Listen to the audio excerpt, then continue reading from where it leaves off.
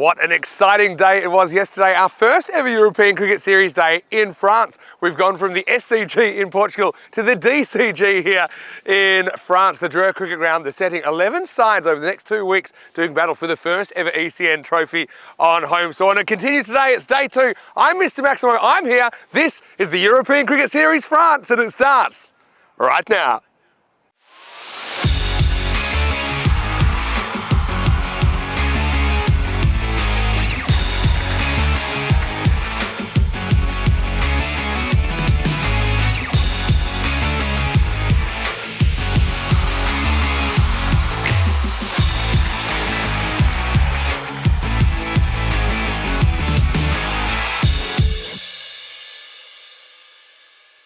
This European Cricket Network event is proudly brought to you by HCL Software and Paramatch. Bonjour, good morning to you wherever you're watching from around the world and welcome to another huge day in European cricket. Day 2 here in Dreux, just outside of Paris in France, and we're rolling into the second day of our first ever European Cricket Series here in France. Geez, it looks amazing. It's my first day here. Of course, I was traveling yesterday from Portugal and we had that crazy finish to that 3-week series, but yeah, 2 weeks here in France, and I know it's a chance to see more and more domestic talent. I don't know, this has been years in the making, so really, really exciting to be here. So we had 5 games yesterday, had a few issues with the weather, but we still completed 4 out of the 5 matches. We have 5 scheduled today, and we're starting with a match which I think is going to be an absolute banger. It's Paris University Club taking on Paris Zalmi. So this is one of many Paris derbies that we'll have in this competition. I do have some toss news here in match 6 that Zalmi have won the toss and they want to bowl first. So we'll see the very strong PUC batting lineup first up.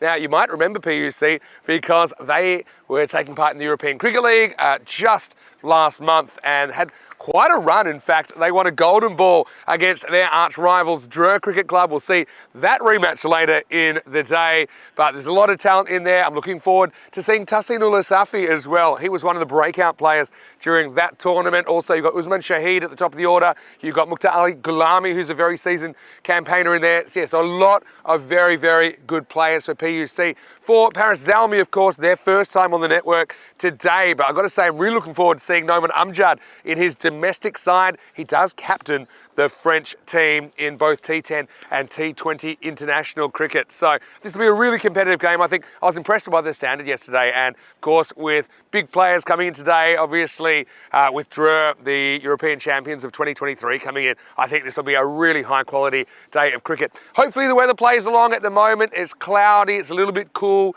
had some sprinkling of rain, but I think for the most part it'll stay away. A little bit chilly, it's about 8 degrees to get going here. We're expecting a maximum temperature of 13. This pitch, I've been really interested with how it's been playing. So it'll be a little bit slippery underfoot first up, but I just think that's something the players, they're going to have to adjust to. I think they're European cricketers, they're pretty hardy and they'll be able to manage the conditions. Rico Full, great job yesterday, by the way. Rico, good news is today, looks like we'll start at the time we're meant to. Let's get into match 6 now. Zalmi sending in PUC. It's time for the first ball.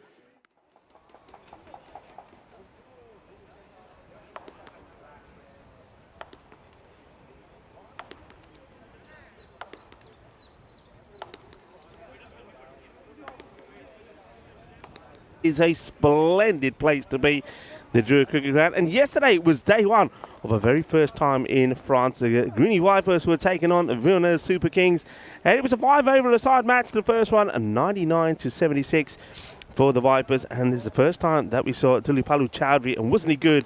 65, 9 out of 18, giving his team a win by 23 runs. He was the player of the match. The Super Kings would stay on the park as they took on the Babylonians, but that didn't go well for them. They just struggled with the bat. Got to the 82 for 7, and Babylonians, not only did they win, but they won comprehensively. Took all the points there, and it was Kapil Raj who was put a good performance, but it was all about Jackson, the Action Jackson, getting the runs and getting the win for his team. 69 out player of the match performance. We would then see the Greeny Vipers again, but this time round they struggled with the bat after a good start. The last 5 overs, they really couldn't get going. Ali Thivain, 33 of 15, and Samuel 31 of 8, and nobody else clicked. That meant that Royal, 94 on debut, they got the win, winning off the very last ball by 7 wickets. Great start for them. But they too couldn't get going the second time round. But unfortunately, they were pretty lucky with the weather, because after struggling, just getting to 70 for 5 with 10 balls to go, the rain came and unfortunately spoiled that match. That match was abandoned, both the teams picking up 2 points each. But we did finish with a thriller with the Greeny Vipers, who started with a win, finished with a winner scoring 157, and was Dulat Zai, 47 of 18, and also T10 again, 36 of 23, helped by Chowdhury, who also blasted 34, getting to that big score. And Babylonians this time, well, they really did struggle. They were in all sorts of trouble at one stage when they lost 5 wickets for just 10 runs. But Barakzai and Kumaran did save their blushes a little bit, getting them to 95. But it was a comprehensive win for the Greeny Vipers by 62 runs. And of course, what that meant is when we start to have a look at the standings, that they finished at the top of the stack. So we had a very exciting day yesterday. We had a little bit of weather problems at sometimes, a little bit like what we're expecting here today, but hopefully not too many matches will get affected. So the Greeny Vipers sitting pretty at the top. Babylonians are second, Royal 94 in third. And the Super Kings didn't have the best of days yesterday, but today we see teams that we have seen before. The Paris University Club, looking forward to seeing them, and also looking forward to seeing their opponents for the very first time on debut on the European Cricket Network, Paris Zalmi. And as we have a look at the fantasy dashboard, there'll be a couple of names on there that you will recognize. For example, the captain of Paris Zalmi, Noman Amjad. I'm looking forward to seeing him. And he's a bit of an all-rounder, but I'm expecting him to see more of him with the bat this time. Of course, he is the captain of Team France, but with the ball, I know he's pretty devastating. He's taken 26 wickets on the European Cricket Network. So he's certainly one to watch. I'm looking forward to seeing his pace out there as well. And then for Paris University Club, of course, William Singh. He's captain in the side. I was expecting to see a fair bit of him. And a lot of good players there. So really expecting this to be a good day. Don't forget, today we're also going to see the likes of Dre as well. So I think whereas yesterday was all about the new teams, all 4 teams that we saw yesterday were in debut.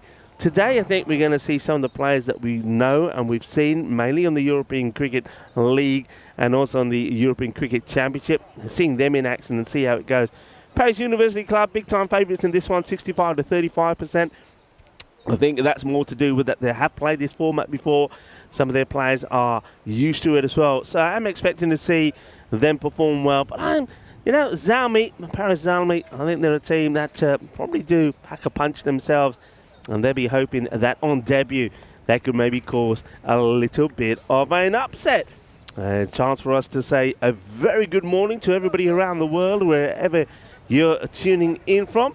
Namaste, salam alaikum, sasri akala, aibawan, welcome, and welcome to the European Cricket Series here in France. We are an hour away from the capital, Paris, and we're in Dreux. And it is absolutely beautiful. You heard Vinny talking a little bit about the weather. We've had a few little showers in between the last hour or so. It's a bit of blue sky coming our way now, but that's probably going to be the pattern, really, of mainly this week and looking at the forecast. But what we did learn yesterday is that this ground, it's even though it looks immaculate, it plays well as well. And a few showers that we had yesterday, it did absorb the water very well. And the most important thing was that the pitch itself didn't get damaged in any way. It seemed to take the water pretty well. But having said that, and depending on the shoes that you're wearing or the pumps, you got to be a little bit careful, because it might be a little bit slippery at times, especially when you're transferring some of the moisture from the outfield onto the artificial surface. But at the moment, it's a little bit chilly, but the sun is trying to come through, and we're ready to start on time. And we say good morning also to a new set of umpires here today. Umpire Anton, Mohammedine, and Michael are our men in black. And buongiorno to you, and buongiorno to everybody else on the chat as well. Hello to Rob Thompson, who's tuning in. Viking Bay is up nice and early as well. Steve C, nice to have you all with us. And wherever you are tuning in from around the world, welcome to you on World Elephant Day. Yep, it's a day that we talk about the elephant and help to save the elephant as well. We'll be touching on that and some of the other days around the world. It is also World Voice Day, and I know we'll all be happy to hear the voice of Mr. Maximo, who after travelling from Portugal has joined us here today as well. So we're getting ready to start here. Liking the colours of the two teams. That's one thing that's been great actually from all the matches we saw yesterday and today.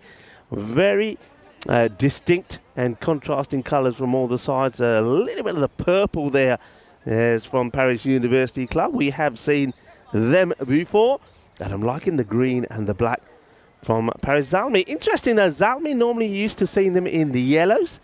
Most of the Zalmi sides we've seen. So Paris Zalmi though, supporting the green and the black. Quite like it. As the bowler gets ready to bowl the first. This is going to be Afzal Gujar. Good luck to him. And just right on cue, the sun starts to shine and caress this beautiful ground as we get ready to start. So Gujar will be bowling to Usman Shahid. A nice look at the ground there as the sun comes out. Good look at the field there. You can see the field positioning. That's one of the men that's out there at long on. And third man is back as well. Here we go. The action starts now. Bat versus ball. And that's nicely played. And, well, I think that's a bit of an assist from one fielder to another. And we're off and running. Single with the very first ball.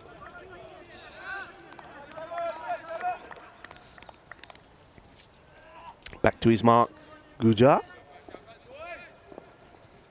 Little Ian is saying good morning to everyone. Good morning to you as well. Bonjour, I hope you're well. One thing I'm looking forward to see, and a few people were talking to me about this yesterday, I don't think we saw any real out-and-out pace on the pitch yesterday. It was very much dominated by the slower bowlers. Of course, the likes of Neseri, who bowl very well. Good slow bowling from him. Also, we saw Ishanula. But looking forward to see how this pitch reacts to real pace. That's an up and over. This one will be just one bounce for, I believe. It just bounces before the rope. But that's the first boundary of the day. Cuatro carreras. Intelligent shot from Zafar Iqbal. And not trying to hit the ball too hard. The field being set the way it is. Just gives himself a little bit of room. But keeps his head and his body nice and straight. And it gets that shot lifted over the mid-off. So gets the first boundary. Iqbal up and running. And now he works his way on the leg side. Doesn't quite meet it as well as he would have liked to. I think he gets more bat on it than he would have wanted. He just wanted to get a little swivel on it. But the field the way it is in the power play, he'll get away with it. He'll get a second boundary. It's a 2-4 now to Iqbal.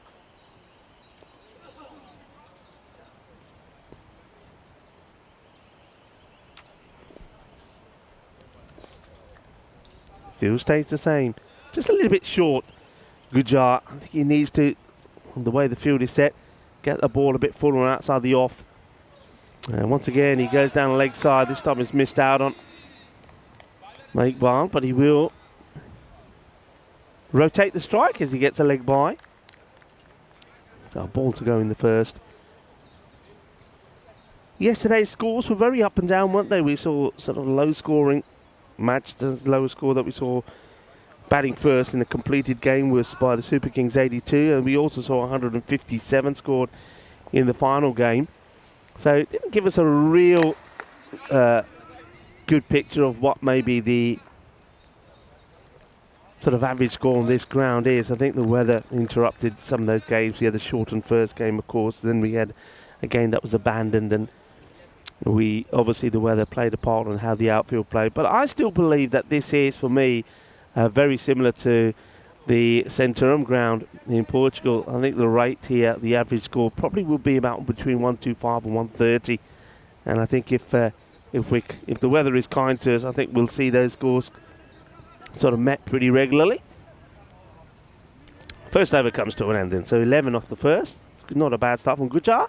And now there's a chance to see Numan Amjad, the man that we've seen captaining his nation. Amjad will want to make a good start here. He's a fiery bowler. He's got a fair bit of pace about him. As mentioned before, he's taken plenty of wickets on the European Cricket Network. And 26 in total. Starts with a short one, and this one just gets worked away. Not the start Amjad would have wanted. And Shahid gets his first boundary. Nicely played. He just helps us along and says, "Ale, go get it." And a bit of a loose note, really. Well, Amjad, he's allowed that, I suppose. He'll want to go back to his mark. But once again, bowlers just struggling, really, to get the ball in the right areas. And while that one's been fetched, I might as well fetch this man and get him back in the cube. Nice to be back with him. It's Mr. Maximo. Yeah, bonjour, Rico. I really enjoyed watching what I could yesterday. I was obviously making quite a big journey. Some numbers from day one as well. We'll come back to that in a second, but yeah, how good is it to see Noman Amjad playing for his club, playing we know really well. This one swings in a fair bit. And grab some of the pad. I think that'll be a leg by. Yeah, leg by taken. The fielder goes sliding. I think we would have reached the 1,000 runs on day one if it wasn't for that weather interruption. Maybe we can go back to the stats there. And I think it was 891 runs 893 in the first day's play. 12 and over. Seems about right here. I think it might even go up a bit today. 8 sixes, 9 fours in average innings, 5.1 wickets for 10 overs, about average. But we know there's a lot of talent in France. We know that there's, I think, something like 60 or 70 clubs, maybe more across the country. This one just bounced off the pitch, so it's going to be a free hit. But I want to say good morning to all the viewers. And yeah, I'm just really excited. It's not often we go to a new location, and we've got 3 that are as good as new over the next month or so. So here in France, England for the first time, of course, Estonia. I mean, we haven't been there since 2020 when he had 2 days there. Nice looking shot, and it will go all the way. Bolle, manos arriba, arbitro. As this one from Zafar Iqbal gets smashed. That's a powerful strike, Vinny, because he's hitting it off the back foot. Yeah. And probably, when you look at it from the bird's eye view, that's the longest part of this ground. Good hit, powerful hit. Yeah, and it's a beautiful ground. You're right about that. I love the way it's bordered by trees. It reminds me a little bit of, the Kiel cricket ground in the north of Germany. Yeah, actually. Just the feeling, the kind of enclosed nature of it. Come back ball from Amjad.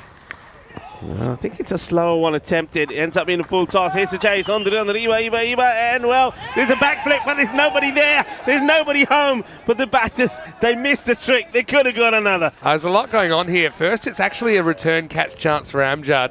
And then the batters had one of the longer debates ever about whether we want to come back for another run. And they had so long to discuss it. They definitely had time to run. But I think it's just a case that he decides Zafar Iqbal he wants to face. Well, that's why, because he wants to cream another one through the covers and get 4 more. So the first over from Noman Amjad, the man that we know as the captain of France, will go magical. 20 will come off it. Just like that, the score. What a feel about it. It's got I just love the vibes around here. As you see, this one is, well, that's gone. That's a great catch. And he's gone. Well, after playing quite an incredible shot, Shahid will go. It's a nice take there by Ishan Wakas. And he takes it in the end, I think, in one glove. I think it just stays in the webbing. Let's have a look at this again. Yeah, you're right about the webbing. Look, it's perfect view of it there. And we saw Kulip Golia take a similar one in Portugal, where there's just a limited amount of webbing that's allowed between the thumb and the forefinger. And that was right into it. Couldn't have been any better. So, Ihsan Wakas with a belter of a catch there. And that's our first wicket of the day. PUC 35 for 1 brings a player we know very well, Mukhtar Ali Gulami, to the crease in the number 3 position. Yeah, good catch taken. And a little bit of wide delivery. He'd probably be a little bit disappointed he's gone after it. But then on another day, get an edge and it goes all the way to the boundary. Yeah, that's true. Gonna take the good with the bad. They do have the third pretty fine there. All right, Gulami to face the music. The first one gets past as well, so he's bowling good line here, Suleiman Khan. Yeah, so Paris Zalmi, obviously part of the kind of global Zalmi organisation. I think they've been around for 6 or 7 years now. So building their own tradition. Of course, we've seen many of the Zalmi teams around Europe, haven't we? Gozo Zalmi in the recent ECL, Albi Zalmi, of course, former ECL Championship Week team, Bucharest Zalmi, another one, and probably a couple of others. This one is reaching it and going to be called a wide. Hey, I got to say, I'm loving the umpiring signals coming here from the umpire. I think that's is that umpire Anton? Is that 4 wides? It just... Because he's signalled it 4 times. It's like we got a robotic umpire. I've never seen a robotic umpire. The signalling is fantastic. We've got to keep the camera on this guy. We've got to bring it back. When we started the ECL in 2019, we had all kinds of umpire signalling. And it's gotten a bit too, I won't say boring, but anyway, I'm liking it. Okay, this one gets played out. It should be just a single. They might try and push for a second, and they won't. That's a good pick up and throw. I like the swivel there from the fielder. The takes it. Hey, look, I know as a cricket community, we've got to mention this as well. Of course, yesterday, sad day, really. Derek Underwood, yeah. You know, I remember watching the guy. He was a fantastic bowler, and yeah, I was a little bit sad when I heard that. Yeah, he was only when I was growing up. I used to follow him a lot, watch him a lot. So, yeah, so obviously we give our condolences there to all of his family. A sad loss, really, to the cricketing world. Yeah, definitely. And, you know, probably the biggest compliment as a spinner to be called deadly. Deadly is kind of something you associate with, you know, a fast bowler, a tearaway. But he was a very intimidating bowler. I know that my old headmaster, John Inverarity, played against him in it might have been the 71 Ashes. And he just said it was pretty much impossible. And you go back and you look at some of the footage. Very, very talented. It's a sad loss for the cricket world this morning, for sure. Good over this from Suleiman. Last ball of it coming up. And you just put the curse on it because it will go for 4, but still, I think you take that. 12 of the first, he does pick up a wicket. It's a good wicket to get as well. That one was Usman Shahid. So the power play in the end, they do get into the 40s, 41 for 1. That's actually the first over of the year where I would have liked to have seen more wides, just to see more signalling. but anyway, 41 for 1, pretty decent power play for PUC. I have a feeling that the pass score here, I feel it'll probably end up around the 130 when we see some of the big hitting teams getting into their stride. I talked about Zalmi a little bit in their history, which is fairly recent but still significant. PUC, they're a club, they go all the way back to 1906 and they have a rich history in a variety of sports.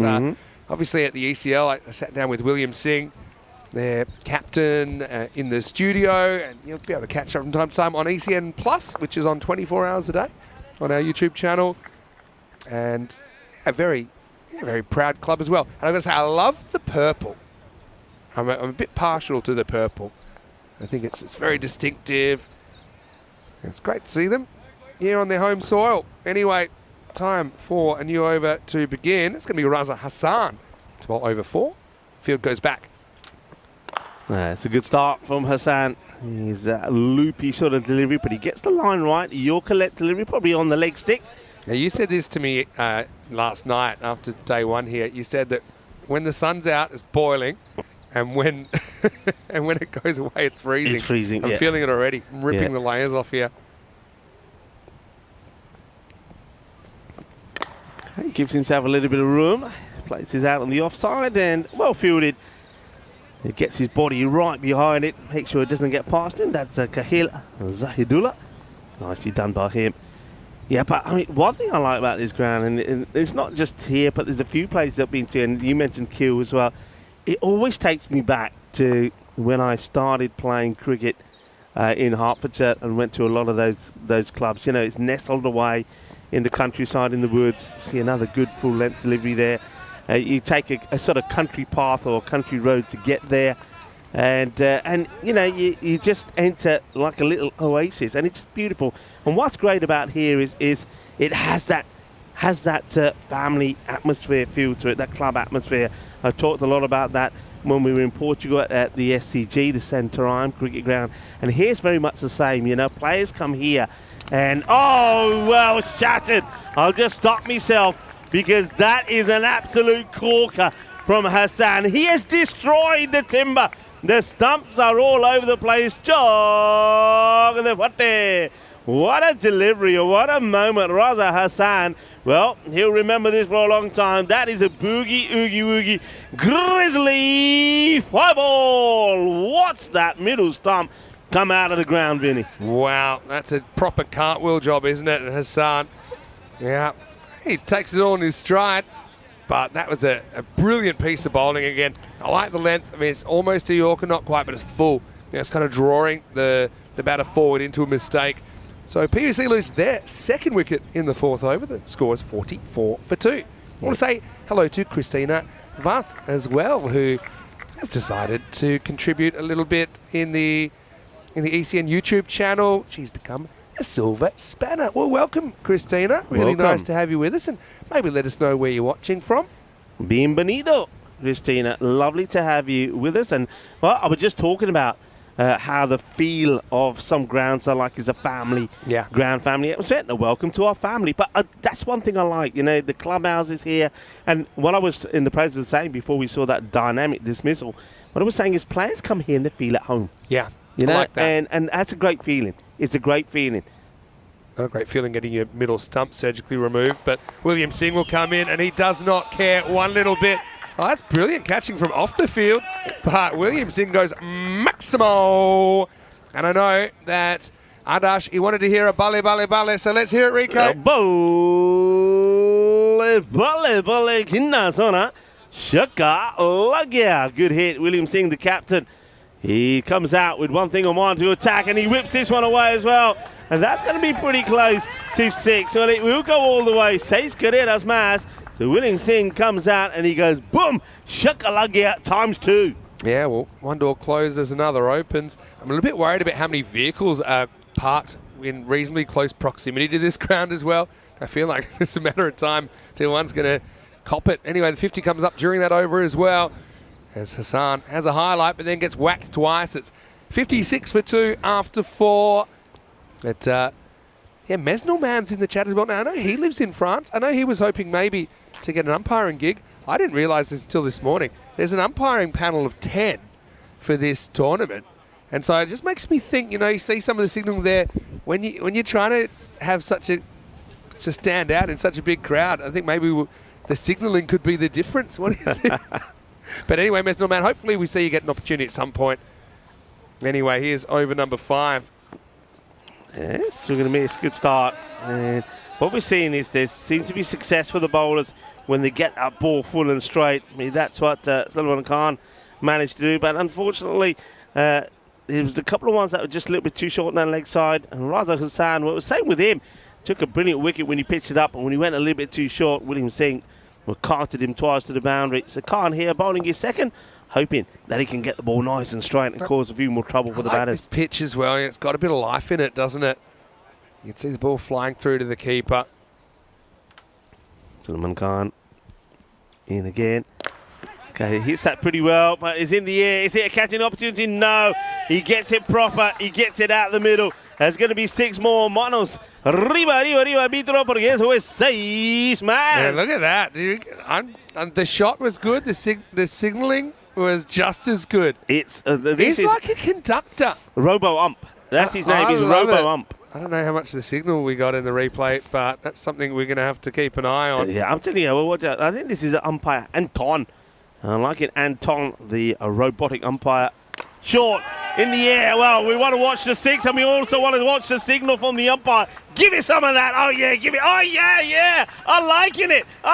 Give it some more. Give it some more. Okay, we got robo-ump in the field, and I'm loving it. I mean, we waited years to get the TV cameras to France, and I was obviously given plenty of time to plan. I mean, I feel like I'm at Madison Square Garden watching the New York Philharmonic Orchestra, because it looks like he's bringing in the strings, he's bringing in the clarinets. Anyway, a lot of noise from Galami as well. He's 15. All right, he goes for another one. He's up in the air. Does he have 4. the legs? Come on, I need a 4. Right, all right, show us the 4 now. Here we go, 4. Okay, we've seen the 6 sometimes. Here we go. Let's see. Oh, yeah. He's like ticking the names off. What? This guy, he's in the early running for MVP of the tournament. It'll be the first time an umpire gets it. Right, I gotta say this. There'll be, I reckon that the tournament referee might just have a word to say, hey, you got to at least give the proper signal. That is like, get out of here, get out of here, get out of here. I knew what it was. This guy's staying. In fact, he'll be the tournament referee by the end of the day. All right, well, we want to see some more. Another 6 coming up. Bolle, bolle, bolle. And there goes Anton again. Ay, ay, ay, shaba, shaba, ginna, zona. Seis queridas más. This guy is going to be so fit by the end of this tournament. I mean, soon he can do it with like kind of 5 kg weights or something. You know, this guy's going to be ripped. He's like that, you know, when you watch The Wizard of Oz and you think the Tin Man needs a little bit of oil. I reckon he needs a bit of oil so he can get his arms straightened. But I like it a lot. I tell you who don't like it, was the like bowler. aggressively ticking things off a list. Yeah. You know, like in the Caribbean Premier League, that celebration. And that's going to be 4 more. Here we go. Get out of the way, otherwise he'll knock you out. Get out of the way. Here we go. Bang. Oh, well. I suppose everybody has their own stuff. Listen, what? If Charles tries to tone down this signalling, it'll be Charles's last gig. I want a leg by. He's going to kick someone. Oh, it's the end of the 5th over anyway. Let's come into the commentary box for the first time. And the score's 82-2. Come on, Rico, you're exciting. Give us your best. Oh, well, I like this is. Look, I like it. Everybody's got to be a little bit individual. Yeah. We got a robo umpire. I like it. Robo umpire. I like it. I'm actually tired watching him. I love this. This is really what ECL is all about. Takes me back to 2019 when we had a bit of the kind of the dancing umpire. Yeah. So, you know, you can have fun. And umpires are a very important part of the game. But, hey, how nice to be here in Dre for the first time together at a European Cricket Series. It's great to be here, and we're going to have some fun. We're going to see some great cricket, and we're going to bring you some cricketainment, that's for sure. And that's what we're all about. And you can come. You can come. Anyway, let's start with you over. Could be on. No, it's over the top. It's going to be 6. Maximo. Maybe we can show this signal as a comparison, which is very well signalled, I will say as well, but maybe not quite the same intensity. Yeah. Watch this one here. Yeah. Okay. That's a bit. That's a bit last week. You can hear people around the ground going boo.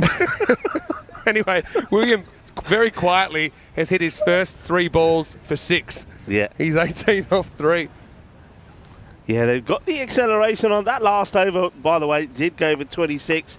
So it was a magical one. So they're on the move here. And Numan Amjad is trying to get a wicket and get his team back in this. Well, he goes forward and he will get a wicket. And, well, he's very happy about it as it's his turn to do all of the signalling. But a little bit of bad luck here, William Singh gets a big chunk off the inside edge and he plays it onto his own stumps. One thing I love is stumps in the ground because you see some dynamic action. Yeah, and look, it gets full. It's a dynamic innings from William Singh, but he gets done by his national captain here. Just chops on, trying to get the bat down on it. You could see there, inside edge, and you're right, the stumps absolutely flying out of the ground. So this has been a great game so far. And Paris University Club going to lose their skipper for the quickest 18 you can make. And score now 88 for 3. Yeah, it's a little bit unlucky really, but I think just guilty of not moving his feet there, William Singh. I think if he moves his feet and he comes forward, he's pushing that ball in the right areas, but instead he's just smashing it back onto his own stump. So a new batter will come out and get a chance, and we're going to see some Tasinullah Safi.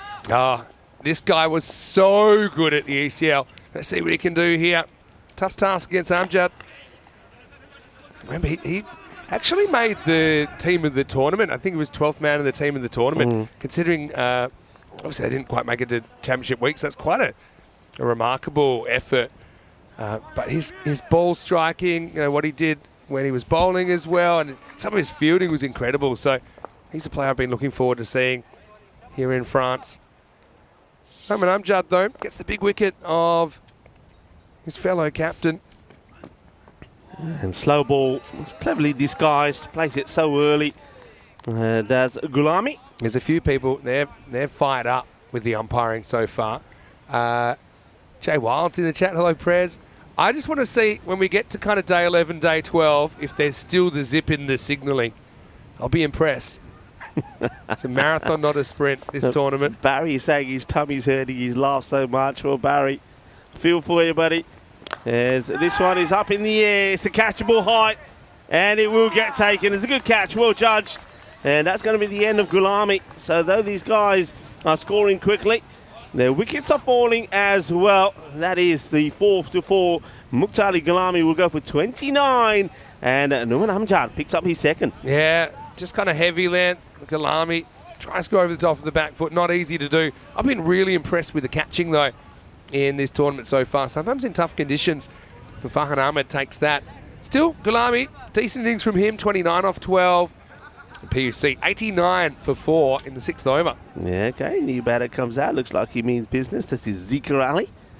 Zika coming out number 6. All the batters, when you look at this scorecard, all the batters have got out there. They've made starts. They'll be a little bit disappointed that nobody's really gone on to put a big score on the board. It's true, but then by the same token, no one's wasted balls. I think a team like PUC, they'll back themselves to have kind of 8, 9, 10 guys that can all score at a good rate. I mean, you look at what they're on for here, 149 predicted. That tells me that there's a lot of confidence in this middle and lower order. We saw that yesterday, didn't we, in the last game of the day? Yeah. A big rearguard action by the lower order. Yeah, that was quite incredible, actually. I think it was number 8 and 9 came in and both scored 32. Otherwise, they were in all sorts of trouble. Dot ball. And that will be the end of the over. So 89 for 4 after 6. And Mesnil Man has actually commented, because we were so distracted with the signalling, maybe we can come back to commentary cam for a second, because there's a lot of comments about your jumper, Rico. Yeah, this is a jumper. This was actually a gift. I've got one as well. In fact, all of our Blue Crew got one. It's a gift from Dan Weston. It's the ECN Network traditional cricket sleeveless sweater, and there's some with sleeves as well. They're really warm. They look magnificent. I tell you what, I mean, on this ground, which to me, it takes me back to my traditional cricket days, nothing better than the traditional. And it reminds me of my old Western Australian sweater as well, because it's got those colours. So any difference? The ECN logo there, looking great. And Mesnil wants to know how we can get one. Well, wait for this, because it could be an aggressive 4 signalling coming up. There it is. Bang. I like that the strokes get even more aggressive as the signal goes on. When he does the last one, it almost looks like he's going to do a karate kick as well. He reminds, we're in the land of art. We talked about art yesterday. I heard you talk about it a bit. World Art Day was, He's an artist. He's like he's got the blank canvas and he's just throwing the paint on is what he's doing. I love it. Hassan bowling out. Oh, that's a no. He's going to be a 7-up. Well, it's going to be a 7-up. Well, there we go. There's the no ball signal. And now let's have the 6. Oh, look. Oh, he's working overtime now. Overtime. So he's signalling 18 every ball. And also, you just watch him cut through the air with the no ball signal. It's a big beamer. That's the old 7-up time with the free hit to come. Oh, free hit signal's coming up. Okay, this will be good. Come on. I want to see him wiggle it a little. Maybe camera 4 is good for this. Let's see. All right. Oh. Night fever, night fever. That's the way we do it. That's the way we do it. Night fever. All right, free hit. We'll go back to that signal. We got it. That's a lovely shot. Beautiful pickup. Seis guerreras. Que guay, que genial. Que grandes. Seis más. Wow, good shot. But made his own bed, had to line it, didn't he? Raza Hassan. That ball goes for 13. Tell me, I'm going to be chasing a few here. I know Mesnil Man was asking, how does he get a jump up? I honestly don't know. This is exclusive gear, we'll isn't have it? to start merchandising properly. Better delivery, Yorker length, gets played down for a single. We do have plans. I know a lot of people, when they come to the Cardham Roval, we have these things for sale. Who knows? Maybe if these jumpers, I know they're very popular. So if we can maybe get them in the merch tent, then any of our viewers, you can get in touch with me, and I'll try and organise to ship you one. Yeah, I reckon. Because I know that they'd probably love. Yeah, these babies have to be on the merch tent for the ECC, I think, because they're very popular. Everyone that sees them is liking them. It'll be just another single here taken. Going to message the boss right now about it. All right, you message the boss. Bit of cloud coming through. Hopefully it will pass. I like the sunshine. It's very different feel and look to the ground when the sun is out. And of course, we'll feel nice and warm as well. I hope you're feeling nice and warm wherever you are as well, and enjoying yourself. And here comes Hassan once more. He's down the leg side a little bit. I think the batter probably an opportunity to just clip this away, taking on the 2, and they'll get there. That's very good running. Very, very good running there from Safi. Wants to get back on strike. Jay Wild wants to know what the Sheriff's take will be. Sheriff being Charles Croucher, whether he's going to try and tone down the signalling. All right, go on. You don't want it. You like it. I think Charles is going to be pro this signalling until he makes a mistake. Okay, bit of luck here. That's gone high up in the air. Probably will bounce once and go over for 4 runs. Yeah, just checking we here. need to see if this is 4 or 6. Maybe we can just slow it down at the point this ball bounces. I feel like it might have just been inside. You be the umpire. Yeah, just inside. Great camera work. And I've got to say, our crew, Spring Media, we had some sort of issues yesterday that caused a bit of a delay, but they were so good at sorting it out so we could still get the 5 games in. And there we go. 4 runs, 8, 12, 16, 20. Anyway, what was the last bit there? I don't know what the last bit was. Yeah. But anyway. 114 for 4 after 7. If you'd like to get in touch, why don't you, Mr. Maximo, on social media and get Rico at Rico Full. And we'll be here today and probably tomorrow. I know we're still kind of juggling a little bit here in the European Cricket Series. Also looking forward to the ECIs featuring Romania and Hungary, as well as the French national team. And a few of the guys you'll see in the ECS will be playing for France in that series. Anyway, here we go with over number 8. Oh, going to start with the wide. And of course, I was telling the viewers that we've had some updates in our regulations to wides now. And it'll take a little bit of time to kind of resettle. But I actually think it's a good change because it makes the umpire's job easier. So that's one thing. It gives a little bit back to the bowlers. I know people are always saying, it's a very batting heavy game, but they've got a target. They know if they can hit that line, that's okay. And to be honest, balls on the line, if you're set up properly as a batter, they are reachable. That's an example of one I think that just misses. Maybe we can see this on the replay. So, look, the benefit of the doubt will still go to batters, but this one looks like it misses the whole line to me. See? Yep. So that's a wide. But if you can get the ball kind of hitting any of that blue, then that's a legal delivery.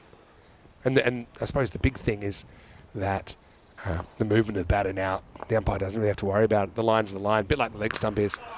Thumped. That has been thumped. Hit hard and flat. Oh, that's the first car smasher, and it's due to a misfield over there in the spectator area. And do not be the first car after the boundary line because... Let's have a look. I hope this is on the camera because that's hit the driver's... that's not here, it's the driver's side. The passenger side door. And it made a pretty big impact. Yeah, well, the spectators I wonder if it's a person who owns the car. Yeah. Anyway, there's going to be more. Reminded me of something funny, actually. This is Gujar. Okay. Is it catchable? Well, it was, but he doesn't get anything on this at all. And that's Numan Amjad, actually, who's there on the boundary. He needs to back himself to take this catch. Didn't want to kind of get right behind it, try to take it to the side. So he wasn't quite able to get around in time. So that'll be 6 carreras. And his score just keeps on climbing. Yeah, in Malta, I don't know if you were there with me or not, but there was like a net and the guy's car was there and he'd just gone the other side of the net and then he saw the ball come in his car and he was... I remember it, yeah. I was there. He was like trapped. Okay, well this is just a one-handed 6 this time. As it's straight down the leg side, it's a full toss. And Ali makes the most of it. Gujar is struggling to get his line right. 6 more. Yeah, nice shot. Really nice shot. Mesnal man said he'll come. He's already so keen for a jumper. He said he'll bring the money to Drew next week. He wants one. I'll see what I can do. I have messaged the boss. All right. Well, this score now, look, expected score up into the 170. Remember, high score we've seen so far yesterday on day 1 was 157. They're well on course to go way past that. These two are set now. Ali on strike. Goes big. Bolle, bolle, bolle. Que guay, que genial, que grande. Es un golpe muy dulce. Más dulce de tarta de chocolate. 6 más. Yeah, I mean, you see why PUC They got right up into the top 2 in the country last year. And it's a team game from them. You mentioned no one went on with it, but I mean, it looks like they're all queuing up to bat and go out and hit large. And they've batted like they've had confidence in their teammates. So, okay, although they've lost 4 wickets along the way, they're 140 and actually on for 180 here if they keep going at this rate. Well, this one he misses out on. He just goes for power rather than time. He just needed a little clip on it. There is nobody on the 45. He got square leg back. Then he got a short sort of fine, but there's a huge gap there, and he'll know he's missed out on that, Ali. Just needed a little tickle on it, and it would have just raced away to the boundary, because one thing we do know about this outfield, it is pretty rapido.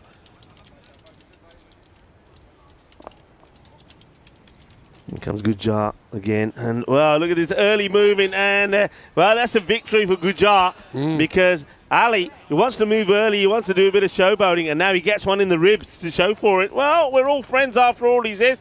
Don't worry. And there's a lot of spare ribs around, and that one's caught him right in one. Tucks him up. There's the end of the over, 140 for 4. Yeah, one thing I'm really feeling already, especially live at the ground, but I noticed it yesterday as well, is how excited the player group is here in France to play in the European Cricket Series. And I think now, obviously we've been around doing the ECS, is our 5th year doing ECS cricket.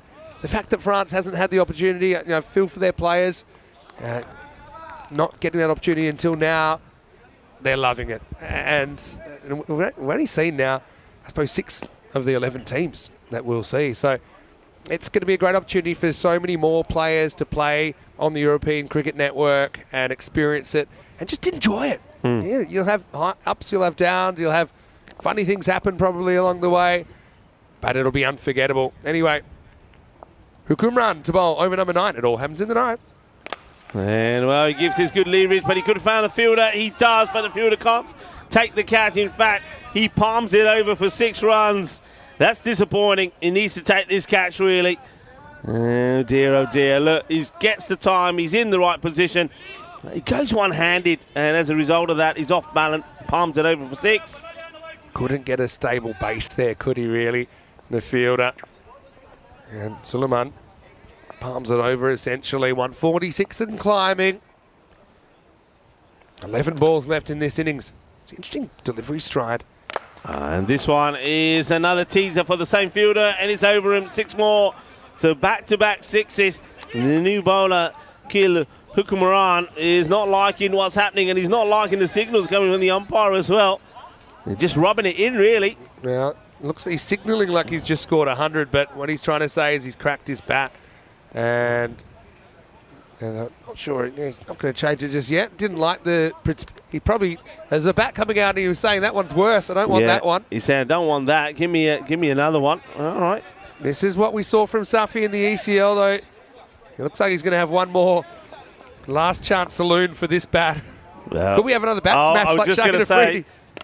All right, he goes for it, hits it pretty well. That's going to be 4 runs, and he's saying that's why I need a new one. This one ain't going the distance anymore. So 2 6s and a 4. Cuatro carreras. Wait for it. This umpire needs space, doesn't he? When he's signalling. Can you imagine if anyone is standing next to him? He's going to knock him out. The odds of him karate chopping someone in the face during this series are extremely high. Look, he's not signalled that one. Come on, signal. Or maybe he's just trying to check what it was 4 or 6. I'm pretty sure I saw him signal the 4. Oh, did he? Was it a little signal? I was too busy signalling the 4 to the camera. No, here we go. Look, here we go. See, I'm telling you. Because when it's 4, he normally does it 4 times because he knows he's running out of time. He only does it twice. Tell you what, you've got to be a bit careful across the border if you're making some of these signals, if you know what I'm saying. All your history buffs will know exactly what I'm talking about. But anyway, the next one is going to be worked away for a single. Yeah, I wonder why he's not being allowed to change the bat. If it is broke, you can change it. And now he's on non-strike. Well, you know that the bat must be broken because it was only a 4. Yeah. Right, so that's how you can probably judge it. He's a really exciting player, though. He was probably, of all the players I saw at the ECL, it's the old double bat swap. Oh, what's going on here? I think now they're warmed up, they might be going the heavier bats towards the end. You get stronger as the arms are warmed up. These will go even further. Like we just had the Masters in the golf. You bring out the big clubs. Anyway, see how these ones work. 2 to come in the 9th. Well, hit this pretty flat. Has he got it in the gap? He has. 4 more runs. So what a good hit us. And, well, both have changed their bats. And that's a nice start for that one. 4 runs. Just goes wide, but he's going down the leg side, so it just helps it along the way. And this score just keeps on climbing. 160s now, 161 for 4. Hookham run. He's got an interesting run up in that he doesn't really jump the way you'd expect a bowler to. He just kind of runs and the arms come over just kind of in stride, see? Ooh, well, he was unlucky there. That almost takes the leg stick. Nice stop in the end from the keeper. Gets something on it, does Ishan Wakas. That'll be the end of the over. 161 for 4 after 9. Well, Barry has a question. He's asking, what is the highest ever score in an ECN match in France? Well, that's pretty easy because yesterday was the first day we've ever had. The high score was 157 in Game 5. And so now this is the highest ever ECN score in France. It is indeed. And I get the feeling that there'll be a few more as well. I mean, it stands at 160 at the moment. They'll probably want to go for another magical over here. They're on up 180. That's what I'm feeling. Both batters are well set. Safi on 41 sees an opportunity for him to get a half century. The man with the ball, it's got a bit of a long run up, hasn't it? It's going to be Farhan Ahmed. Yeah, mentioned in the chat as well. Haven't really seen any spin in this innings. They haven't really been able to break up the rhythm, I think. Anyway, Farhan will just get the one over. It'll be the last over. And here it is. Safi on 41 and counting. All right, goes for it. And I think he might just have the legs as well. Yeah, he does. 6 more. So 41 becomes 47. Iron up a half century. Yeah, it's a good, solid hit, but it's in the slot, isn't it? Look, he gets that little shuffle across, gets himself in line, in position, and smashes it for 6. Really good shot. And this is going to be a monster chase for Zalmi. He'll be giving it both barrels, no doubt about that.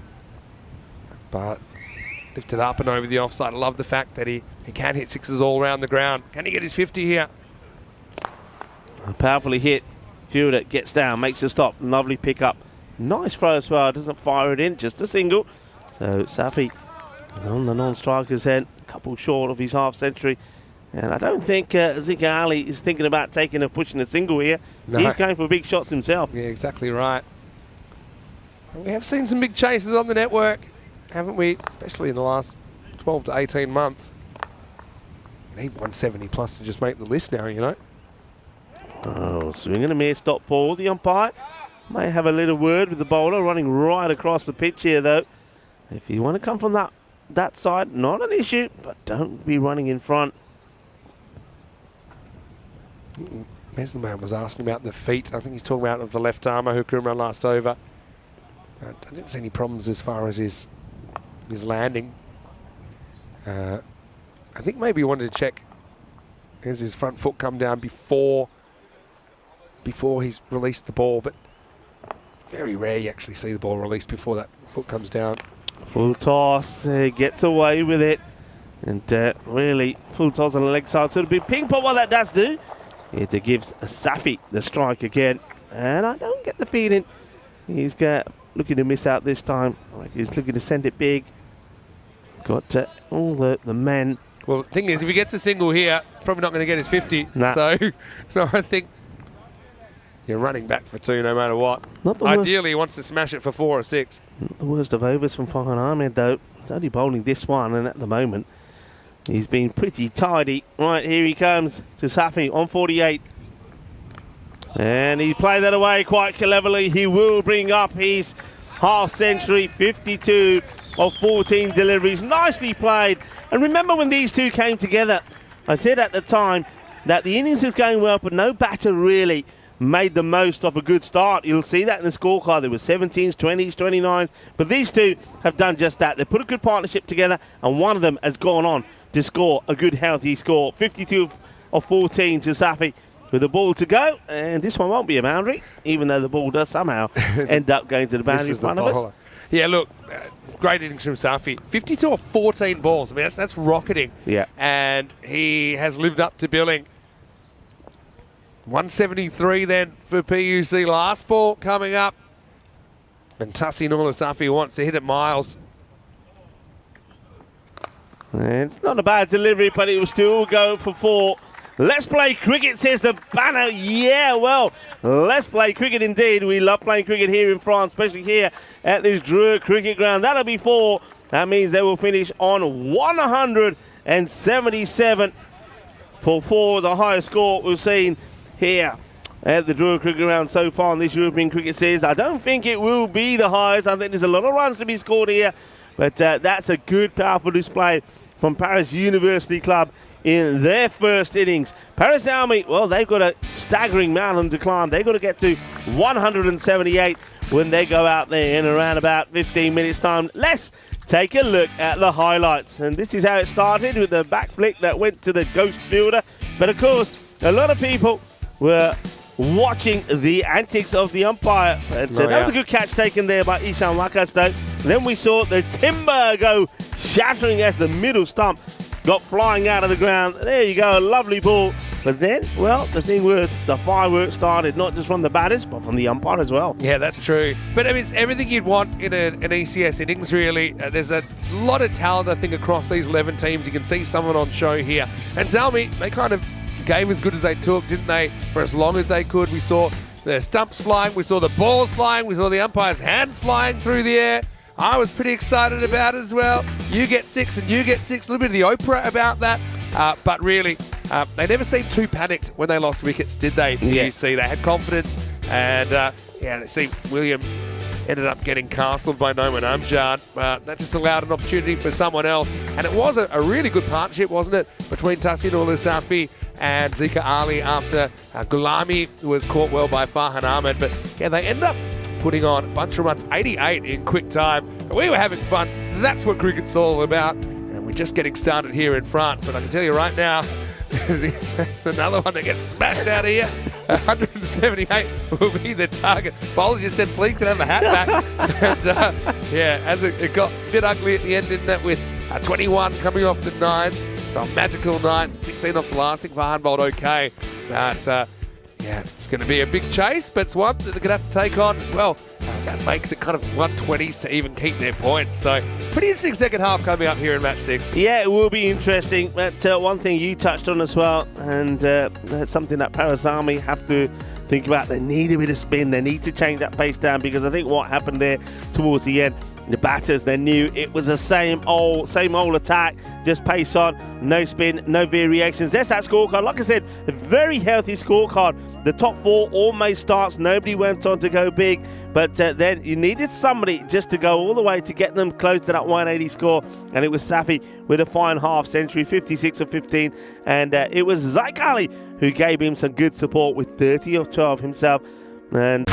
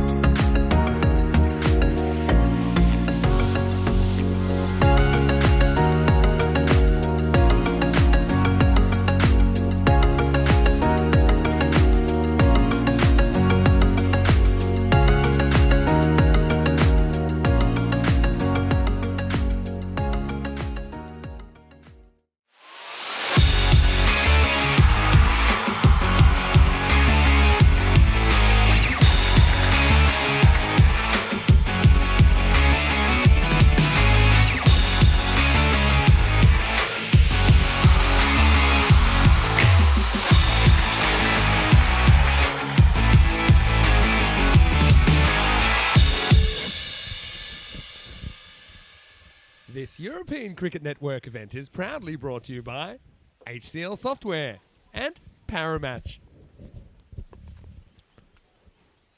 Hello and welcome to day 2 of this European Cricket Series here in Dreux, France. And it's match number 6 that's in progress. Paris University Club have had a knock and put 177 on the board. That means that Paris only on a debut on the European Cricket Network. They need to get to 178. 5 matches since the Golden Ball, and the man who was there for that Golden Ball final, the first time we've seen that on the European Cricket Network in Portugal. Vinny Sandu will join me shortly. Of course, Marlow, congratulations to them. They were the winners of the Golden Ball, and hence the winners of yet another final there in Portugal, beating the Gamblers. Okay, getting ready to start here. It's going to be an interesting reply this for Zami. Interesting for me, because first time we're seeing most of these guys with the bat. But from what we've seen already here in France, the batters, they do like to go big. I don't think they're going to be hanging around. It's going to be Raza Hassan and Fahan Ahmed are the openers. And first up with the ball is going to be Kismatullah Surat. Here's the first in the reply. It gets played away and well fielded. No run there as Vinny Sandu joins me back in the cube. Thank you, and it's good to be here. Hassan opening up and Fahan Ahmed with him. Just a reminder that they'll need to get 124 or more if they're going to keep their point here. 123 or less would mean that PUC get all 4 points. It'll be a very strong start to their tournament. They have a big clash with Dreux in the third match of the day. Of course, if you get this in 7 overs, theoretically, the batting team get all the points. Good luck with that, though. There's a huge total that's been put on the board. Yeah, so Miriam, from the PUC club, we actually met in Khartoum, actually. Yes, we did. Yeah, part of the cheer squad over there. I know Emma was over there as well. I'm sure Emma's watching as well. I just think I've only been here, obviously arriving yesterday, but been so warmly received, and I've really enjoyed what I've seen so far. It's a nice, good, heavy delivery. Probably will be the one for the over. Well bowled. Yeah, get 1 bouncer per over. Surate, he was also a very good player, wasn't he, for PUC at the ECL. And I suppose all these clubs that you see, they have a big summer of cricket ahead, and they'll be hoping that they are able to represent France at the ECL. Of course, only one club will get that opportunity next year in ECL 25. Firmly hit, and that's going to be 4 runs. It's not that far away from the fielder in the mid-on position, but he's crunched this pretty well. Powerfully hit, and that's going to be 4. So they're up and running. First run's on the board. But they need to be going at around about the 18, so they've got to try and stay up with that. They've got to need a healthy power play. Parazami will be looking for anything between 45 and 50 after 3. It's nicely worked away. That's a good shot. Picks the length of the ball pretty early. He moves early. Probably not the shot he had in mind, but then makes a good adjustment to whip this away as well. So back-to-back boundaries. Yeah, nice little flick behind square. And yeah, look, to be honest, with some of the hitting that we're seeing here in France, who's to say we won't get a 170s chase? I mean, we've seen them lately, haven't we? We've seen them this year on the network.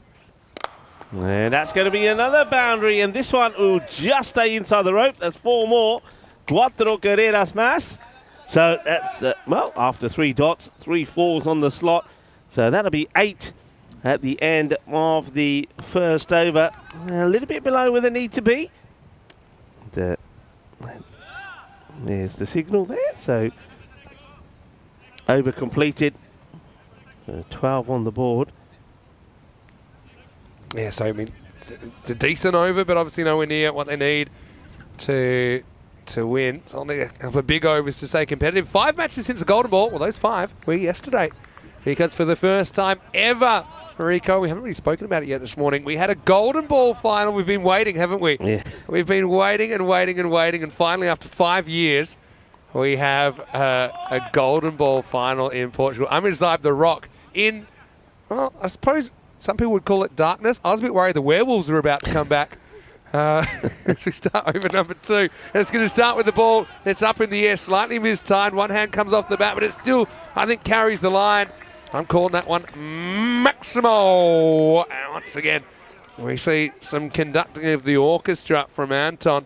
But 6 runs, a perfect start for Farhan Ahmed. Yeah, and Wari hits it on the up, hits it powerfully, and he's going to get the boundary that they're after. Power play is so important here for Paras Zalmi, and Anwari goes for a boundary first up. It was a crazy finish though, and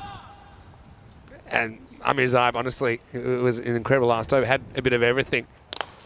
Oh, this one is pretty full. It's another probably catching opportunity, but it doesn't really pick it. The bowler.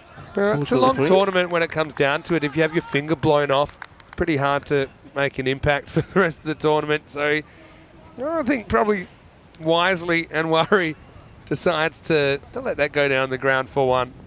Shies away from it, doesn't he? We do see a lot of finger and hand injuries here in Europe. I think it's partly because of the climate that's played in. The fact that the ball's always pretty hard in a 10-over game. So it was Mbati behind the stumps for PUC. They've got a good kind of cohesion about them, don't they? You can see they really enjoy each other's company. We're pretty close to the players' tents, aren't we, here? And so, yeah, they had a good vibe about them in Kartama. Carrying on here. Taking on the single, we'll get there. So after being smashed for a big 6 firstborn Worry, he's recovered well, but he's still a couple of balls to get through here. Hello to Emmanuel Robbins, who's watching from Brisbane. Hello to Baz Clare as well. Where are you watching from, Baz? Maybe let us know. Hello to Ben Cousin as well, who's tuned in. Oh, it was there, wasn't it? It was in the slot. Just this time, doesn't get his body to go across, and plays the shot from where he's rooted, misses out on it. So that was pretty windy yesterday at times. It looked like it anyway. There's a bit of wind going around, nothing too crazy at the moment, but yeah, the forecast does say windy today. Let's see how that kind of goes as the day goes on. Shot, nicely played, straight onto the pads, just gets whipped away. Not a big foot mover, is he, Farhan Ahmed, but that means that if he does get anything in his zone, especially on the legs, he will put it away. And boundary to start and the boundary to finish the over. It goes for 12, not the worst, but once again, for Parazami, though they do get a couple of boundaries in that over, they are falling behind where they need to be. 24 without loss after 2. Early days, but here's the table. Obviously, the Vipers winning 2 out of 3 yesterday. But yeah, these bonus points and keeping your points are going to be really important. We kind of saw that. For example, Punjab CC Amadora in Portugal on the weekend, they chased in 7.1 against Marlow. And if they have chased it just, one ball quicker, then they would have had that extra point that would have put them on top of the ladder. Instead, they finished in 3rd on net run rate, tied with all the other teams, and they lost eliminated. That was it. So that's how much it can matter. So, for example, even if they're not going to get the 178 here, getting the 124 is a must for Zalmi. It's a good heavy ball bowled for Surat. So they're going to bowl him out straight away. Bowling his second. 12 came off the first. Start to the dot. Yeah, Miriam is in the chat as well, of course. Hello, Miriam. Following PUC. And look, last over the power play, they haven't really been able to get away yet. Need a big over from somewhere, Surat. They won't give the runs up too easily. Powerfully hit, but it will just be a single. So I want to make the most of this over. The 2 men that are out are straight down the ground, so they've got to be trying to manufacture shots outside the offside or little clips over on the leg side. And Surat, though, he's not giving them anything to drive at the moment.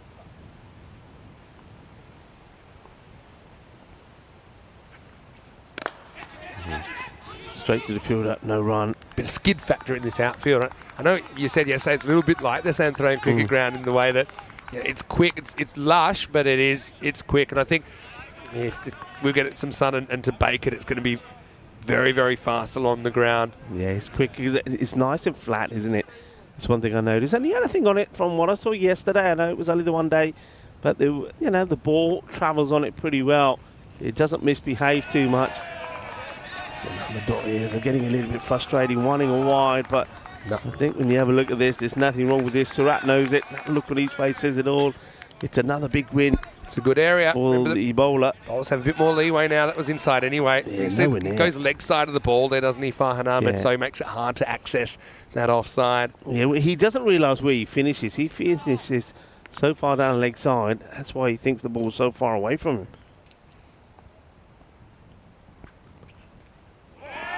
Same thing.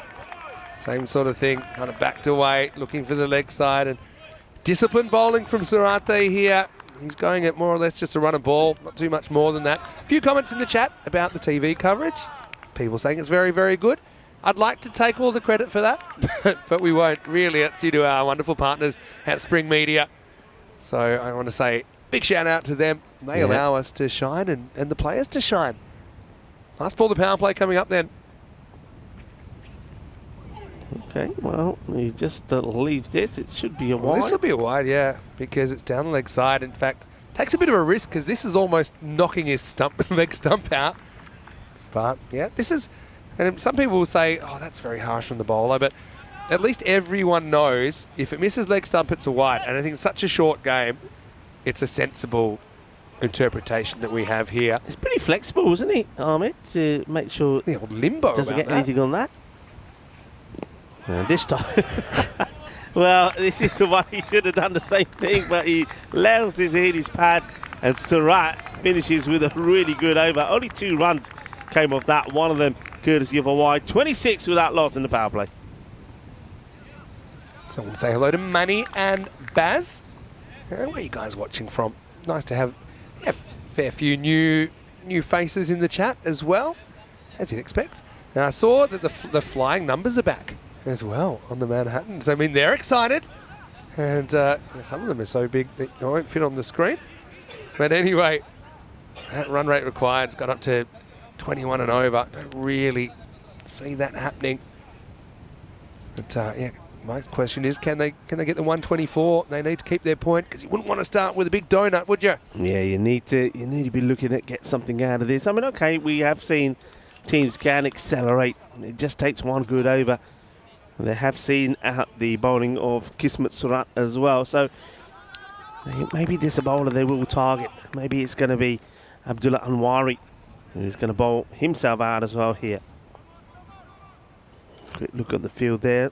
It gives you an idea where the players are now that we're out the power play. 14 and over required for a point here. So he's going to have to bat very well to get that as well, especially against a side that you can just tell that they're pretty well drilled, aren't they, PUC? They lost the final to Dre last year, but still got to qualify because Dre helped them out by winning the European Championship, which meant France got 2 spots in the ECL, but it won't be that way in 2025. Okay, that's going to be one that's going to skid away from the fielder. It's going to be 4 runs. And Cuatro, there you go, the 4 little brush strokes from the robotic umpire. I think we should get a paintbrush in his hand. We could auction off the artwork. I'd love to see it. Oh, he'd be just sort of, no, he wouldn't need a brush. You know, have you seen those painters, they just throw paint at the canvas? Yeah. That's what he's doing. He's just picking up the paint, he's chucking it, I reckon. Firmly hit, 4 runs. Nice shot. Well, this is better. You need to get a number of boundaries on the spin and need to really get back in this contest. A couple of magical overs will help you do that. It's a nice shot, nicely played. I don't think very quiet, the teammates certainly not making the same amount of noise as when PUC were out there, so they need a bit of support from the guys as well. And just something to help G these 2 up out there in the middle. Yeah, you're right. But you can see Murray's kind of bowling to a plan. He's pitching up. He's got his field set straight. He's got those sweepers down there. Oh, here we go. Let's check out the ball. Has it been smashed around? I mean, it's along the ground, so don't know what's happening in that particular ball. Well, I'm not prepared to take the cameras off the umpires because you never know what's going to happen here. Checking and the walkie-talkie action. It's all good.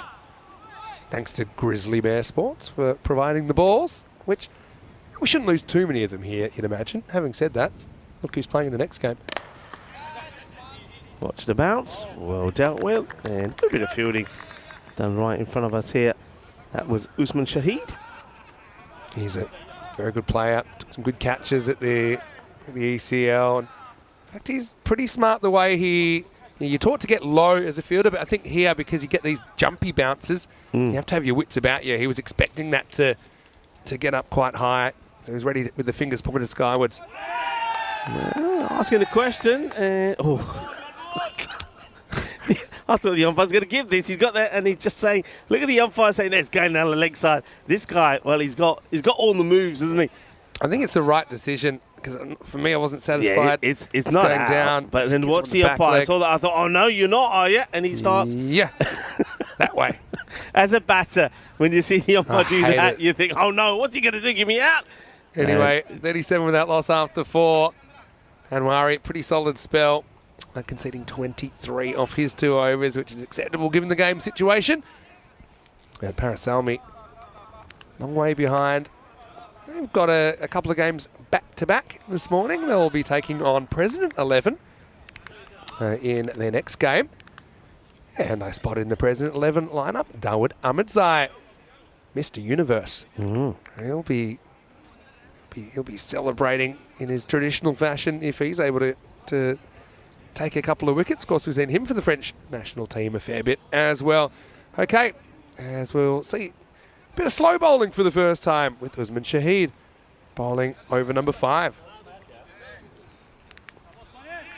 Just having a look at this field. They're sticking with 3 on the leg side. Square leg, mid-wicket, long on, long off his back as well. And extra cover, so nobody behind the keeper. So if you can get the ball away, and you play a little scoop or reverse, and that will serve you well. Leg wide to start. I think variety is going to be really important on this surface. Normally is anyway. The spinner might just skin on a little bit. So in the air, will drop short of the fielder. And just take a single here. So this is the over you've got to go after Shahid. I can see it's a clever tactic from PUC to put the spin on, because they know that the batters want to go after them. They're hoping for a couple of miscues, a couple of wickets. All right, there's that hit, and there's the wicket. So it works a treat, comes down the track, does Hassan to try and get this away. But one thing Hassan hasn't been able to do, he's hit the ball pretty well, but he's not able to get under it. He doesn't get the elevation in. You see there as well, he normally hits it pretty flat, and though he does go a little bit aerial here, it's not enough to beat the fielder. So clever tactical change, and spin. Well, maybe spin is the key. Spinners performed very well yesterday.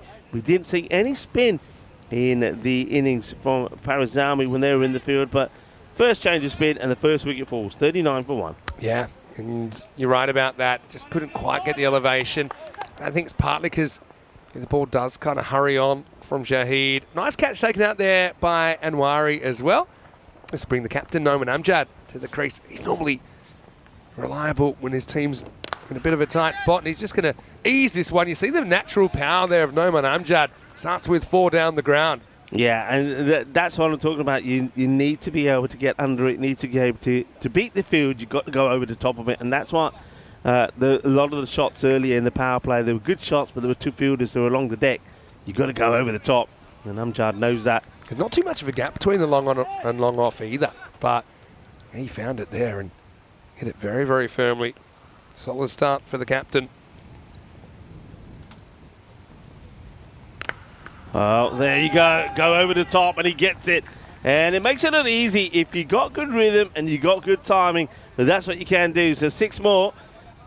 Starts with a 4. There he goes with a 6, and trying to get this right back to where they can maybe keep up with it. At the moment, they need to be going at a magical plus. Such a good player, Noman Amjad, and no matter what he's doing. He's a leader as well. Of course, captaining the French national team, but it's an easy swing in the bat. Both those two have pinged off the middle. Danger signs early for the PUC bowlers. Plays his away, tries to get in the gap, but will get the single. He won't mind that too much. 12 just come off the over from Shahid.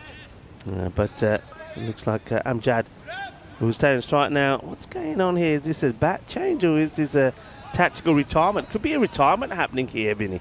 I'm just having a look here. I think that Amjad has basically said to Ahmad, all right, look, you're not quite clicking. Let's give somebody else a go. And we're seeing a retired out here. So we're seeing a retired out. So it looks like that Farhan Ahmed, 21 of 13, is being tactically retired out. Yeah, interesting. I'd be disappointed. But yeah, 21 of 13. It's essentially 161 strike rate. To win the game, they need kind of 300s. And even to get the point, they need kind of 200 plus. So it'll be 50 for 2 after 5 overs. As right now we're in France, of course. Portugal done and dusted. Next stop is pressure after this in Italy. That's going to be great. At the new, well, it's not a new ground, but it's new to ECN. The Ginebrecia grounds are going to host the ECS for the first time. And then Estonia and England. Estonia first time since 2020. England first time ever. Right. Amjad on strike then. Start of a new over. And interesting, captain came out there and kind of cold-blooded retirement really, but feeling, okay, look, we need to have a crack at this, and at the moment it doesn't seem like you're quite producing the speed we need. So Karam Shahzad gets an opportunity. Obviously, it says a lot about Shahzad that no one felt he's the man for the moment right now. Yeah, I mean, that's the equation that Zalmi also need to think about. It's on your screens now. 73 of 29 for a point. So you can see just for that they need to gain at 15. So I think it's a good move. Yesterday there was a number of times that batters really weren't clicking. And I was talking about the retired out. It was not done, but you can see here the experience maybe of Numan Amjad. He knows that even though it's not the worst of strike rates, that 21 of 13, he feels that he needs somebody who's got the hitting ability to hit boundaries on the spin to at least get them something out of this contest. And it shows you, even though it's our first time in France for ECS, but there are players that have played a lot of the format and played a lot of ECN cricket like Amjad, and that they're kind of pretty up to date on the tactics. And maybe it is also there's a bit of a spectrum of experience, I suppose, because you have some teams like, we're about to see President 11. They've got quite a few guys that have played ECC cricket and played for the French national team. So they'll kind of be a bit more au fait with the tactics compared to maybe some of the new teams to the network. Well, that's what he's out there to do. That's hit boundaries, and he does hit a boundary. And, well, we see a nice crowd catch there. Well, that's somebody from the President 11, I think, who comes across and takes the catch. Nicely done. And, well, let's keep an eye on him for when he's in the field. And it makes it look easy. But, well, I suppose he makes it look easy. So does Karam Shahzad, who smashes his second ball for 6. Nicely done. All right, high in the air, good luck. Wicketkeeper says, not mine. Fielder says, all right, then I'll take it, and he puts it down. Does all the hard work. He does all the hard work. He gets there, gets it in his hands, and then it pops out. That's going to be disappointing. Yeah, it is. That's William Singh there. It went miles in the air, though, honestly. And it was almost kind of dropping down like an asteroid straight on him. Almost took him into the ground with it. He doesn't drop too many. That was the challenging one. Yeah, Shahzad dropped on 7. And now Amjad trying to get in the gap. They take only the 1. And that's not gonna cut it. Need to go bigger. Yeah, well, trying. That will take us to the end of the over as well. So 61 for 2 off 6. So what are we talking? We're kind of talking 15 and over or so to even get the point. This innings just seems to have gone so quickly. I like the pace of the game from PUC. Obviously, the spinner gets through his over pretty quickly. Their fielding's tighter. They get the ball back. It's no fuss. And they're looking very, very impressive so far. Good opening performance in European Cricket Series cricket. What do you reckon living in these woods then? This dense wooded area. I mean, there's got to be some deer, rabbits, a few wolves, you reckon? Probably don't want to think about it, but yeah. I mean, we've got our own grizzlies out here, the grizzly bulls, but I reckon there's a few grizzlies in there as well. It makes you wonder. Maybe you take a walk in the woods later. What do you reckon? You go with Marzi. Tell me what it was like. Marzi is not going to get off that chair. If I say to He's Marzi, scared of the Wolves. he's not going there. Hey, here's Tassin Ulasafi, who's bowling for the first time here in over number 7. But didn't he bat well? Of course, he was one of the stars of the PUC campaign recently at Carnamore Oval. That's a good hit, and that will be 6 runs, I think. I think he's saying I'm not 100% sure. Hits the rope. I reckon it hits the rope. Yep, I could see the rope move. And watch Spring Media here. They'll get this. It is seized. Carreras actually hits the... Well, must be seen well, because I could even tell where that hit the rope. It was kind of on the back half, wasn't it? And 6 badly needed runs. Shazad, well, he's delivering, even though he's a bit fortunate to survive the sky ball. Makes the most of it. And now he'll see his middle stump disappear as Safi gets it on the money. Middle stump gone. Perfect Yorker. Well, that's the perfect reply after being smashed for a big 6. Get it full, get it straight. That's another boogie, oogie, woogie. Grizzly 5-ball jug de puente. And Tassinula Safi does exactly what he needs to do. Full straight. There goes the middle stump. Cartwheels out of the ground. Oh, I love it when I see a fast bowler hitting the pegs and seeing the stump come out of the ground. Yeah, that was about as good as it gets. I couldn't have hit more middle stump, I don't think. And so, yeah, full, straight. We talk about it all the time. We don't necessarily see it all the time. But if you know Yorker, not too much the batter can do about it. Shazad had the right idea, but has to go out for 14. He scored 68 for 3. I was going to say, though, Rico, you know, I love these stumps, but they're probably in the category that I would say too easy to knock out of the ground. I think at the Carnamore Oval, we've got it about right. Yeah. You kind of earn your cartwheels. Because the problem is, with the sand, sometimes after a lot of games, the sand kind of doesn't provide too much resistance. And then I just remember as a keeper, on the odd occasion, I would play on an AstroTurf. It seems like, because they have quite hard, like fast hands when you're attempting a stumping. Yeah. And then you're just knocking all 3 out. And umpires, oh, here we go again. Having to try to rebuild. It's almost like, you know, you're at the beach, you're building a sandcastle and someone comes and steps on it. You have to start from scratch. All right, goes for it, up in the air, catching opportunity. And goes down, does everything right. Yeah, you can see he's so disappointed, Zikarali. Does everything right, great technique, gets down, gets a slide in. The only thing that lets him down is his hands. Watch this again, he'll be disappointed. There's another chance that doesn't get taken. This time, it's Numan Amjad that gets dropped. We go back live to the action. This one gets played away to the mid-wicket area. Will just be a single.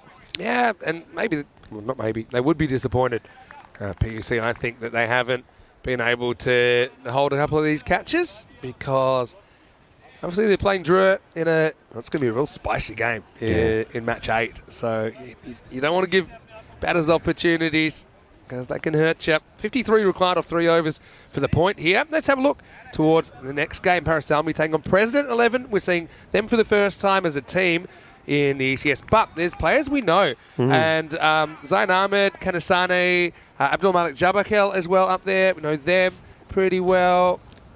Yeah, did I see Dawood in there as well? Yeah, so Dawood Ahmedzai is leading this side. He's such an exciting leg spinner. But also it'll be great to see some new players that we haven't seen on the network. President 11, don't think that's right. I think it was Paris Zalmi won the toss and elected to bowl first in that. Let me check that for you. But anyway, I can tell it's coming up in around about 30 minutes' time. Shurafridi continues with the ball. And okay, it's not a bad shot to attempt. Now in comes the throw. Now he's going to be snookered, and he's not moved out of his crease. Right, where does he move out of his crease? There you go. He's going to be gone. I mean, I love it. Well, that's a weird signal, but it is the wide. It was down the leg side, but you got to go for these. I mean, watch the striker here. He's just staying down. He's looking, and then it says, no, I don't want to come. And the non-striker says, what are you doing to me? You know you got to run. And Numan Amjad is not going to be happy about that at all. I mean, you got to respect the call. And when you're running at your captain, Well, you know that the chances are you're probably going to go lower down the batting order next time. Got to be going there. It's not your call. You got to be listening. And he sees him coming because he does look back and he sees Amjad coming and he still doesn't want to go. Interesting to go to the third umpire there, but I think maybe that was just to check who's out. But yeah, I mean, one thing all the old sailors from the 18th century would know: if you're going to organise a mutiny, you better have the numbers. And so Suleiman has put a lot of responsibility on himself here. It'll be a wide plus run out. Okay, Suleiman now, well, you better make a lot of runs here because he was only on 2. And of course, he runs out, he's captain. He was on 16, going at a strike rate around about 200. So, all right, let's see what sort of words the captain will be having with Suleiman Khan afterwards. And I'm just waiting here. There's some conversation happening. As you can see, the batter that's gone out. And I think they're checking who the batter is has gone out actually, because I think he may not. Maybe the number doesn't quite tally up on the back of his shirt with what we've got on the team sheet. So just trying to sort this out for you. And meanwhile, well, there's the wide signal there. All right, we are ready to go. Just pitching outside the. Oh, well, I have to say, I think Robo umpire might have got this one a little bit wrong for me. I think this is pitching outside the leg stick. That's how it looked to me. I could be wrong. And remember, the umpire doesn't have the benefit of what we're going to see. We'll see the replay. But I must admit, when I look at this initially, I think it's pitching outside the line of leg stick. Let's have a look at this for me. Yeah. Yeah. For me, it is. It does mean we get to see you got the little. Yep. And almost like, you're getting told off, like, don't do that again. But I think that one, on reflection, is a bit unfortunate for the batter. Well, Suleiman Khan now, he's going to have to go and face the music. Well, first of all, I think he gets an unlucky call. Now he's got to face the music because Nouman Hamjad, his captain, is going to be waiting for him as well. So, you see, you run me out. That's karma. That's what happens to you. So he's going to go. Safi Faisal will be the new batter. So you've got 2 new batters out there now. Ishan Wakas. And now Faisal comes out there as well. He's going to be facing his first ball here. And Afridi, 1 for 12. Ball nice and tight. Faisal, left-hander. Hits this pretty well. Can he get in the gap? Yeah, he can. That's a good solid strike. Hits it on the up. And right in between the 2 fielders straight. So 4 runs. Just keep an eye on that. I mean, 48 of 15 it was. And before that one, they've really got to go for this. That's the equation you see. So, yeah, 48 of 15 to just get a point. And that's going to take some doing, isn't it? It's going to take some doing. You can see that means they're wanting to get more or less much. I call it magical 19.2 per over to get there. And Freedy bangs it in. Just a gentle push. Every time the ball doesn't go to the boundary, it becomes even more and more unlikely that they're going to get to that. So this is going to be. It was always going to be a tough match for Perez Army. I think they'll be very disappointed within themselves how they've gone about this. Just haven't really clicked with the bat. I think the openers didn't really get going in the power play. Early 26 came from that. 50 at the halfway point. 2 wickets lost. So even the tactical retired out wasn't enough to get the acceleration, though. Kurman Shazar did come out and play a couple of good shots, but then he got his middle stump taken out of the ground by Safi. And Afridi bowling a pretty tight over here as well, as Ishan Wakas gets ready to face his first.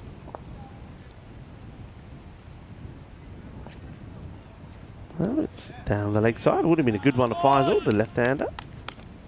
Yeah. One thing you can say, if you're a scorer and you say, I missed the wide signal or I missed the 4 or 6, well, I'll tell you what, you need to go to eye specialist, because with Anton, you can't say you miss anything. This guy doesn't give it to you once, twice. he gives it 3 times, even the wides. This one is just going to be a single. I think there's a little bit of bad pad here. And no signal this time from the umpire. Yeah, so the scorers, if you miss it, then there's something wrong with it, because this guy, I mean, even the wide, he signals a wide 3 times. Yeah, he's getting his steps in. Do you reckon he used to be a traffic cop before? He would be an amazing traffic cop.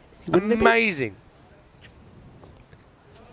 Oh, well, not the way to do it. The keeper probably was an opportunity. Well, there's the wide two. See, 1, 2. Twice. You know, one thing that I think is interesting is that he'll signal, but then he'll take 2 steps forward and signal in the same direction as well. Yeah, as if you didn't see me from this distance, then look at me now. I'm slightly bigger. I want to play charades with him. I remember in South Africa when I was playing there, they have some incredible traffic directors. This one could be gone. It will be gone. It's a short ball. And, well, if there's one thing you don't do with Faisal is take him to the nightclub, because he'll get into trouble with the bouncer, wouldn't he? He's on his way. Caught nicely. And Sheriff Faridi picks up another. The last ball of his spell. 2 for 20. And Safi Faisal will fall on 5. And it's going to be a disappointing end to this match for Zalmi. But Zalmi, look, they will have the chance to fight back. They will be taking on President 11 in the next match. And you can see there that it is the likes of Zalmi that won the toss, and they did elect to bowl first. So they'll basically saying, we'll chase again. Yeah. President 11, though, Kanasane is going to do the keeping for them. I remember he actually stood in for Action Jackson during the Valletta Cup last year and actually did a pretty good job behind the stumps. And so, stay tuned for that match, second match of the day, and it's coming up in around about 20 minutes. All right, Zika Ali, bowling number 9. Let's get sliced out, trying to get in the gap. It will be fielded nicely, well covered, well plugged. Fielder comes around, that's Shabir Haras. Jules says either a traffic cop or directing 737s at Charles de Gaulle Airport. That's true as well. It needs to get little glow stick things. Little glow stick things that they're directing the planes in. Get the earmuffs on him. The employers out there taking note. Alright, this one is probably catchable, and it will be... Well, does he catch this? He's got his back to us. Looks like he has called it. The umpire is giving the decision. So, I think this...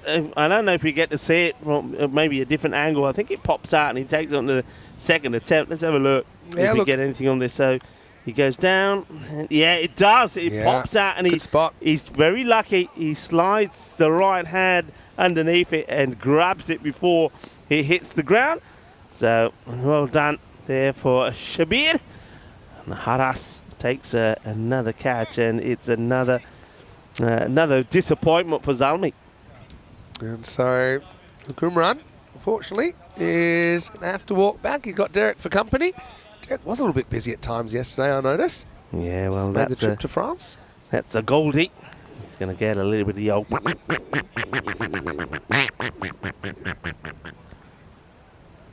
Here we go, and oh, well, we are in France, and that's why you see the French cut, and he's lucky that he does get something on this, because otherwise Sahidullah would have been making his way back without scoring as well. Yeah, that's true. I'll say hello to you and Butterfield. Good to have you. And Ollie Erlebach is in the chat as well. Stay with us. This is going to be a big day. But see the former European champions in here. Butterfield's probably not the best of names if you're a cricketer, is it? Can you imagine dropping a catch? You get all sorts of things said about you. Oh yeah, Butterfingers. Yeah, Butterfingers.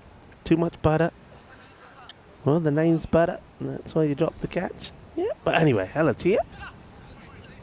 Jules saying we needed the glow sticks for the last game in Portugal. I know that you tuned in for bits of it.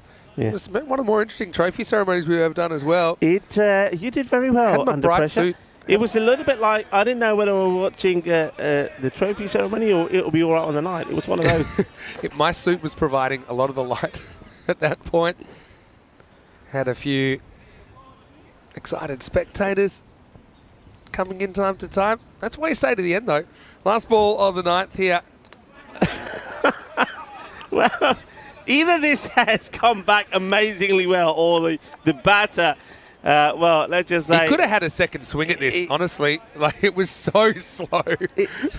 He's obviously stepped right across. Let's have a look at this again. I want to see this again. Everyone's having a bit of a laugh about this one, including the bowler. I wonder if we can see it from the other angle as well, because, well...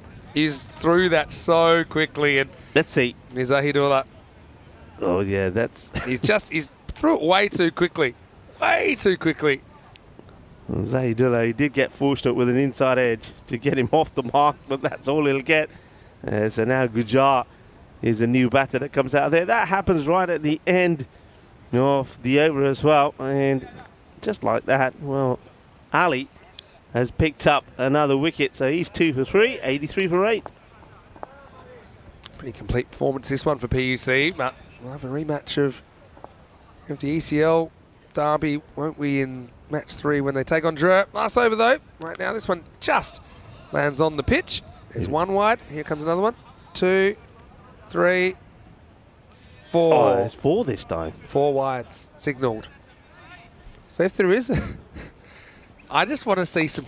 I mean, if we can get a 4-leg buys at some point. I mean, there haven't been too many leg buys in this game. That's the one I want to see. Oh, here we go again. There we go. Let's count over right. with it. 1. All right. At least he's consistent as well. 2. That one had a bit more of a double on the second one. Yeah. I like the way I had to wait for the bowler to get past him. I also think he's selling it with his face. He says it's an intense kind of... I want to know why it's 3 sometimes 4 the other. Does it depend how wide the ball is? Maybe. All right, this is up in the air. Now we'll give the out signal, will he? Well, what's going on here? He's having a debate with the field. Maybe the fielder said, "It's yours, catch it." He said, "Of course I will catch it." It's another one that will go. So that's the 9th wicket. Yeah, 9 down. You can see all 11 Zalmi batters here. They'll be disappointed with the way they've started. But I suppose maybe they'll be better for the run. They're taking on President 11, playing their first ECS match. Like I said, they've got quite a few of the national team in there that have played on ECN before. Zalmi, just kind of the weight of runs has taken its toll, hasn't it? 85 for 9. Here's the number 11 who's coming out. And the bad news is he's not on our team sheet either. It's number 26. Wait for this to hit the fan. The thing is, 5 balls. What do you reckon? Are they surviving 5 balls? Now I don't know what's going on. There's all sort of conversation happening here at the moment. Probably because there's no 26 on the team sheet. Well, yeah, there's one of the things, for the TV, you're not allowed to swap shirts for obvious reasons, right? In the European cricket series. Well, we know who he is now. Cricket. His name's come up. It's Javeed. Yeah, well, it has to be because he's the only one left. Yeah. So we know it's Javeed. All right. A bad shot. It's not a bad shot for a number 11. And does he get sent back? He gets sent back. Did they not run? No. They don't run. So, how can you do that? He wants to get off the mark. Watch this. He plays a lovely shot. You got to take the single. And then what did he decide here? They decide, no, go back. What's going on here? He said, I won't want... He was willing. All right, well, they weren't going to run here either then. But I don't know. All I can think... So all I would say is... Gujar at the other end maybe has an injury he doesn't want to face. Well, Gujar... But then why is he batting above Javeed? Yeah. French cricket's crazy. He's leaving. He's saying, you're number 11. You have to stay and strike because I'm number 10. Still on his duck, you know. Surely. So no runs unless a boundary, obviously. Or unless there's a wide. There's a wide. So this is an example of a ball that's actually now pretty close, right? Does it get a bit of the line or not? That's one of those ones that gets hard to tell, and so maybe the batter gets benefit of those ones. Yeah, I don't harass Bob Mind because it gives him an opportunity to have another extra delivery to try and get the wicket. Okay. Oh, I'll tell you what, this is a strike rate killer for Javeed, isn't it? If you can't run. Hey, I like Mr. J. Grant saying that his umpire would be a killer on the dance floor. It's true. A bit like the Sophie Ellis Baxter song. Anyway, couple to come. Unless we have a wicket here, of course. Haras caught well. trying to close things out for PUC. All right, another nice shot for nothing. Oh, they think about it and they do the hokey Well, cokey. he could be run out here. Like, what's going on?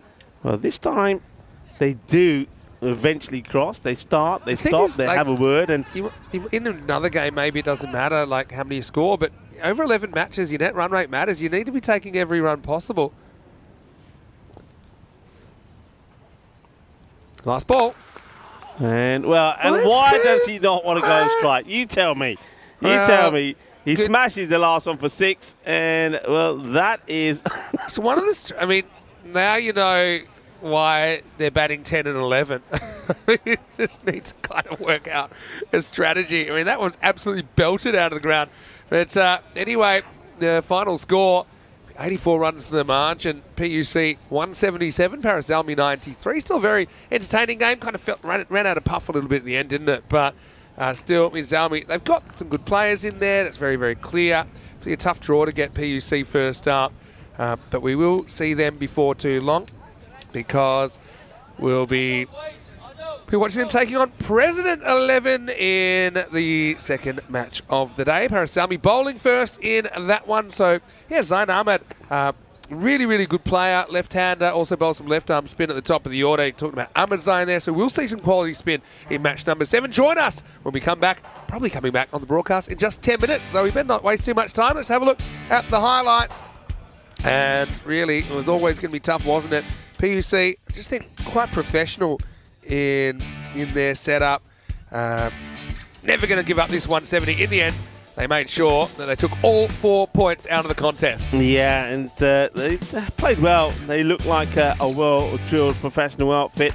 I think with the bat, they got a lot of depth. I think they're a team that I can already see going to score a lot of runs in all the matches that they play. They're really going to be a force to reckon with. And then with the ball, I mean, they've got everything, haven't they? They've got the pace, they've got the spinners as well, and they just made life pretty uncomfortable there for the Paris Zalmi side. Zalmi never really got the power play that they needed, and then as a result of that, they just never going. That was a tragedy, really, for Numan Amjad to get run out that way. And then really the man who ran him out, Suleiman, had to make the most of it, and he didn't, because he then went on and he was LBW. This one's a tough call, really.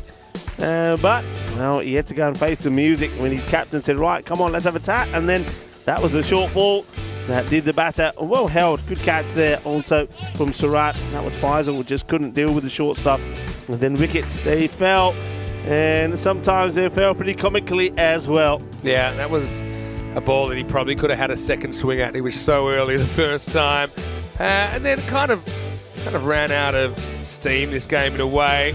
They kind of forgot the basic premise of the game is to score runs, and so that caused, it was almost like the world's shortest short run ever, where they came almost touched in the middle, went back. For some reason, Gujar then remembered he had a bat in his hand, he used it and put the last ball about 90 metres straight over the bowler. But I love the kind of mixture of the skill and the rogueness of these French teams so far.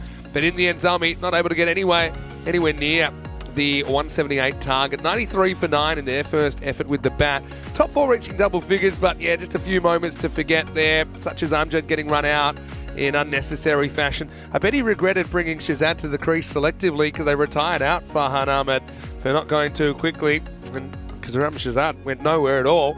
Amjad was 16, hit the ball pretty nicely while he was there, though. Gujar with a big monster 6 to finish. Only 7 wides in the 10 overs. I think it was a pretty professional performance. I know a couple of catches went down. They weren't necessarily the easiest. But PUC, they're contenders, and they start by grabbing all the points. Yeah, look, they got to say, they look the business, and they're looking sharp as well in their purple outfits. But in the field, I think they were pretty good. And you can see there, they've got so many options with the ball as well. 2 wickets there for sure. Freedy, well done for him. 2 for 20. 2 for 3 for Zikr Ali as well. That was in the 1 over. And, of course, they've got the number of paces there that performed very well as well. So well done to Paris University Club. They get a win in their first match in this European Cricket Series. Paris Zalmi, well, they got a battle on their hands, haven't they? As they take on another team that will be making their debut on this European Cricket Series is going to be President 11. That one's coming up next. Yeah, coming very soon. You can see the countdown is on, under 10 minutes away from the first ball. Vinny Sander here, Mr. Maximo in France for the first morning in my ECS France journey. But day 2 here continues with the second match of the day. President 11 hitting the park. And we'll be back shortly with more European Cricket Series.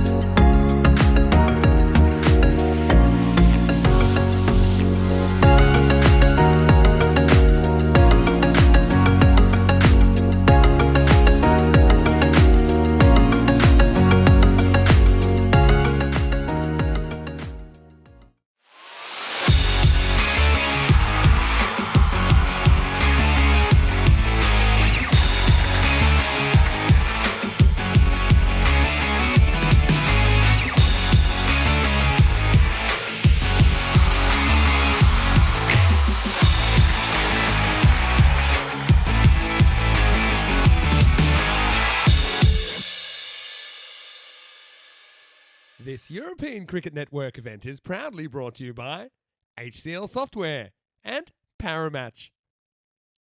Hello and welcome back to the Dre Cricket Ground in France. What a morning of action we've had so far, and it's just going to keep going. Still 4 more matches to go on day 2. Coming up now, second match of the day, it is going to be Paris Zalmi on the park again. This time they're taking on President 11, who are making their ECN debut.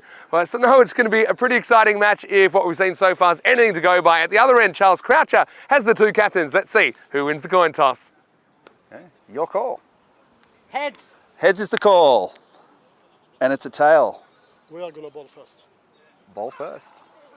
So Paris Zalmi win the toss and they have elected to bowl first. So yeah, they want to chase again. Geez, they had to chase a lot in that last game, didn't they? So that probably won't be in the plans this time. But I still think they've got a really, really exciting unit. I just think the bowlers maybe they need to get a bit fuller at times. Try and nail those Yorkers. I know it's pretty hard to keep some of these guys quiet. For President 11, great to see Dawood Ahmedzai on the park for them. Now he's a guy we have seen bowling for France a lot. He's kind of a mystery spinner, and I think, yeah, his wrist spinners will be really important in this one. We call him Mr. Universe because he loves to celebrate if he does take a wicket. I wonder if he'll take any here. So match 7 is on the way. Paris Zalmi winning the toss and bowling first. Rico Fool standing by. Let's get ready for the start of match 7, the second match of the day. Thank you very much to Vinny Sandhu. And, well, it looked pretty nice out there when Vinny was out there, but you can see and the difference 10 minutes makes. The rain has actually just got pretty heavy just now. The umpire's just going out there, and as they did, the rain has started. And it's, like I say, it's going to be very much a showers on and off kind of day here today. So hopefully that, as we've seen before already this morning, this shower will pass pretty quickly and we'll get a little bit of sunshine back. But at the moment, the players are going out there. The umpires, of course, along with the tournament referee, Charles Croucher, will keep an eye on things. And if it does start to get a little bit too heavy, I get the feeling it'll be, well, all cricketers' worst fears, where the umpires will decide they'll have to come off for a bit and get the covers on. Hopefully that won't happen, because I'm certainly looking forward to this contest. And a couple of names there that we know very well. Kanasane, a great wicketkeeper, and a good guy to see out there with the bat as well. Dawood Ahmedzai is captaining the President 11, and they are, of course, on a debut. And, well, I win predictor is expecting this to be a pretty close match, with 55% to 45 in favour of President 11. So the umpires are out there. Once again, it will be the umpire Anton and Mohadin. Third umpire is Mikel. Ready to go. But yeah, that rain just a tad heavy at the moment. I think play will start, but if it doesn't slow down, you might feel that the covers have to come on, because of course the longer the rain stays out there, the more chances are that things start to get a bit too wet and too slippery. We did see yesterday at certain times that players did slip and style a little bit, and as a result of that, at one point players did have to come off. That was match number 4, which eventually did get abandoned. Okay, here we go. We will make a start. It will be Gujar to bowl the first. And, goes down the leg side. And, a little cheeky flick there from the wicketkeeper. They're trying to get a cheeky run out. Not going to be. So no run of the first. It will be Zain Ahmed and Kanasane are the 2 batters. And bit of the red and grey from the President 11. I wish them well on debut on the network. And this one will get whacked away. It's a similar area. Well, the President 11, well, they're making plenty of noises as well. Well, they get the vote for the biggest cheer of the day, as this one gets smashed away for big 6 from Zain Ahmed. Gujar has to get it outside the office. Vinny Sandhu joins me back in the cube. Yeah, nice to be here. And Zain Ahmed, remember he was kind of down the order for the French national team, but then when an opportunity went up, it was when Gus McKeon, the Australian-based French international, had to go back to the UK for other commitments. He went to the top of the order and he looked really good and he's never kind of given it up since. So he's at the top of the order for his club here, President 11. I just keep thinking Macron. That's who he'd be going for here. His team, right? Kanasane as well. Remember, he scored a really, really high-quality 80-odd in a T20 International in Malta last year that I was covering in the Valletta Cup. Yeah, really talented player. He actually looks in decent nick as well. I think he's trimmed down a little bit. He's still, he's got a solid body type, but he's a very good striker as well. So powerful opening combination for President 11. Yeah, slightly damp conditions. Gujar. It's this one through. Kanasane, some good pace there. And we did see that yesterday, this landing area. Probably if there's too much rain on it, can get a bit slippery. I mean, I love the moonwalk catch as well. I don't know if that's hit the social media yet, but that was something special. Yeah, but Zalmi, they'll be hoping they can keep these two quiet. But yeah, the rain wasn't too much in the forecast, but it's coming down at the moment, making things pretty uncomfortable for everyone. A grunted slow ball. It's called a wide here. Yeah, this is an example of one that I don't think now this is a wide. I know it's tough. Umpires are all trying to adjust, but that for me... Yeah, that's not a wide. I don't think... It's not completely outside the line. Look, like I said, it might take a little bit of an adjustment, but I'm sure kind of we'll get there. There just might be a little bit of a teething period, if you like. But we hear the rain coming down in the effects mics at the moment. Into the pads, and this will go probably all the way down to the boundary. I've got a feeling this is literally has hit his foot, and that's why it's ballooned over the keeper. Look at this. There we go, look. It's hit his toe. I reckon it's hit his toe, and it's just gone bang. Straight over the keeper. 4 leg byes. Getting pretty heavy there, Vinny. I can't, if it stays like this, I can't see them staying out there too much longer, Exactly. It's and also don't forget, that you want to take the opportunity to get the pitch covered. You can see there on your screens that it's quite heavy at the moment. Anyway, last ball the over. Oh, I think it's Warren Kanasane. Has a big swing at that one and misses. Not quite on it yet. Oh, he had 12 off the first over, including 4 kicked. So 12 without loss after 1. Hey, ECC, let's talk about it. France are drawn in the same group as Portugal where we've just been, but what a group. Ireland 11 and Scotland 11 in Group A, as well as France, Portugal and Guernsey making up that group. Of course, on the left, you've got the 11 teams from the ECCX. The word I have at the moment, we know 2 are going to be promoted. Likely that we'll go to a 22 and 10 format next year. So maybe only 1 will be relegated from ECC. All right. Because the idea would be that next year we'd want even groups in the ECCX. So it'll probably go to 22 and 10. So yeah, the battle for points as well, and the bonus point system obviously being crucial, I think, to try and make sure that you pick up points in games that you don't win. Has gotten a bit heavier now. And I wonder, if it stays like this through this over, I think we might have an unanticipated delay. Anyway, this is smashed away, Zain Ahmed. What I like about him, he typically just stands still and he bats. He makes good choices, and he's got power. I mean, he just kind of eases the hands through that, and it rockets away for 4 runs. Yeah, solid strike, isn't it? Just that little movement, getting in line with the ball, then doesn't try to do too much. We're in the power play. Doesn't have to mash it. So, well hit. Jeez. Yeah, I get the feeling here. You said the end of the over. They may not even go together. Yeah, this is pretty uncomfortable, pretty heavy. And the thing is, sometimes you think you're only a couple of minutes away from it stopping, but if you keep thinking that way, you never come off. Anyway, it should just be a single.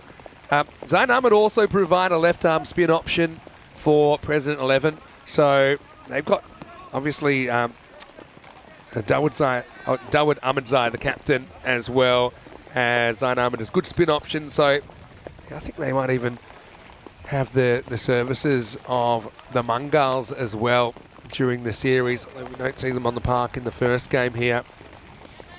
So yeah, they've got Ramatullah and Rohula Mangal. So yeah, I remember seeing this squad when I was looking at the squad, thinking these guys are real contenders in this tournament. Kanasane gets score. And now he will score, and you can see what he brings to the table. This is elevated, a massive hit over extra cover. Maximo The first one to Ligaswaran Kanasane. Well, this is just a beautiful pickup, isn't it? I mean, just look at this. Hits right through it, gets all the leverage on it, gets plenty of power, plenty of weight going into the shot. It goes a long way for 6. That's a big hit. And a big roar from the President 11 and their supporters. 6 runs. On a way to get off the mark for Kanasane. This is hit down the ground. This will be the fielder as well. It kind of, if anything, it kind of quickens it up. It's like a greasy outfield at the moment. And you can hear President 11. Well, they're here, there to win the trophy. That's what I'm getting from them straight away. A lot of team spirit there. Waited a long time to play ECS cricket. Now they get that opportunity. And because Dre had the kind of monopoly on the French spot until obviously they won it, and so there was a second spot, it's been limited for these other teams to get a gig on ECN. So, yeah, President 11 starting well. Noman Amjad, good bowler. Comes back and this is turned around the corner. Bit of hesitation there, but they'll get through for the single. Also, I want to say hello to Natalie. She was asking about the numbers on the fantasy dashboard. The numbers in the blue background, they're the kind of credits if you are playing fantasy cricket, what it costs to get a player in your team, and then in the red kind of areas, that's the amount of fantasy points they've got in the team. So obviously more fantasy points means they've done more in the series. For example, it's like 1 point per run. I think it's 25 per wicket. Gives you an idea of who's been playing well. Anyway, this is a reasonably well-directed bouncer from Amjad, who bites back at the end of the over. Zain Ahmed is 12, Kanasane 11, and President 11, 28 without loss after 2.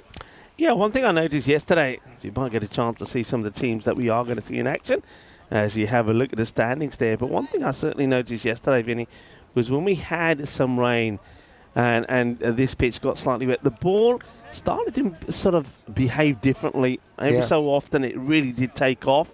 So the shorter delivery became quite spicy. But there were 1 or 2 that stayed a little bit lower as well from the slower bowlers. So interesting to see how it plays here. And that rain, I'm pleased to inform you, has now eased off. So they must have known. Like I said, these showers, they come and go. Pretty sure the umpires just kind of licked their finger, put it in the sky and said, you know what, I think it's going to ease off. And man, now it's almost stopped. Big wide to start this over. Good job coming back to bowl out in the third. So, I mean, that's what you'd want. I suppose the other thing is today, because there wasn't any rain in the forecast, it's just kind of it's like an unexpected shower. So they assumed it wasn't going to go in to stay. We've got a shoe blowout, do we? Well, I think Gujar was he took a bit of time just to, I think... he's not a fan of the laces, is he? He's going to stick the foot straight back in. Looks like he's got the proper all-weather hiking footwear on here. Pretty well colour coordinated. It's just a little pebble in there, I think. That's all. There we go. Look at that. Goes well with the shirt. Pitched up, Kanasane. He's a step away. I don't think this is a wide. That's not a wide for me. I don't think it's a wide anyway in the old rules. Even the bowler on spitting feathers, this doesn't catch the line at all. That's not a wide. So yeah, the new interpretation. And look, it is our first series here, so it'll take time for the umpires to adjust. But yeah, if you get any of the line now, even if you do get the line, it's not a wide, but the line won't move. Well, this is smashed straight. That's exactly what Kanasane is going to deliver up the order. Maximo says Carreras. I think this is a towerer, isn't it? Because you can see the camera follows his ball all the way. Look, incoming. I reckon that's pretty close to the tower where the camera is. I don't know who's up there. Probably Martins. You know, we had the camera hit in Portugal. I think Artes is up there at the moment. Now, this is down the leg side, well left, so they'll get that one again as well. Yeah, we had camera 1 hit the other day, and it's only the second time the camera has been hit. Remember, Claire Kailash did it in Austria and actually broke it back in 2021. The camera started doing all sorts of things, zooming by itself. This one wasn't broken, but it just knocked the stand, so you could kind of notice on the screen. But, yeah, I mean, can't be easy for the faster bowlers coming in, running bit unsure of their footing. This one, I think, will be a wide. This isn't a good example of one that Does it catch the line or not? It's kind of hard. Even that for me maybe is on the line, which means it probably shouldn't be a wide. I just noticed Gujar struggling a little bit here. It looks like he's holding his back a little, and I don't think, looking at the umpire's response, I don't think he's happy to continue here. He's got a problem, and I reckon that he's not going to be able to complete this over. There's an issue with Afzal Gujar. So and he's still got 5 balls to bowl, right? Yeah. So he's a long way off finishing it. He's not finishing it. He looks like he's coming off. Maybe you're going to see the 12 come on. I wonder if he stays on the field. So this over is going to have to be completed by somebody else. A Gujar, I don't know what he's done here. He's holding his back, so he's obviously pulled a muscle or something in the back. So that's going to be the last that we'll see of Gujar here. Hopefully, is something that a good massage and a good bit of magic spray can sort out. So it looks like that 12 is coming on the field. Yeah, I think it's Kil Zahidullah who's coming on, but. Yeah, this is where I think some of the faster bowlers, we've seen it, when you get in these conditions, maybe they're better off just coming off a few steps so they're not kind of putting as much stress on their body and taking as much risk as with their landing in these conditions. Almost an umpire clothesline. Hassan is going to finish this over. Still 5 to come. Yeah, he's going to have to bowl 5. So, okay. So, yeah, let's hope Gujar, let's get himself sorted out. Here we go. 12 is on the field.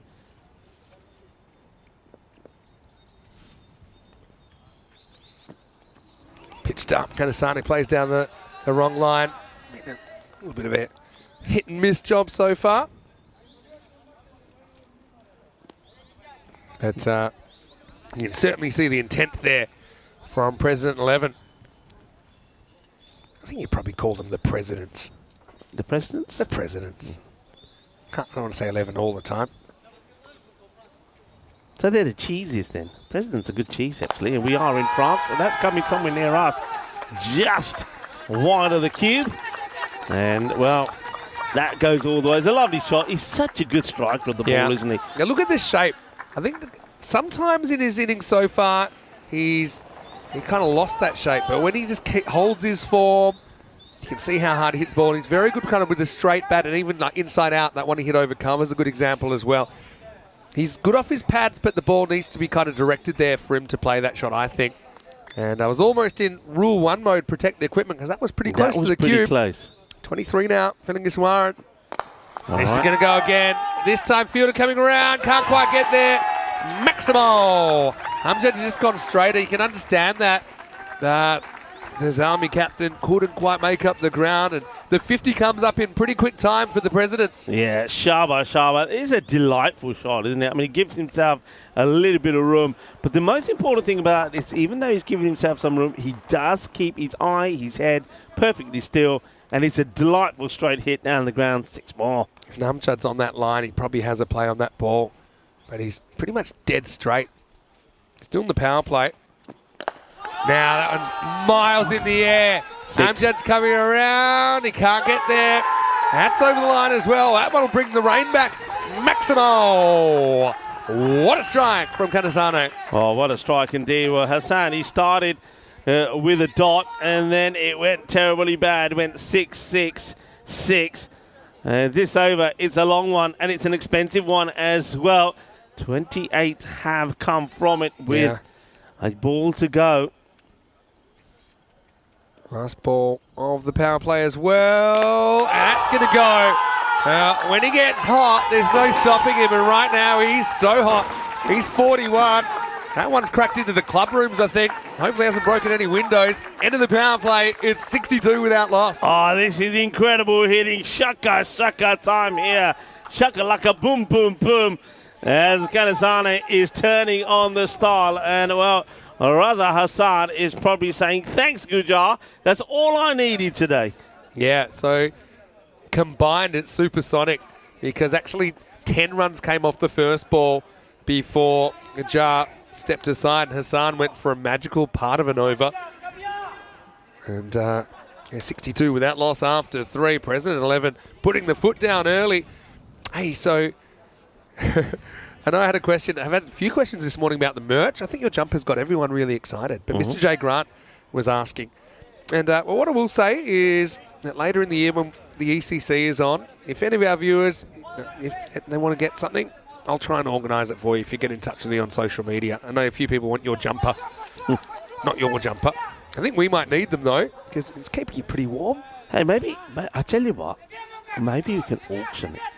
Oh, yeah. And maybe all the proceeds go to something like Share the Meal, Well, that's which is not a our bad charity idea. partner. That's not a bad We could do idea. that, couldn't we? Mr. J. Grant, speaking of As long as I good get another cause, he actually ran 30 kilometres in Scotland to all the cricket grounds on Saturday. I donated £20 to it. Who was that, say again? It's Mr. J. Grant in the chat. I think he's from Aberdeen. And he ran 30 Ks as a pre-season thing. Visited, I think, 11 cricket grounds in Scotland. This is down the leg side. That's going to disappear. That's going to be 6 more as well. Well, the batter wants 6. He's given his own signal. I'm calling it Maximo. Says Carreras. Have a look at it. Zayn Ahmed plays the shot, and then he turns around and he says, hey, umps, that's 6. Yes, it is. And I think it is 6. And here comes the signal. You don't want to miss it. Anton into the action. I'm having to pay attention to the even-numbered overs to make sure. Oh, and he came back. Well, I don't know. I This think the crowd are spurring him on now as well. Yeah, what about the last one where you think he's gone and then comes back? Comes back with one more. He signalled 50. I'm sure there's at least 9 signals in there. Anyway, full toss, can't get under it this time. And it'll just be a single. I love this tournament already. It's Kanasane. He's on an absolute heater right now.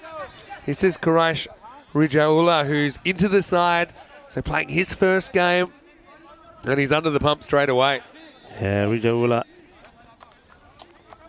Goes back to his mark. I mean, I suppose a little bit difficult for the bowlers here. They're trying their best to try and get that ball nice and dry after that shower that we had that lasted about 10 minutes. But just got to get the line right. Maybe not try and bowl too fast. Well, that's a bit of, oh, wow. He uses his feet to stop the ball, then almost loses his feet as he goes down. This is one time you probably would have been safer if you dived or on the ground, because watch the aftermath here from Karam Shazad. Yeah. You'd have to probably deal with some wet clothes for a while at the moment. It has stopped raining now, but the field is still pretty greasy, as you can tell from that. Zayn Ahmed, 19 off 8, faces up. Down the leg side.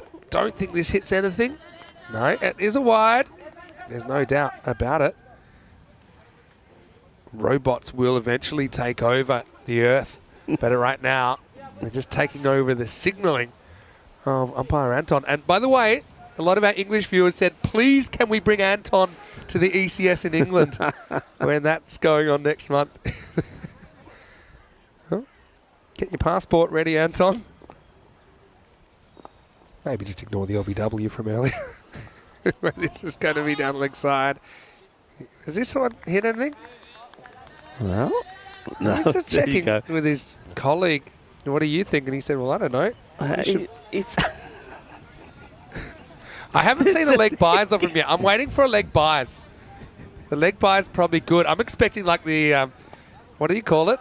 Like the electric slide? What do you call it? What was the dance? You know, where you shake your leg? Is the Boney Maroney?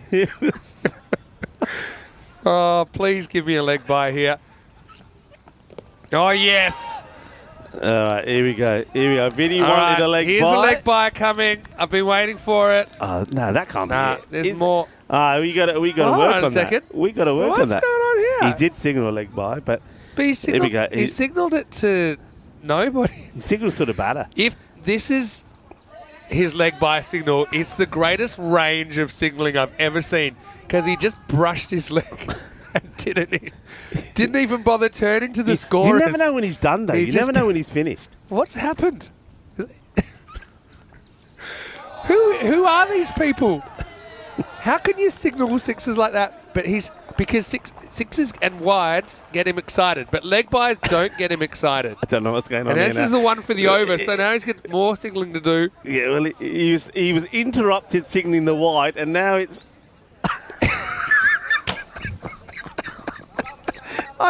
We've seen a lot of things. I tell you. But the thing for me is when he single leg bite, he took one finger, almost like he was flicking a little bug off his knee. A little ant of his knee. And that was it. Didn't even turn around. It's all right. See, that was the one for the over. Are you sure? Well, he's rewriting All right, the that books. one's hit. That could be trouble. And he's gone. Well, there you go. Kanesani holds out straight. No Amjad. He knew what he was doing there. He decided that he wanted to go very, very straight, almost like a Southern Cross field, slightly to the leg side. But that's a nice catch held. And President 11 with a very good opening partnership. Lingasumar and Kanesani will have to go for 42. And the score, 74 for 1. Yeah, Rijawula does pick up a wicket. And new batter will come out. And this is Abdul Malik. Jabakio, big round of applause for the batter who makes his way out. And not surprisingly, Kanesani gets the warm applause. 42 on 14. He's given his team the perfect start. 62 coming off the power play. They're looking, of course, to build on that. Yeah, here is Abdul Malik Jabakel. He's another guy we have seen in a French shirt before. So I'm at the ECC in 22. And, played a few games for France in 2023 on the network. He's not going to waste any time at all. Well done to Rijawula, by the way, because he has his first ever ECN wickets. Yeah, and, well done. It's a big moment for him as well. Right now, it will take us to the end of the over. Jabakel keeps the strike at 75 for 1 after 4. 75 for 1. Glad to report some brighter weather coming across here right now. Hopefully that will dry up the ground quite nicely. Hey, I know it's a bit early for food chat. Mm. Man, I heard you talking about cheese yesterday. Did you say Yeah. there's like 1,600 different types of cheese? There Something is, like yeah. that? So you could try it one every day and you could probably get through about 5 years trying Yeah, different cheeses. it's- I tried a few last night, went out for dinner. Mm-hmm. Went out with the sheriff, actually. And, of course, we had to try a French restaurant. Found quite a nice one nearby. Come back to that. As Suleiman Khan gets over number 5. And Jawakel just works this. Probably 2 here if he can turn quickly. And he does. Again, that's good intelligent running. But you know what I've gone for as well? I had to. You had to do it. The escargot, the Yeah. snails. Because Charles never had them before. And I got to say, they're very, very good. You know, with the garlic and the Garlic it's butter, very right? good. They have. I forgot though what the tongy things are for. Are they just meant to? You're meant to hold it and then you pull it. They give you a little fork to get them out. Do you know they have these like special tongs for them? I think maybe it's just to hold them. Yeah. You Well, think? but I found it easy enough to kind of leave them on the plate and be able to poke them out. Yeah, Anyway, I suppose they're a you got to be delicacy. pretty delicate, otherwise you'll crack the shell, right? Yeah. Maybe that's the idea. The sun's out now. So, a lot of people probably haven't had snails? snails, so they want to know They what they taste like. they taste like mushrooms. I'm glad you didn't say chicken. Everybody always says. Really? Whenever there's anything new that weird, people say, it tastes like chicken. Honestly, Mushroom? if you didn't tell me, Yeah. I would have said they just taste like mushrooms, like little mushrooms. Gritty or not? No, Because they're- you know it has to be a special type of snail. really. Yeah, it's they call it the Burgundy. Now, it's a bit like in Spain, of course, Spain, where I'm from, and you spend a lot of time there as well. Spain are very snails are very popular there as well. But again, particular ones, and what you'll always notice in Spain is whenever you have any rain, there's always people out afterwards getting the snails, because of course that's when they come out. Well, Ah. this one is lifted up by Zain Ahmed. He drags it from outside the off stump, but makes good contact. Maximo, 6 more. President still climbing into what looks like an imposing score, and Zalmi once again looks like they'll be chasing a bunch. Yeah, I mean, Zalmi, going by what we're seeing here, I think when they get the opportunity and they're winning the toss, they've got to try something different. Putting the opposition in doesn't seem to be working for them. And already here you can see, once again, could be another big score. Uh-oh, that's trouble with a capital T. That's a huge hit from Zain Ahmed. Maximo, 6 more. And then 90, not even halfway through. Computer saying 174. Who knows? Could be even more. Solid ball striking from Zayn Ahmed. Yeah, really good hit. I'm loving that technique as well. That's the way you taught to do it, isn't it? He does come down, he plays a Hollywood shot, but he keeps his body nice and straight. And I love the way he executes that shot as well. Perfection. Well, he almost loses his off stump here. It's going to get through the keeper. What's going on with the weather? It was just sunshine about 20 seconds ago, and now the rain's back. Not too heavy at the moment, thankfully. Hopefully it passes. Also, speaking of food, Birdie, watching from England, saying that they'll be treating me to jellied eels in Wimbledon. Ooh. Jellied eels. Mm. Yeah. I guess, You'll eat them. I know you. cultural You'll eat eating. You will eat anything. I like to try things. You know, it's one thing I've never tried. I have had the snails before because I've been to France a couple of times. Bowled him. And so Jamakel gets done. And so Suleiman Khan will break through with the last ball of his over. There's something to shout about for Paris Salmi. We just haven't been able to keep the opposition quiet today, really. As Zayn will get a new batting partner. Jamakel goes for 4. It's 91 for 2. Yeah, well bowled. I think he just takes a little bit of pace off that. And Jamakel will go. But I think this is the thing. The batters have to go out there, be positive. And you got runs on the board. Go out there and be aggressive. Yeah. And loving the attacking instincts of this player group here in France is what we expected. Mini sounder here, Mr. Maximo, with Rico Full live from Dreux, just about 80 kilometres to the west of Paris. A lot of people loving Rico's jumper as well. So talking of food, French food in particular. So I've had the snails. One thing I've never had, the frog's legs. Yeah. Yeah, interesting. I don't know about those. The thing is, though, I have to say this. Yeah. I know, even when I was young, and I know most people you talk to that don't know a lot about France, say, for example, always talk about frog's legs. But when you actually look, oh, that's huge. That is going into the woods. If you go into the woods today, you'll find a grizzly. Oh, that is huge. What a hit. And that is a wonderful strike. I tell you what, Zayn Ahmed is turning on the style here. But they're bowling badly to him. Look, they're bowling into his pads. You bowled into the pads of this guy, he punishes you. Yeah, it's exactly where he wants it. But what I was going to say, people always talk about frog stuff, but when you're here, you can't find them. You don't find them. You don't hear about them. So is it a myth? Is it just in one particular region?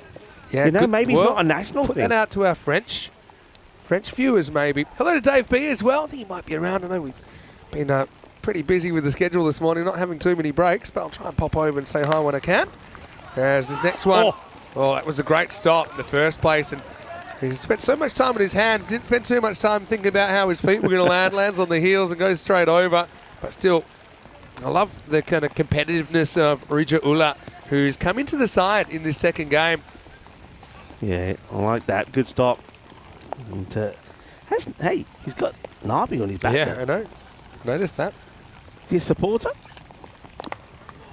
It's worked away on the leg side. Fielder's got to watch there. It's just starting to notice here, one or two fielders are starting to slip around a bit. That rain has come back, so once again the umpires and Charles, the sheriff, will be keeping an eye on this. But now, because it passed when it was quite heavy, you probably feel like this is going to pass. So, I mean, if it was to be, say, 5 to 10 minutes, then maybe you would. But you can see why you don't want to constantly be coming on and off every time it rains. Otherwise, it's just kind of wasted time, really. Now, it is raining slightly at the moment. Rijula. Can he pick up another wicket? Already picked up his first on the European Cricket Network. Loses this one badly. In fact, the keeper doesn't get a play on this. That's going to be 5 runs. It's the dreaded Minimo. Nasiri comes out, doesn't have to do too much except stand there, and his team gets 5. Yeah, it's not a good delivery. The keeper, I mean, he's trying to reach at it. Maybe he needs to get off the ground a little bit to try it. Doesn't really fancy it, and as a result of that, gets past Wakas. It's going to be the Minimo. I love that Mr. J. Grant has called Frog's Legs Kermit calves. Never heard them refer to as that. Anyway, Rija Ullah trying to close out his spell. Okay, this is high in the air. Fielder goes right back to the line and takes it. And that's exactly my Noman Amjad's there. So Nasiri is actually going to make a golden duck here because the first ball went down the leg side for 5. And he gets a bit of this one, but didn't quite have the distance, had the elevation, didn't have the distance to get past Amjad, who took a very solid catch down the ground. He's caught well. Probably needs a bit of help from his teammates though, Noman, if his team are going to be competitive in this one. Right now, it's 103 for 3. Well, he's on his way, and there's Golden Derek as well. And well done to Rujaula, who has taken his second wicket. So good work from him. Look, gotta say, it's not easy for a bowler in these conditions. I have to say, it's one thing I absolutely hated. I hated bowling when the ball is wet or bowling in the rain. I never did. Yeah. It was never really my best performances in the rain because it's difficult to do. And I know a lot of people, it's easy to say, well, just cut your run up, don't bowl so up. But when you're always into a rhythm of bowling of a certain number of paces, it's not as that easy to do. So he's done well here, Rijula. Well done. Maybe he's the rain master. Maybe. Now, we'll see this one. Attempted pull from the new batters, Arun Ramar.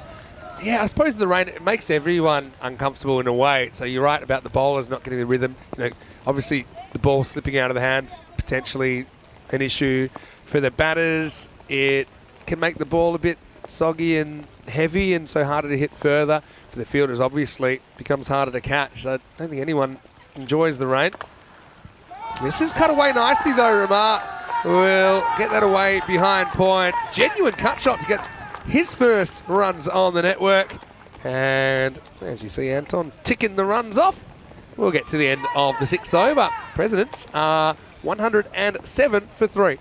Yeah, that was a nice shot. Nice way to get off the mark. I suppose you get the feeling here, I mean, already they're heading for a big score, but I think the innings here of Zain Ahmed now becomes quite important. Other batters have come and gone, and I think Zain Ahmed, he's set. He's got to really go on to get a big score here. Just noticing that the umpires have been in communication with each other again. Charles Croucher, the tournament referee, is keeping a good eye on things. It looks like another ball will go out there. You know the leg by signal, I think Martin might have put a video up that I might want to check out. But, you know, we were singing it before for some reason. Maybe, you know, like the can, you know, like the that's the first thing actually that came to mind here. Oh, that one. Yeah, okay. I've just watched the video. Like the leg guitar. They've got to come off here, really. I reckon. Oh, jeez, yeah, this is the heaviest. I reckon this will last more than a while. Yeah, look, you can even see the bowler when he bowls here. He can't get a good foot down. Yeah, they're going to come off. This is too heavy. Yeah, I mean, you know, what they've done so far has been good. Yeah, they've judged it right. I mean, this is now unplayable. It was kind of dicey, and you know, you give it a chance to stop, but it got really heavy. And again, you hope it's just a short delay. But yeah, 6.1 overs in, 107 for 3. It gives us a chance to have a chat to you here. So, look, yeah, potentially we're looking at a reduction here. Hopefully it's not a big reduction. If we've seen anything yet, it's coming and going. So hopefully it does go, and we don't lose too many overs, because it's been a pretty interesting start. Obviously, Presidents, their first time on the network. So they've got the cattle, don't they? They've got the players that we have seen be pretty solid on ECN, and yeah, right now you can see the notice is that we're going to have a delay. But, and look, Paris Salmi, they've had a pretty tough start to their morning. I suppose the good news for them, they've got a bit of time before they'll play again. Obviously this game's not lost yet, but they'll play 10 games. So again, maybe they can put a run together. They've got some talented players in there. Maybe they can work their way up into the finals and make a run. I just feel that maybe, I think I mentioned this before, they're winning the toss. Maybe, I think instincts tells them they want to chase. But I think when you look at the pattern of the way things have gone, maybe they're better off just saying, look, if we win the toss, let's be brave, let's bat first. It surprised me a little bit when they won the toss and bowled. Yeah, just because I think, maybe defending with runs on the board could have been the go. But I'll tell you what we might do is we might go to some of the highlights of that first innings so far. And then we'll go to kind of the halftime break kind of screen. But we will let you know if there's any kind of advances, if the rain stops, if we get back on. I know this is kind of almost exactly the same time yesterday. It is a that we difficult one lost. because, I mean, of course we want to play. The players, I can tell you from same as when we had the issue yesterday, players want to play. Yeah. But there's a couple of things you got to remember here. Safety. I mean, the safety of the players is down to the umpires and tournament referee. And also, the other thing is we got, another, 10 days of cricket Exactly. coming after Yeah. this. And the last thing that you want to do is play when the conditions aren't right and dig up the pitch, because that's going to have a long-term effect. So I think it's the good call at the moment. Hopefully, like we saw already, it will pass and we can get back on. And maybe, look, the way things are going, that Parasalmi didn't get a point out of the first game.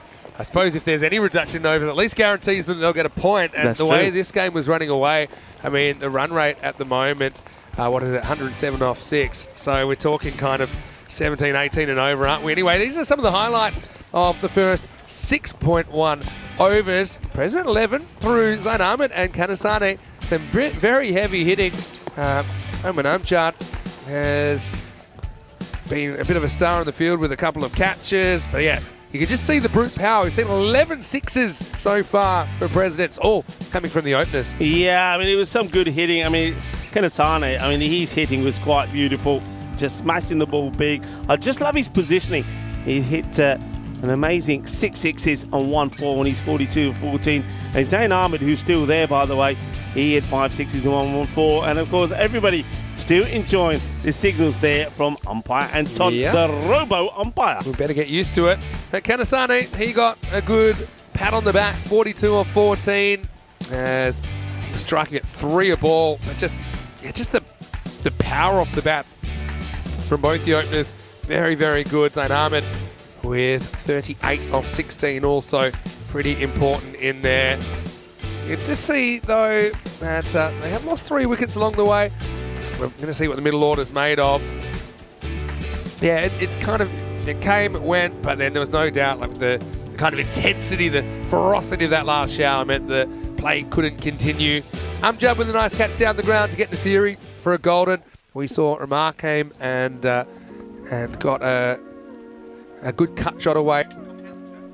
But that's where we're at the moment. 107 for 3. 1 ball into the 7th over. So what we'll do, we will go kind of to the halftime break. We'll let you know what the situation is. There's an outside chance that if it was to stop very quickly, they could still maybe complete some of the first innings. But I think the covers are coming on, and that probably tells me that we're unlikely to see Presidents batting again.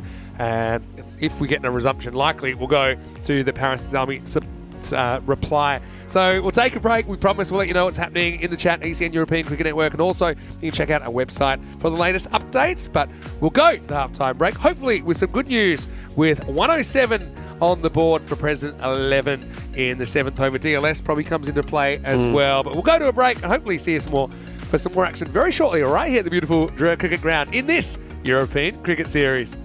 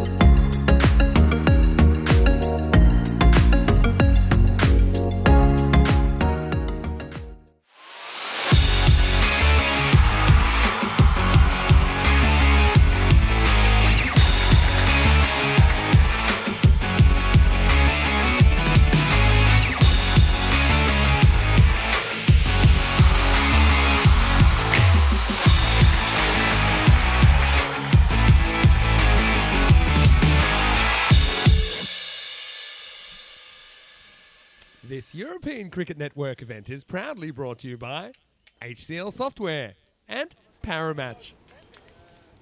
Hello and welcome back. And yes, that is the sunshine you're seeing on the screen. We went off probably only around 5 or 10 minutes ago with a big shower hitting the ground. But the good news is, actually, it's passed so quickly. We've got lots of blue sky now. And even better, we lost so little time that it was decided that the game will remain a 10-over game. So here we were thinking that we wouldn't see Presence batting any longer than the 6.1 overs, but they will get the opportunity to face the 10 and defend what looks like a fairly big score so far. They're 107 for 3 at the moment. Vinny Sandu here, Mr. Maximo for ECN. Joining me once again in the cube is Rico Fall. Well, I've heard of 4 seasons in one day, but this is like 4 seasons in 4 minutes we've had. Yeah, it's quite crazy the weather, but a similar sort of pattern that followed yesterday. But the good news is yesterday when we did go off, we weren't able to go back on. No such issues today, and no cutting in the overs either. So it still remains 10 overs and innings. And we resume it with Nouman Amjad. He bowled 1 ball off his second over. And 107 for 3. And Zain Ahmed on strike. And he was going big guns. Misses out on this one. It's that slightly slower delivery here once again from Nouman Amjad. But I reckon the key to a big score here is Zain Ahmed. They need to remove him pretty quickly. And if they can do that, I get the feeling that Zalmi, they give themselves a chance here. So this is a big wicket. This could be the difference between them getting to that 160 score or maybe staying around about that 130. Hits it pretty well on the fielder. Wow, a little bit unfortunate here. I just watched this from the corner of my eye. The fielder starts to come in getting ready for the catch, but he slips.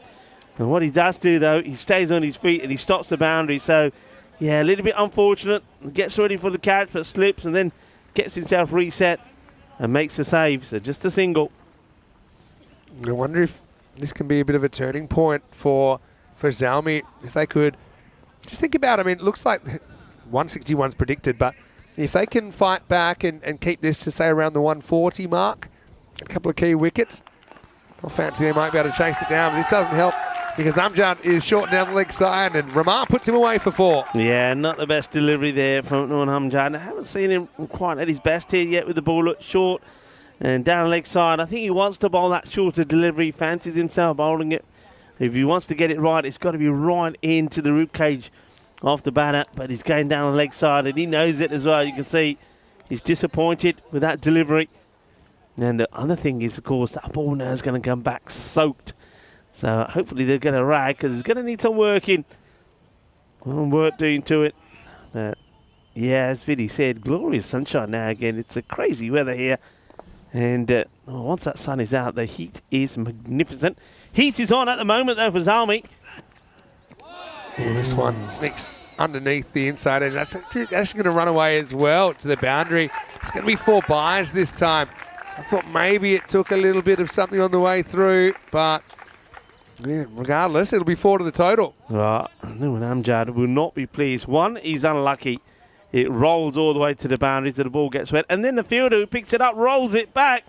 So it has a double roll, and now that ball is going to be heavy and wet. Yeah, not helping themselves, really.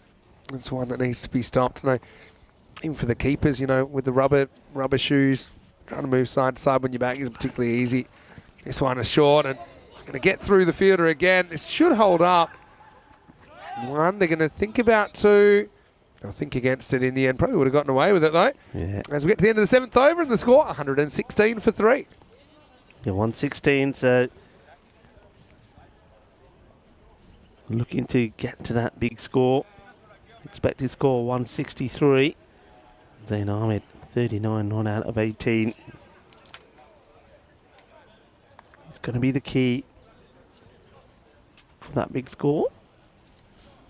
3 overs to go. This is what I'm talking about. If you could keep this to 10s, okay, it's not going to be easy, but you know, if you can start hitting your spots, you can get Zain Ahmed. Obviously, he's a bit of a key.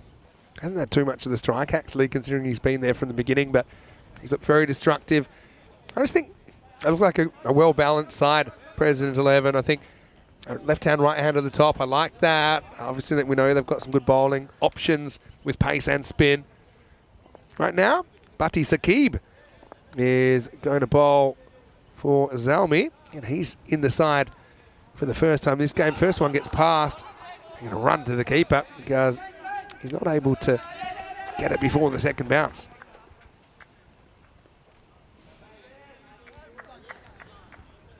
Parasalmi, I suppose because this is still a 10-over game, they're going to have to work for their point. It's not just going to get handed to them. And Bati Saqib, well, looks like he's ready for a battle, doesn't he? And, well, the thing is, though, it's short. And with no pace on it, it holds up nicely. And Zain Ahmed, he continues on his quest to get to a half century and get his team to a high score. It's another boundary, another 6 for him into the 40s now. Yeah, just so brutal on anything short. But also, when it's pitched up, he's got a really nice kind of driving technique as well. He's going to give bowlers a few headaches, Zain Ahmed, in this series, I'm sure about that.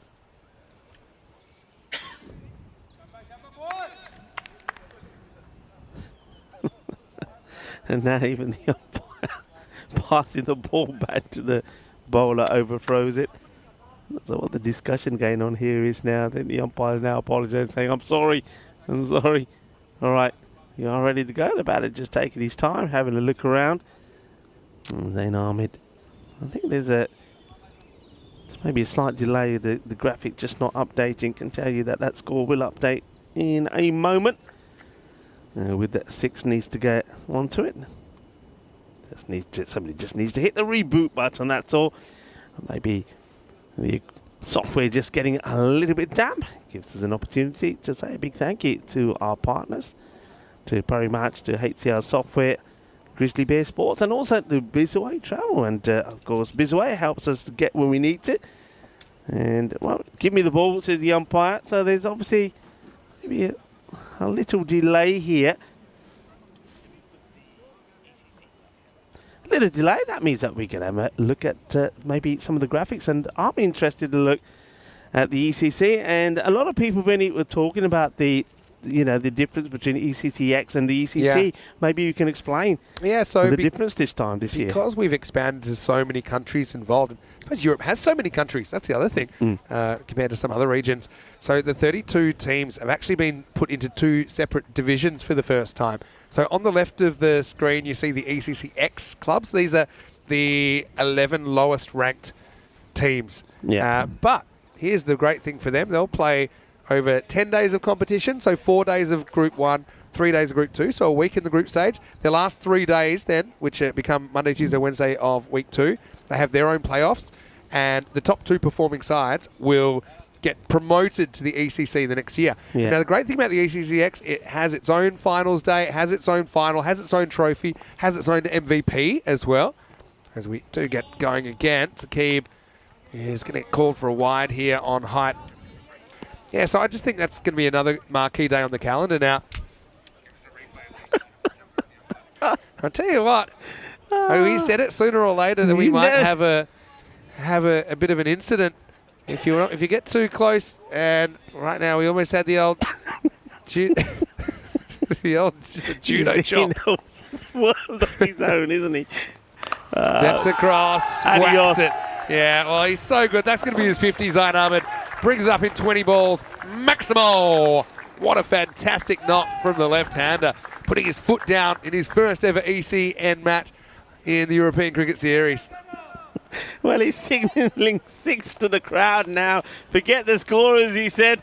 Oh, dear. Yeah, it's been a magnificent knock. Well batted. Felicidades. More padaya Zain Ahmed no apni half century puri gali 51 of 20. And one thing that he's shown here is don't bowl short to him, don't bowl at his pads. And that's one thing, unfortunately, that Zalmi haven't been able to do, is bowl a good line to him. You've got to try and get him outside the off-cutting. All right, high, a lot of width off at this time, and that's going to go all the way as well. 6 smash, Shaba. And a lot of people enjoying this knock from Zain Ahmed. And the umpire, well, he's still signalling. There's no stopping him.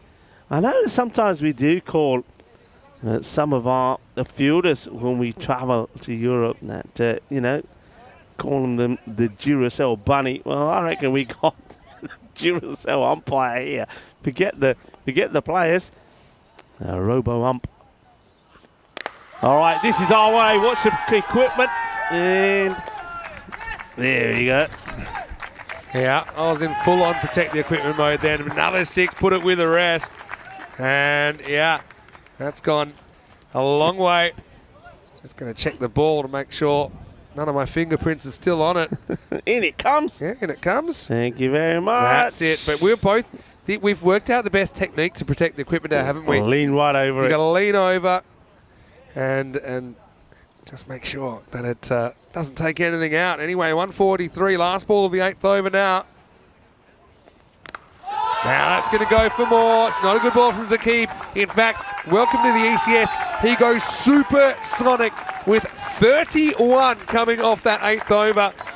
And we thought we'd never see the Presidents batting in this game again. We are, and they're still motoring. 149 for 3 with 2 overs left. Yeah, you got it. Another supersonic over there from Zakib. Remember that over number 3, which is a combination of Gujar, who had to be retired hurt. He's obviously got an injury, and Hassan came to complete that over. That one went for 34, so we've had 2 overs that have gone for 65. And just look at the score. We're almost at the 150 mark with still 12 balls to go in the innings.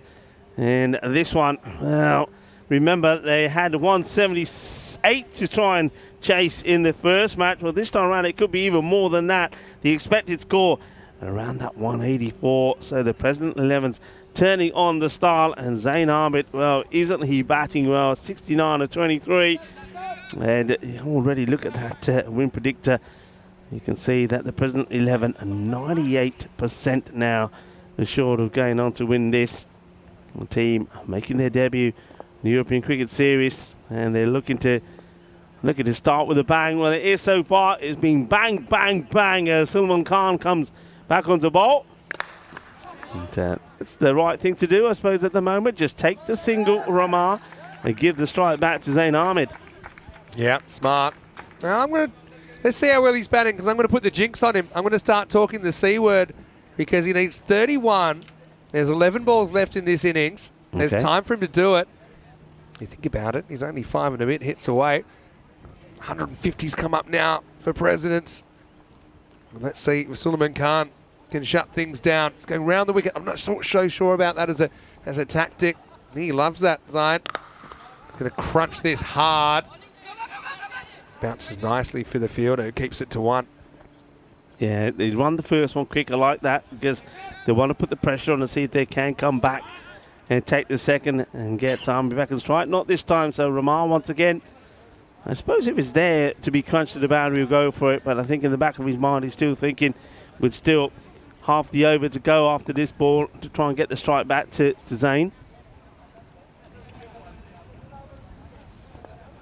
Let's see, 2 minutes or so left on the clock. Absolutely smashed by Ramar. He looks good as well, doesn't he? Just a single this time. You mentioned with the clock now, we kind of put it more or less even with what it was last year. We added some allowances for wickets, but what was happening actually, the innings were taking quite a lot longer than they were last year. So now there's 4 minutes allocated per over, so 36 minutes. And the idea is that you get through those 9 overs in 36 minutes, but you do get an extra minute for every wicket. But that makes sense, because the batter has 1 minute to get to the crease and be ready to face. All right. Big swing and a miss. Again, they get full to him. A rare dot ball, but once again, that's what I was talking about, Zain Ahmed. A lot of the runs that he scored, when you look at that wagon win of his, has been on the leg side. He scored a lot, hitting over square leg, hitting over cow corner. They just haven't bowled a good length to him in good areas. That's a good one from Sulman. But of course, the clock ticking down, that's going to be a concern as well. Yeah, it's good to see. I mean, they should be pushing it for time. The clock should be pushing the players, I should say. I think it will.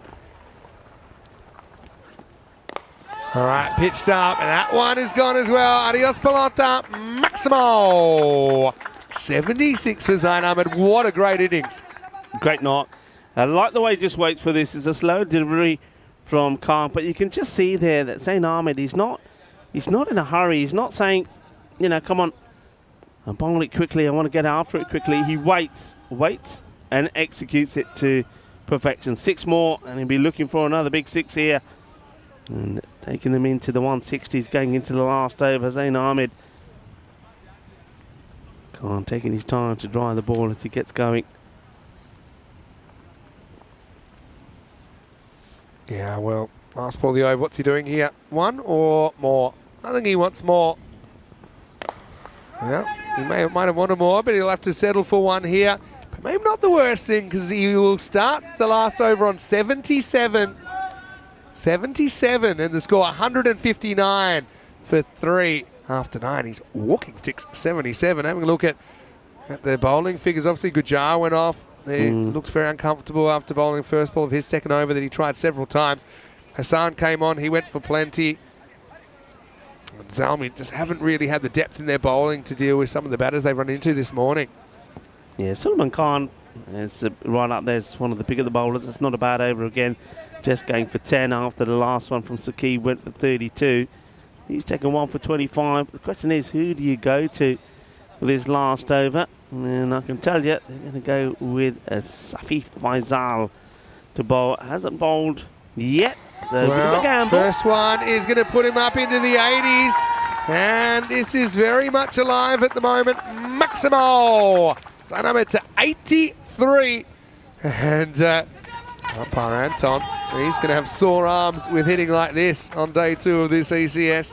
Oh, yeah. And just not bowling it right. So Faisal under the pump. 17 to get to the magical 100. Oh, well. Then you won't want to run here. You don't want to run. Well, you might get 2. You don't want to be running now. Is this going to be called a wilder? Does it touch? Yeah, well, okay. Nah. No way. Am I crazy? Okay, maybe. Maybe I'm not crazy. I think the bowler thinks it does because he looks at the umpire straight away and says, oh, right. so stand corrected. a bit of a leg bite, so you don't take that, do you? Not when he's on 83, and especially even strategically, you probably wanted him back on strike. So put it this way, take a ball for him to get back unless there's like a wide +1 or something. Or maybe it will wide. be. No, but it's taken, so it's got to be wide. Yeah, there's the wide signal. Watch over out. the head. Watch out. So imagine if he had to retire hurt because he gets judo chopped by the umpire. It's not the end of the innings that you want. Oh, he's going to bowl it again here. Faisal. Well, it does show that he can bang it in. Safi, he's got to get it in the right areas, doesn't he? Ramar, maybe looking to get main batter back and strike. Yeah, he does. That's well played. Intelligent cricket from Ramar. Put it this way, 3 sixes for 100. 3 sixes for 100. He's got 3 balls to go. He's got to be perfect. Look, if he does or he doesn't, I mean, it's still a brilliant innings. He's game for this, you know. He's had chance at the non-striker end to work it out in his head. Say, right, this is what I've got to do. And the field is getting changed here. So square going back, mid-wicket back, long on, long off. And a sweep on the off. Here we go. That's one of them. There's one. As you'd say here. And he's 89 now with 2 to go. Maximo. But again, round the wicket. He's going to gorge on that morning, noon and night. Yeah, that one I think it's gone into the forest as it goes through the fence. So looks like we're going to need to get another ball before somebody afterwards will have to go and try and retrieve that one. But yeah, they've just bowled at his pads. And most left-handers, they love it in this area. All right, here we go. The hunt for the 100 is on. 89 off 30. 2 more balls to go in the innings. All right, got to go again. Oh, high, and it's another one. That's out of here. Maximo. Zain Ahmed to 95 with a ball remaining. And it's 180. Well, this one is smashed into the trees. And there was a couple of squirrels up there just enjoying a little picnic. And next thing you know, all the nuts have been knocked out of the tree. And the squirrels are saying, what the hell's going on over here? As the umpire is signaling 6s all round. A ball to go. He's on 95. Are we going to see the first century here on the European Cricket Series in France. Hey, it could be history. It could be history in the making.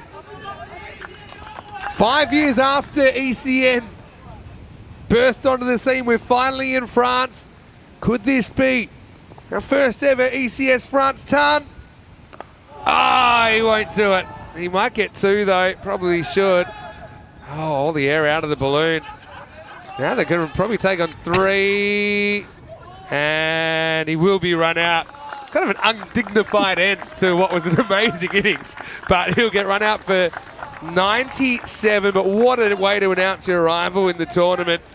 I don't mind that as well. They're kind of fighting for every run. But in the end, Presidents are up and about 182. And now that is the highest score we've seen in the series. Paris Salmi going to have to work really hard again. We're talking kind of high 120s just to keep their point. Well, they're staring at a big donut from the first day of their campaign. What a wonderful knock that was. And it was exciting to watch from the word go. Just hitting the ball out of the middle.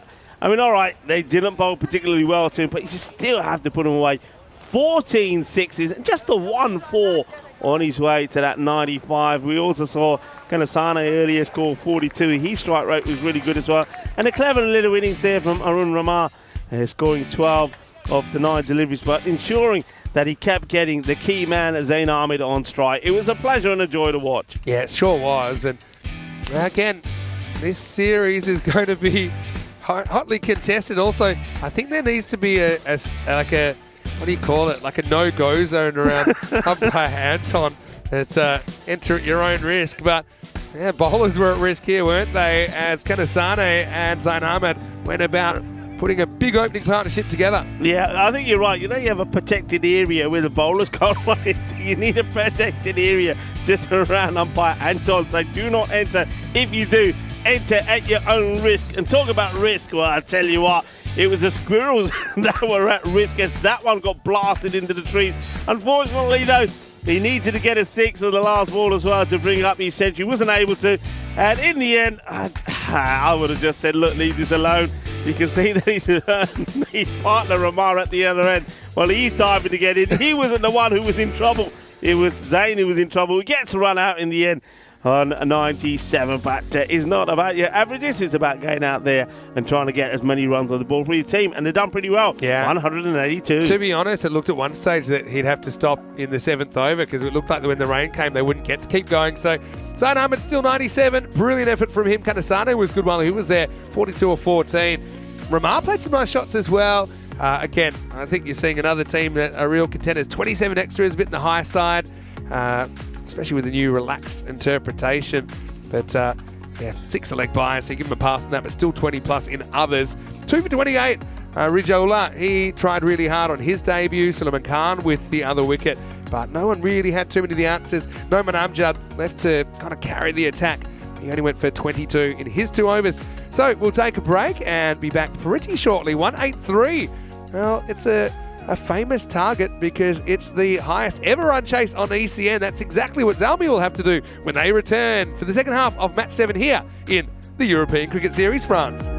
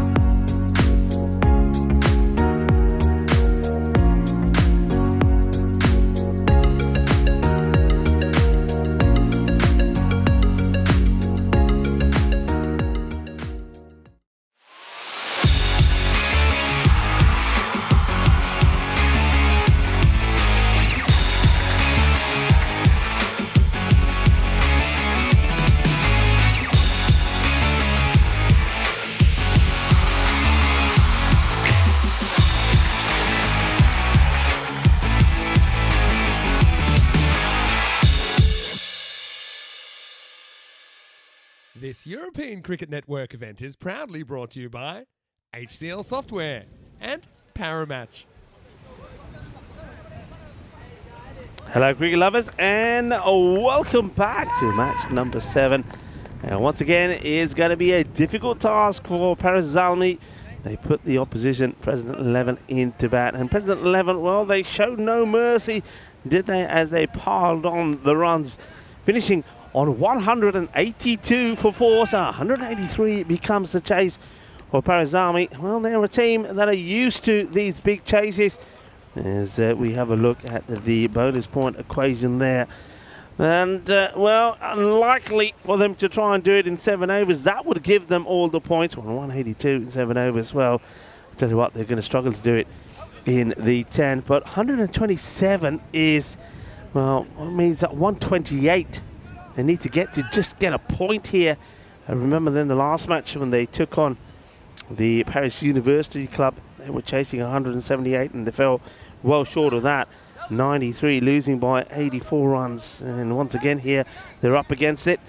You can see there this time around that the captain, Numan Amjad, has elevated himself up a little bit further up the table. He'll be at number 2. Now, he's a guy that if he gets clicking and can score a big runs, and that's what they need. They need somebody to score big runs for them. He was unlucky when he was run out in the last contest. They don't go with Raza Hassan as the opener. This time it's an opportunity for Ishan Javid. But they need a good start. A good start gets them right up there. And that power play, and that's the problem that they had, I think, in the last match. They didn't lose any wickets, but they didn't get quick runs in the power play. Maybe that's why that Judd has put himself at the top of the order. Welcome to everybody, wherever you're tuning in from. Hello to a lot of people around the world that are enjoying the action. They're coming to you from the, I suppose, the country that is associated with love is associated with snails. With Vinny Sand, who had some snails yesterday. Cheese, frog's legs if you want, the Mona Lisa, and the Eiffel Tower. Well, it's Eiffel Tower's a long way up. It's a big climb. And this is going to be a big climb for Paris Zalmi if they're to get anywhere near this. And Javid gets a single, gets off the mark. So now Javid gets on strike. Got to go big here as the sun comes out again to caress this beautiful ground. Lovely to have you all with us. And hello to Rob Thompson, Steve McVeigh in the chat as well. Hello to Rifat. And the Cricket World, I think Cricket World on the chat, the Cricket World is literally enjoying the umpire as well. All right, opportunity. Oh, well, I get the feeling here, a direct hit, and he's a goner. And even if the keeper there, Nazane, could have got a little glove and directed this onto the pegs, it would have been close. Hesitant running. And yeah, look, you can see there quite clearly, direct hit, or if the wicketkeeper could have got there, it would have been out. Watch it again here. Kanasane, though, I reckon, I don't know, I think he maybe should have done a little bit better than that, I think. Okay, it's well hit, and it gets through the fielder. It's going to be 4 runs. 4 carreras. And disappointed, the man who gets beaten by the Grizzly. First boundary, and it comes off the bat of Ishan Javid. Iqbal Hussain, the bowler. Yeah, a lot of people loving the action, not just from the players, but from the the umpire as well. Straight to the field, I'd be disappointed there. Either side of the man, probably going to get him a boundary. But straight at him, it's not going to get anything there.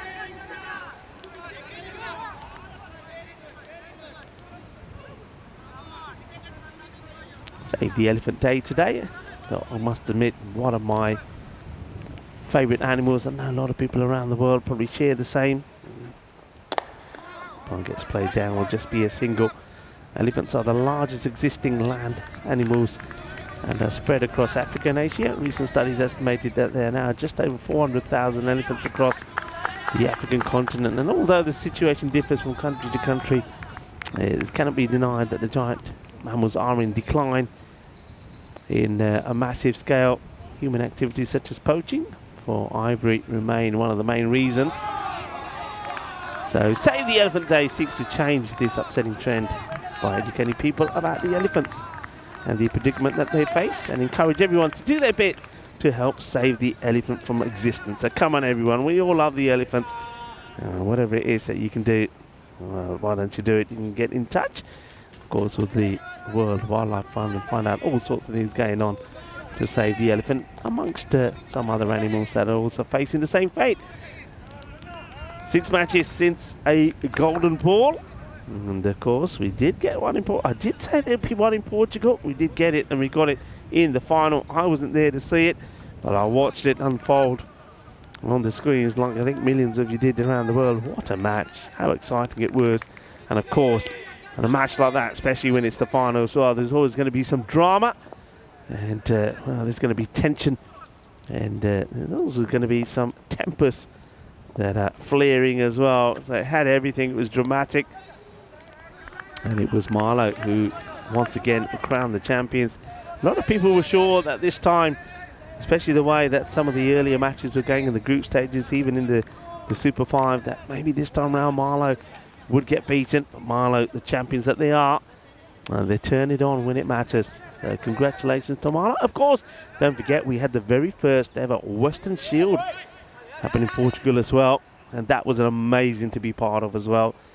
The British and Irish Knights taking on Team Europe. This one they asking the question, and the umpire, I think this time signaling no, going down the leg side, but it's a good delivery. And Zahiri is the bowler. Yeah, so that was fantastic, the Western Shield. Yeah, it just gets a little bit too much movement. It starts to move late, actually.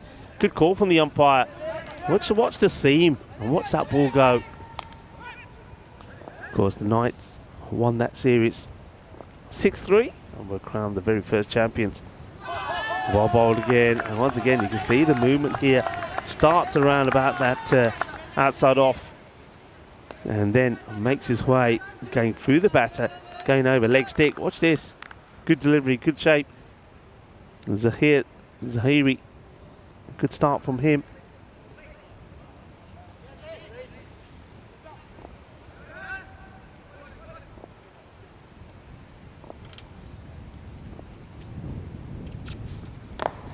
That's nicely played, and this one is going to make its way to the boundary as well. So a couple of nice shots from Ishan Javid. That's his second boundary in that same area, but well below where they need to be. 12 on the board of 9 deliveries. You can see the equation, 171 or 51 balls, so they need to be going at over 3 a ball. That's going to be very, very difficult to do. That means they need to be going at 20 per over, more or less, from here. That's pretty high. It's been well hit, and it's a good save. I just would like to see this side on as well. It's just worth having a look at the height of this. And it's been well struck by the batter, well fielded. Let's have a look at the height. And okay, and I reckon that's one that might be called, because I don't think the ball is on its way down. It's pretty high, and we just saw the side on of that one as well. And I think they're having a look at this and deciding it's okay. I think he gets away with this, Zahiri. I don't think the pace you're bowling, you want to be that height. Oh well, nearly takes a one-handed grab, and oh no, wow. He might have been invincible with the bat, Zayn Ahmed, but in the field, he gets this one completely wrong. You can see what he's trying to do. He's trying to get there and push the ball forward, but it all goes wrong. You might see a good look of this here. So he comes across, fingertips to it, and in he comes, wants to push it forward, but totally misses it and loses his hat in the process as well. Not only the grizzly, but also the cap. Makes his way over the rope. And taking it on. And they'll get the single. Hold it, hold it, hold it. Here's the call. No need to throw it away. Don't want to give any extra runs away. It's the end of the over. 18 without loss. But, well, they're way behind where they need to be. This is the way it's looking at the moment. And of course, you can see that the Paris University Club registering their first win and getting 4 points. So they're right up there with a number of games in hand over the Greeny Vipers, who at the moment currently sit top. But remember, we will see Paris University Club back in action. They'll be taking on Dreux, and then also they'll play President 11 in the final match of this day 2 as well, match number 10. And they're going to be 2 cracking matches, I can tell you that. Dreux, of course, we all know about them and their firepower, and some household names will be playing in that fixture against the Paris University Club. And then, of course, we've seen the strength here of the President 11, who will be facing the Paris University Club later as well. So plenty of matches coming up. And the next one, of course, is once again the Paris University Club taking on Dreux, and the Paris University will know that they have an opportunity of going right to the top of the standings if they're to get a win over their arch rivals Dreux.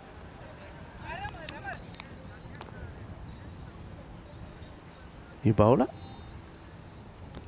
starts with a gundy ball down the leg side. It's missed out on the batter, just too eager, I think, Amjad, to get this away. I can understand it. He wants to get after the bowling, but you've got to just take your time as well. Don't panic, don't rush into the shots.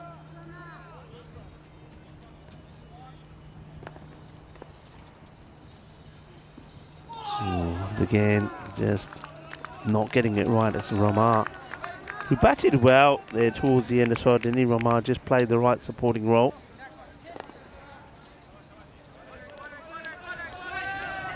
And Steve McVeigh putting a question in. I like the questions, Steve. Keep them coming. I like these sort of trivia questions. And the answer. Played away, chases on the Iba. And there's the slide, and this time it's Zayn who comes across and doesn't make the mistake. Does make the stop, and the good stop. It's when you've had a bit of rain on the field and you're playing on the ground like this with the outfield is lovely, this is what you want to see. You want to see the sliding stop. Well, there was almost a sliding fall from the fielder running towards it. That was Zai. Okay, what's going on here now? It looks like a bat change.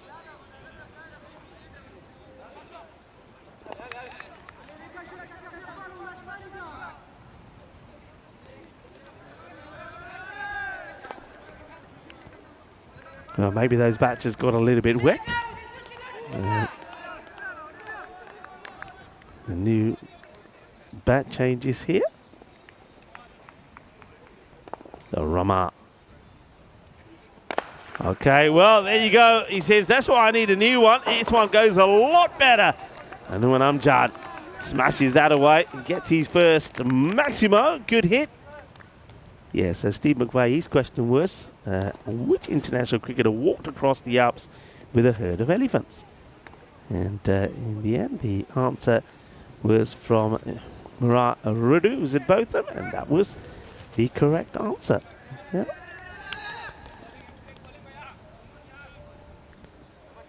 Lovely sunshine once again here. The Drew ground, hopefully it sticks around.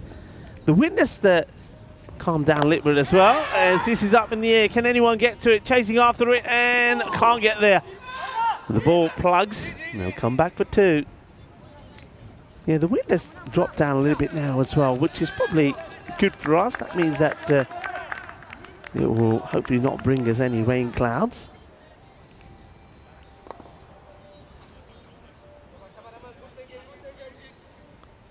So Arun Rama.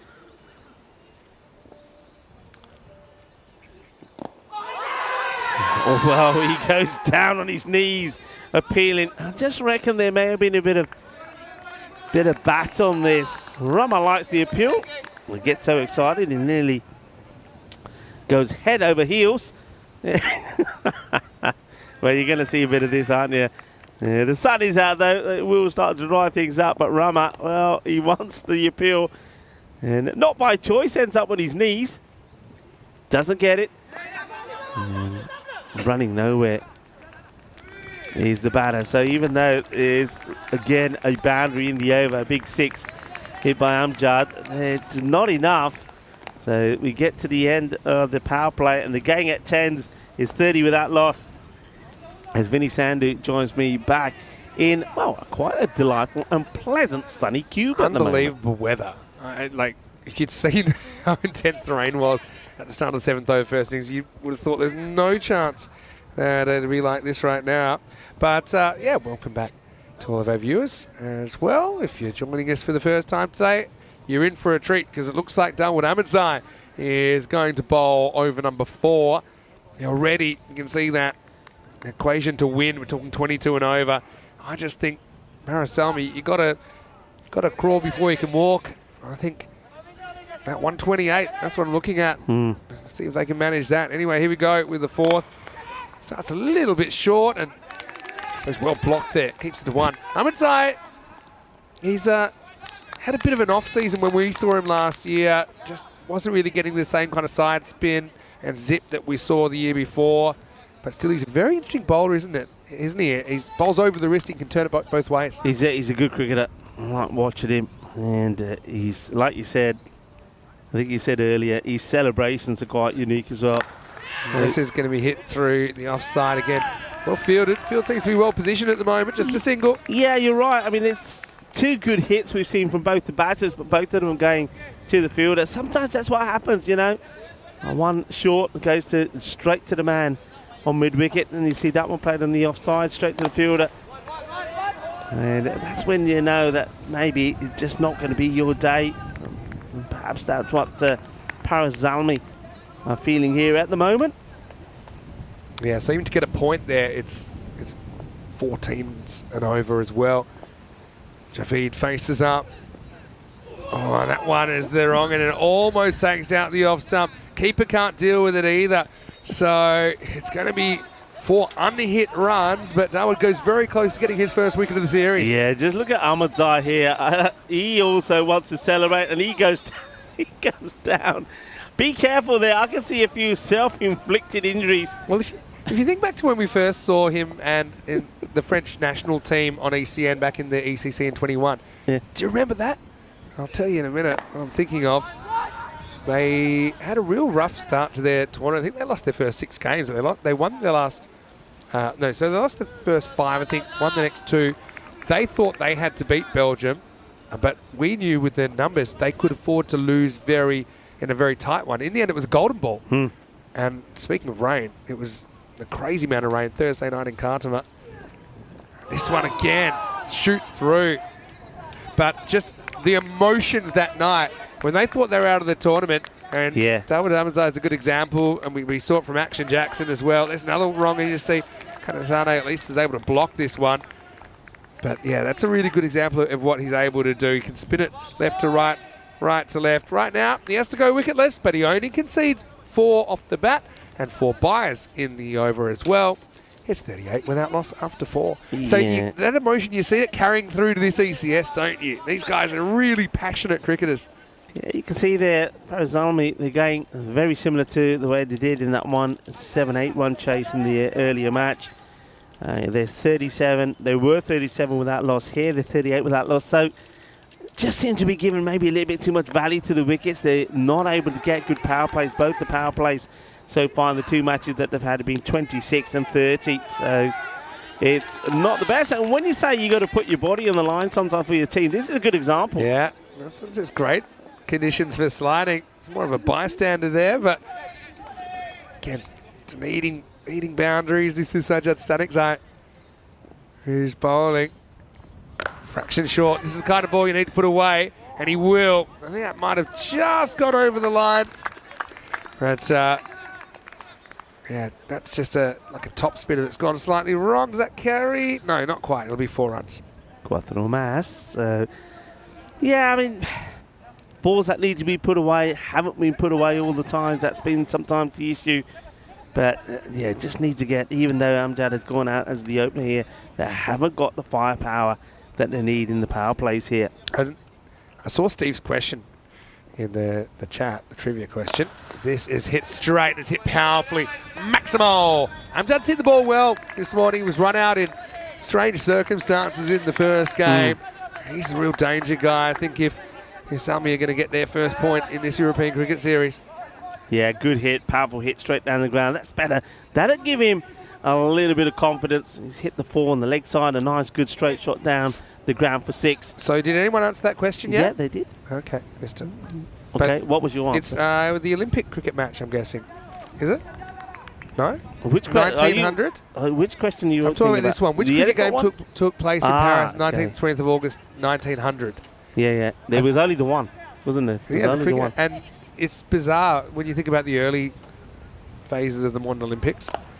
As this is going to be lifted away. Pretty good hands out there from Aaron Ramar, who is able to keep it to 1. Yeah, but obviously the Olympics returning this year to Paris. There won't be cricket in it, unfortunately. But yeah, I think it was like an English expats team versus an English team, and retrospectively, gold medals awarded for that. It's a missed stumping opportunity this time. Just certainly struggled with some of these wrist spinners so far. I think the thing is, Lingaswaran behind the stumps, I know he's kind of a part-time keeper at the national level, but he has to stay lower longer. You see how his gloves come up a little bit too quickly. Just keep that centre of gravity low. That's better, but again, doesn't quite gather it. And we'll get to the end of the 5th over. 50 without loss. I'm loving the spin options here. I'm done with Ahmedzai. Yeah. Well, no, is this He's walking off. Maybe he's retired out or is he out? Has he been given stumped here? Unless it bounced onto the stumps or it bowled him. I think it might have been pushed onto the stumps there. And now I think he's just retiring himself out because he looked like he was in his crease to me. Let's see. He's in his crease. Yeah, he's in his crease, right? I think it must be a retired out. So must be. Yeah, but well, he has been out there for 15 deliveries and he scored 14, so it makes sense. And look, we saw Hanuman Amjad do this before, didn't he, when he was batting? But the thing is, though, when he did it in that last match, the man that was retired out was the highest scorer. It was Farhan Ahmed, who was on 21 or 13, and he got retired out. That didn't really work for them. So, all right, he's keen to do it. 50 for 1 after 5, and chance. And does he take this? Oh, I think it bounces just before him. That was absolutely smashed. And Ahmedzai, well, if he held on to this would have been the wildest celebration you'd ever see. Let's see this again. So, hits hard, he gets a hand onto it, but he just can't find it second time round. Yeah, that would have been amazing. Tough one. I love watching Ahmedzai bowl. I just think he's a different kind of bowler. I like that length as well, where he's trying to draw the batter forward into a mistake. But it wasn't so full that was comfortable to drive.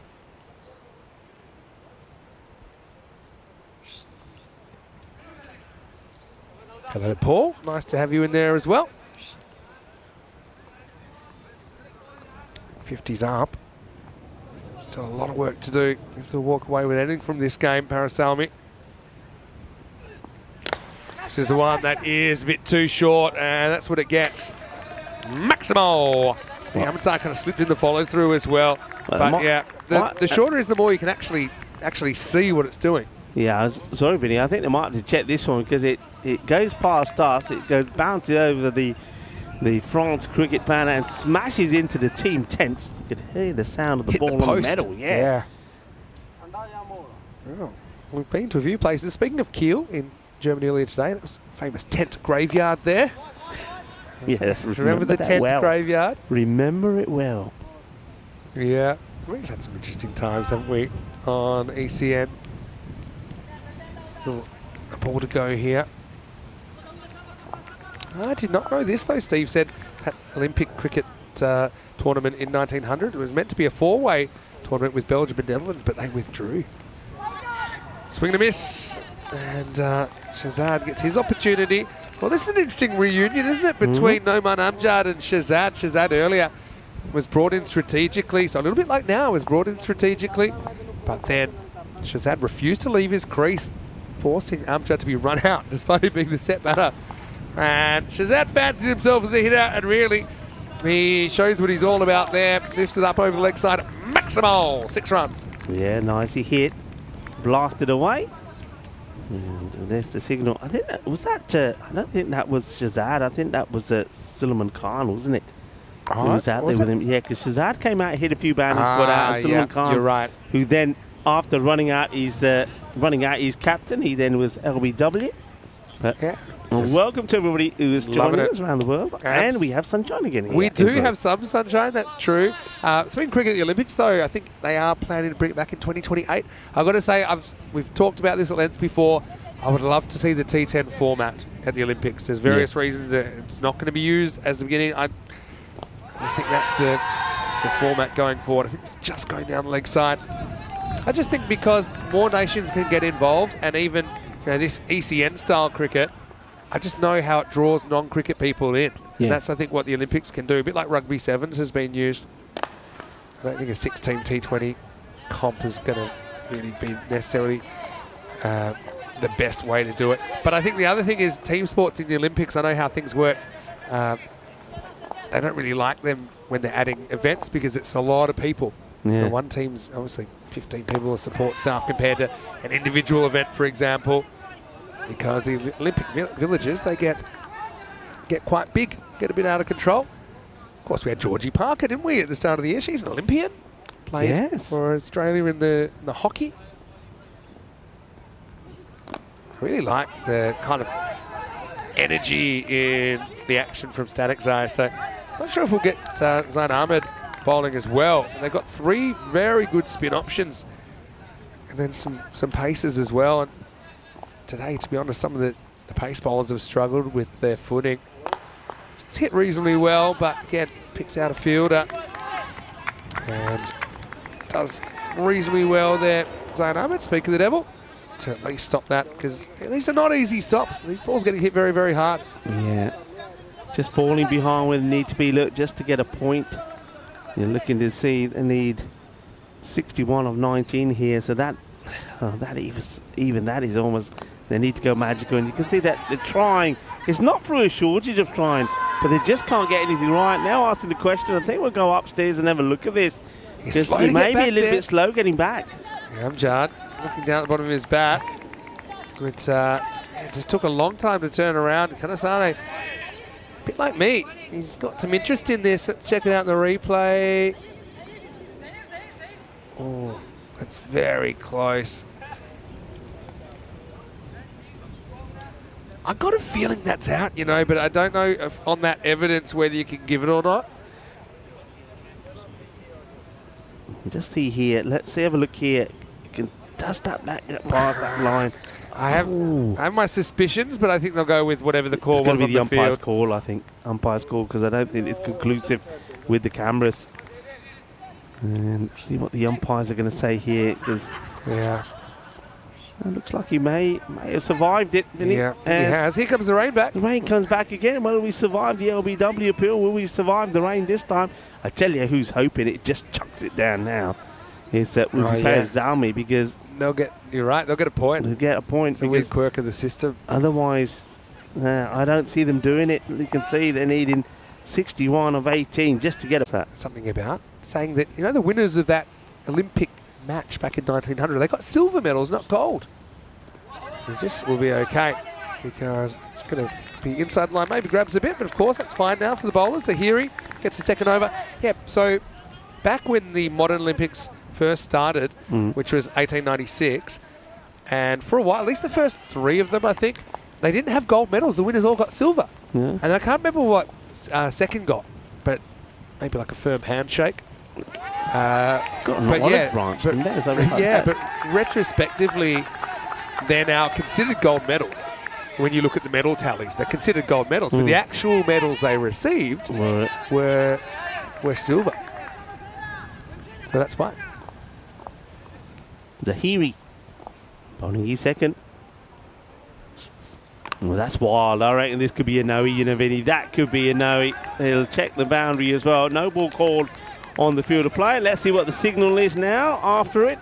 It will be a no ball 4. Yeah. And so, speaking of the Olympics, some of the signalling wouldn't have been out of place at the 1936 Olympics if you know your history. Just saying. You're a naughty boy. I know exactly where you're referring to. Jesse Owens? What do you gold medal there? I like it. I just think we might need a slight variation on the 4. There's the umpires. Do we get the free hit signal? Sign language between I the umpires. forgot to watch for the free hit signal. What? Oh, it's good. Six, It is was it? given a 6, so it was a 7 up. Let's go Poogie Oogie. Fair enough. And go to the dance floor because that's what the umpire Anton is doing. Oh, I like it. So we can put a good. I tell you what, we've got to put a good little clip on social media this I night. actually think he's got a signal for a dot ball as well, where he just acknowledges. I don't know if you can see this. He even is like the way he looks at his counter. It's It his looked little clicker. looked like he was bowing like a Japanese businessman there. But anyway, fair enough. 3 to come. Oh, this is pretty high as well. I reckon he might be okay in this one, but it's worth having a look at. He's a little bit. Watching him, you could play the old DISCO, and he's got all the moves to it, you know. Yeah, see, look, his waist is kind of around the Let's Play Cricket. It's probably just... Maybe just just okay below. with it. But yeah, not far away. Tahiri, it's gone for 19. 2 balls to go for him.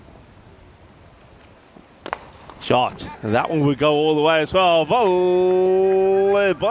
So, Captain Noor Amjad is trying his best to try and get them something. He moves to 44. And that's the end. At the end of the over, still a ball to go. Still a ball to go in this one. So, Zahiri, second one, not quite going to plan. Steve's got another one, which I actually knew this as well, that the gold medals at the Olympics these days, they're not solid gold. They're just covered in gold, but real gold. They're not kind of gold all the way through. It's not like a golden nugget. Not quite, but still very sought after. You'd say that they're worth more than gold.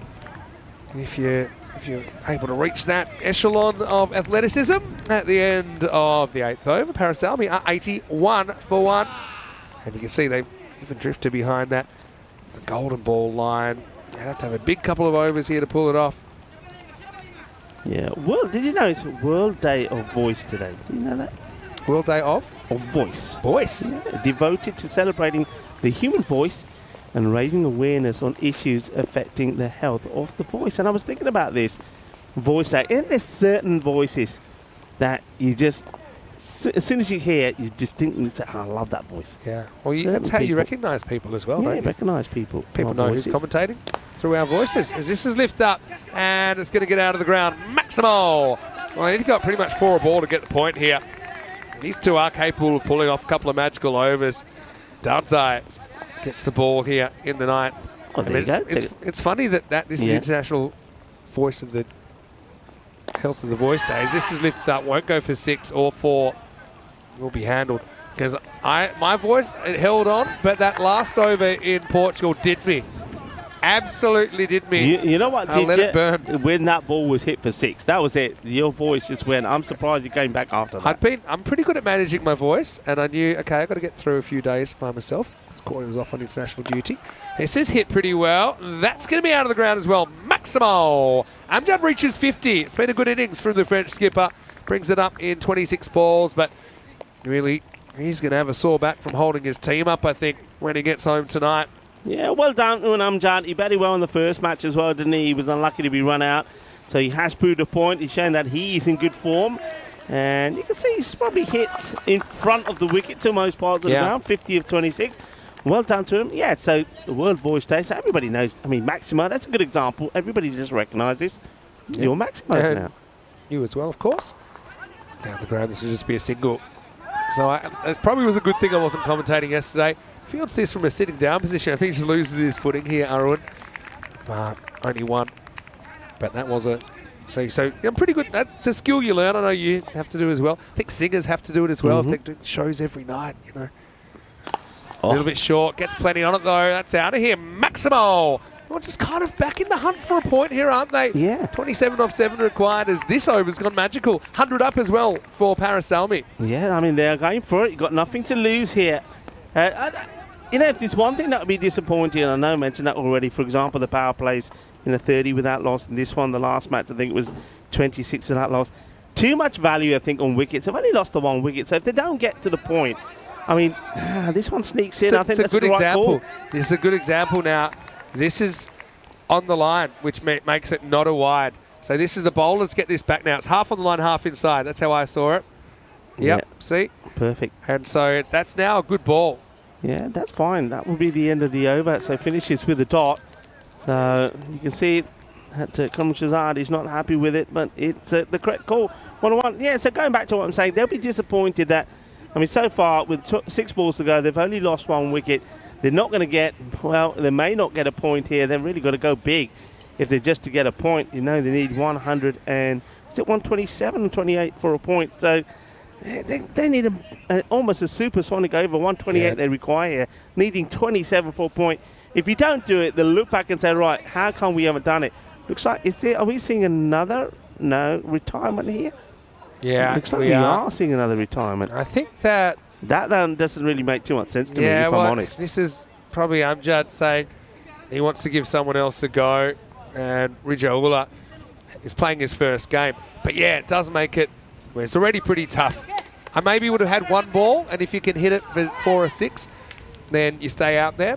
Is this the first, after this ball, I'll put this question to you. I think I know the answer myself. If this one gets played up, it's going to be no, it slows up. They're going to come back for 2. He's going to have to hurry. Yeah, looks like he gets there. I reckon this is the first time. We've only seen 2 wickets, both retired out. Yeah, actually, you might be right. I will think of one other time. I think it might have been Austria versus Spain. Is he put his foot down here? He's in the air. He's out. He's gone. He's out. I reckon he's gone here. Look. They appealed, he doesn't put anything down here. I reckon he's gone, like no doubt. Because you can see he's not down yet and the stumps are broken. I saw this straight away. Yeah, he's going to be out for a golden 1. I'm telling you this right now. The only question, did they appeal? Was the appeal? I heard a shout at the time, so there has been an appeal. There was an appeal, a little appeal there from the keeper. I reckon he's going to be gone, unless there wasn't an appeal. They're going to have a look at this. If we have a look, so basically here, remember, even though it's gone past the line, nothing's gone down. Look, bats up, foot's up, bells come off, batter in the air, and if he's not grounded anything, that's gone. He'll learn a lesson here. It won't cost him too much today, but he'll be out, I'm sure. I'd be very surprised, put it that way. Yeah, it's a basic thing. Well, they're still having a look and a good I don't talk see about this. What's the only thing I think is they didn't appeal. But I heard them appeal. They yelled at the time. I reckon there was an appeal there from the keeper. He took the bails off, had a look at the... Thing is, why are you taking the bails off if there's no appeal? Did they not appeal? Huh? I heard them at the time. Well, this gets played away. Here's the chase. And that's going to be a 4 runs, 4 carreras. Well, we've heard they didn't appeal, so there you go. There was an appeal. No. Hey, if you're a wicketkeeper, I'll put this question to you. You're behind the stumps. Why are you breaking the bails? Why are you taking them off? Yeah. Because you're trying to get the guy out. Anyway, well done. He's going to get away with it. That was strange, though. I'm sure I heard a shout. I think there was an appeal. When you look at it again from the wicketkeepers, take the bails off. Anyway, at least we know why it wasn't out. So they looked at it. But the funny thing is, you can appeal up until the next ball's bowled. So someone, when they looked at it, they should have been saying, how's that? How's that? So that's the situation. You can appeal up until the next ball starts. So I guess, look, does it matter? Probably not too much. That probably is going to hurt a little bit for Shahzad.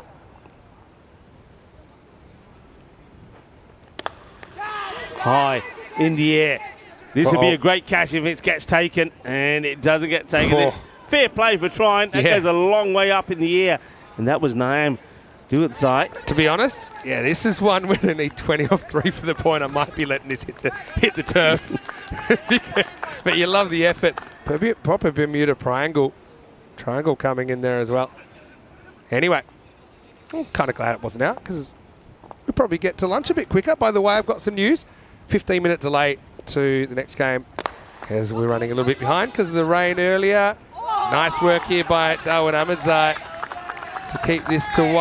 Love that enthusiasm. Yeah. Hey, let's think about this first performance though from President 11. It's a very, very good performance, isn't it? With them putting big runs on the board, looking professional in the field as well.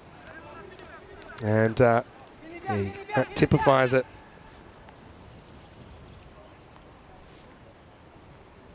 Nice ball coming up.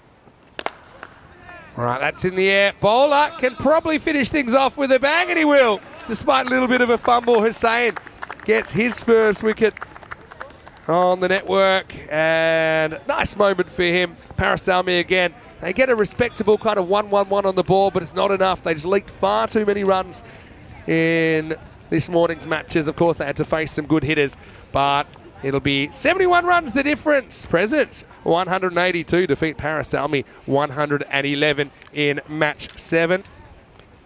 And well, the next game, cannot wait for that to start with Dre, the 2023 champions on the park. Have a look at some of these names. We know them very well. Ahmed Nabi, Hamza Nias, Mohamed Nisa. What a top 3 Rafa for. Pretty much it's their team that we've seen at the Carter Oval. Paris University Club at the Carter Oval actually beat Dre in a golden ball. And so that's coming up. And 15 minutes delay to what you see there. It's starting in 15 minutes. Yeah, one guy that I can't wait to see really is going to be Tabish Bharti. He's somebody that always performs on the network and performs for his team. And that one, of course, is coming up. And like Vinny said to you, just 15 minutes later as we have a look at the highlights. But once again, unfortunately, if we saw that one from Zayn Ahmed, he dives past it.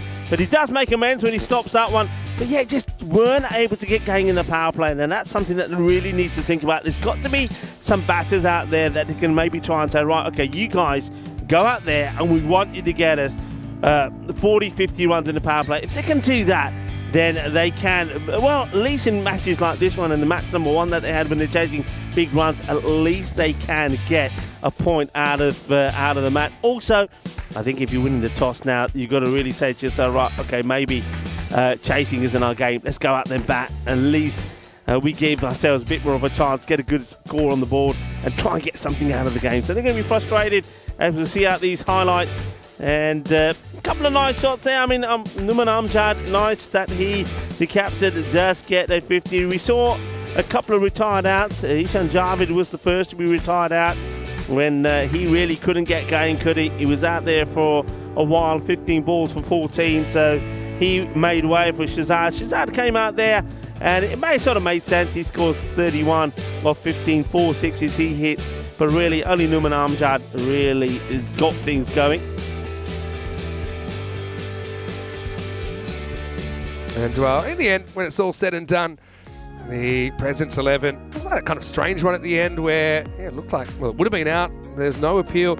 And listening back, I must have imagined the appeal because apparently it was radio silence on the stream. But yeah, 1-1-1, not enough for them to get the point even in the end. 2 retired outs there, and yeah, that's the thing. They won their game easily, their Presidents, but actually took 1 wicket. 3 fell because of the 2 retired out dismissals. Iqbal Hussain with 1 for 17 was pretty good, wasn't he? And yeah, I liked some of the spin options. We didn't see Zayn Ahmed in the end, but he could have been available with his left arm tweakers. Dawood Ahmed Zai, I think, bowled pretty well. I liked what I saw from Sajjad Stanek as well.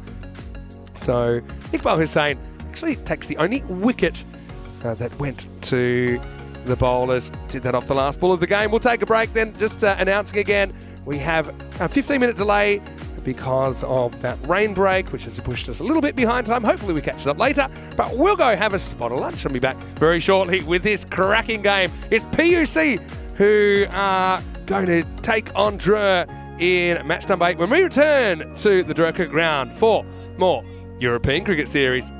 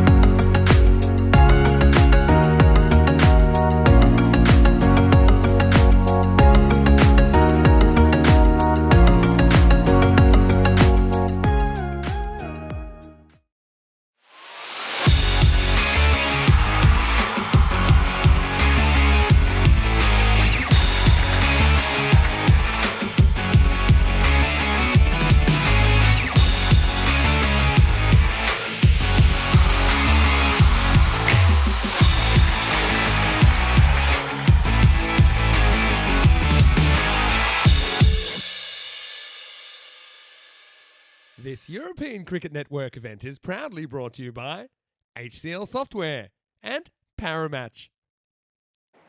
Hello and welcome back. Time for match number 8. And I've got to say, when I saw the fixtures of this series, I was looking for this game. And this game in particular, match 8, will see the two teams we saw representing France at the ECL. Only last month, it's going to be the Paris University Club versus Dre Cricket Club here. Of course, Dre are European champions of 2023, and that's why France had 2 spots in that ECL just last month. So this is going to be a banger of a contest. Let's see what happens at the coin toss. Charles Croucher has the 2 captains. True to call. Tails is the call, and it's a head. Bat first. So William Singh of PUC has won the toss and he's elected to bat first. I think that both teams wanted to bat, put some big runs on the board. Now, I don't have to tell you this, it's not the last golden ball anymore, but before that golden ball in the final in Portugal on Sunday night, the last golden ball before that was these 2 teams in qualifier 1 of their Group D finals day. It was 120-120, a tie, and in the end, it was PUC that won the golden ball with a scrambled run out, as Mohamed Rafa wasn't quite able to get back for the second run in golden ball 56. PUC already, we've seen them on the park this morning. They put some big runs on the board. They got a lot of talent there. You see how they trust each other. Tassin Al-Safi, he lived up to his billing. But Dre, I mean, it means that Ahmed Nabi, fresh from Team Europe just a week and a bit ago, he is back on his home ground, hoping to make the most of an opportunity at the top of the order in the second innings. So Dre, we know that they love to play a certain way. These 2 were the top 2 teams in France last year. They'll do battle in match number 8. PUC winning the toss and batting in this one. Can't wait, Rico. It's over to you.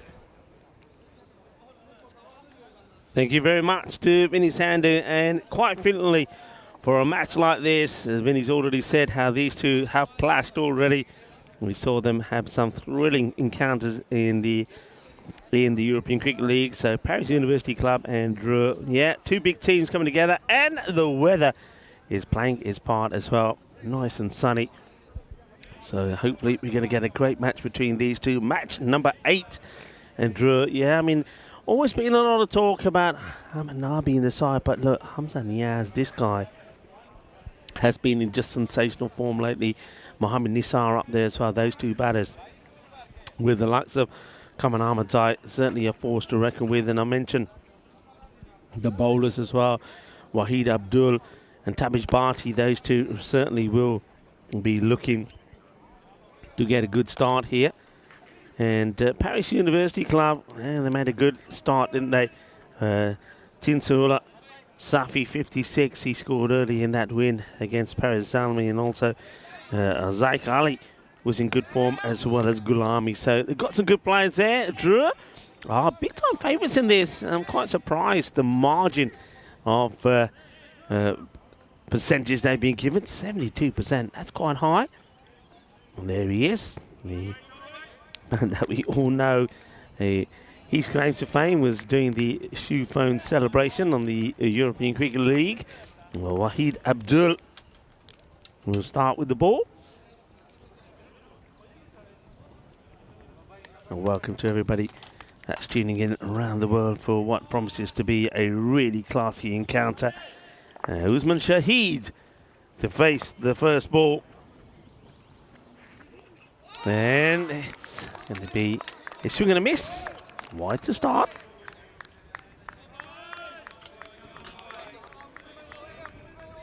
Beautiful sunshine now. And looking to my left, where a lot of the weather seems to be coming from, it seems like the weather's going to stay nice as well for a while. Just clear blue skies coming our way. Abdul once again to Shahid. In the air. Fielder should get there. And, oh, well, dives trying to take the catch, not able to do so. That's Nabi coming in. And that could have been a spectacular start. And, well, Nabi charges in, gets the dive in, but can't hold on to the catch. So, Shahid gives a chance. Nabi not able to hold on to it. That's been crunched away. Chases on there on the Eva. And, well, that's one way to do it. It wasn't what he was backing on. But Usman Khan makes the stop. He slides. He goes down. Fortunately for him, he doesn't slide on top of the ball.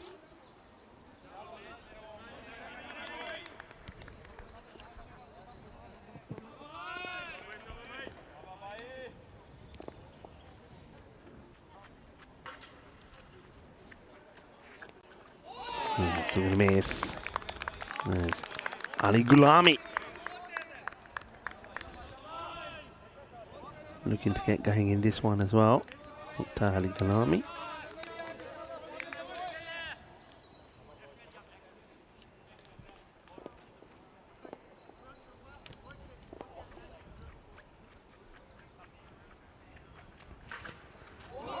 Just moving a little bit too much, and well, the ball gets through the keeper. I'll take some buys here. That's Amir Zahir behind the stumps for Drew.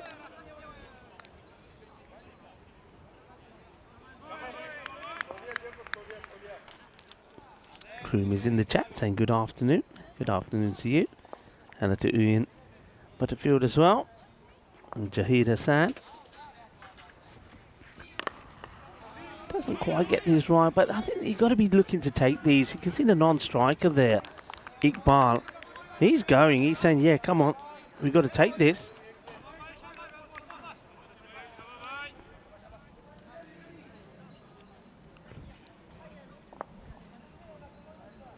Just getting the batters there updated for you. The Gulami who was out there, but that's all amended now. All right, I don't think you know too much about this at all. Hoiks it high up in the air, and the catch will be taken. The Usman Shahid, who probably was a little bit lucky to survive when Nabi almost has a chance to hold on to the catch when he hooked one in the air. Well, he survived that one, but not this time around. He'll go for a disappointing one off the 3 balls that he faces. He takes his eye off the ball here and ends up making not the contact that he wanted. So Abdul does start with a wicket as we have a look at our 2024 calendar. Plenty of places that we will be going to. Looking forward to returning to the likes of Cyprus, Romania, Hungary, Bulgaria, Italy, but also some new places in there as well. Places that we haven't been to in a while. For example, Estonia, and also, of course, we'll be going to Italy, to England as well. So that'd be great. And also maybe somewhere like Cyprus, maybe going to a different venue as well. And of course, Malta, always excited to go there. That's going to be later on in the year after the ECCX. And ECC as another one gets caught in the air. The wicketkeeper comes across and holds on to it. It's going to be a wicket for Mohamed Rafa, the very first ball that he bowls. So, no, not a good start, because now Zafar Iqbal will also depart. So 2 wickets in 2 balls. The last wicket of that over from Abdul picked up the wicket. Only 5 runs came of that. And then the very first ball here from Mohamed Rafa sees the dismissal of Iqbal. Then literally you got 2 new batters out there. The Gulami is out there now, who's listed as the opener. He got that corrected just in time. And Iqbal departed. Now William Singh. So this becomes for me quite a key partnership. Also got the likes of Safi to come in as well, but they need to get something going here. Need to put a good base, a good foundation down. And cautiously played, slightly slower delivery from Rafa to the new batter. Works it away. William Singh takes a single. And Ali Gulami now loosening himself up.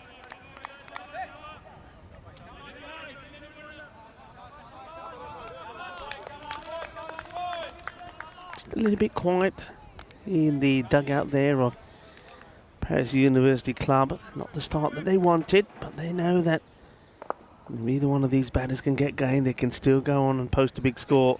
They know they need it against Dre. Dre playing, of course, on their home ground. And they certainly won't be looking to start with a defeat. They'll want to show their dominance here.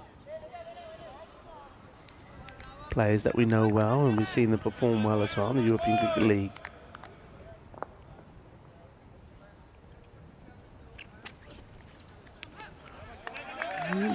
Oh, hesitant running again. He's going to have to hurry. Good hit here. Could have got the man. It's going to be a wide signal. Oh, hang on. Wide or byes? Not sure. It's got to be wide, really. So 2 wides.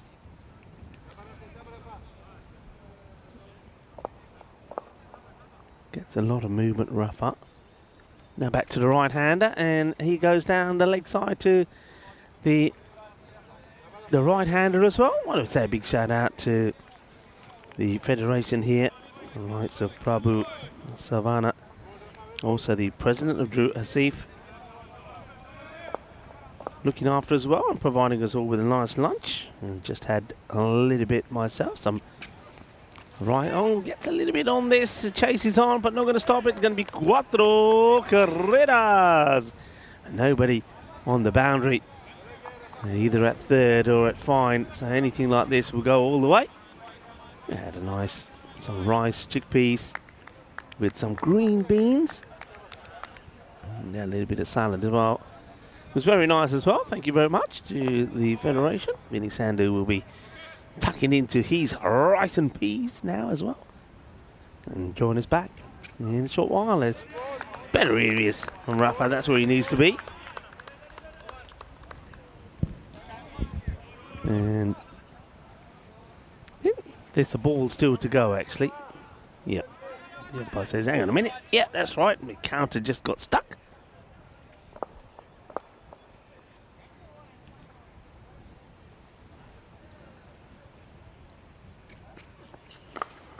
Gets played down.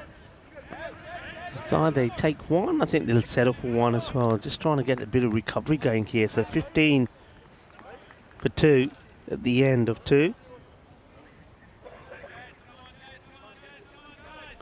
Of course, here in the European Cricket Network, we do take integrity very seriously. And just remember that on this day back in 2000 was it 2008? Actually, wasn't. Just thinking again. 1963 is the first time that Salim Malik became the first person to be banned for life for match fixing. So, ain't worth it, is it? It's not worth it. Also, on this day, back in 2003, at the age of 40, Michael Jordan, widely regarded as the best player in the history of basketball, played his last game in the National Basketball Association. A name and a person that everybody knows. Right, ready for the third over. So the power play hasn't really happened here. As I'll go to Cameron Ahmadzai to bowl the third. And once again, right on cue as it has done so far in the day. It did it in the morning, doing it in the afternoon as well. We get a little sprinkle of rain as well. In the air, gets it over the infielder. That's going to be 4 runs. You had to reach for this. Did Gulami, but reaches well, gets a fair chunk of it, gets it over the infield, and we'll get a boundary. Need somebody to start happening here. And come on. Really do like watching Ahmadzai play. He's a guy that gives 100%. Works hard. Okay, goes for the uppercut, and that's beautifully played. And that's delightful shot, really, from Ali Gulami. The ball gets banged in. He just rocks back and just guides it over for 6. As the rain gets a little bit heavier as well. Well, here we go again. The weather gods start to play games with us. I think the umpires will see how long it lasts, because you just don't know. I mean, they could make preparations to come off and the rain stops, so they'll give it a while. But if it gets any heavier, I think you might find them coming off again. Ramatai bangs it in one more time. This time beats the outside edge of the bat. Yeah, it doesn't look good, does it? That rain is getting heavier and they will come off. And no messing around this time. I think you have to take into account that it's not the first shower that we've had. Certainly not the first heavy one. So because of that, the umpires say it's too heavy. We've got to get off. So remember, we've had 2.3 overs bowled so far, 25 for 2. There have been those 2 wickets as well. Let's play cricket when we want to play cricket, as long as the weather allows us to. Hopefully, once again, it's just a passing one. The weather here has changed pretty quickly. And Vinny Sandhu rushed his lunch for nothing as he joins me back. Well, not for nothing, because at least I'm undercover. I just said hello to Dave B over in the fan zone. Hopefully everyone's all right over there. I've never seen a day where we've had so many showers sweep through and then sweep away so quickly. In Portugal, for example, when I was there a couple of years ago, it would happen quickly, but then it would be gone. But that's like once in a day. It's quite amazing how quick the weather's changing here. But yeah, thanks to everyone for the lunch. It was delicious. And I finished off with a piece of camembert, which I think you might have had to go back to start the game by the time that had happened. But why don't we go back and have a look at the first stages of this game with the PUC team. Obviously, not really necessarily having the start that they wanted. Obviously lost a couple of key hitters as well. But it's great to see these two on the park. But have a look there, the bright sunshine there. That's only about 10-15 minutes ago. So Alexander Hakuk, always happy to see him in the side. You see Amaza here is throwing himself around, I've told. He tells me his hat will be back tomorrow. Is that right? His famous hat, his lucky hat. And that one did get away. But yeah, look, I think Drew would be pretty happy that they're only conceding essentially 100 pace at the moment, given the batting that they've got. I also think that we probably will struggle to play the 10 overs, so that could be another factor here.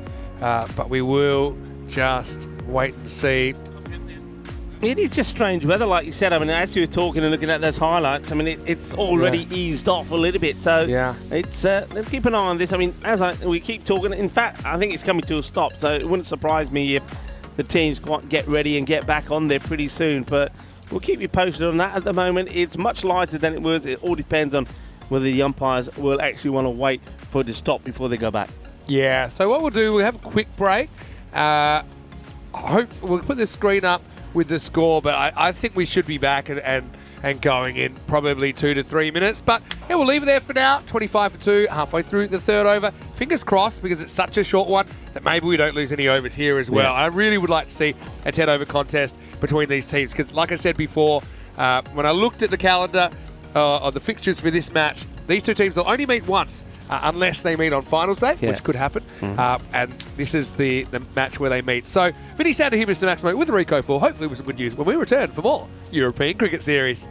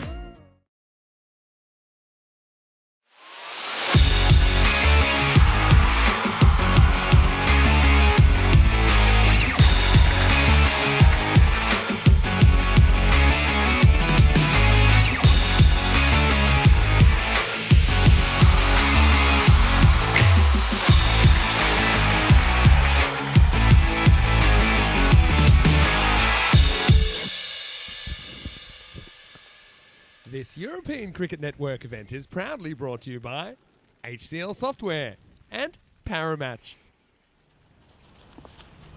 Well, hello and welcome back. Well, we did say that we thought it would be just a short shower, and we didn't even get the time to get the covers on.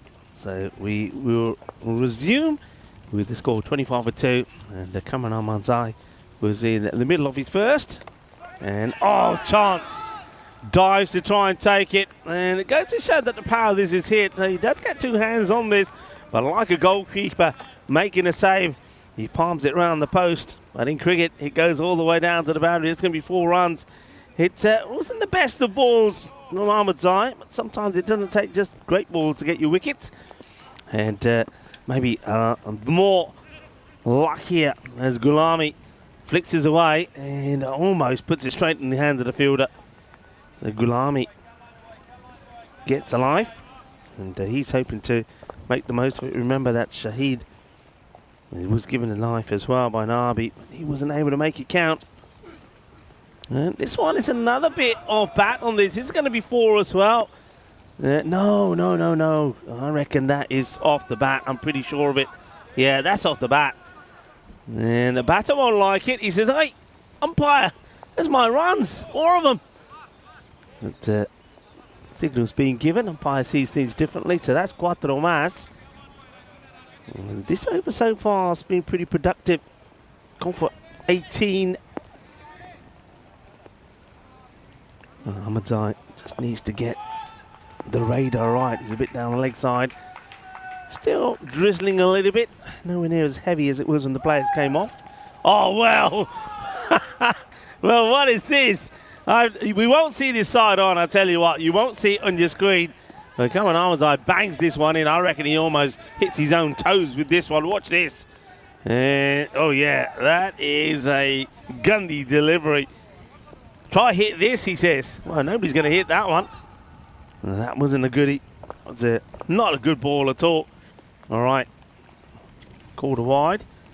Now, this one hardly comes up. And this is what I was talking about yesterday. That every so often, once we've had a bit of rain on the mat, on the carpet if you like, the ball sometimes behaves a little bit differently. This one just doesn't quite come up. Now the umpire here I think is checking if that's okay, and the reason there you can see that is that he can't quite actually see the line of the ball because the Ahmadzai is just in the way of him, but he checks. I don't mind that at all.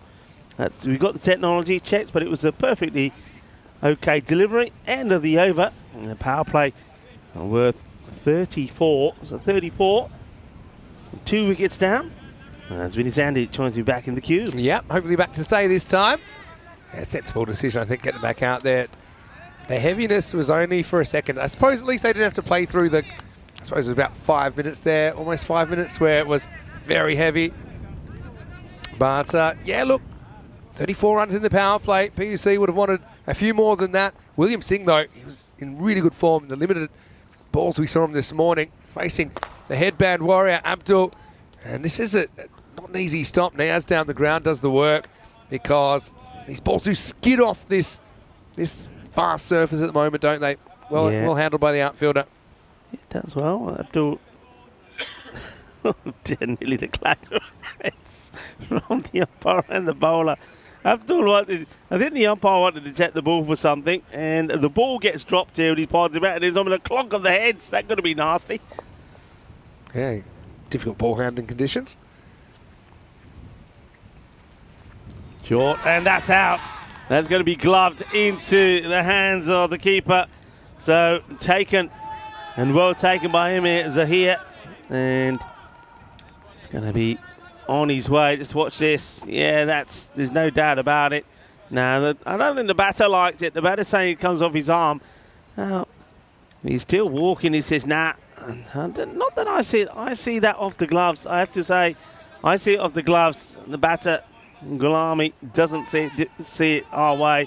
All right, and that's gone. And I saw it straight away. The umpire sees it the way that I saw it. I think, Vinny, you see it the same way as us. There's no doubt about it. I think he might feel like it's off the arm, but I think, there's a bit of the glove which is like a sweatband, and that's part of the glove. So even if it's not off the kind of padded bit of the glove, it didn't look like it hit him high enough up the arm to be missing the what he's wearing, basically. And the headband warrior, well, he might be wearing that headband upside down, but he's a good wicket take. He's got 2 for 5 now. The shoe's staying on, though, so far. Shoe's staying, well, it's wet. Wasimbati comes out, and this is a bit of a wild delivery down the leg side. You can imagine the control might be a little bit difficult in these conditions. He's seen a couple really get away. What about that bouncer, if you want to call it that? Well, yeah. That flew way over. You're busting your own toes. But 3 big wickets. But the thing about PUC and their batting, they do bat all the way down. Well, we ain't seen Safi yet. Yeah. Isn't that a surprise? I think with Safi, they like him batting kind of from the midpoint of the innings. A bit more of a slip-sliding effort. This time it's Mohammad Shazeb out there. So, yeah, maybe they just feel it's too early for him to go in there at the moment. Some people would say, well, why does that matter? You know, yeah. Certain situations, I think certain batters like to bat, say around the 5th over. So they, they have the same mindset. I think at the moment it's kind of, it feels like a little bit of a be careful not to get out phase because you've lost 3 wickets and you worry it could completely go off the rails. Anyway, Wahid Abdul with a very good spell. Well, what did you say? Well, take that back. What did you do? This swings a lot. Again, left-hand, right-hand combination coming into play. This one, you can see it just, it's a challenging ball to a right-hander. Poor Amar Zahir. He's got absolutely no chance of stopping that. Just kept swinging away from him. 5 runs. He's got hair in his eyes. That's what it is.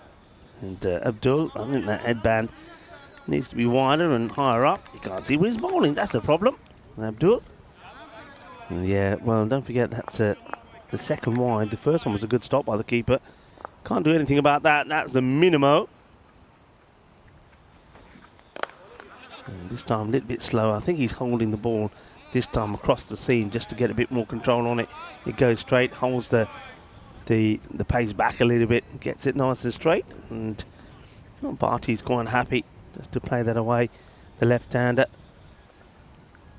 William Singh. Hands over to Bharti again. Abdul back to his mark. 2 for 13 so far. He'll have another. Got a couple of balls left in his spell. Well bowled. Yorker let delivery. And looks like. Well, is that over? I thought there might be one more to go. I wonder.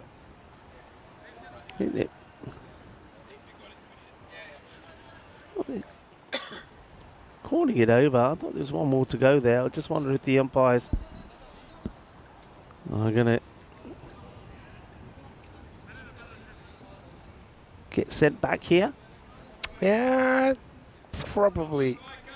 Oh, I'm not sure because there's a lot going on in that over. Yeah, there was 2 wides.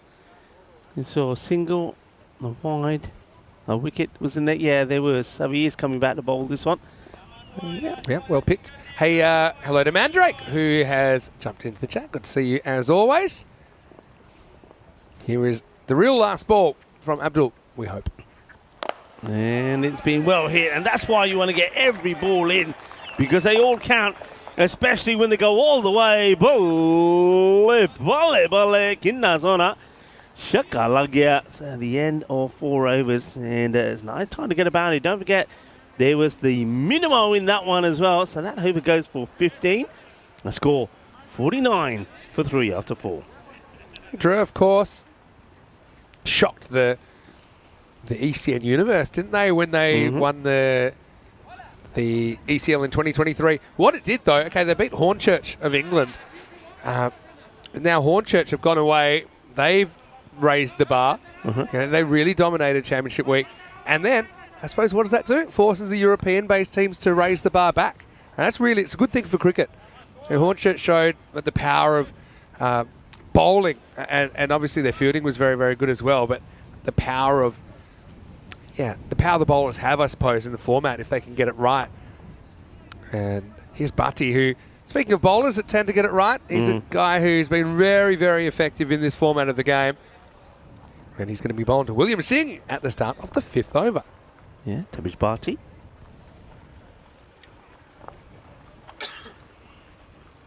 Takes his time, checks his field. And he's going to get oh, he should have got a wicket straight away. I can't believe that he's dropped this. That's Hamza Nahiz. It was right into his hands. Down it goes. It's an example of the ball, I think. It's not that easy to catch. And it's hit to him. I think he likes the idea of maybe getting down, putting the fingers up, but then he can't really manage that. So, yeah, they either stick or they don't, those ones. He couldn't really get out the way of it either. But, yeah, I mean, for anyone who says that's a completely simple catch, if you came out here, what have we got? 12 degrees. We've just had a big shower. It's smashed hard at him. Barehanded catches are, well, there's a missed opportunity as well, because Bharti gets this one past William Singh. So here, just maybe snatched at it a little bit. If he takes it cleanly, whips off the bails, and William Singh's gone there. Yeah, I can't believe in that one, the catch being dropped, they didn't even run, Vinny. Just paralysed with shock. Anyway, this one is up in the air. It should be caught. Nabi wants it. He leaves it. But it turns out nobody wants it. Nabi and Rafa come together. Nabi, you could see, was in better position to catch it. Maybe heard a call. And right now, they're giving each other the cold shoulder as that ball hits the turf. 3 balls, and it could have been 3 wickets in every one. And just watch this. And this is like... Yeah, hey, if you've seen the communication between the wickets, that won't surprise you one bit, because there wasn't a lot of it. Anyway, this one's going to be belted, and that's 6. So William says, right, if you're not going to get me out, maybe it's my day. And he puts the next one up and out of the ground. Maximal 6 runs to PUC. Yeah, quite unbelievable. So 3 opportunities, and then Bharti on the next delivery gets smashed down the ground. He's probably thinking, what's this all about?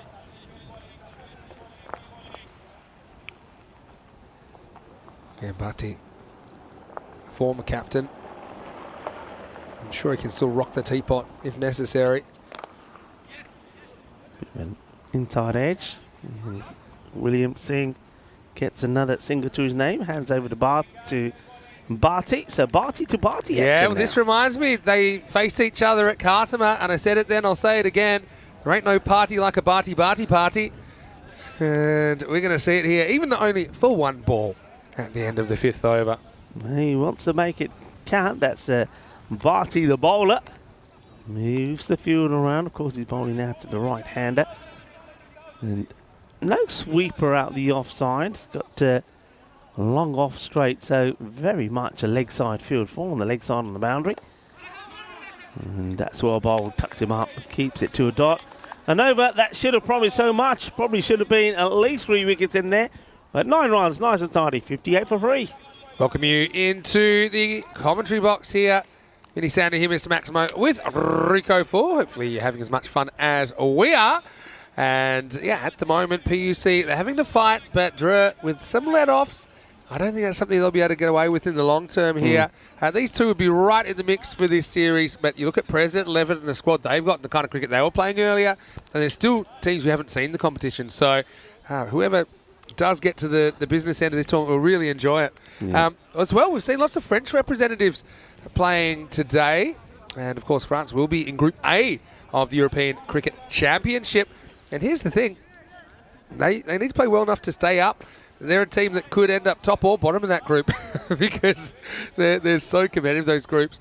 I remember they just snuck into the Final 4 in their group back in 2021 last year and weren't able to get out of the group stage either. So they'll hope that they can perform to their potential, maybe push for that qualification spot. The ECC starts with the second division ECCX starting on the 23rd of September. First time we've broken it up into 2 tiers. Okay. Well, 58 after 5. See the expected 120 here. But now I think it's probably an ideal time to unleash Tahsin Ul Safi. But here's Usman Khan. They missed him. They had to miss the championship week due to a personal issue. But yeah, wishing him all the best. And he is back and he bowls a killer slower ball. Oh, well, this one has gone through and under Abdul. Shouts a catch, but he's gone pretty quickly. Abdul, if he moved quick enough and dived forward, he's got a chance here. but he waits for it to come to him, gets through and under it, 4 runs. It's like a Yorker for a fielder, that one, wasn't it? Kind of hit the ground just as it was arriving. Blaming the sun. Where is that sun, by the way, that he's blaming? Because I very don't funny. see it. And if it was sunny, why ain't he got those shades on his head, on his Number eyes? one, it's not in the sun, it was on the ground. Oh, I love these guys. Goes through it again. I just get the feeling here. I mean, look, these two teams know each other well. And Paris University Club, I just sense that maybe there's a little bit of too much, I don't know, too much respect here for Drew. They're not playing the same sort of way that they played against Paris Army earlier. I think they're trying to play their shots. Just some good bowlers. This time we go searching for something a little bit funky, but he can't quite get it. Yeah, it's yeah. I got a question from Jeff Mobbs. Thank you for asking. Saying, hey Vinny, did I get new glasses after I lost them dolphin watching? I haven't yet, but it's on the list. But hey, my birthday's coming up, so I've got a feeling that I might get some back then. But we'll see. Well, there's that slow ball you were talking he bowls about. it really well, doesn't he? Khan. He did totally outfoxes the batter Barty. Barty now got to be careful here. Both these guys are chewing up a few deliveries and not really getting a move on. And, you know, when you got Tassinula Safi still to come in, the guy who did score a half century earlier, I don't know. I don't think they've got this batting right. You've got to have him up there. I know Williamson can click, but at the moment, 13 of 9 balls for him. We've seen Barty. He's now chewed up 9 deliveries for what, that 12 runs. Really, they need to get going. 6 overs now complete, 64 for 3. Yeah, Mukhtar Ghalami, 20 before he got caught behind to Wahid Abdul. Safar Iqbal and Shahid opening up. Couldn't do too much in this one. Good batting still to come. Zika and Tassinula listed to come in next. As the sun comes out, well, maybe Wahid was just kind of prompting the future there. As the Barty party continues into over number 7. 4 overs to make a score here, PUC. And gone. It goes right across the line of Barty. Slightly quicker in the air from him, full and straight. And, well, the Barty party is over because it was in Barty that will lose his dundas as he's going to have to go. Well bowled by Tabish. And this is one thing that he does so well, doesn't he? He goes wide, angles the ball in. I just think that the European Cricket League, he was just getting a little bit too wider on his delivery. He was a little bit too on the pads, and when batters got used to him, they got him away. But this is where he's at his best. Full straight, on middle, Yorker length, and gets a breakthrough.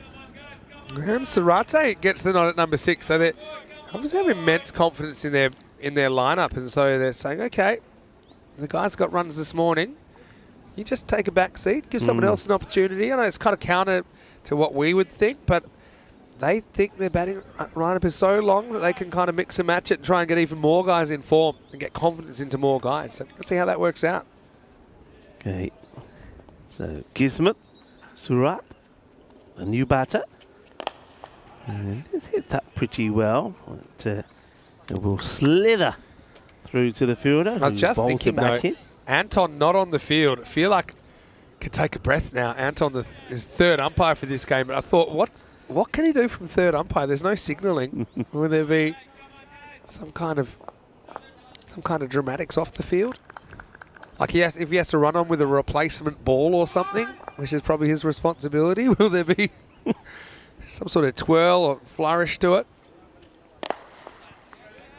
Hit down the ground. Once again, just will be a single. So Williamson certainly isn't timing the ball anywhere near as well as he was in the earlier contest. So just 14 of 10. Tabish Barty now to Surat, who this one was on the legs. It's the one that you can put away. That's what I was talking about, Tabish Barty, that he was a little bit too leg-sided in the European Cricket League, and that meant batters were able to just step inside the line and sweep him away quite easily. Okay, wants to make a change here.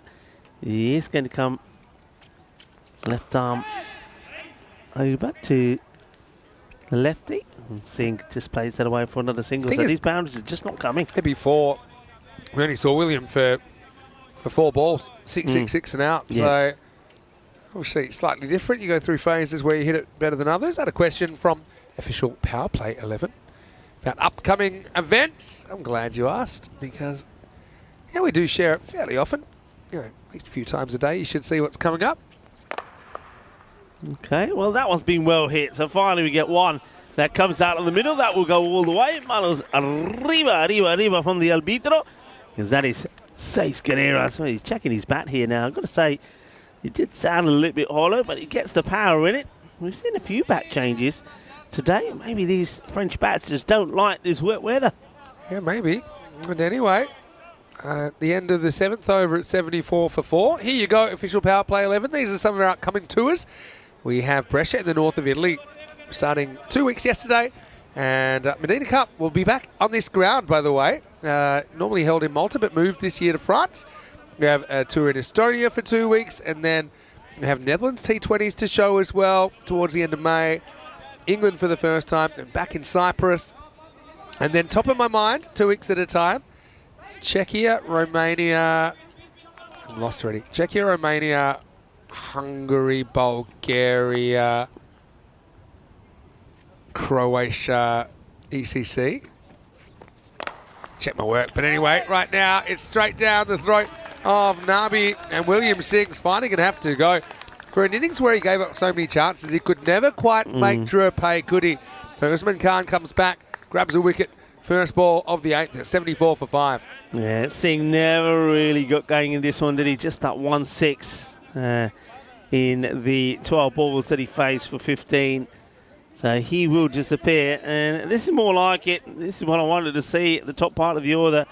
Tassinullah Safi, or even the likes of Zafar Iqbal. I'm very, very surprised that these two haven't been in yet. So you'll see that Safi will come in at number 7. Good time for him to come in. It's always a good time for him to come in. I've totally missed August out of my brain.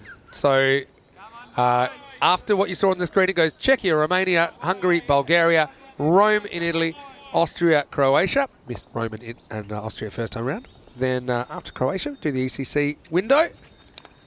Oh, gets lucky first ball here. This will test Kirk. He's a very good fielder. And test the keeper a bit with the throw. After the ECC, X and the ECC, the revised schedule has us doing 4 weeks in Malta straight after. So that's a slight change to the schedule. And then 3 weeks in Spain before we finish the year with the ECCW, which was really successful last year. We should also say that the schedule does get changed sometimes at short notice because things happen. Just so when you watch this, this ball from Usman, look at how it comes out of the back of his hand. So the back of his hand is showing to the batter, and that's a really good shot of how he can actually still swing his arm over at the same speed, but the ball comes out a lot slower. It's very, very deceptive. But I think he does it again here this time, and almost on both occasions with that slow ball does he pick up the wicket. But you're right, you just don't pick it because he's very clever. Yeah, it's almost like he swings the whole wrist over. So you see no change in the arm. It's just the minor change to the wrist. Gets that ball to come out the back of that hand. You wouldn't believe there'd be any rain here. Look at it right now. It's amazing. And then that's the quicker one. And it's been a very good over. Very well, been a very good spell. Yeah, you wouldn't believe it. You can hear the birds chirping away. Say hello to, yeah, you can hear it. The birds are liking the sunshine. We're liking the sunshine. Hello to Terry Richmond, who's saying bonjour, or bonjour to you as well. Well, au revoir, as we'll say to that grizzly as that disappears out of here. Hello to Terry Richmond, and that's what we need to see. Surat finally finds a big shot. Well, there's cars parked pretty close to there, and I know we're going to see Dre batting in the second half. I think they'll be testing out a few windscreens if they get their choice at the end of the 8th over. PUC still behind the 8 ball here, 81 for 5 with 2 overs to go. Yeah, the acceleration is required. Need to get going here. I mean, what? He could finish on something like a 110, 115, but I just don't think that's enough. I still think par here on a normal day, an average day, you're looking at 130. Expected score, yeah, look, 107 at the moment. You've got to go way beyond that. Well, you never know. Safi's a guy who can provide some fireworks. Rafa is going to come back in the 9th. We say it all happens at the 9th. Here it is. Short, gone, big, boom. Shuckalug out, car alert, that's got to hit one. Ooh. It's hit more than one. Oh, yeah. Give it, bing. Yeah, he gets the jackpot. You know, give him all the lollipop. That is it, I reckon, 3 or 4 in a go. It's a roof topper. He's hit the roof. He's seen enough. He's out of here. He said, I'm out of here. Watch this, Vinny. Watch how many this hits. Watch it. Your pinball, was it? Watch it go. So, yeah. Boom, yeah, boom, and then he gets another on the way as well, just for good measure. Roof. Ay. Hailstorm. Well, Safi, hopefully he's got his insurance coverage in order. I can hear a lot of car keys jingling now as people are running in that way. Okay. Well, let's check that ball because I reckon that's got a few colours on it. A silver, black and a red. Yep. The umpire doesn't want to check it. Yeah, well, here we go again. Bit of foot fielding from the umpire on the way back then either. Rafa has also a very, very good slow ball. Still struggling a little bit with his elbow injury, Mohamed Rafa. There's a word tat on the offside. This is Rafa's slower ball, and it's slightly different. I think it kind of rolls out kind of the side of his hand more than the bat. So just watch Rafa. Again, he's pretty quick when he gets it right.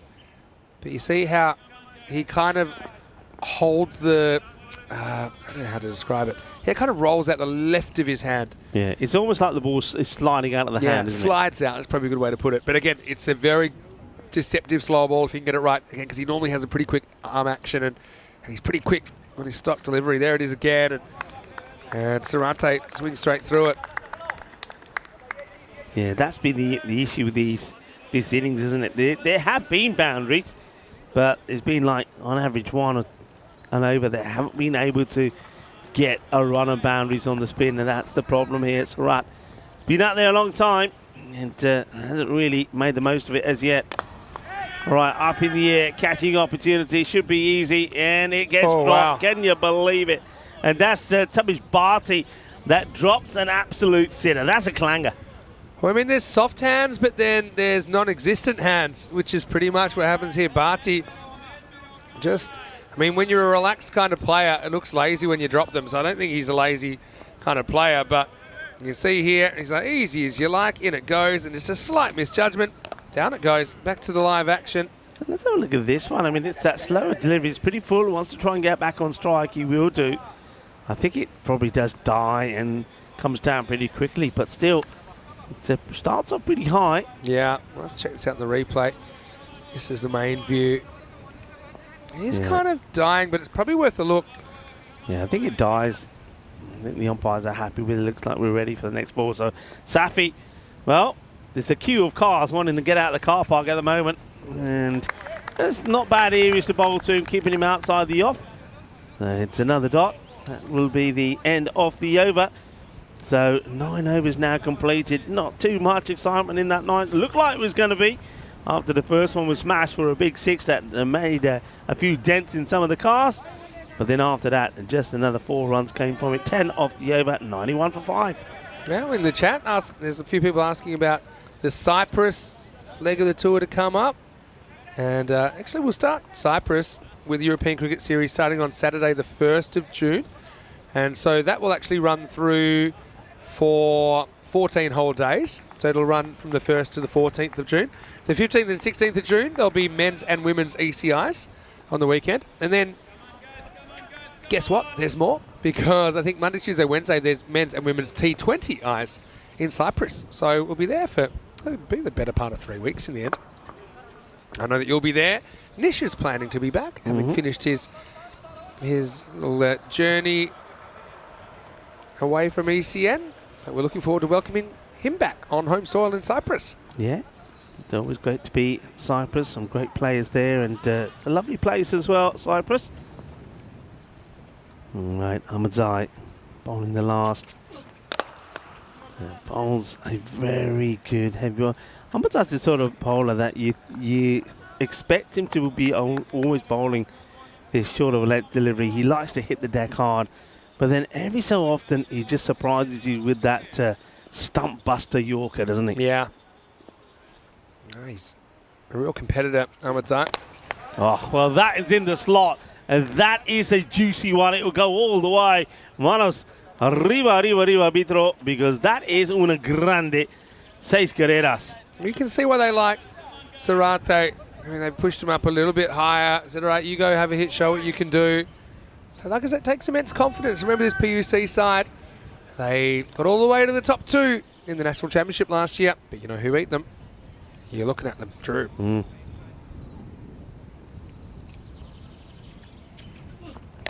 Well, goes for it again, but this time it's up in the air. Fielder's got to try and get there. Can he get there? On the down, nope. Can't do it. And he'll just take the one as well. That was Mohammed Nisar who was running in from the boundary.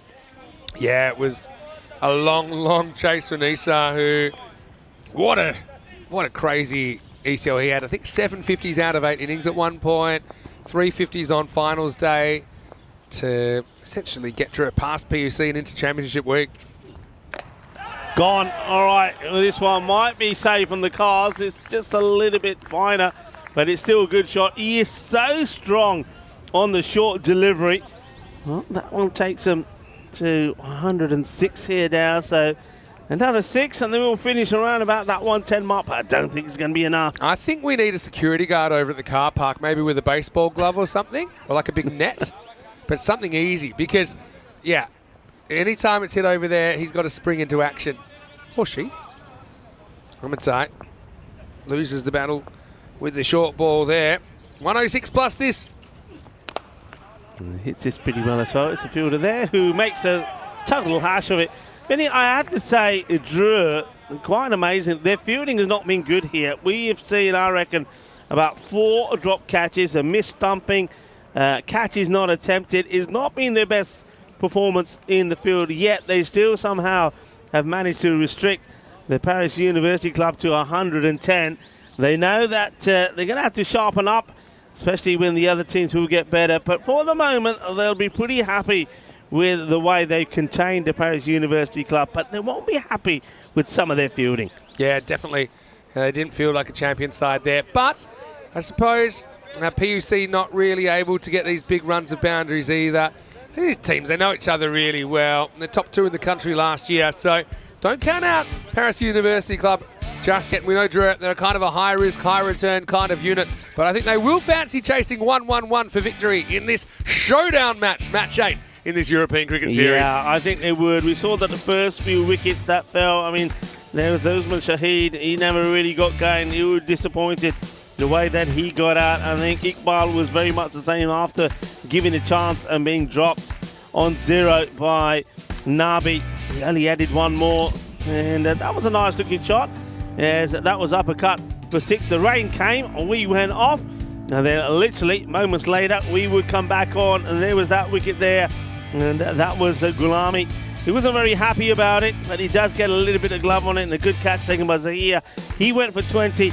Then I have to say, I still feel that the batting order for me wasn't right. I think Tahin Sinula Safi needed to come in earlier. I think we needed to see Zafar Iqbal earlier up the order as well. There's the 2 guys that can get you the acceleration in, and we showed that when they did come out there. That was one that Nabi and Rafa left to each other. The ball comically bounced in between them and went to the boundary. So once again, there were issues in the field, and well, Bharti did what Bharti does. He gets the ball full and straight and knocks the stumps out of the other Bharti. That was a nice catch taken there by Nabi. He got a good shot of that from the camera. That was right behind him as well. But then, yeah, this is what I was waiting for. I wanted to see Safi come out there, and Safi did what we know Safi can do. Not only does he smash the bowler to pieces, but a few cars on the way as well. That was quite a shocking drop from Tabish Bharti. And then right at the end, we saw some more sort of lazy fielding. Not one that Usman Khan will be proud of as well. So with a bit of assistance, with some drop catches and some misfields, Paris University Club do get to 110, but you feel that they're definitely 20 shy of what would be a par score here. And then to challenge the likes of Drew, I think you've got to be looking to be posting scores around about the 150 mark. But well, let's see how it goes. It wasn't the same performance though with the bat for Paris University Club as we saw them against Paris Army. I just got the feeling that maybe they just gave a little bit too much respect for their opponents, and that played in their mind. Here's the bowling figures there. 2 wickets there from Wahid Abdul. Once again, he bowled very well. Rafa 1 for 20. A little bit expensive. Ahmadai was there for Bharti. Also, always in the action, isn't he? He quite easily actually could have picked up about 4 wickets. And Usman Khan gets 1 for 13 as well. So we're going to be back out there in about 10 minutes time, where I think Drew will be looking to knock these ones off. I just get the feeling, you know, if Drew get a really good power play, they could be looking to win this in the 7 overs and take all the points. That would be a great result for them. Join me, Rico Fulham, Mr. Maximum, when we return in about 10 minutes time.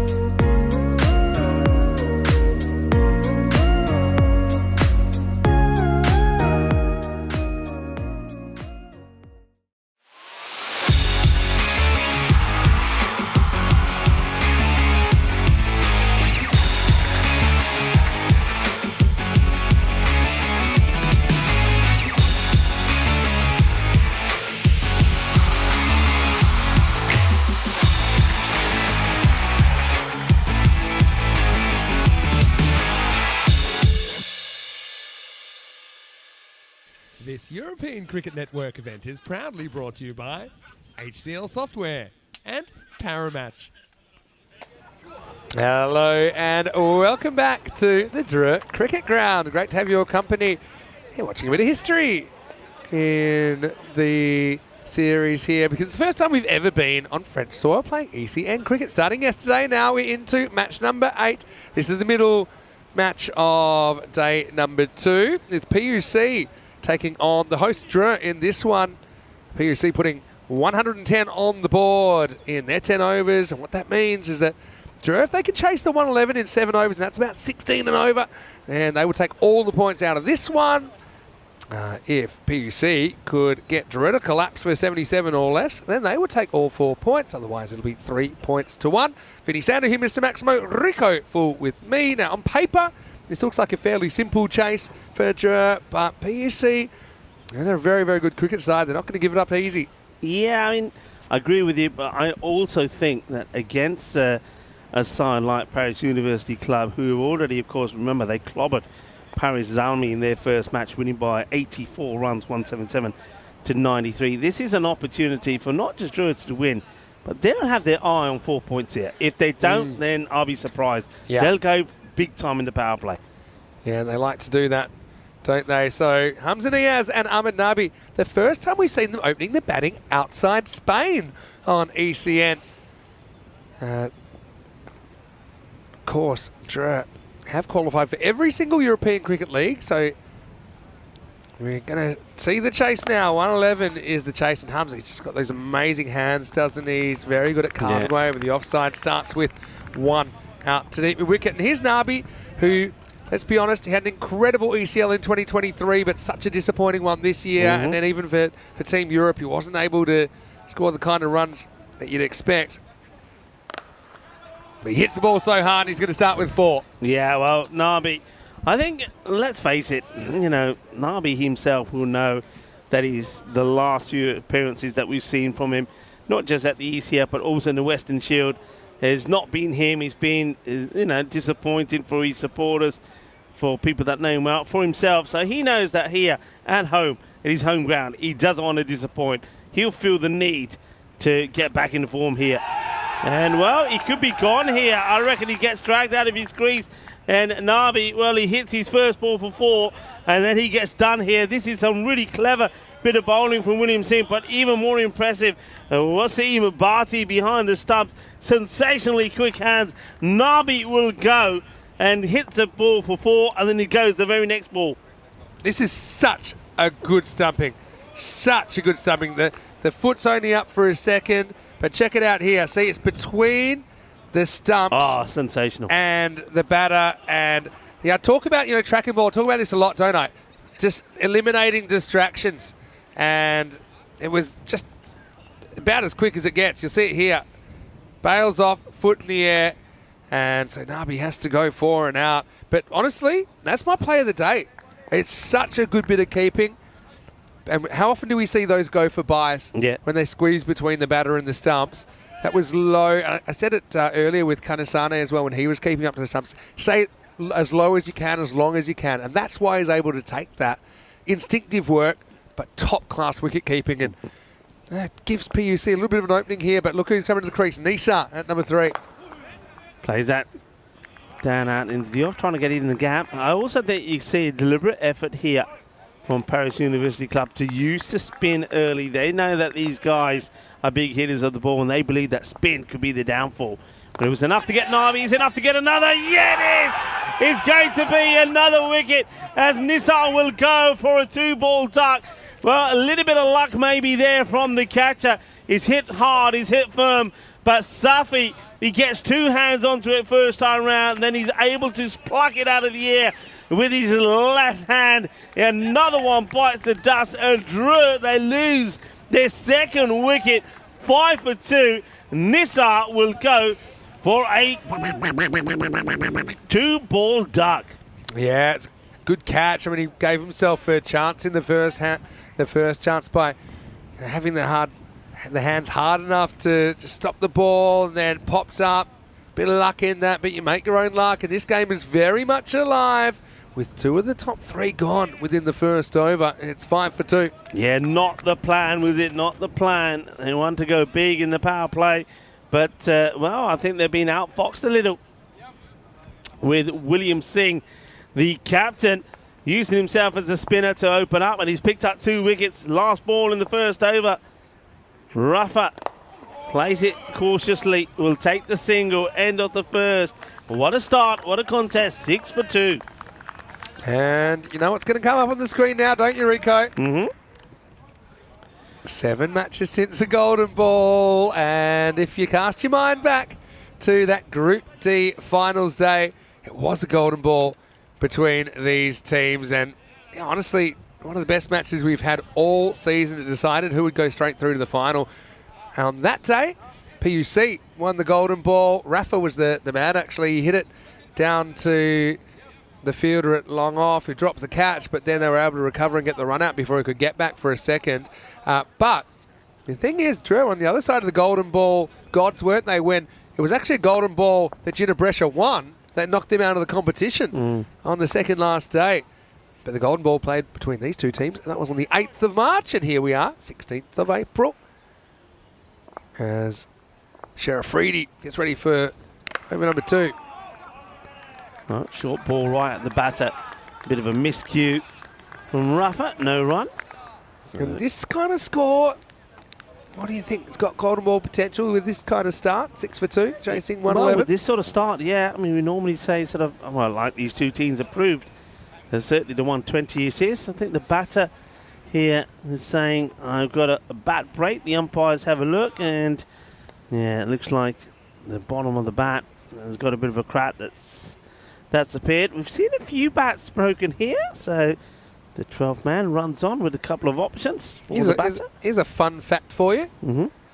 Tell me. So Sheriff Reedy, who's bowling, actually played for Dre in the first ever ECL back in 2019 in Lamanga. Okay. And yeah, he picked up a 1 wicket, and that was against VOC Rotterdam in the first ever ECL match. Well, the first ever ECN match, really. So there's a fun fact for you. Okay. Afridi. Oh, well. Inside edge. Chase is on. And there's the slide. Pick up a good throw.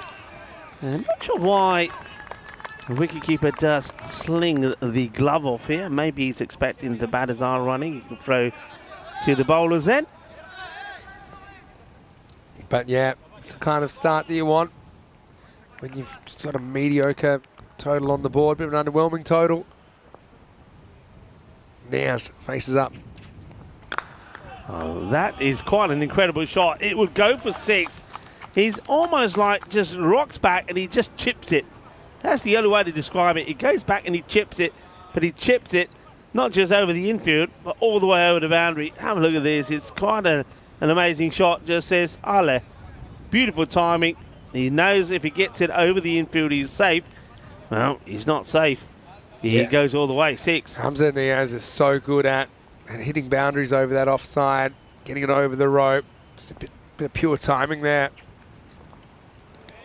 I think it's probably okay for me, Vinny. I think this one also comes back in a little. I don't think it's clearly remember that line past belongs the to the bowler now, so this shouldn't have been a wide for me. It's definitely not completely outside the line. Umpires just probably taking a bit of time to adjust to the new interpretation.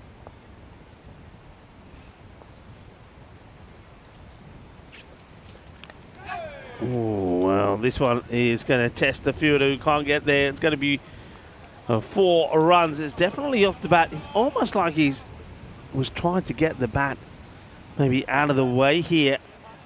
And he does well to get a bit of bat onto it, because otherwise I think that one's probably going to go on and perhaps hit the top of the bail over the middle and leg stick.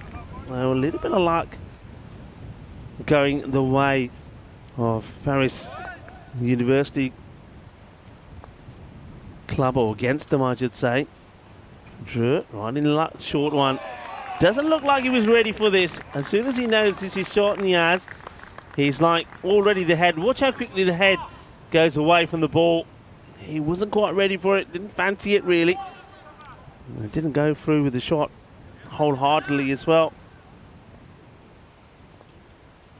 Good contest at the moment. Niaz deals with a short one. What's next?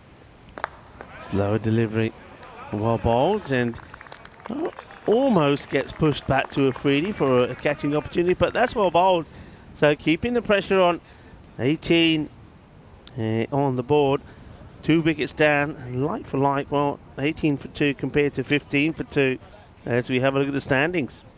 Yeah, so Raw 94 had a win and no result yesterday. They're in the top 3. Barbinians were pretty impressive at times yesterday as well, but the Vipers, they got the most points out of day 1. Dre, this is their first game. They'll play one more, and next game looks like a really good one as well. President's 11 are going to be Dre's opponents. Match 9, well, that's trouble, and it's a tough one for the keeper, Wazim Bharti. Took a really good stumping to his left, but that one was just a bridge too far, and Dre got 5 runs for free. The captain hurts his team here after bowling such a good first over. He starts with a minimo. It doesn't even get registered. You know, bad news, you know. Nabi not happy. He ain't taking his pads off yet, you know. He's still sat with his pads on. It's almost like he's saying, I wonder if I can get out there under a different name. But everybody knows you, Nabi, you can't. Well, that's a nice shot. Well, maybe Nabi, after seeing a few boundaries here and that 5 wides, might feel a little bit more confident and take those pads off. I think Nabi's keen to just get out and keep batting maybe in the next game, but the bad news for him is that they'll have to bat second again. President's 11 winning the toss and batting in that one. Well, Nabi maybe wants to keep the pattern and go in the nets. He needs to hit a 2, doesn't he? I'd be bowling to him in a helmet if I was ever going to go to the nets against Nabi.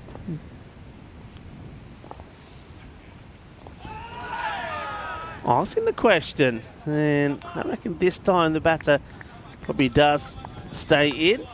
He uses his bat and hand to help the umpire put the stumps back in. Let's have a look at this one. Does he have one for always behind the line? Because one did seem suspiciously in the air. So yeah, you can see there's 2 down really. One was about to lift, but quick work there from Wazim Bharti once again. Gets dragged out onto the onside and no run there. Gets sent back by the non-striker Niaz. Well, Niaz, he's not one man you want to be running out. You've got to listen to his shout. He's got to be probably pretty key here.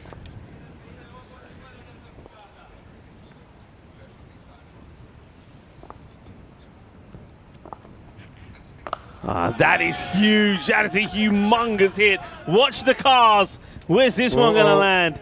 Where does this land? Well, that's one that if it did land on the top of a car would have ended up inside. It goes a long way. Rafa picks this one up beautifully. It's a monster strike. It's brutal hitting.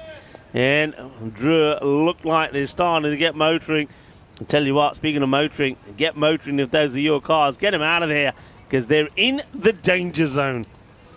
Yeah, we've already seen a couple get hit. I'd be asking for a lift here. Wouldn't be driving my own car. He's a little bit late, I think, here. The batters, I think the foot stays down. I think it's fine. Be interesting to see where he actually takes this. I just got the feeling that might have tried to get to the ball a little bit quicker. Let's see, does he wait? And yeah, he does. But you can see the foot never leaves the crease or goes upwards. Another good take though from Wazim Bharti. Captain William saying a little bit expensive this over. It's gone for 17. And now it'll go magical because that's going to be 4. So after a very good first over, we only went for 6 and he picked up 2 wickets. This time round, no wickets and 21 runs come off it. It didn't do himself any favours, did he? By first of all bowling that wide that went for 5 wides, and then the extra ball he had to bowl goes for 4. So 9 runs really that could have been avoided. 39 for 2, Drew. That's the thing with Drew though. We've seen before when we've seen them at ECL, they will lose wickets but they don't care. They just keep hitting, they back themselves, and very occasionally it does all blow up for them, but more times than not they can still get to very high scores. So you're seeing the attacking intent here. I mean, Rafa sums it up. And at their power play, they're going at 13 over. That's more than enough. There's some weird wind and blowing around happening. And do you know what that generally means? We're about to get rained on. Yeah. I can feel something's afoot. Shafridi's going to bowl out. And it's a genuine straight drive. It's going to test. Oh, that's an Galami awkward stop. Could be the national twister champion. Twister champion there. Mukhtar Ali Galami has to bend back on himself to make this stop. Yeah, this is an awkward stop. I mean, it almost carries to the hand of the bowler, but he slides almost past it. Just look at the way his legs is. And he could have quite easily caused himself an injury there. Oh, well, goodbye, Pelota. That is a biggie. It's still going. It's still going. And, well, that has hit something. I don't know what's behind those marquees, but there was a thud. That's a big hit. When Rafa gets one out of the middle of the bat, it goes miles. I'll never forget last ball of the 9th over against Forfarshire of Scotland in the Group D final in 2023. He hit the first ball to the roof. And I remember he's brought out ahead of Nisa on that occasion, came out in the number 3 position, and it was one of those things. It was one of the indicators that pointed to the fact it was going to be Dre's night. And not just their night, but their tournament in the end. But that was pure, wasn't it? That was over the Khartoum fan zone. You're talking about that after this delivery, which we'll get through. I think it's absolutely magnificent, and we've talked a lot about the ground here, haven't we? And the how picturesque it is, the trees, it's beautiful. But the clubhouse, what about the clubhouse? Oh yeah. I mean, you know, when you go into a clubhouse, I mean, like we've seen in Malta, we've also seen in Portugal at the SCG. You had a lot of memorabilia there. But what about here in Dre? All the pictures. This one will go for 4 as well. And 4 more for Rafa. And hitting the ball well. That brings the 50 up as well. But the memorabilia of that ECL victory. Yeah. All the pictures, Love the it. news. But, and they've got the ball. Have you seen the ball? They've got the ball, the actual winning ball up there as well. Yeah. Got all the I think it's marvellous. And, I'm looking at these pictures and I'm thinking how proud it must be for these guys to come here, walk in that clubhouse and say, we were the European Cricket League champions. It's the Champions League of cricket, and we were the champions of Europe. That's got to be something amazing. And not just that, it was the biggest boiler we've ever seen. I mean, when they won their group final, Forfarshire, who they beat in the group final, I had them potentially to win the whole thing. They looked so impressive through the first part of that group, but when Dre hit their straps, nobody could go with them in that tournament. And I know they were so disappointed just to miss out on finals day this year, but if they keep going like this, they could come good. Right now, I think Niaz is going to have to go, but he's been dropped by Mukhtar Ali Galami. And you wouldn't expect that from a player of his quality, but we have seen a few catches going down here in match 8 between 2 good teams. Yeah, now, if there's one catch that you got to take, it's when this guy gives you a chance. We've talked about the sort of form that he showed in the ECL this time around. I mean, Galami's got to take this. I think he ends up, he needed to take another further step and taking that around about his sort of chest height. He tries to take it too low down. He doesn't really get good balance, but you still would expect him to take it. So what a let-off. Niazi gets dropped on 12 by Galami. Yes, he does. But they get 13 off that, which does keep them quite a bit ahead of the rates at the moment. We had some interesting wind, but now it seems to just kind of settle down a bit. But the thing about a place like this is, when the wind's coming, because all the trees just give it away. Exactly, The trees start talking to you and say, wind is coming, rain is coming. And, well, floats it up there. A little teaser. This is the one where the batters, you either use your feet and you get moving and coming forward to Zaid Ali. Otherwise, he's likely to get you. You've got to get your footwork in here.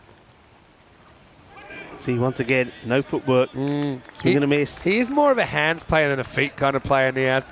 Now it's sunny and raining at the same time. Talk to me about it. Yesterday we did have a beautiful rainbow about this time. I saw that, yeah. I wonder if we get the same here today. I just don't know what this weather is at the moment. Sun shower.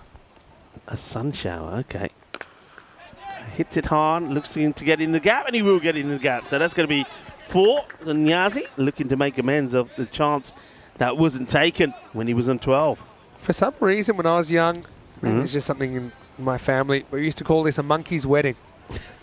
when you can see blue sky, but it's raining. And that's pretty much what's happening at the moment. A monkey's A wedding. monkey's wedding. Somebody tell me where that is from, please. I like the imagery of it. Okay, well, that is gone. Adios. Well, he's going, hang on a minute. What happened there? He gave up on it, and then it seemed like it was going to blow back, and then turns out that Usman Shahid was right the first time. He'd already left the field of play, so he can't be doing this. This actually, mate, he did step back in first, so he would have been all right. But, yeah, that was a strange one. It was so high. Niaz to 23. Oh, well, he's put it back there again, and this time he that's says, huge. I'm giving you no chance at all. That's going to end up in the jungle behind us. Oh, well, Zico got a couple past Niaz, but then he was hit once into the clouds and once into the bushes. And there's a dozen more. How quick were the hands there of Niaz to put everything through it? To be honest, I don't think he could hit a ball better than that. That's gone a country mile. Nice I was hit. going to say that it looks like there's no chance of the point, but if this goes for 6, then they'd need 37 off 2 overs.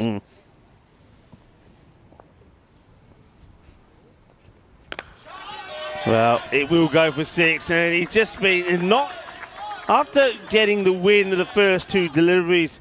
Zach Ali said you got to use your feet, and the next time he's put the ball in the slot, and he's put it in a place where the batters don't really have to use their feet.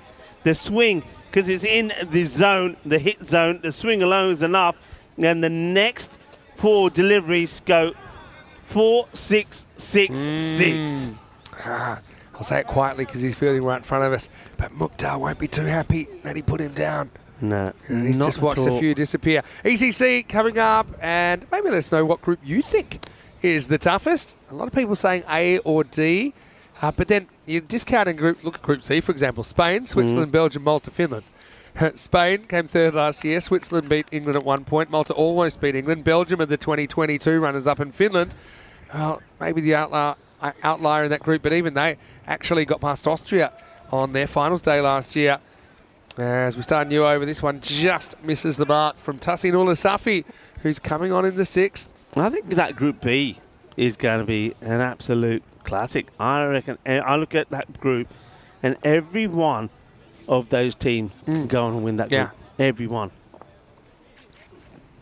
Wants the Hollywood shot, but not the way to play it as it comes dancing down. Both these teams, they play such an exciting brand of cricket, though. And Safi's coming in bowling rockets, and Rafa just charges at him like he's bowling little tweakers. Good over here could mean that you at least get something out of this contest, and at the moment it is a good over. In fact, there's a little snick. He's got his man here. Very little appeal. And fair play to Rafa. He knows he gets a little bit on this. He starts walking. He'll go for 29.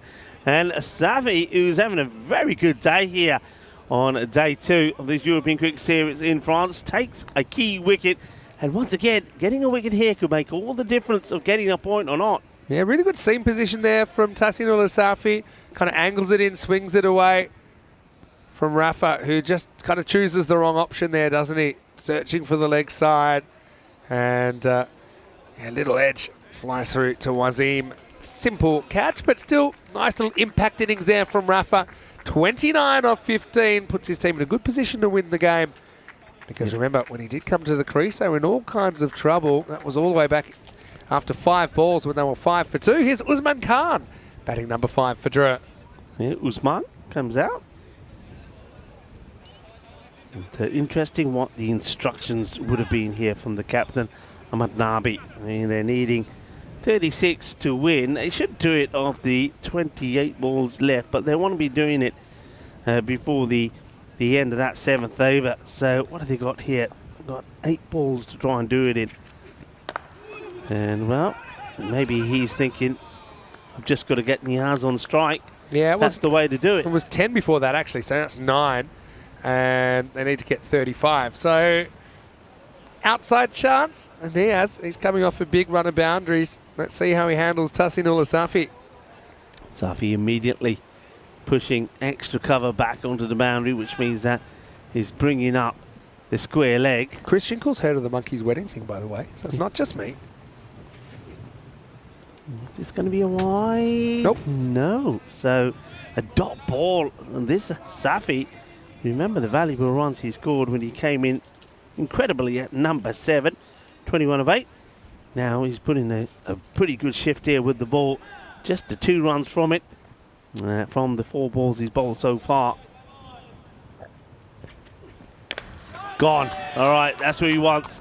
Wants the boundaries, wants the 6s. So, and well, that's been caught by the man who's hiding behind the bushes. Well, who is that? Well, we get him through the little hole of the branches off the trees. And how about this for a bit of camera work from Spring Media? And we gotcha. He's got the catch. Caught on camera. Good catch. Sign him up. Sign him up, whoever he is. Through the looking glass action there.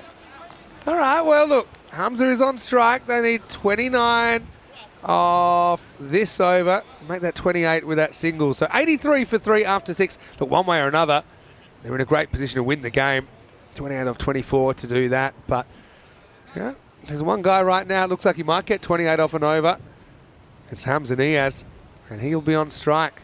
It's top over, really, that, from Safi. And even with that big 6 that came off it, only the 9 runs. Picks up a wicket as well. So well bowled. And, so need something special here, Drew, if they to take all the points. Look at the batting still to come. You've got Bharti, Cameron Ahmedzai, Zahir, hit some big bombs at the ECL. They back themselves all the way down.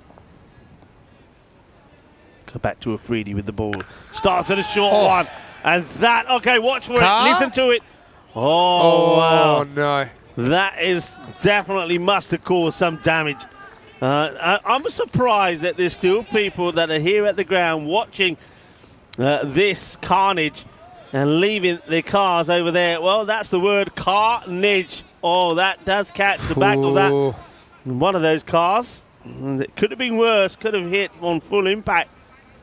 All right, 6 of the first. 22 or 5 for all the points. That was such a pure shot from Hamza Niaz. He's on 48 now.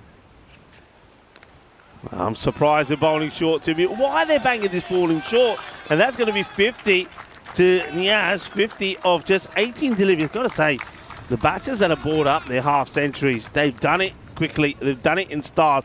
But the bowling is all wrong here, Afridi. He's bowling short. He's coming from an angle where he's bowling into the hit zone of the batter. And, well, you're just asking for trouble if you're bowling there. Yeah, and it keeps the bonus point on, doesn't it? Rain got heavier again. That's clipped away. Trying to get it in the gap. Fielder gets down. Keeps it to just a single. So that could be the one. That could be the one ball that makes a difference in this contest. Important. Because now 17 off 3 to do it. And Usman, you can see him batting up the order for the French national team. He's a very good player. Shot. That's a delightful shot. Just oozes with confidence as he plays this outside the off stump for 4. Usman Khan, I don't wonder what shot that is. He has this little he'll skip away from the ball and likes to hit offside. You saw it there perfectly. But I suppose the issue there is they won't be able to do it. Because even 2 6s, it won't be the 13 they'd need.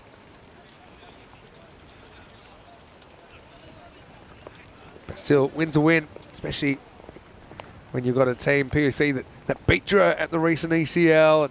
And last year, they were the top 2 teams in the country. Okay, nicely played. That would be 4 more. And cuatro más. You can see the batters just having a look at the scoreboard. And as you said, Vinita, that takes you to 100. And it's just the 1 ball to come, so they're not going to get the win to allow them to get the bonus point. That just goes back to that cracking over, really, from Safi. Made all the difference. Just the 9 coming off that last over. Yeah, probably gets them a point, that over, when you look at it. Down the ground, fielder coming across and not going to get there. 4 more. And just how about those last 3 boundaries? I mean, all balls bar 1 go to a boundary. If that one from Afridi goes magical. But there was every part of the ground. We saw the cut shot. We saw the clip of the pads and 1 straight down the ground. And that always shows me the class of a batter. So Usman Khan showing that he's pretty classy as well as we look forward to the next match. And Drew will stay on the park taking on the President's 11. This is going to be be a great match. Such a good one, honestly. President's winning the toss and batting first. Ahmed scored 97 earlier in the day. Kanasane looks very dangerous with the bat as well. Ramatullah Mungal comes in. Wow. He's something exciting. He's a very, very exciting young player. I've seen him a lot for the French national team. Stay tuned. Just a 5 minute later, that one from the listed time. So we're 20 minutes from the first ball. Right now, we could be getting pretty close to the last ball because now Dre need only 4 to win. Yeah, and Dre, they don't want to hang around. They want to get this win and they want to get out of the rain, which has started again. And okay, Safi did bowl such a good first over. Only the 1 run will do it, and there you go. Clips it away. It's done in style. He's done with a 6 from Niaz. So he continues to show the great form that he is in, but it has to be said, he was dropped on 12 by Gulami. And, well, I'm not sure that would have made a difference to the result, but it certainly would have meant that the likes of Paris University Club would have taken it deeper, and it certainly would have meant that they could have protected some of the hurt that this will do on the net run rate. Yeah, for sure. So rain's coming down pretty heavily now, so I think the game finishes at a good time. But we know today it's come, it's gone. But the most important thing is it has gone. Dre taking on the Presidents in match number 9. So that's the original start time there. The actual start time is 5 minutes later. Hopefully we don't have any further delays due to the weather. But yeah, Dre, we're hoping to make it 2 out of 2. But you could say the same for the Presidents, who have a big day. They still play both remaining games. But Dre, they get across the line in this one against the old rivals, Paris University Club. Let's go back and have a look at the highlights. Well, 111 to win, but it wasn't the start that Dre wanted, because Nabi, he went 4 and out. A lightning bit of work from Wasim Bhatti behind the stumps. And if that wasn't bad enough, the classy Nisa, he went soon after. Yeah, and what a good catch that was as well. Brilliantly held. And that was Safi, who's, like I say, he's having a very good day with bat, ball, and in the field as well. And it has to be said that Safi was probably the man who's helped Paris University Club get a point out of this contest as well. Because that one good over from him, where he picked up a wicket and only went for 9, was pretty key. Gulami saw the funny side of his knee bending in an unexpected way, but I don't think he saw the funny side of this, because he puts this down and look, if he catches that, who knows, maybe the batting could implode. This one seemed to kind of blow back in from the stratosphere. But yeah, after Niaz got dropped, he went absolutely bananas, didn't he? Whacking 4 boundaries on the spin, and this game really was never in doubt. Yeah, it wasn't. I mean, some good hitting. Well, that fielder there couldn't do anything about it, but there was a man hiding behind the bushes that did take a great catch. I don't know if we got that on the highlight. There could have been this one here. Yeah, could be. Up, popping away, and in between the trees, we get you. But a good catch out of this. Well, they're all there queuing up to sign him up, because that was a good catch. But, well, this was another one that was caught on the back of one of those vehicles over there. And it was also a half century for Niaz. What a good knock it was from him again. How about Usman when he came out and whacked 3 4s on the spin as well? So, I mean, they're power packed. They are stacked. They are a team that love this form of the game. And that was the last ball of this game in the end. In 7.2, Dre reached the target. They don't get the 4 points. They do get 3 and a pretty decent net run rate booster there as well. Let's look at the aerial shots of this Dre Cricket Ground. Dre will be really happy to win their first game ever on ECN on home turf. But some good work early from Bhatti, caused Nabi to go for only the 4 runs. Nisa went to a juggling catch from Tassinul Safi. William Singh with 2 wickets in the first over. And Rafa, I liked his contribution as well, 29 of 15. I thought that he hit the ball pretty sweetly while he was there. 2 for 27, William Singh certainly had a brilliant start to his spell. Second one, he wasn't quite able to keep the magic. Tassinul Safi with the other wicket there. But, yeah, really a fantastic contest between 2 teams that I think are contenders in this tournament. So we'll take a break. We'll be back in around about 10 minutes, hopefully with some cricket. The rain's eased off a little bit even since we started the highlights package. So I'm pretty optimistic about that. Find out, though, for sure when we return to this wonderful DCG. Vinny Sandy, Mr. Maximo, with Rico Full. Back shortly with more European Cricket Series.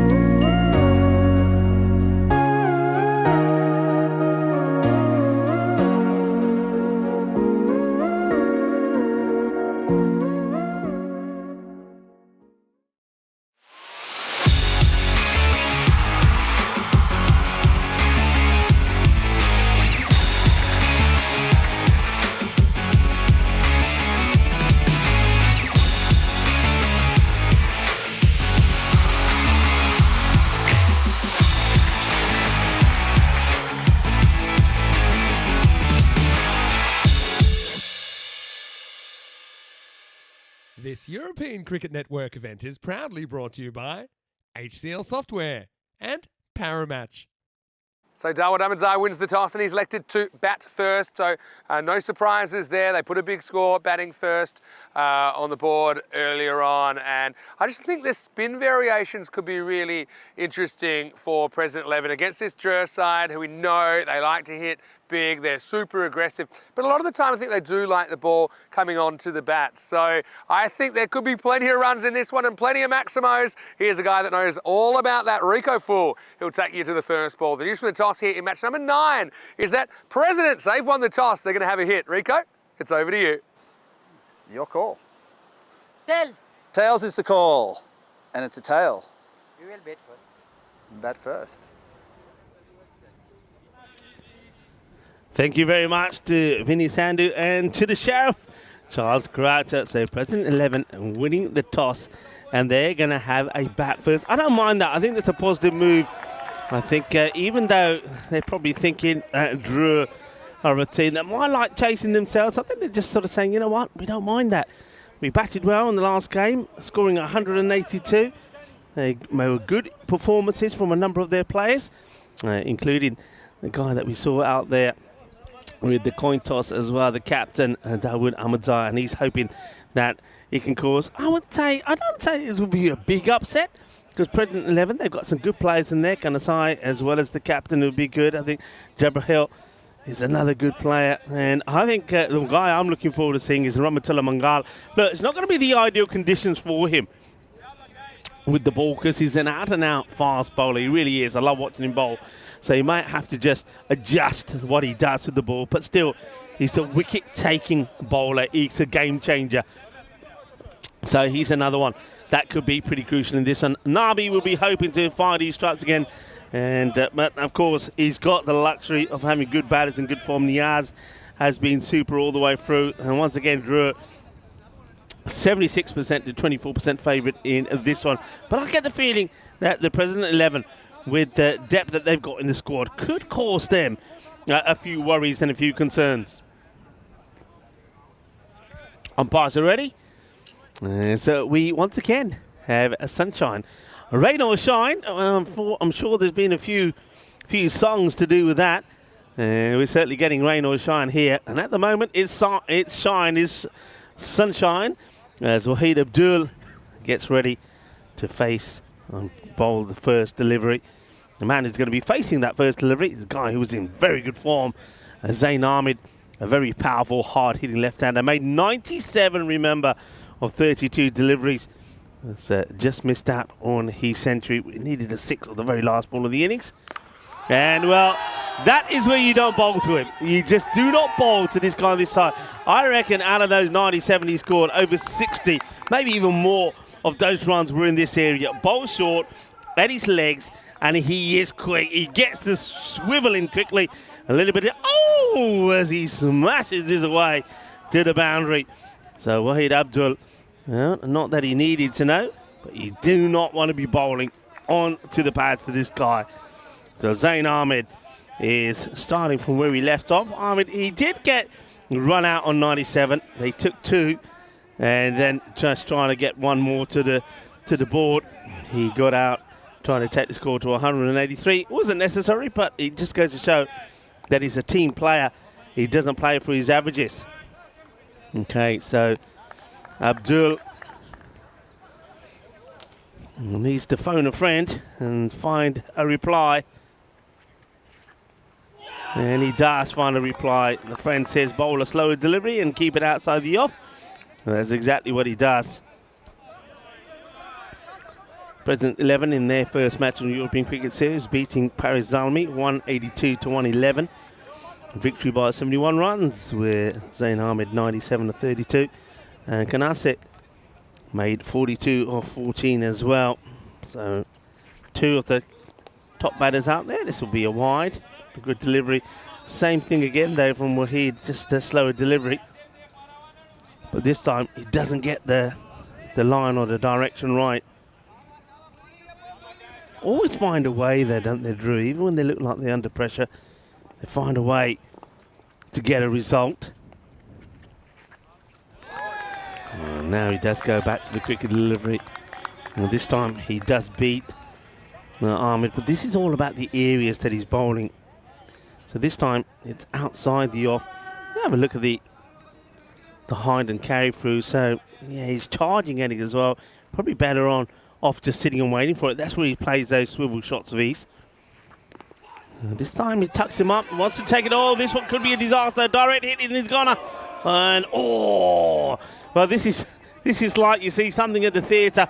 All eyes on the ball, and it's so close. If that hits, he's gone. Takes his eye off his partner, and you see Kanasane says, "Yeah, let's go." And he's sort of caught in two minds and decides he has to go, and just misses, only just. So Ahmed, got to say, he gets a bit of a life here. Kanasane face his first. Short, and the umpire thinks about it, decides it's okay. Abdul thinks it's the over. It's not. He's still got one more to bowl. Gets a little bit of movement here, but remember the new regs is the ball's got to be completely outside that line, and I think that one actually stays inside anyway, so I think that's a good delivery. And this one has been swung and missed, so that will be the end of the over. So just 7 from it. Started with a big hit from Zain Ahmed, but after that it went a little bit flat. But that just shows the quality really of the bowler as well. Being under pressure, he finds a way to finish the over really well and finishes with a nice tidy over. Only 8 from it, and you can have a look at our 2024 calendar. Of course, these are just the European Cricket Series, and of course our stellar events marked on there like the ECC and the ECCW. Doesn't take into account a lot of the T20 action that we're going to see. Of course, going to see some T20 action happening here at this Dre ground. That's going to be really exciting.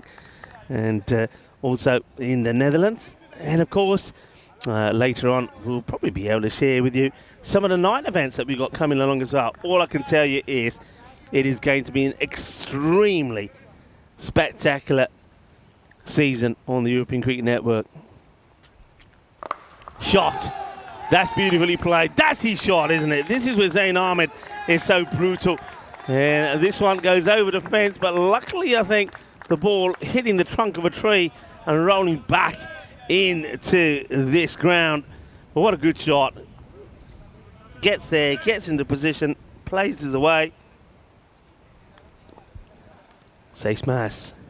Davish Bharti being given the ball pretty early here.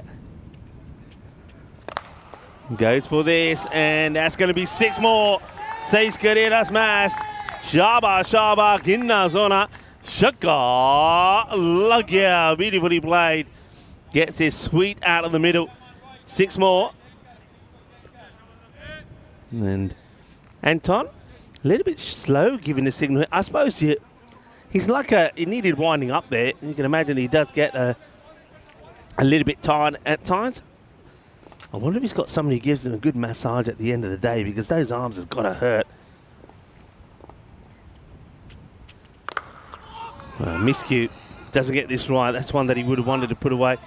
Bharti can be fairly clever, but one thing I've noticed with Bharti is he's far more productive and successful when he's bowling to right-handers, just because of the way he likes to drift the ball into them.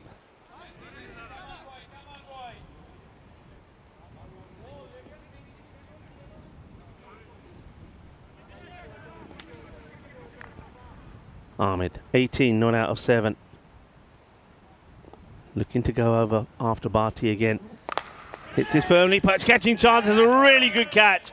Very, very good catch from Usman Khan. There's no doubt about this for me. I think the batter is probably saying to the umpire, can we check it? Well, you can check it. I can tell you that's cleanly taken. Usman Khan gets into a very good position. It's been hit pretty hard, but it hits him high up on the top of the bat, so he's not able to get the elevation in the shot. Beautifully taken, gets low, gets a good solid base, and then takes a really good catch. Usman Khan, well done. And that's going to be the end of Zain Ahmed, to the batter, who almost pulled off a century in the first match from President 11 against Salmi. He's going to go, and he'll go for 18, courtesy of that very good catch. But once again, it is Barty who's the deliverer.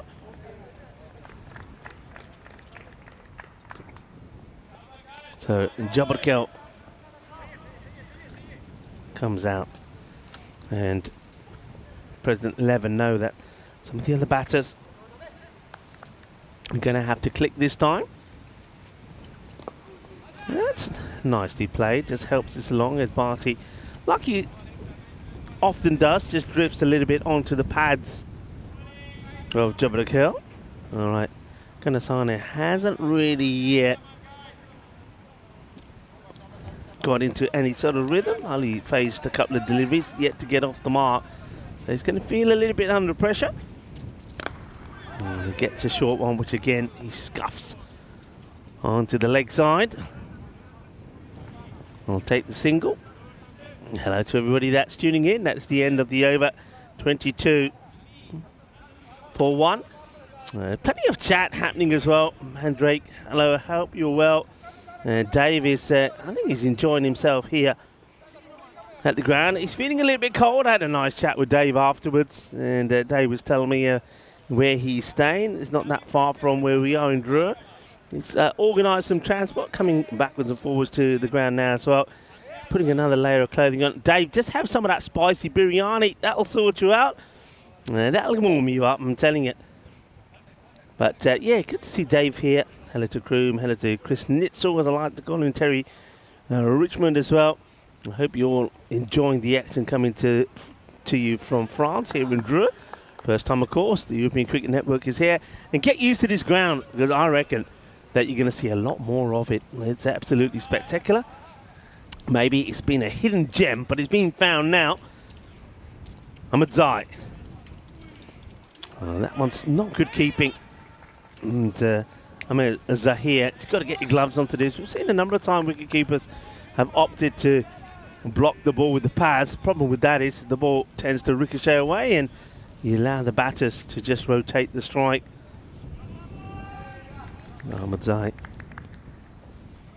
key figure, key player here in France, and wants to send the fine leg back. Interesting field here. So fine leg and third man back, so he brings everybody up. And that's a nice shot. Hits it on the up. Powerful hit. And Jabarkel gets his first boundary. That's the problem with this field. A good hit, a good solid strike to any other part of the ground is always going to be a boundary. So you can see straight away that Mohamed Nisar having a word with the bowler and saying, hey, look, you know, I don't think you got the right field here. Maybe they're feeling that Jabarkel is the type of batter that does like to get a bit funky. Maybe he likes to go across and play those shots in that area fine on the 45. Or maybe Jabarkel is suspect to the short ball and Ahmed Zai wants to bang one in. Let's wait and see. No, he goes full and straight. Maybe he's playing and calling his bluff. He'll take the single now straight away. He's signalling to the fine leg to come back into the circle. As long on will get pushed back onto the boundary. Dave is saying he came prepared today. Always great to see Dave as well. I know Dave was telling me that he's going to be going back to the UK to the Wimbledon series, and it will be the first time he goes back to the UK since 1991. As this one gets hiked up into the air, that will go all the way as well. Ginna Zona. Shakar Logia safe smash. And the only thing I said to Dave is be prepared. Let's just say that things have gone up a lot in price since 1991 as Vinny Sandhu joins us back in the box. Well, ECN doesn't go up in price though, doesn't it? Nah. It's free and available to you. Of course, some people choose to provide a small monthly contribution for us to keep doing our work, which we love to do, taking cricket to new places, including ECN Cricket in France for the first time. How about Kanasane? He's been looking really good this morning. Now, he'll get what looks like a wide down the leg side. It will be called. Now, we'll warn everyone, Anton is back on the field here in match 9. And I've got a feeling that we'll get plenty of entertainment from him as well. But right now, it's like a beautiful spring day now. Got lots of blue sky and sunshine. Not a breath of wind at the moment. This one kind of cramps Kanasane for room, and he won't get a run. There's Mohammad Shazeb. But yeah, this is a battle between President's 11, who, to be honest, I can't remember a team being more impressive in their first ECS match. Yeah, you know, they looked very, very good earlier, particularly with the bat. But they'll have to recover from the loss of Zayn Ahmed. This is hit away over cover, and one bounce four. Maybe not quite out of the screws, but he still gets plenty of it. Lingaswaran Kanasane. Cuatro carreras, as that will take us to the end of the over as well. Into the power play, it's 39 for 1. Yeah, they're probably a little bit behind where they'd like to be, but considering that they have lost Zayn Ahmed, so a little bit of recovery was involved there as well. They'd be fairly happy. As we see how the table looks, the Drua back in the points there as well. But you can see President 11, they get a good win here. They can be right up there with the Vipers at the top part of the standings. Get the feeling looking at that, Vinny, that is going to be pretty congested at the top. Yeah, I think you're right there.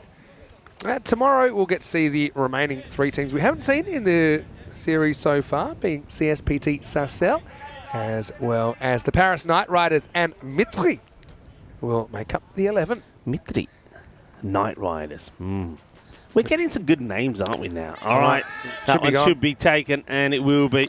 It don't come any easier than that. Well, a bit of a fist bump there from this the was catcher. such an easy catch. That's Mohammad Shazeb, and he's expecting everyone to go right off. But everyone turned around and said, that's an easy catch. Yeah. It's just what we do. Look at this. He's getting ready to fire up. Look at that in the background as well. You can see he's ready to celebrate. Unfortunately, he's giving a bit. Look at it in the background. Look at the excitement. It's almost like they were jealous that he got such an easy catch and they didn't. But anyway, that'll be the second to go. Still no luck with for Jabakel with the bat. Yeah, the headband warrior gets him. The score is 39 for 2. Of course, Wahid Abdul, who's bowling, he also went viral for his shoe phone celebration. The original, of course, was back in the 2022 ECL against Tunbridge Wells of England. By the way, they'll be playing in the ECS England. Yeah, I'm looking forward to see some of the guys at Tunbridge Wells. Of course, we all remember that the shoe phone celebration. And then also, I think what was just as famous is when that celebration backfired and it was the batters that were giving him the sort of the bat phone celebration. This is up in the air. There's going to be 6 runs. Wow. 6 corridas. What a start by Nasiri. Just a straight pull. Trust he'll get enough, and he does. I thought for a second the fielder might come into play, but Maximo, 6 runs. And Anton signals it expertly. Let's notice this from Mandrake as well. Spot this earlier, I didn't get a chance to mention. He's got the ECN tattoo. He's planning to upgrade it with Bale Bale on top and Maximo underneath, is what he said. Yeah. So well, how about that? Mandrake, you're the man. I remember when we first were talking about this, was it a couple of years ago now? Yeah, must have been. Maybe into 22. 18 months, couple of years ago, and then we were saying, nah, there's really? something on this. This is probably off the glove or the bat. Yeah, it's definitely It's going to be 4, but what did this hit? It didn't hit the head, did it? Look. Oh, is it off the bonds? No, I think it's it top slices off the bat, doesn't it? Yeah. But anyway, it's going to be 4 runs. Yeah, when we heard about it and you were talking about it, Jack said, nah, you're just winding us up. And then, of course, we saw the pictures of it. I've got an idea. Quite incredible. As I get eaten by spiders. Yeah, it's that time of day. Oh, look at this. What's the idea? I'll come back to it after this ball from Wahid Abdul. Rolls the fingers on this, like a rolling cutter. And no run. So you know how we have like century makers and it comes up all the time on the screen, or like hat tricks? Yeah. Do you reckon Dave would let us use his back? and we could put it up there. Let's say maybe for hat tricks, so every time there's a hat trick. Maybe something like that. Okay, something more practical. Oh, he's bowled him. And this time the cutter goes straight through the gate. Nasiri just really trying to keep it out. Gets a little inside edge. Yeah, he does. Yeah, little inside edge. Middle stumps out of the ground. Wahid gives him a wink and sends him on his way. It's 49 for 3. And then Nasiri will go, and after hitting one big shot, he's going to depart. And watch this. He gets I think he just gets totally done by the slower delivery. Doesn't really see it. Plays it back onto his stumps. The stumps get absolutely shattered. Watch this go. Yeah, but also look at how he bowls it. See, look, he rolls it out, and it just holds up a bit. But look at the angle of the bat there. You can get quite analytical on that. But Nasiri, after whacking one, is going to have to go soon after 49 for 3. A lot of pressure, I think, on Kanisane to keep this innings headed in the right direction. Okay, how about every time there's a golden ball, he gets another golden ball tattooed on his back? So we've been up to 57. Isn't it crazy? I think by the end of this year, touch wood, we'll have 60 golden balls, which is a whole innings worth of golden balls. Yeah, that is. We've certainly had a good run on them at the moment, haven't we? Hey, here's a question for you. All right, wait for this because Ramar's going to face up for the first time. He gets the same ball.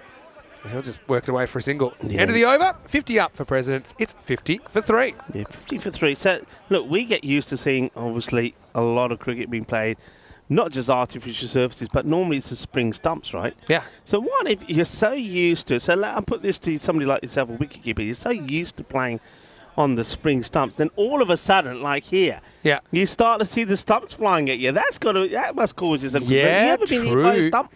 I haven't been hit. I had to actually duck. I was actually Nathan Coulter-Nile, who played a lot of cricket for Australia, and I think he's still playing the franchises.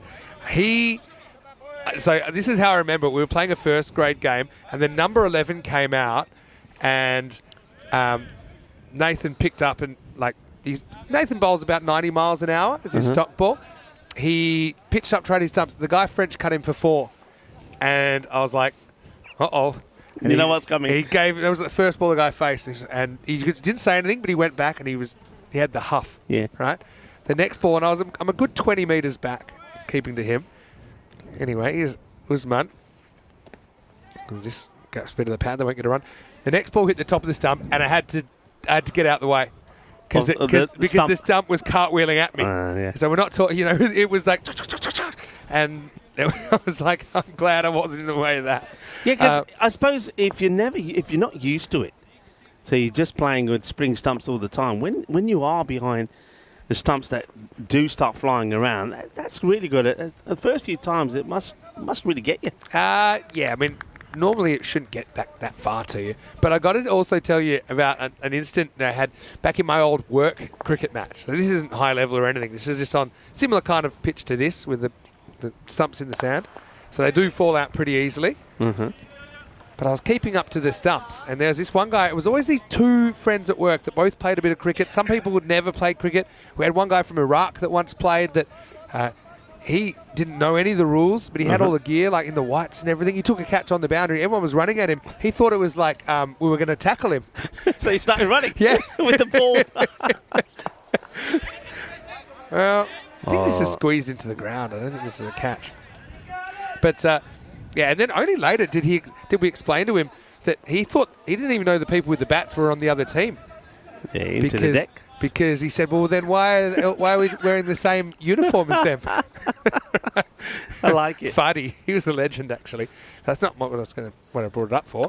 Slower ball, acrobatic attempt at a catch, but he can't get near this. Kanisane gets 4 more, picks the slower ball and puts it away. These two, by the way, they are French national teammates, Usman Khan and Kanisane. Kanisane would know him pretty well. Yeah, Shahzeb this time.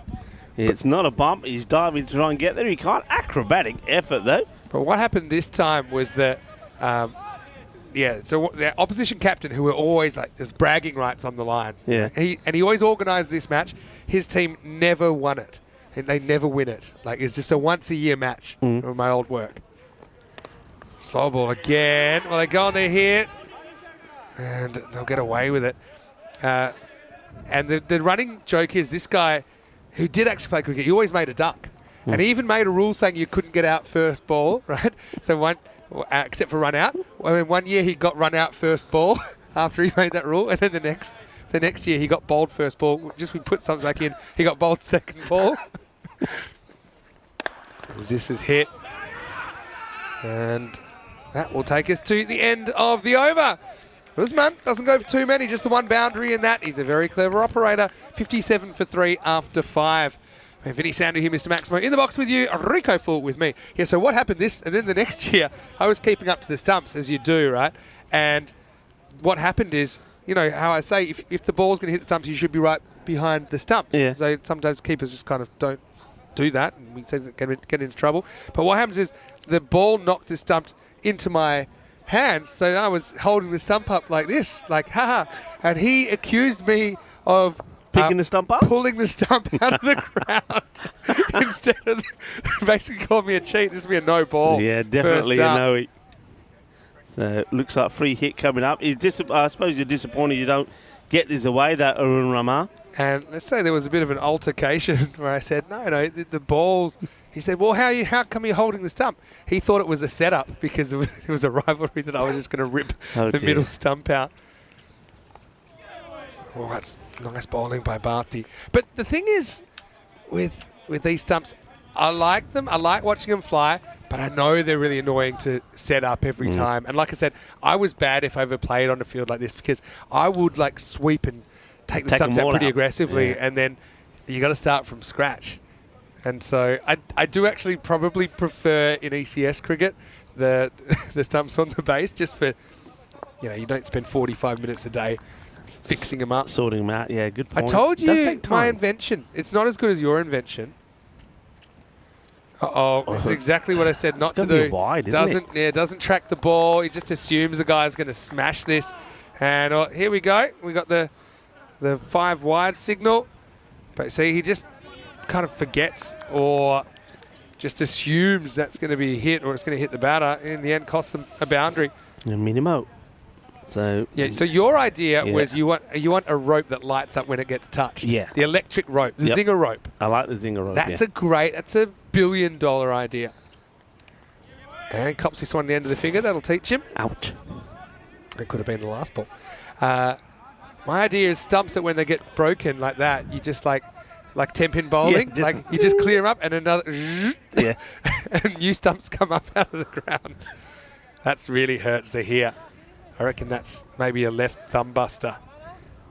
He's struggling. Either thumb He's struggling. or Yeah. finger. Well, the good news is I'm right here. If you need to get me kitted up, Go on, off you go. You got the right just colour. been talking about. I got Mind my you, blue. you're playing the wrong team I'm playing colour. both sides. You've got the red on, so you can't. You can play. The for worst thing you president can do again, is man. look at it in this situation as well, because then you starts to play in your mind. The magic spray's been called for. I like wonder that if signal. is Anton going to have a signal for the magic spray as well? Anton, he just watches from the other end. All right, there is some Here bit of here spray it coming comes. out. All right, let's just see the technique. There we go. That'll do the job. There you go. He's getting a few of the other fingers done for free as well. I don't think he hit all of them. Just empty out another can. You won't be able to move those fingers now. Oh dear. Can you imagine if you kept all of those spray canisters in like one area and you picked up the wrong one and you took the groundsman's one out there?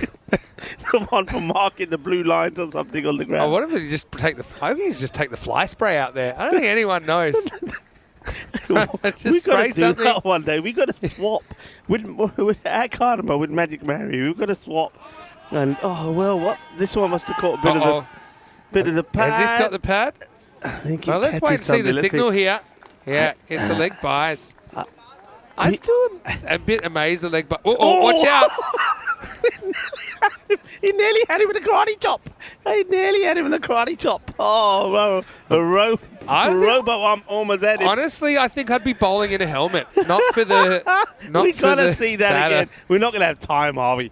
We won't have time because he's ready to bowl again. Watch this. He nearly gets a chop here. Watch. All right, back to the action. This is it down the ground.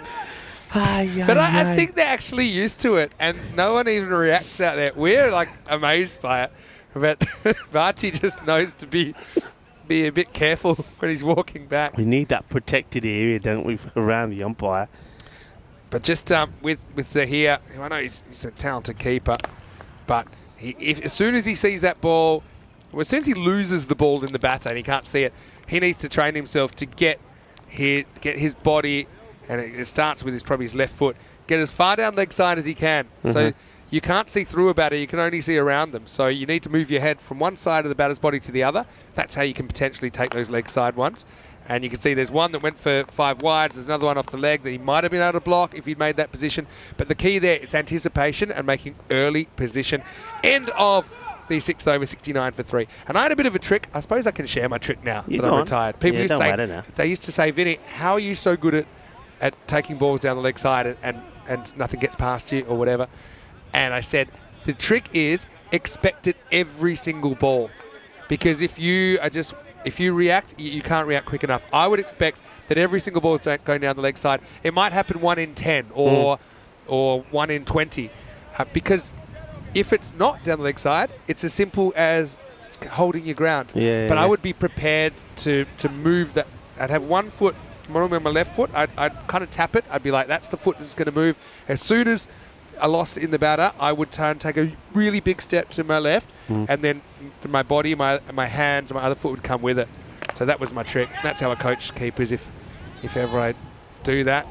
As this was a slightly dodgy one, but I think that he gets home. It's pretty close though, you know. Yeah, I think a little bit more power in the throw there from Amazar would have helped. But first of all, Amazar does really well to back up the fielder here, because I think this one from Niaz was a bit of a misfield.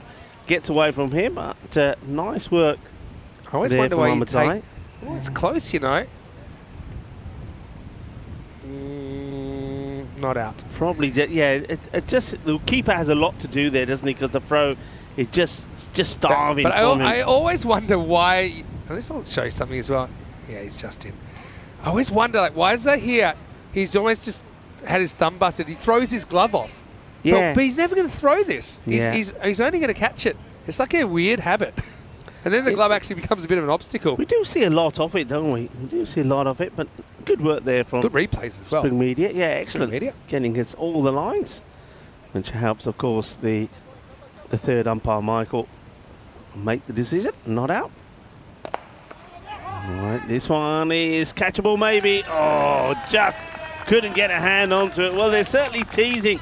Cameron Ahmadzai here on the boundary, comes across, tries to get a left hand onto it, and that will go all the way, says Mass. And there you go, put him up in the air like you just don't care. Well, Kanasane, it's taken him a while to get going, but he's now starting to find a little bit of rhythm to his hitting. Needs to get the acceleration in here though now. He's really, I think, holding the key. Ramar, we've seen him in the last contest.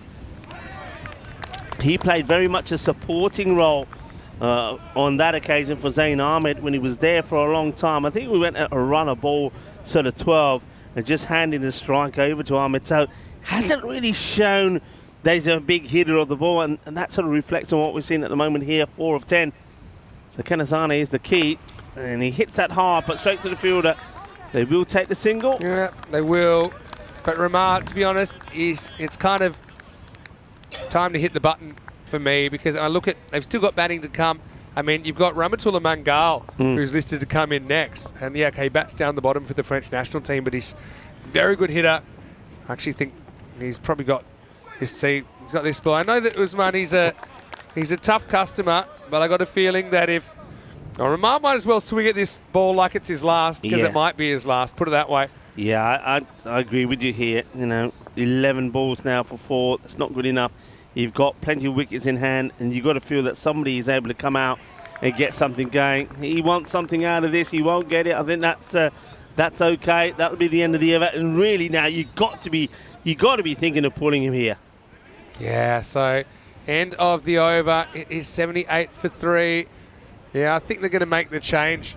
Yeah, I'm surprised if they don't. It's funny. I actually wouldn't make it this ball because he's at the non-strikers end. Just in case, imagine if the new batter gets run out, for example. But anyway, here's the ECC groups. We'll show them to you once again. You mentioned you're looking forward to Group B because you said that any one of those 5 teams could win the group. That group. Germany on their day, Hungary, Denmark, Austria, even Romania on their day.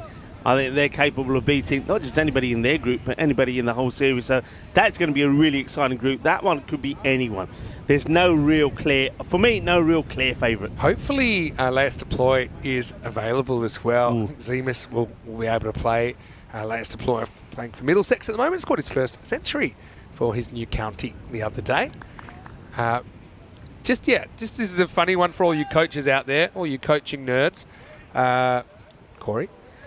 And it would be that I wouldn't retire out a guy at the non-strikers end. I would let him stay there, and then when he gets on strike, well, then you retire him out.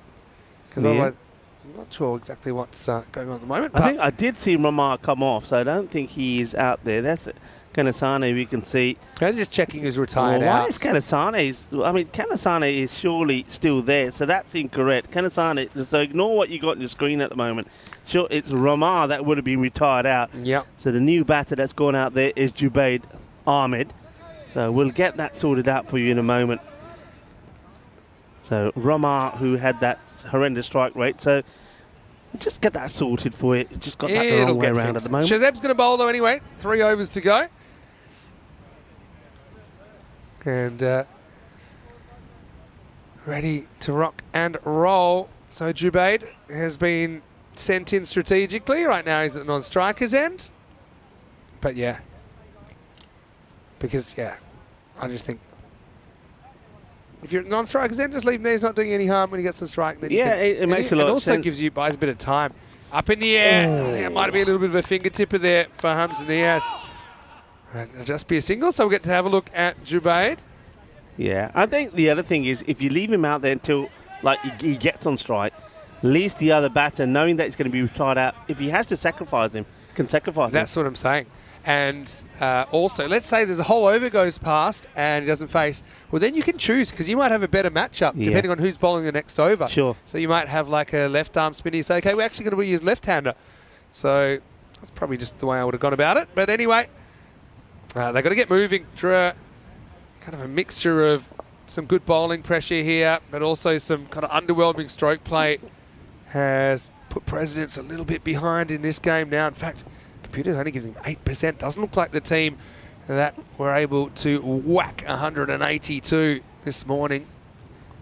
There's Rafa, who could see he's recovered from some of his injuries. Remember, he had the split webbing issue. He's still got some tennis elbow issues, but he's been doing some exercises. I'm not so sure that's what the doctor's prescribed. I reckon for him. he's trying to say to Anton, how about this for your leg by signals? Maybe he's trying to... Rafa will get into umpiring one day. Yeah. In decades when he's not umpiring anymore. Just got a slight delay here. I think we're just waiting for everything to update. Make sure we got the right batters and the right score on the board. And it gives us an opportunity to say once again a big thanks to everybody that's tuning in, and I hope you are enjoying the cricket. And remember, we do have one more match coming up. So if you are thinking of any random questions, you can get them ready for us. And also maybe we'll have some food talk as well, because I know that we got a few more people that have joined us this afternoon, and you can share with them what you had to eat last night. Food and wine chat, I think, while we're in France. I got to say, I tasted some of the local favourites last night, in moderation, obviously, but it was my day off. But it was amazing. It's such a great feature of France, of course, the food and the food and wine culture. What about ratatouille? Are you a ratatouille fan? I don't mind it. Yeah, I'll eat most things. Yeah. Ratatouille's good. All veg, really. Pastries. Oh, pastries. We probably have to do a whole match just on pastries as well. Pastries are just incredible here. Anyway, finally, we'll get this over going again. And Jubaid has been sent out there strategically, but he can't hit the first one he faces. Yeah, they go with Jubaid. I think there's other options there. I mean, Ramachala Mangali certainly would have probably been the one I would have gone for, because we know he can hit a good ball. It's hit pretty hard, though, back past the bowler. But you've got someone like Dawud Ahmedzai is a guy that we've seen at the Carlton Roval do some pretty good things for the French national team. Loves to give it a whack. Remember, they had the 50 up in 4 overs, but since then, they just really haven't been able to accelerate. And Kanasane has been out there a long time. It's been doing a lot of... Oh, well, That's a gift. That's a rare error, and that's going to be Ahmedzai. He's going to be gutted with himself. Normally, he takes a lot of pride in his fielding. This one never really should have gone past him. He just gets it completely wrong. I'd love to say that was our first French Tortuga, but I don't think it was. I think it was just a regulation bounce that he misses. Shazeb's not impressed. Now it's going to be lifted up in the end. Nisa comes around and he holds the catch. He is just such a solid cricketer, Mohamed Nisa. I know he missed out with the bat earlier, but he makes the challenging look pretty easy. Doesn't break a sweat. He skates around to his left in difficult conditions to catch and pouches it, no problem at all. So that'll be the end of Kanasano for 31, and the score's 84 for 5. Hey, that little misfield there, Ahmedzai actually works out in their favour, right? That's true. Keep Kanazane on strike, who's the key batter, really. And then you get him out next ball, courtesy of that really good catch taken there by Nisar. Thing is, would you pay 3 runs to get Kanasano out? I would. Yeah, you would, On the especially free at this market? stage. Look, I reckon they might, the expected score from here on, they're saying around 107. They may not even get to that because they've got one of the key batters out. So be interesting to see. Now, once again, this is about depth. We get the chance to see the depth here now of President 11. Kanasane not there, Zayn not there. So what else have they got? Maybe not a lot. Let's see what the umpires think about this. Has he been stranded outside of his crease? It's pretty or close. does he get back? I think he did drag his foot a little bit. It's it'll be the end of the over one way or another. Let's have a look at it on the replay. This time, see how much of it we actually see. Out of the way, was he? Uh-oh. Oh, maybe. I think it looks down to me. Yeah, the heel looks down. As long as the umpire has a good look at it. I mean, Yeah. the thing is, he actually moves it after, which This makes just him shows look here. guilty. Yeah, heel goes down. I mean, assume that heel's in. I mean, it's not that clear. But, yeah, it won't be out. End of the over then, 84 for 5. But, you know, with Ramatullah Mangal in the side, I'm going to see something. I've always been curious. I'm like, What's that? We've seen the French national team, and obviously Dre, only Usman Khan is in the national team from them. So we'll get to see some of these national team bowlers bowling to the Dre batters. So I'm looking forward to Ramatullah Mangal potentially bowling at Nabi, Hamza Niaz, Mohamed Nisa in this match. I do like that here, actually, that we see a lot of those national team players spread over a number of teams. Definitely. Uh-oh, this should be straightforward. Who's collision. going to call it? And the wicketkeeper in the air does take the catch. I almost saw collision it because I think the bowler, Ahmedzai, does see the keeper Zahir a little bit slow going for this. And it doesn't look the same without his cap. No, the hat will be here Doesn't look the next same. next game. Unfortunately, not here today. Well, if you were watching Portugal last week, you would have seen for Marlow, Rushan Singh and Mian Shahid, the Large Hadron Collider. I mean, it caused a 4.7 Richter scale earthquake nearby. But this time, there's no collision. Luckily, unfortunately, Jubaid is inserted strategically, but he has to be removed from the field of play, out for 1. And it's 84 for 6. Here is Ramatullah Mangal that we were just talking about. Ramatullah and Rohula, the Mangal brothers, both in this President 11 squad, though Ramatullah making his first appearance here. Facing Cameron Ahmedzai. And yeah, this is what they could have used a bit earlier. Yeah. He comes out, he swings the bat. I mean, sometimes you see him batting kind of as low as 10 or even 11 for France, but even when he has had an opportunity with the bat for France, he's aggressive and he's very, very effective. He's got a good eye. Yeah, look, you much rather batters go out there, maybe they hit a couple of boundaries, then get out, rather than, the tiki-taka, one boundary in 10 balls or whatever. That hurts you. Hits this straight, hits it pretty hard, finds the gap. Nisa does really well to pull it back. Yeah, great work from Nisa here. You said it before. He just seems to be on sort of top form in everything that he does. We've already seen just how solid he is as a batter in the field. It's a great job as well. We've already seen him take one catch, and they're saving 3 runs for his side as well.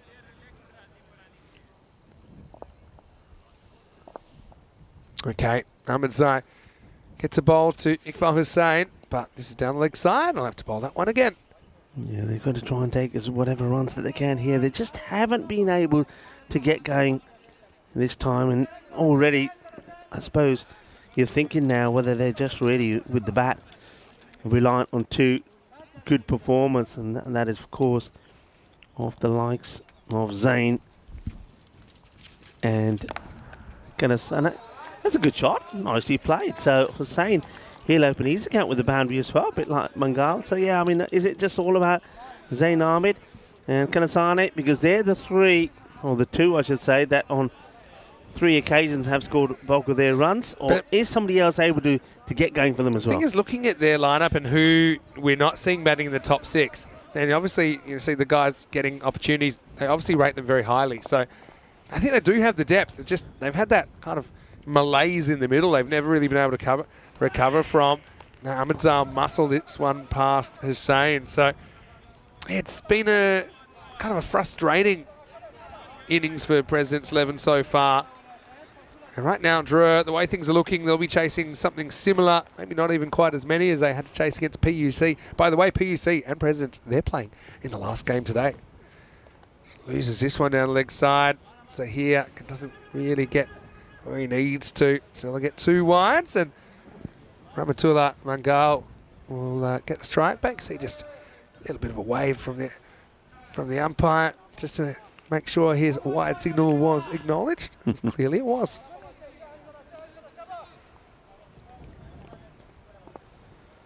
Mahadine is the umpire. He's out there with Anton, who have both done a brilliant job, as well as Mikal. Yeah, good Led umpiring well crew by- here. 10 umpires. Yeah. Good sign for French cricket as well.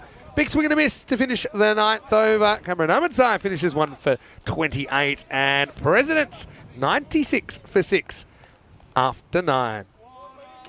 Yeah, it's a long, long way away from what they did in the first match when they scored 182 against Paris Zalmi. So, not for the first time. We've seen teams in their second match not quite performing as we'd expected. Paris University Club themselves, after scoring 177 against Paris Zalmi, they struggle against Dre. And now we're seeing another team who were great in their first match struggling against the same opposition. So Dre making it difficult for teams.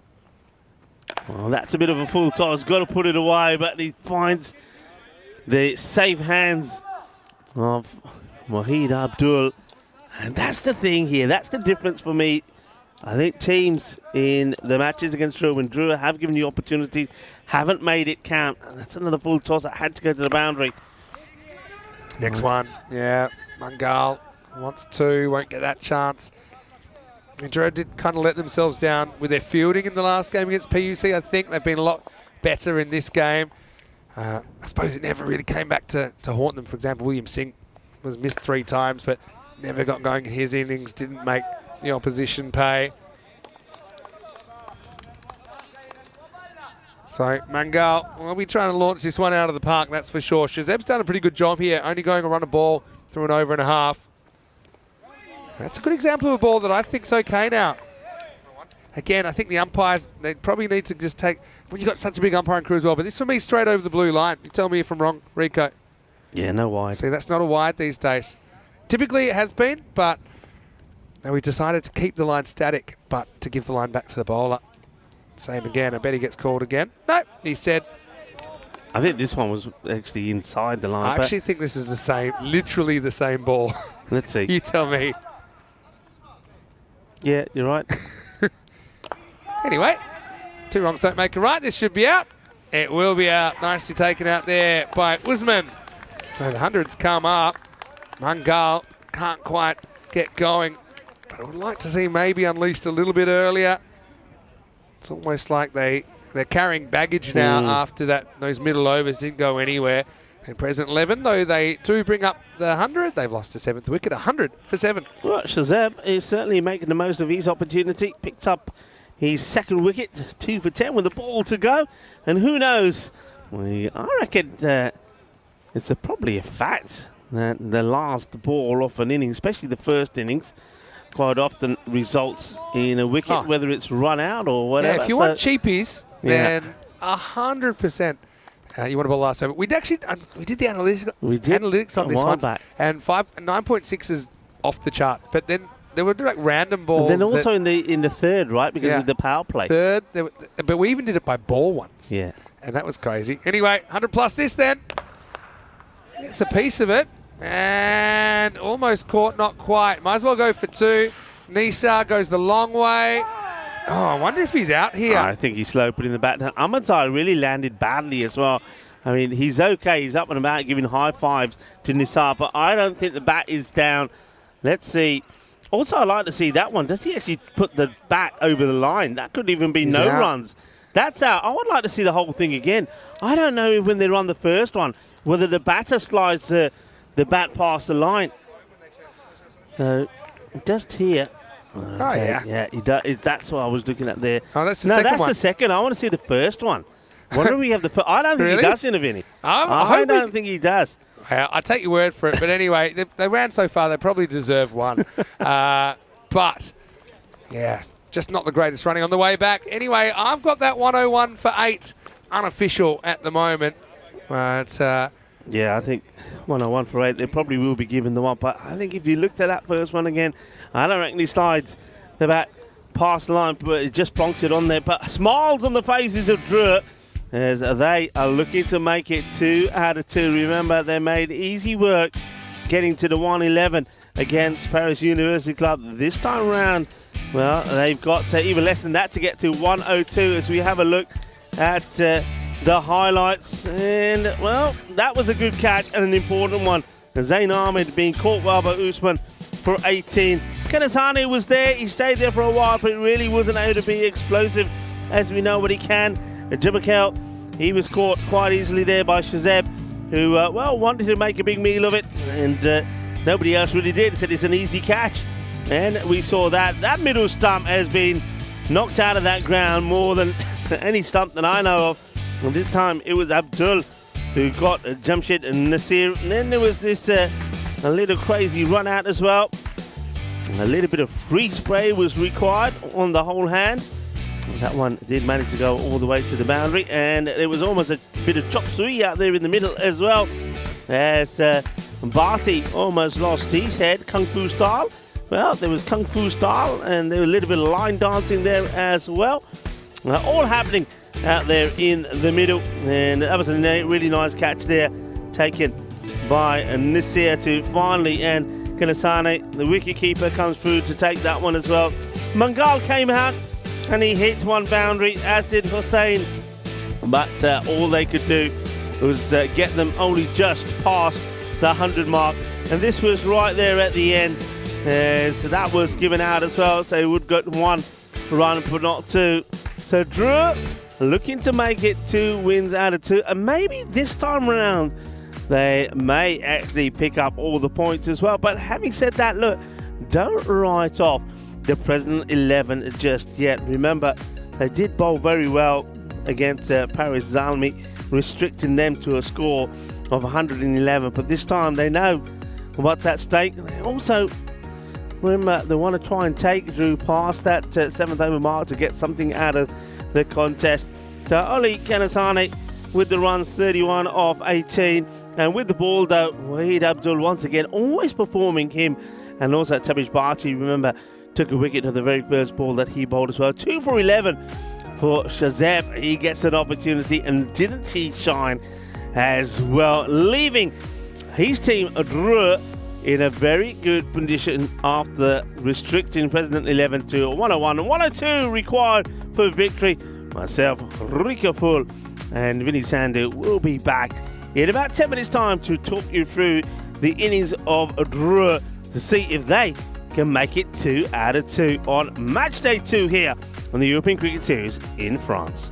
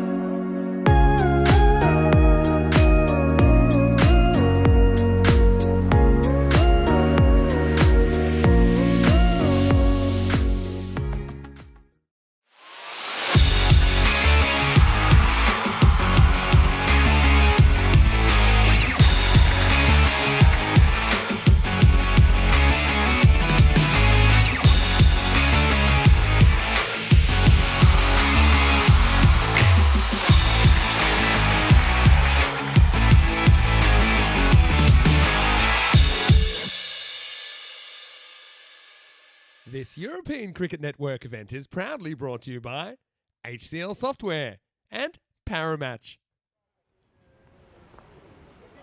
Hello and welcome back. Almost ready to get going here in the second innings of this game between Dre, the 2023 European champions, and President 11. Well, President were ruling the roost earlier in the day, but in this one, they're a little bit behind where they need to be. I think 101 for 8 off the 10 overs.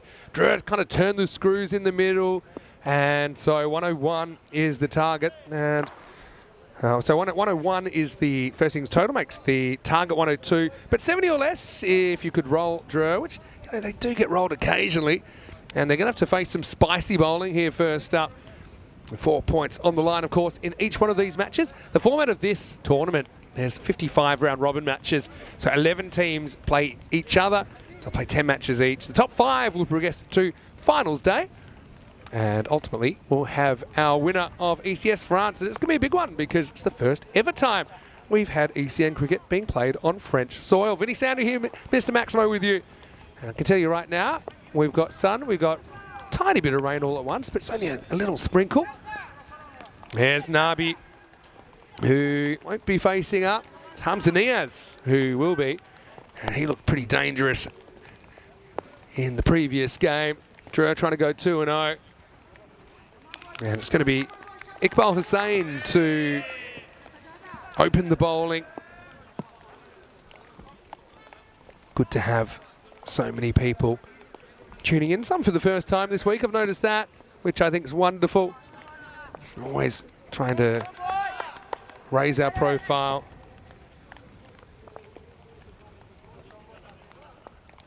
Here we go, 102 to win.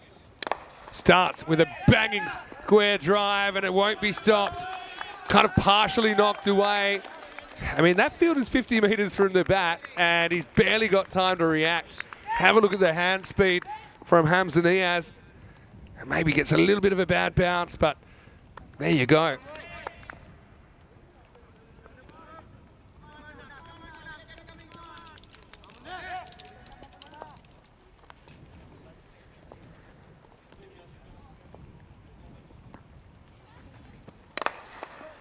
This is hit and will be kept in the circle this time. Hamza Niaz does seem in pretty good touch. Nabi isn't. I mean, he's had a miserable couple of months with the bat. I feel like he's going to hit back at some point. This morning he went 4 and got stumped really expertly by Wasim Bhatti. That was against PUC. Looks like he's borrowed one of their helmets, to be honest. This is a good example of a ball I think is okay. Remember, the kind of fixed offside wides is being trialled here, which means any ball that passes the popping crease that's catching even a bit of that blue line, it's fine. That one's probably inside completely. Just saying, there's some good rhythm there.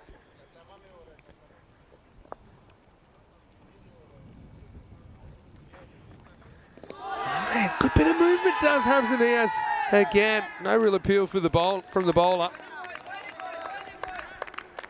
Well, this is a good kind of ball to bowl early. You see, just shapes in and then leaves the right-hander. Gets Hamza Niaz playing down the wrong line. Good contest this early. Oh, that's such a good delivery. Such a good ball. Just have a look at this ball swing. Actually swings too far and misses the off stump. Looks like it's going to hit it. Then last moment just leaves Niaz. I think he's pretty lucky not to hear the death rattle when he misses this. Fantastic outswing bowling there from Iqbal Hussain. The last one is actually chopped up and over the field. That's a remarkable shot, really. Oh, it reminds me of the old indoor cricket that I grew up playing, because this is hit hard into the pitch and actually bounces over the field and a fair bit of the way to the rope. So it's boundaries, top and tails in the first. That makes 8 off the over, 8 without loss. And speaking of 8, we've got 8 matches since the Golden Ball. It's very easy. You just have to ask yourself, how many matches have we completed in this series? 8. That's how many matches since the golden ball, because our last golden ball came in the final in Portugal on Sunday night. It was a golden ball in the dark. And that decided that series. The Rock Amizai sent it into tomorrow. Marlow getting their 7th ECN trophy. So here's Zahiri to bowl. And he goes straight through Nabi first up. Again, that one actually swings in. Regulation kind of left-hander. Left-hander ball.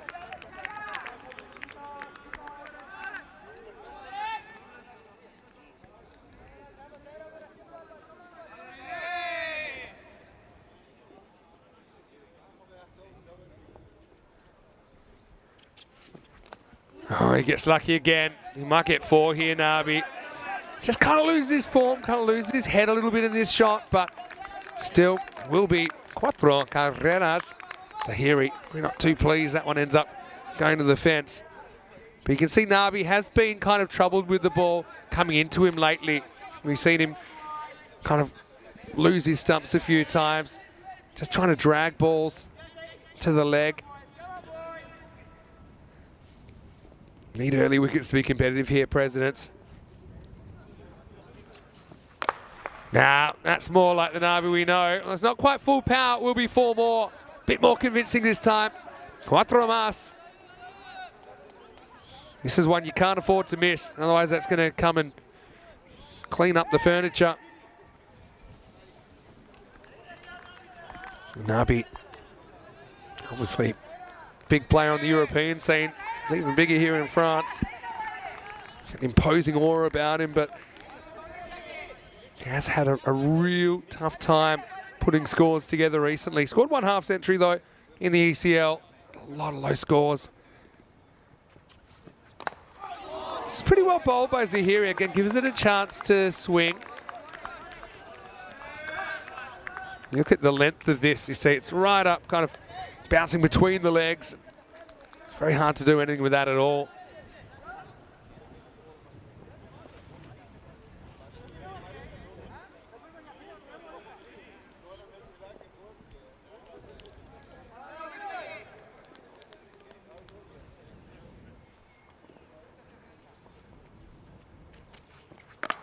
Now, a little bit short. Almost gets a piece of the umpire actually on the way through, but it will be another boundary. That's quite an interesting start. We've had 5 4s and 6 dots. That's the first 11 balls of this chase for you. But they're, even without being completely convincing, they're still kind of at that 10 and over they'll need. Zahiri, can he get the big breakthrough here? Last ball of the second. Nabi will just carve that over the offside. There's 4. So 6 4s and 6 dots. There's your first 2 overs. And at the end of 2, if you know your 4s times table, 6 4s is 24. It's 24 without loss.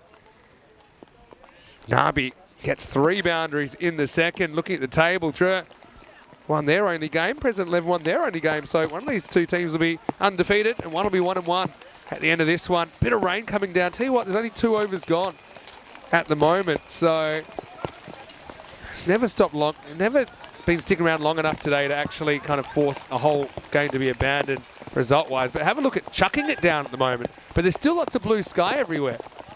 So I don't know if you even come down, but come out at this stage.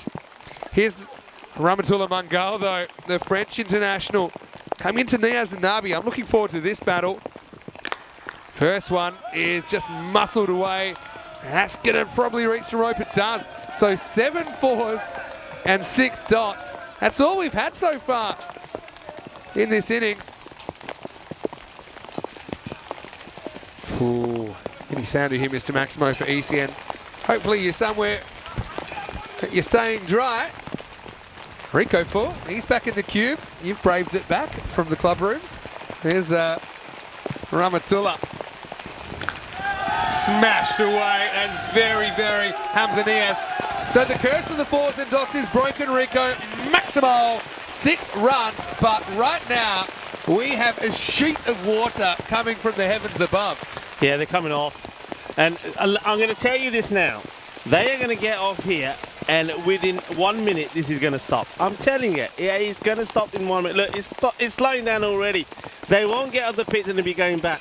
I literally went to get myself a bottle of water. It was sunny. On the way back, it's raining, and now it's raining cats and dogs. This is going to last the whole of 30 seconds. I guarantee it. So, I mean, we only, literally to finish this game, you only need about... Is that hailstones? It's hailstones. No, look, is it? Look at the pitch. Surely not. It's hailstones. It is.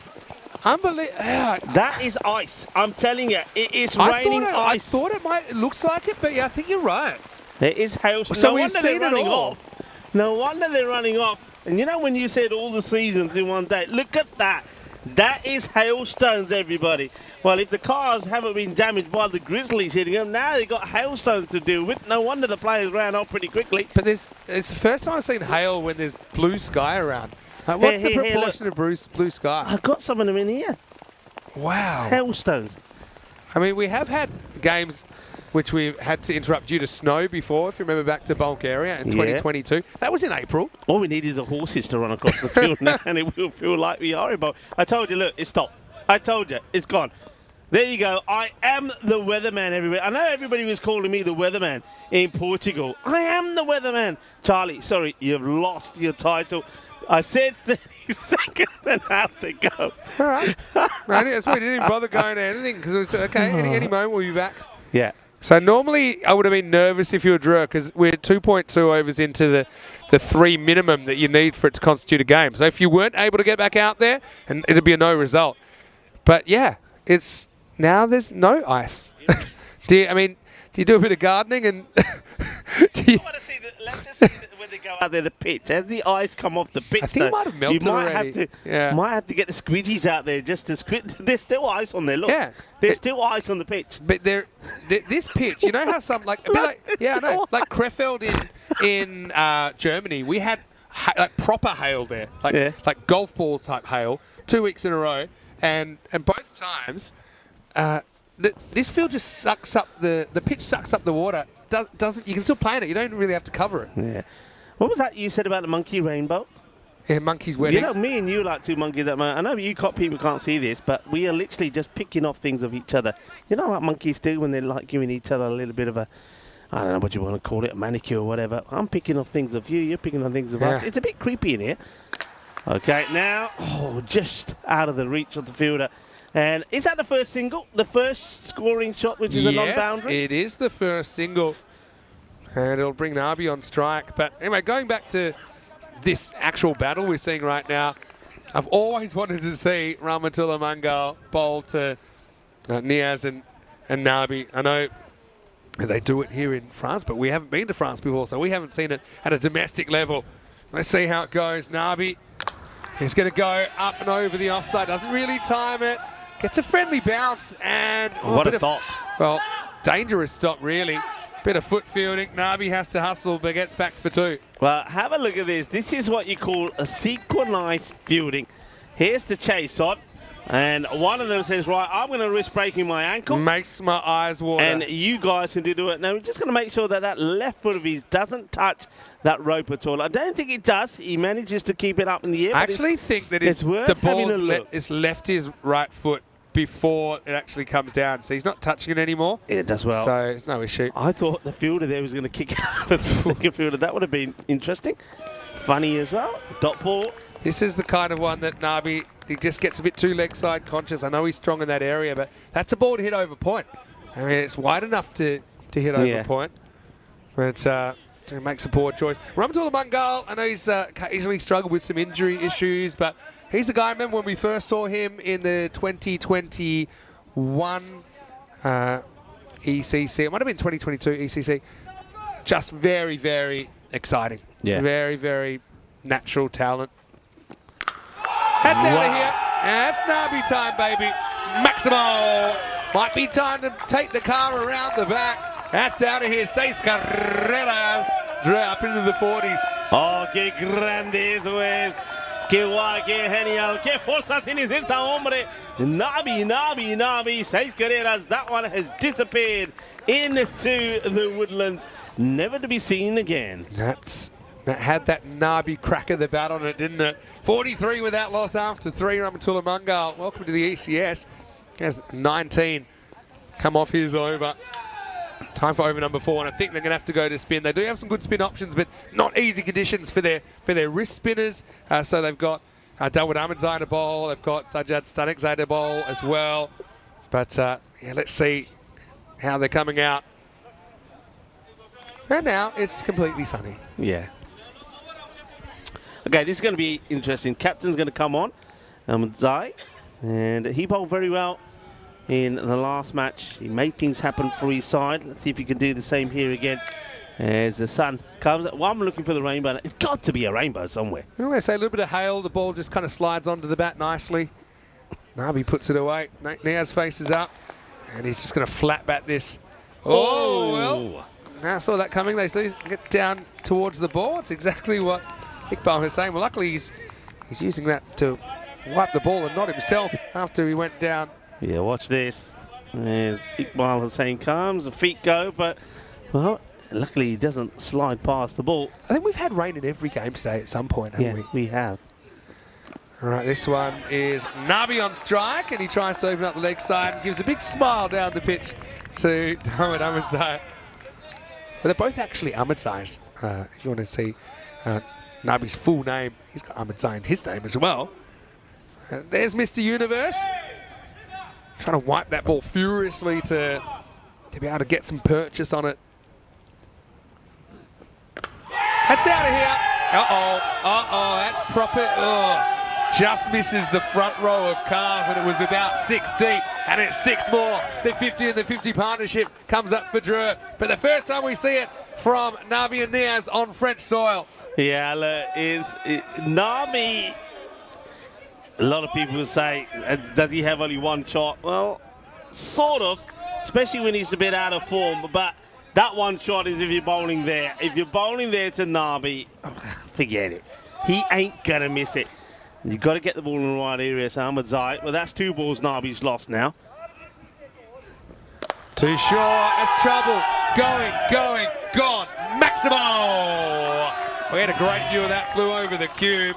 And right now, I don't think George is thinking about winning. They're thinking about taking all the points out of match 9. Yeah, club, too short. It's too short. And you gotta, you know his strength, you know his weaknesses. Get it outside the off. Anything on the peg short or down the leg side, it will disappear. And Nabi, 36 of 12. The 50s come up rapidly. Oh, this one hits him right in the you-know-where. But he'll just get on with it. Yeah, that could have gone as well, you know. It should have actually. He just gets in the wrong position. Now goes straight and just out of the grasp of the fielder. I think that's gone all the way. Yeah, that's 6 runs. Maximo. This is all about the placement because he's got a bit more insurance dead straight because there was a long on, long off. But this went in between and just carries the line. 6 more to Nabi. And one of the things that makes him so dangerous is his ability to miss-hit sixes. That's what makes him different to most of the other players we see on the network. End of the 4th over, Dre. Looking like they want an early afternoon tea, Rico. They're 62 without loss. Yeah, well, we see 2 lots of 19s there, haven't they? We saw Ramatullah Mangalko for 19 and then Dawood Ahmedzai also. And they're looking to get this win, and really they're searching for the 4 points here. And have a look at that, 40 of 18 for the bonus point, and that means they take all the points from this contest. All right, so going to stick with some spin. They go to the other wrist spin option with Sajjad Stanekzai. This is like watching Bambi all over again, isn't it? He's all over the place. Especially in that position down the ground, you're taught to kind of really burst towards the ball and get that spring, but in these conditions you also got to be aware of your footing. Yeah. Okay, it's Stanekzai. That's hit really hard and straight at the field, or only a single this time for Nabi, who's 43. Comes Niaz. Seems sedate by comparison. These 2 openers, they're both uber attacking, but they complement each other nicely, don't they?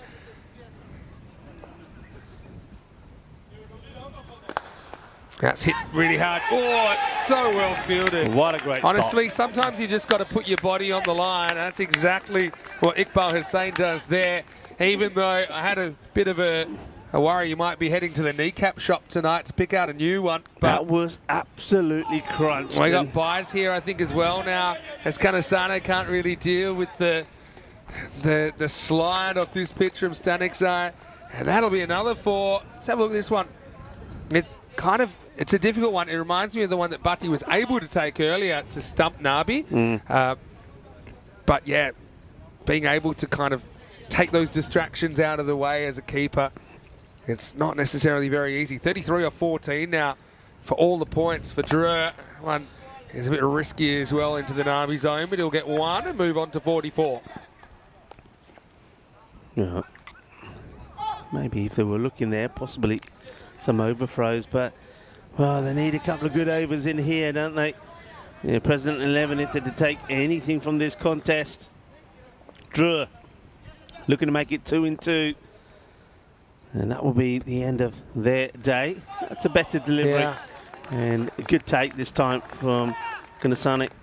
You see how, it's the end of the over, it's 70 without loss after 5, but you see how Niaz is very, very clever that he never raises his foot until he's sure that the keeper is going to give the ball away. So this is something you talk about, when you see these dismissals, people walking out of their crease or lifting a foot 2 or 3 seconds after they miss the ball.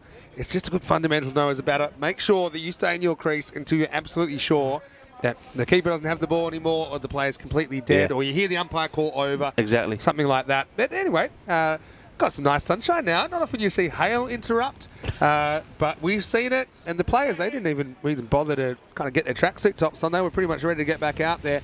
Isn't it great seeing this enthusiasm from the player group in the first ever ECS on French soil? I mean, that's one thing you have to say. Yesterday was the same as well. All the teams, they just wanted to play. Even that match, unfortunately, they did have to get abandoned yesterday. This is up in the air, fielder coming across. And that's a really good catch. Brilliantly taken. Well, we have another shusher. And that looks like Zayn to me under those shades. Yeah. And he says, don't give us all of that chirp. He says, I'm going to silence you. And it works because there is silence around the ground. And good catch this is. It really is well taken. That ball, remember, still a little bit wet. That is a tremendous catch. Yeah, what do you think? Taken by Zayn Ahmed. Yeah, I mean, maybe they're a little bit, he's shushing them, but maybe they're... It's gone quiet, though. Everyone's quiet, I think, because they're wondering, why would he do that? We're getting absolutely smashed in this game. Nabi won't get his half century, but there were good signs there, weren't there? In his 44 off 18, Dre lose their first at 70 for 1. Might not be a bad thing to get Mohamed Nisa out there. You can see these players, they know each other really well.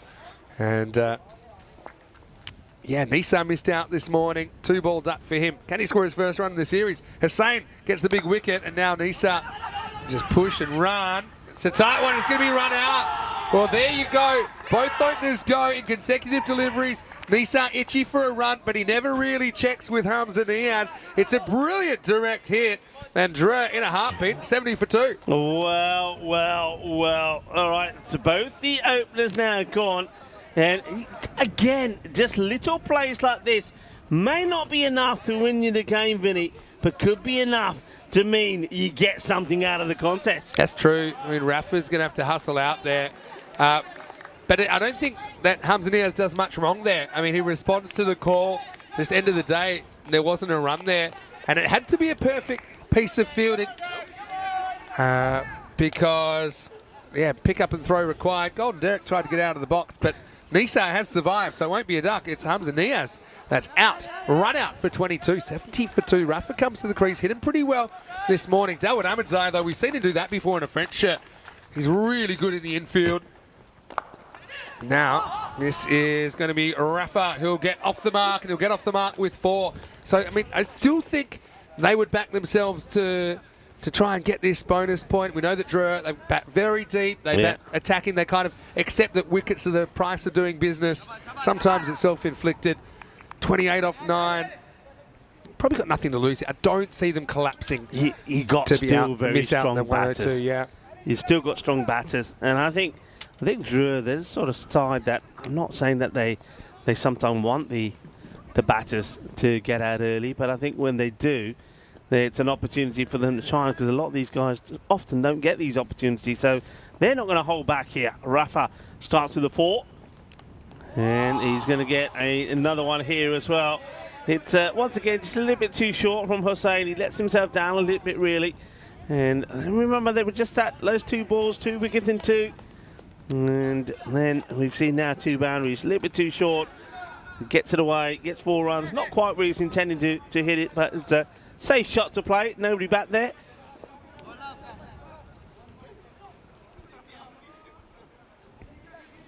So looking to get this 24 of 8 balls.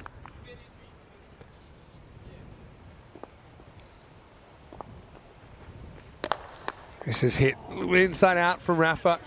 Actually kind of like Rafa when he's looking kind of offside as well, and that's an example of one that he could kind of flick across that. But early in your innings, I think just kind of playing the percentages is probably a good idea as well. And so 23 off 7.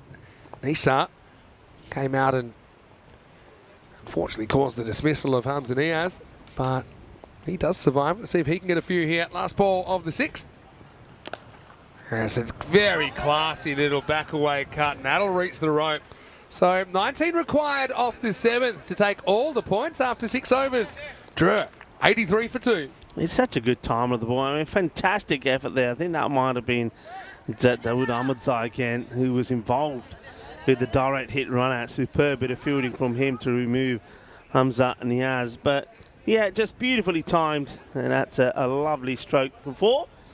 That's how we're standing at the moment. So both the openers did their job, didn't they? Nabi will be happy, the captain, that he's finally got some runs, 4 6s and 4 4s on his way to 44 before he was caught beautifully by Zain Ahmed off the bowling of Iqbal Hussain. And then we saw that run out, so 2 wickets and 2 balls. But these two are looking to see their team home. But can they get them all of the points?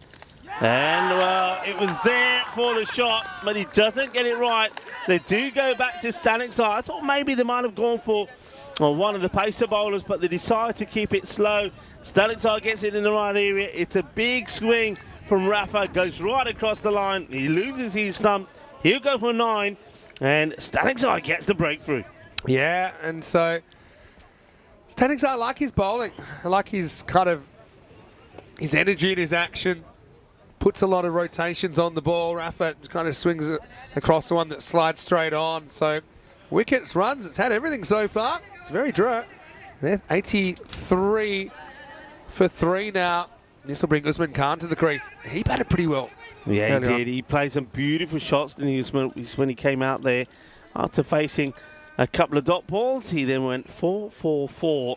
So again, a good stroke player. He's very wristy as well. So here we are, needing to get 19 off these 5 deliveries if they want to take all the points. Drew, remember they only just missed out in the earlier match, and when they went 2 balls over to get all the points. This will be a bad start really for Stanik Zaya against Usman. He gets 4. That makes it 15 off 4 required for the bonus point. I mean, not an easy situation to come out and bat. I mean, gets a bit of an easy one to put away first, but yeah, pretty much needing at least 2, probably 3 boundaries here, I think, in the next 4 balls. Yeah, that's a nice shot though. Good start. It's strained down the leg side. Probably slightly quicker delivery of Stanik Zaya, but Usman paddles it round for 4. Want to try and get a dot ball in. That's what they're looking for. Oh, well, that one. Is it one? And no, says the umpire. Give it as a wide. Let's see this again. Looks like the wrong end. You know, again, does this get any of the blue line, or is it completely missed? It is the wrong end. Oh, so that's one of those ones. That's on the line. These days, that's probably okay. It's like the perfect ball if you can hit it. Anyway, 14 off 4. Keeps it on. Runs it at Yorks himself. Just a single. And so Nisa is going to have to do something pretty special here. 13 off 3. So kind of talking 1-6-6. It's the only way you can do it. Or 6-6. Something, yeah. 1 or more. Nisa more than capable of doing it though. Hits his hard, but he's not. Oh, that's great bit of fielding. There's the Tortuga. The Tortuga. There's the Tortuga for Zahir. He does well. All right, so Usman needs to go 2 sixes. I think it was Usman though. He can hit sixes, but he's more of a 4 hitter. You know, he's more of he hits it flatter. But let's see, 12 off 2 to take all the points. And again, this is what I'm talking about. Hits it flat. Hits it very well though. We'll say that. We'll get 4 cuatro carreras, but presents 11. It was looking like they might end up with the donut here. They will at least take 1 point away, it looks like, out of match number 9. Yeah, once again, I mean, very similarly to what we saw from Paris University Club against Dreux. It's one good over. Made sure that they did get something out of it, and that's the same here for the President 11. And that one gets hit firmly. Could be a wicket, should be a wicket, will be a wicket. So nice, safe catch taken there in the deep, and that's Iqbal Hussain. He makes no mistakes, and well done to Stanek Zai. He does get the wicket of Usman Khan. So Usman needs to make way. That's also, I think, the end of the over. So 94 for 4 at the end of the 7th over. Yes, this is what's coming up. Last game of the day. Yeah, starting hopefully in around about 25 minutes. I think the way this is going, that we should start on time. Last game of the night. PUC versus President 11, with PUC winning the toss, electing to bat. Seems a bit of a trend here. They've got some real excitement in their team, don't they? But so do the Presidents, and I think these two teams pretty evenly matched based on what I've seen today. They both had similar matches against Dreux. They've made kind of low hundreds totals. They haven't been able to defend, but it'll be a big deal for those two teams going in 1-1 to get the edge on each other. And that's coming up in the last game of the day. Pretty hard one to call, that one, actually. Yeah, you know, I don't know. It's that's not a good delivery. A bit of pad on this, and it'll just be a leg by. It's the captain, Ahmadzai, who brings himself back on. Doesn't want to go back to pace here, trying to take this as deep as he can. But not too many runs to play with now. Just needing the 7.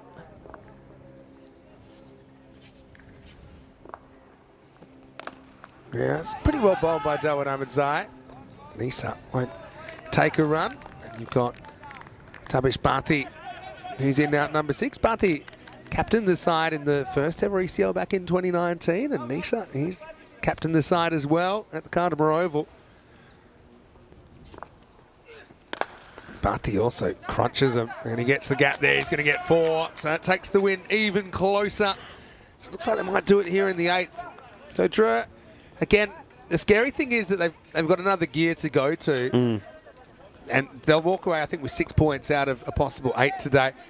But they've actually put away 2 very, very good cricket sides, and they've done it without playing their best cricket. You can see what makes them so imposing here. Yeah, they've had 2 tough matches to start off with, and they've come up with wins on both occasions. Only narrowly missing out on, of course, all the points. Wow, Yeah, bowled him. This one, well, have a look at this. This is what I mean about the cartwheels coming too easy. This has come gone so low, and actually umpire has to do a bit of a repair job. But yeah, Bhatti maybe doesn't pick this, but also I've noticed on this pitch, Dawud Ahmadzai, this kind of top spinner, it shoots. And we saw a few missing the stumps earlier.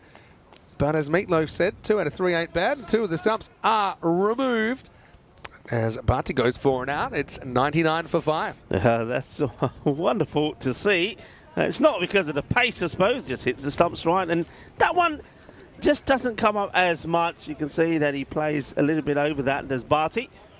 So Bhatti's party's over, as it's going to be Kamran Ahmadzai that will come out. And knowing this guy, he'll be looking to finish it in 1 hit. Yeah, you're right about that. But Ahmadzai could see him getting amongst the wickets. He'll be disappointed that his team hasn't been able to provide a bit more resistance here. Tell you what, this is a long time to get ready from Kamran Ahmadzai. Maybe get 60 seconds. Yeah, and he stops when he's out there and ready to face the first ball. So now. Maybe he wants 5 more runs to chase. Well, hits the first one onto his boot. No run. Ahmadzai does skid the ball through, doesn't he? He's not, sometimes you see the slow bowlers who tend to sometimes get a little bit of extra bounce. Not this guy, he skipped it through, so you got to be pretty quick onto the ball or it gets through you. Yep, game over. That'll do. Hamid hits one under his foot, hits the next one out of the ground by some distance. Maximal to finish, and they do it in 8. Drew, 105 will get there. Anton sends us to the afternoon tea as Drew get the win with 12 balls to spare. President 11, just that middle period of their innings, they could never make up for it, and Drew made pretty light work of it in the end, although President 11 able to hold on long enough to keep their single point. So coming up tonight in the last game of the day, Paris University Club batting first against President 11. Two teams that have a lot in common today. I mean, they both have plenty of national representation. They're both similar in their batting, their bowling strengths as well. I think should be a really even game. Actually, early call. I've got a golden ball tingle. Some, golden balls follow some teams around. PUC won one in the ECL. So let's find out.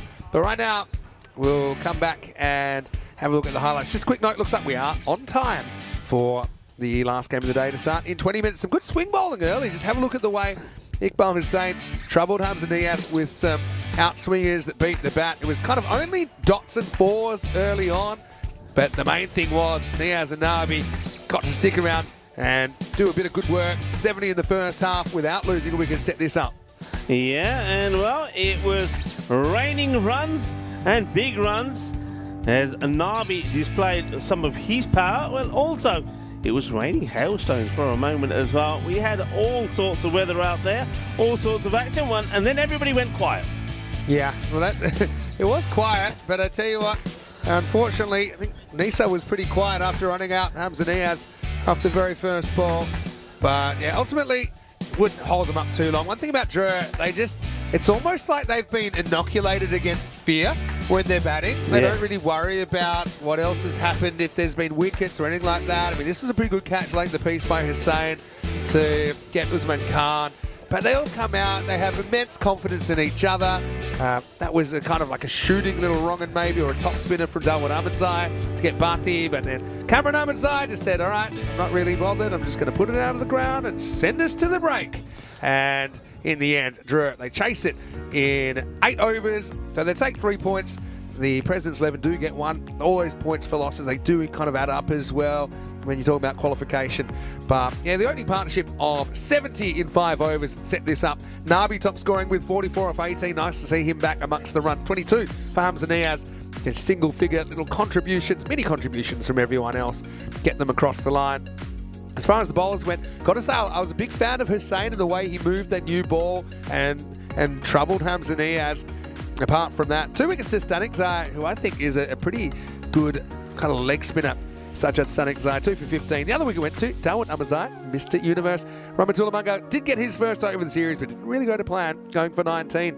So we'll take a break, back in 15 minutes to take you into match number 10. It'll be President 11, hoping to finish the day with a win, but so are the purple team.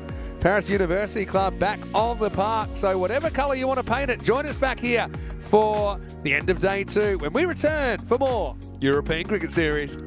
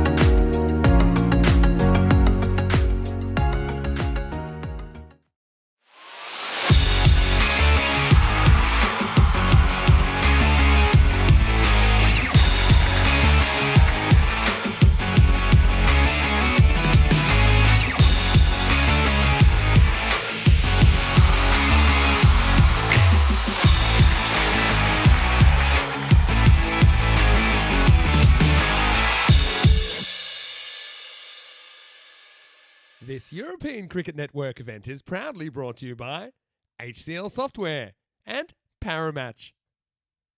Hello and welcome back. Time for the last game of day 2 here at the beautiful Dre Cricket Ground just outside Paris in France. Right now we're in sunshine. Who knows what it'll be when we bowl the first ball. But right now I can tell you that Charles Croucher has conducted the toss. Let's see what happens for the coin toss between Paris University Club and President 11 here in match 10. Okay, your call. Tail. Tails is the call. And it's ahead. We're going to bat first. Bat first. So it is PUC that win the toss. Their captain, William Singh, wants to have a hit. No surprises there. I think they want to put some big runs on the board. And they just kind of faltered a little bit. In fact, both these teams had a lot in common with kind of underwhelming first innings against Dre. So let's just see who gets the better of this contest. PUC, of course, we saw them at the ECL where they performed really, really well. A bit unlucky not to progress from their group. Only Dre kind of stopped them from doing that. But President 11, when you look at their squad, they've got a lot of national representatives in there. So both teams do here. And I think this will be a cracking way to finish the day. Rico, full standing by. Let's get ready for the start of match 10. PUC, it's purple power because they will win the toss and be trying to whack a few for a start. But the Presidents, they'll have the right to reply. Let's get ready for the start of match 10 and maybe some random questions. Hello and welcome back as the players get ready to take the field off play. You can see the umpires here pretty keen to get out there. It's Ravi Panchal who has joined the crew as well. And so the final match of this day 2 is going to be Paris University Club taking on the Presidents 11. Paris University Club, they've had a good start to the day, winning their first match against Paris Army 177 to 93. The star of the show was Safi, who scored a fine 56 of 15, and I was a little bit surprised to see him bat much lower down the second time in the match when they played Dre, and that one was a loss for them, 110 for 5. Just never really got scoring quick enough, and Safi did come in towards the end and scored 21 of 8. And Kismet Surat scored a fine 22, but the top order just didn't click, so they need a good start, don't they? President 11 very much the same, really. Their first match, they got a good, solid win against Paris Army by 71 runs. Zain Ahmed was their key contributor. He made a 97 of 32 balls, and Lingis Waran Kanasane 42 he made. And really those two, when they didn't click in the last match, we saw them struggle. So both teams have had wins here today, but they've had disappointing losses to Dre as well. Who will finish on the higher note here? 62% to 38 in favour of the Paris University Club. You know what, people? I'm going to say it. I have a feeling about this match. I reckon this one could go right down to the wire, and maybe there is a little bit of a tingle here as well. Perhaps there's a tingle in the air. Pleased to report that it's lovely sunshine at the moment. Hello to Christopher Ward, who joins us, and Mr. J. Grant as well. And lovely to have everybody in the chat. To you as well, Jules. And of course, Dave here on site. He's keeping an eye on proceedings as well. And Dave will tell you the weather, well, it changes by the minute. But at the moment, lovely sunshine. And this Dre Cricket Ground is looking absolutely beautiful as we get ready for the start. So first ball looks like it will be bowled by Hussain, bowling to Shahid, who goes down the ground, but he chips it up in the air. Could be a first baller. It will be. It's going to be a royal duck, a little bit of royalty in the air as Paris University Club will lose their first wicket of the very first ball. And Usman Shahid, he's not going to only get a golden duck, but it's going to be a royal duck as well, the very first ball of the innings. So out he goes, no mistakes with the catching there. As Ramatullah Mangal takes the catch, and there we go, there's the Royal Derrick. Well, they do say that purple is the colour of royalty. And, well, he's wearing the purple.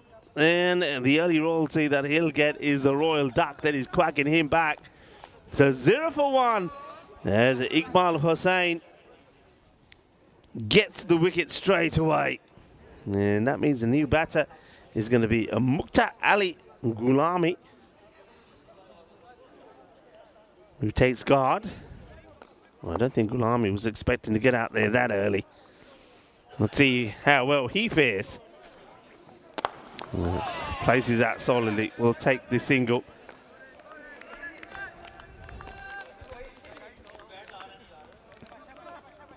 Hello to Hunter, saying, how's everyone going? I think everyone's going very well, Hunter. Good day to you as well.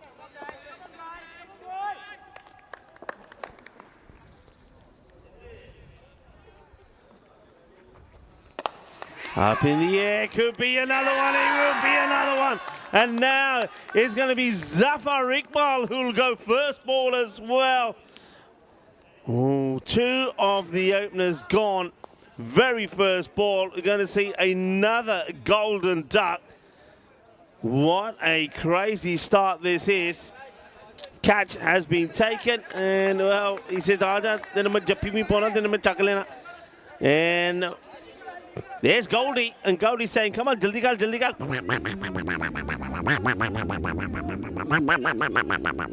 Zafar Iqbal gets promoted up the order. He'll go as well. Disastrous start for Paris Club University. Shahid going very first ball. He was caught by Mangal.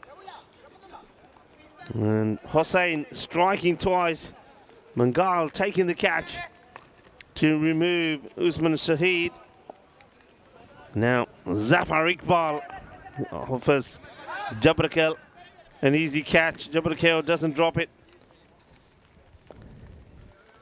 2 wickets down, one on the board.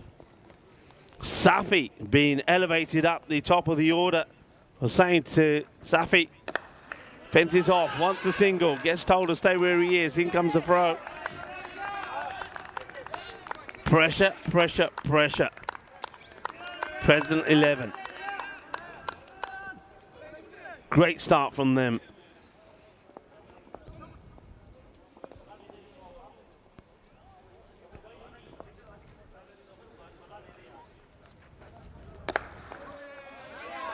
Cautiously played.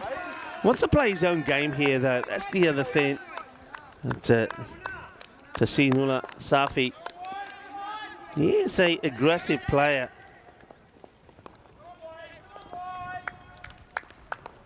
But trying to play what's not your game, sometimes it can also get you out. All right, goes for this big time. Yeah, I mean, that's more like it. I think Safi, if he's going to get out and he plays a shot like that and he gets a little snick or something and he's out, I think he'd settle for that and say, right, okay, no worries. But if he's trying to be defensive and loses his pegs, he'll be more upset. End of the first over, one on the board, 2 wickets down. Listen, can I first thank you full-heartedly for all the lovely messages that I've been getting, and also Mr. Maxwell as well. You can, of course, always stay in touch with us by going to either Rika Full or RikaFull.1, and also at Mr. Maximo. Lots of great messages. I know we were inundated with all the messages to do with the Western Shield there at the SCG in Portugal, and also our start here, the first ever European Cricket Series in France. Keep your messages coming. This is our platform to thank you. Thank you for your support of the European Cricket Network. And, well, bigger and better things to come, I assure you. This one is going to be down the leg side. Bit of movement there from Zahiri. He does get the ball to move around. And, of course, don't forget you can go onto our website as well, europeancricket.com, and find out all kinds of facts and information about the tournaments that we have coming up, about the players profiles, player stats as well.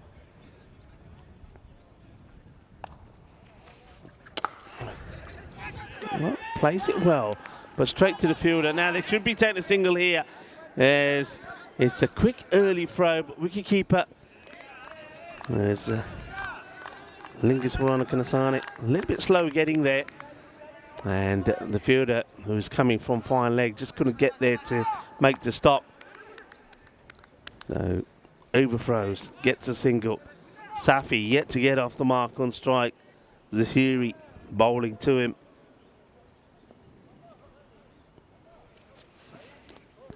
Uh-oh, this one will go all the way through, and I think this one will be, well, 4. Okay, there you go. I was going to say, must have been leg by, so it does catch a little bit of the pad on the way through. He's actually very lucky, Safi. So he gets a bit of pad on this, but if there was a bit more contact, the ball would have gone onto the stumps from the pad. So maybe a little bit of luck that they need. Also goes to the boundary. Needed that boundary, the first boundary, courtesy of extras. Zahiri getting the ball to move around a lot, though. Just gets inside of this, just plays it out onto the onside. I think as a batter, you got to now, you're saying to yourself, right, he's getting the ball to come visually back into me, so you either maybe take your guard a little bit further down, so you're trying to get to the ball before that swing comes into play, or maybe even change your guard, you know. If you're taking leg, perhaps take middle, so you can compensate for that movement. All right, goes for the big shot, but he could find himself in trouble. He will find himself in trouble. The catch has been taken, and Rahmatullah Mangal takes his second catch. Gulami, he will depart. Nice technique there from Mangal, who takes the catch. So Rahmatullah in the action once again. Gulami, disappointment for him. He'll go for just 2. Doesn't quite get the footwork moving. He's staying in his crease. Feet stay planted. He's just relying on brute power. And Mangal takes the catch. And Rahmatullah Mangal has also got his brother playing in this one, Rahula Mangal. Both of them are very good bowlers. We've seen a little bit of Rahmatullah. Rahula Mangal, look forward to seeing him with the ball as well. But at the moment, well, all the damage being done by the 2 openers. There's Zahiri, picks up his first wicket, 8 for 3 now. There's Wasim Bhatti comes out.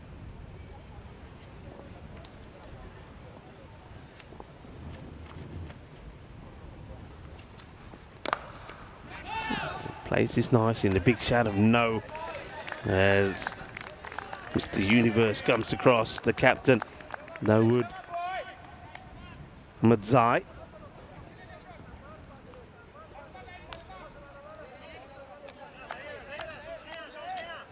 Interesting that haven't gone to William Singh this time, the captain, who sort of has been flying up and down the order. Maybe he's next to come in. That's nicely played, gets turned away. They've got no Surat in the side either, so maybe that's why the captain Singh just preferring to keep himself maybe in that mid-order position. But at the moment, they are really struggling. Not only is the case that they lost 3 wickets, but only 9 on the board. Now, this is how the tables are looking. Interesting, because both these teams are on 5. One of them could go joint top, or maybe even if everything goes perfectly well for them, they could finish on top of the standings on the day. And at the moment, it's President 11 that have that option. If they can keep this nice and tight and keep it to a score around about that 90, they'll be going for it, big guns, to try and win in the 7 overs. And if they could do that, they get 4 points to go to the top of the standings. Still a long way to go, though, in this. It's Ahmadzai. I always feel that a bowler like Ahmadzai is harder to deal with when you've lost a few wickets already. It's firmly hit, and this one is going to be 4 runs, so something to cheer, as that's the first boundary that comes off the bat. And Paris University Club, they need someone to cheer. They need something. At the moment, they're very quiet in their dugout. There's very little noise levels coming from them, very little support. Bhatti, though, gets one away. Now goes on the leg side. That's a nice looking shot. Beautifully clipped away. It's not the best of deliveries though from Ahmadzai. He strays to the leg side. Bhatti gets into a good position to clip this away. Yeah, just seeing the University Club boys to my left in their dugout. They're very quiet. They're all sat. They're looking pretty miserable at the moment. But look, you gotta give encouragement. You've just seen 2 boundaries there. You know, this could be the change. You've got to get behind your players, no matter what the situation. Get behind them, give them some support. And it's well played, put straight to the field, a good bit of fielding. Now there will be a single. Ahmed Zai is not happy about it. And he's not happy, is he? He's saying there's no need to throw it away. I don't mind it, really. I think this is more, I mind more the fact that it's not being backed up. You know, I think that's what the captain should be saying, and not to the fielder that throws it, because, yeah, you get another wicket there, you're well on top. You break another partnership. Goes for it, and this is going to be a teaser, and just out of reach this time for the fielder. And running hard, and they will get a couple. It was close. Nice effort then. That's Rahula Mangal, who's trying to get to it. Is out of his reach. And a couple of runs. Ahmed Zai. Ball to go. 11 off the over so far. The last of the power play as well. And to be honest, I wouldn't really change the field too much yet, as this one gets blocked away. So that is the power play completed. 20 from it. Yeah, I mean, until I see the batters actually starting to go over the top of the inner ring, I keep it as it is. I want to keep it nice and tight. And because while you've got those fielders inside the ring, they're in catching positions, pick up a few more wickets and you keep the pressure on. And we can see the field there. It's a lovely shot, liking this shot from the camera. Gives us a good idea to see the field set. You see that straight away. They're not wasting any time. They do push the 5-man back straight away. Third will go onto the boundary. A sweeper in on the offside, 2 men straight. And the mid-wicket goes back. I'm not sure I'd have this. I'd keep it a little bit tighter until, like I say, I start to see that attacking intent. Nicely played. Sweeper comes into place there. And Zain Ahmed, I bet he's hoping to find the form that almost saw him bring up a century in match number 7. Remember, he was batting, needed 3 sixes in the last over to get there, hit 2, and then he didn't hit the 6 and got run out going for a third. Finished to 97. Swing and a miss.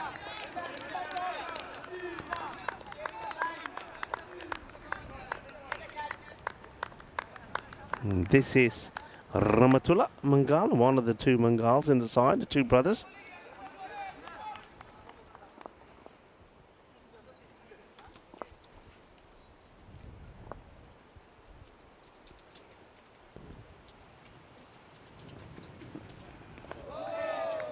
A good quick delivery, and I like the length that he's bowling here as well.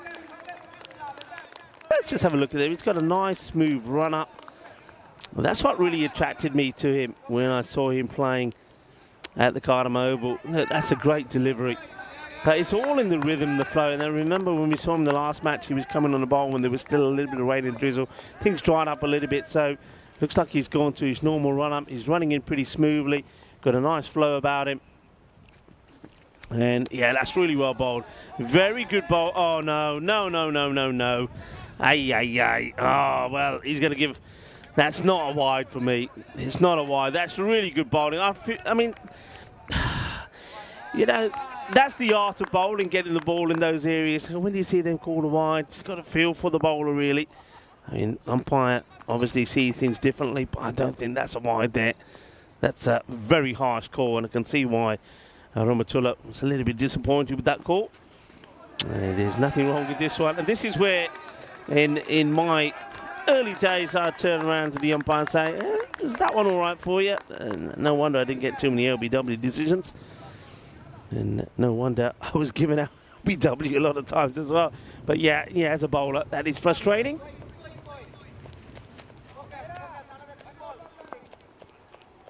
But good bowling this from Rahmatullah Mangal. Safi has been kept quiet at the moment.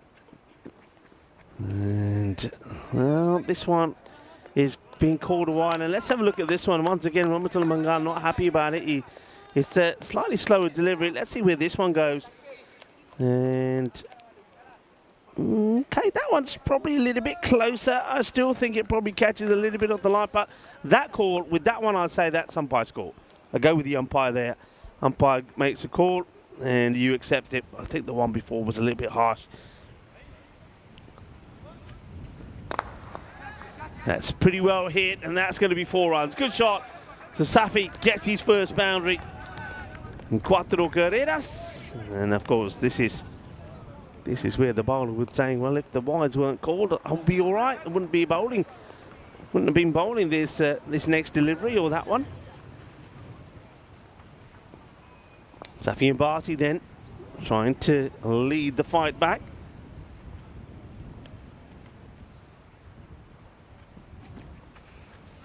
Well, does this get a bit of the bat? Interesting to see this. And no, it's been, well, wide. This is going to be a minimal. So no bat involved. It's just a lot of extra swing. And this one, yeah, that is a legitimate one. So we've seen them all here. We've seen a possibly not, possibly yes, and definitely yes. Ramatullah Mangal, he's playing with that line, isn't he? And this time it cost him. It cost him 5. Oh, yeah, nice shot. Gets this, and he's going to go all the way. Balle. Inna zona. Shaka lagya. Well, this is sweet out of the middle of that bat. That is sweeter than the Perfida rolls that will be tucking into here in France. Lovely hit. And that could be the over that they needed. It started well, remember, just the 3 runs of the first 3 deliveries, but those extra wides, well, having to bowl them means that 18 come off the over, and the recovery continues. 38 for 3, and you can see there's the worm, if you like, looks quite dramatic. I wonder who they go to here now. I wonder if they go for a little bit of spin. Do they go to someone like Zahiri? Or looks like they'll go to, Stanek Zahir. This probably would have been Michael. I was actually surprised that they went to Mangal. I think Ahmed Zahir probably would have been better off going to the spin straight away. A big appeal here, but I get the feeling that this, well, leg bye is being signalled. But look where he is here. He goes right outside the off. Watch here. Watch where the impact is. So, hits him. Well, I mean, it could have been another set of stumps there, then maybe. He wants to charge here. I don't think that's the way to play. Stanek Zahir. Stanek Zahir bowled very well in the last match. Picked up 2 for 15 against Dre.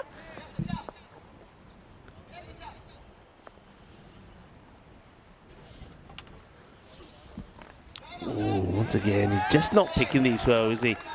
And Maximo joins me back. Well, Vinny, quite an exciting start to this one. Yeah, it really is. Obviously, those 3 quick wickets, been a bit of resistance here. PUC have gotten where they are by being attacking in pretty much all situations. But this is a really nice shot, played behind point. That's going to be 4. So Safi getting moving. I mean, it has been bogged down away. We haven't really ever seen in his ECN short career. But I really like Sajjad Stanek Zahir's bowling. I think he slides on really quickly to the bat. He's got a slightly awkward, ungainly action, I think, which puts batters off as well. But that time, he goes to the boundary. Yeah, it's nice, but I'm just thinking here, Stanek Zahir will go in the same area once more, and there's going to be back-to-back 4s. Yeah, I mean, that last over, Ramatullah Mangal just doesn't quite get it right to finish the over with a couple of, dicey wide calls that went against him. Again, I just think they need to reread the new regulations. Yeah. And also, let's be honest, there's some really good umpires here, but ECN cricket's a bit different. Umpiring the kind of pressure, the pace of the game, the fatigue factor as well. We're into the last game of the day now. It's a long day here. We've had all kinds of weather. Ouch. That is on the inside part of the ankle. He looks like he's okay. Well, this is LBW.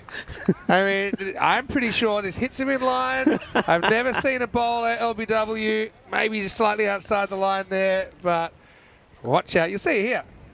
Oots, how's that? I tell you what, he saves the umpire, doesn't he? Who's running scared. Look, he's getting out of here. He said, I'm out of here. Look, what I was going to say, though, is as we go to the Commerce Camp, so welcome to everybody that's tuning in from around the world. I have to say, big shout out to the chat. The chat has been absolutely pumping today, so well done to all of you. Yeah, my thoughts. You take those 3 wickets in the first 2 overs. Hossain bowled well, Zahiri bowled well. Didn't go back to them. Have they let them off interesting. the hook here? Yeah, maybe. Have they let them back in here? Yeah. Hey, speaking of the chat, Trip was saying he didn't want to go to work this morning because they're watching the game when Zion scored the 90 and with the moves from Anton, the umpire. And this is a genuine wide. Here it comes. Speaking of Anton, now stay on him here. I was doing my research in the break. There you go. Still going. Yeah. I don't know what the last one is. That was about 6. Yeah. But let me tell you, I was like, is he just playing this up for the cameras? You know, I said, give us the info. Yeah. Give us a bit of a deep dive on Anton, right? There's Mangal coming around the wicket here. As this is lifted up and almost carrying, not quite. This is not really an opportunity, but good to see Rahul Mangal in the side for the first time as well. He's getting a bowl here for the first time in the series. He's also played a fair bit of cricket for France. And that one was almost hit straight to his brother. In fact, you know what? It does get to him on the full. He gets him. Yeah. He lets his, no brotherly love there. As Matula puts the catch down. Anyway, so you know what they told me? Go on. He does it all the time. It's not just for the cameras. This is how he umpires. Okay? This is hit down the ground pretty firmly. Should just be a single. Yeah, so, you know, anyone who thinks he's just doing this because he's on TV for the first time, no, that's why the players, they're not reacting because they're used to it. We've seen several bowlers almost get karate chopped. We have, actually. That's going to happen. But they haven't said anything. They just walk around him and move on. Hey, doesn't that look like he's wearing 2 helmets? You watch this again, because when he's there, that helmet, the way he's placed, when he's in his stance, it's like he's got a double helmet. And we've seen players wearing double caps, especially since the look, he's got 2 helmets on. Ah, yeah. I see it now. Yeah. Yeah, So, no, but somebody actually said to me they've actually seen him umpiring somewhere before, and it's been captured and it's gone viral. So you're right. It's not something he's doing just for the cameras here. Well bowled. Yep, it is well bowled. And Anton's annoyed he doesn't get to signal anything that time. But it reminds me, have you seen the wide signal where the umpire does it with his legs? What, on a handstand? Yeah. No, you were going to do it. Go on then. No, I can't do it. I'm going to have to. You were going to do it. I was reaching for my phone. I wasn't starting to limber up. Okay. Oh, he's almost played. What does he do? Does he chop this onto his Chops foot? onto his foot. Yeah, otherwise he's going on the stumps. Okay, I'm going to find this for you. But it's pretty good. There you go. I tell you, if you can do it, that would be something. Right for this. All right, I'm waiting for it. Let's see. And this is next level for Anton. Oh, that is fantastic. That's brilliant. Oh, yeah. I'm going to put that link in the chat in case you've missed it, right? That is great. You going to show Anton? Show yeah. me. If we can, like, we talk about improving players and umpires. If we can get Anton to that level that I'm about to put in the chat by the end of this tournament, I'll be impressed. End of 6 overs, PUC, 52 for 3. Okay, so a little bit of a struggle. It's been a struggle, isn't it? If you think today, the first 2 matches, Paris University Club, 177 they put on the board, President 11, 182. Then after that, the same 2 clubs that scored big in those earlier matches have struggled. And now we're seeing the same again here today. So it looked like it was going to be a high-scoring one. It turns out not to be. I'm showing this again to Rico. That's just fantastic. It's great. And again, see, no one reacts. He probably does it all the time. Yeah. And just to make sure, he does it both ways. Yeah. So, I mean, if you can do that, you can signal 6s like that as well, couldn't he? All right, talking of 6s, right on cue, volley. And 6 runs, well, more orthodox from Mohammedin, who's out there. And 6 runs, that's a good hit. So this recovery continues. And I still repeat, remember, Hossain, he only conceded 1 run, took 2 wickets, never brought him back. Zahiri, he took 1 wicket, only conceded 5. They didn't bring him back. Yeah. And then since then, I mean, the captain came on. He went for a few, went for 11. Ramatullah Mangali, he was expensive. Stanek Zai as well. So you're holding them back, but why are you holding them back? Yeah, because you were a chance to go kind of 4, 5, 6 out, and then you really keep it something ridiculous. But now, these 2 hitting the ball pretty nicely. This will be a single. Yeah, so a few people saying that's probably Anton's party trick for finals day. But, also about working on weaknesses, he's weak. His leg by signal isn't that entertaining. Yeah. Bowled him, middle stump out of the ground. Safi swings across it as Tanakzai finally is able to break this partnership. They put on over 50 for the fourth, but they're going to have to turn to some new personnel. Paris University Club, 60 for 4. Yeah, Tanakzai, he's been good, hasn't he? Being the pick of the bowlers. The frustration soon runs out. And let's have a look at this. This is, well, the stump nearly ends up planted in the keeper there, Kanasane. He has to get out of the way of it, but watch this. This is, now that's what I was talking to you about earlier. Bale hit him, ball hit him, Kanasane. They're wondering why he grabbed the gloves in the first place as Zika comes to the crease, number 6. Good innings, though, from Tassinul Safi. He was kind of bogged down a bit early, but that was partly situational, I think. Yeah. Those 3 early ones. But he's got him back on track for something. And let's be honest, both these teams made a similar amount of runs against Drew earlier in the day. Right now, 60 for 4. Yeah, Zika Rally, look, in that earlier match, he made 30 not out of 12. So he's another guy that can crunch it. It'd be a good time to get going. I mean, all in a big finish here, get to about a 110, 115. He got something then to go at. Oh, he almost chops on to his stump straight away. There's Ali. Tanakzai keeping the pressure on. Getting plenty of support also. President 11 almost got their fan club here as well. Certainly been the team that has made the most noise here today. Well, this one is going to quieten them a little bit as this will go into the vacant marquees over there. Vacant because everyone is saying that is the danger zone. Let's get out of there. And I've noticed that a few of the cars have moved as well. But somebody's parked up a nice fancy car over there. I tell you what, that person probably thought they were lucky. Parking spot right there in prime spot is not lucky. Move out of there. This is what's coming up tomorrow. Yeah. We're going to see some more new teams. We'll get to see the 9th, 10th and 11th teams in competition. So CSPT Sassel are here versus Mitri first up, and then we'll get to see PKR, the Paris Knight Riders, for the first time. Also the Vipers. They had a pretty good day yesterday. They had 8 points to their name. They'll feature as well in the 3rd and 4th matches of the day. Join myself and Rico Full tomorrow, 7:30 a.m. GMT, 9:30 in Central Europe, 1 p.m. in India. Also, we might have a guest commentator helping out a little bit, one of the locals. So look forward to that. Full toss, see you later. That's going to be 6. Oh, wow. I reckon the bowler thinks that's a sniper. Is not. That's a sound of the willow on that ball because he goes down. He's taking cover. He's thinking, what's that? Well, I can tell you what it is the ball, the full toss you bowled, being blasted. It might be having a look at the height on that. We'll go back to the scale. I wonder if we got the shot of the bowler going down here as well. Well, let's see the height on this first. It's probably... Oh, I've seen him called in a minute. I've seen him called. To me, that's pretty high. In the end, they let him get away with it. And this one will just drop a couple of times before it gets to the fielder. So, yeah, just the 6th call there, but it was blasted. But what was also interesting there is Rahul Mangal, after he bowled it, that last one, he went down. He thought, oh no, I bowled a Gandhi ball. I'm getting out of the way. Lama pagya punje ke minute na Mario.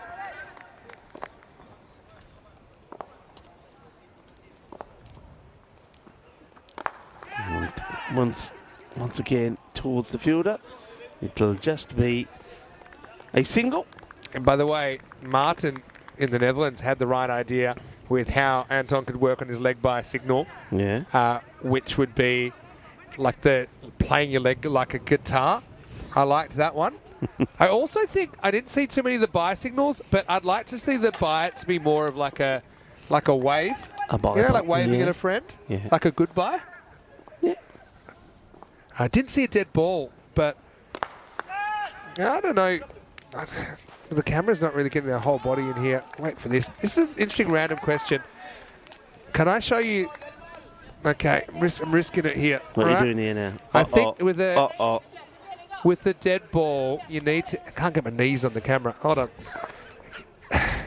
Hold that thought. All right.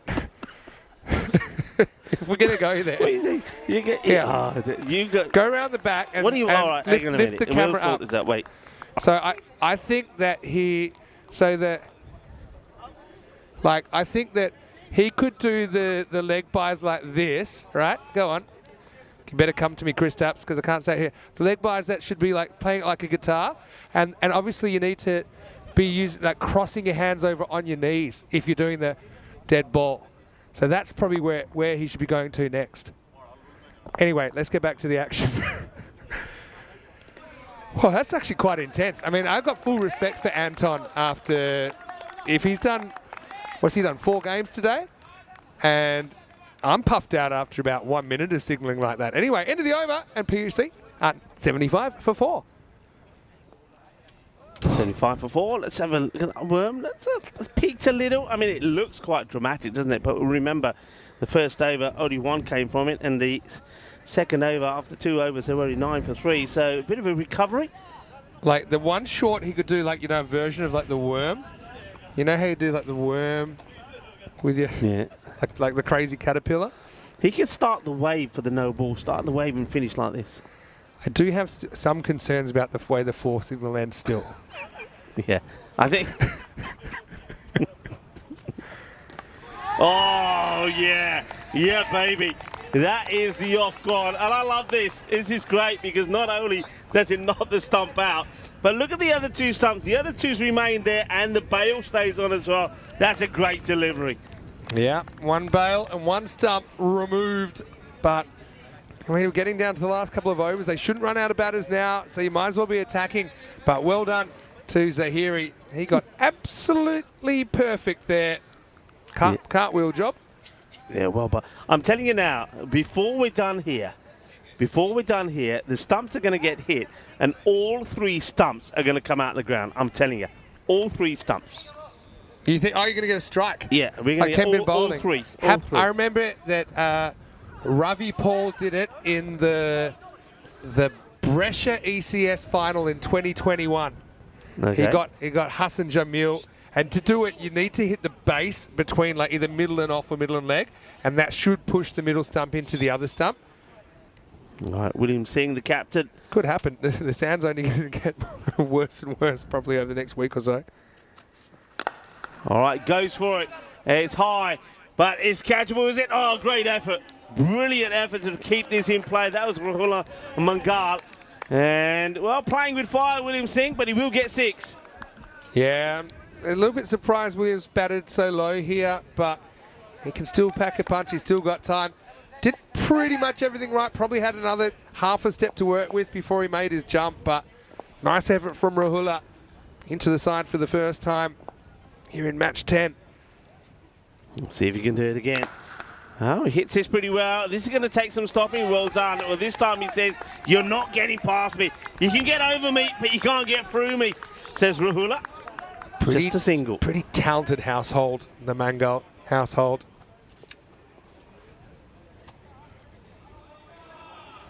Okay.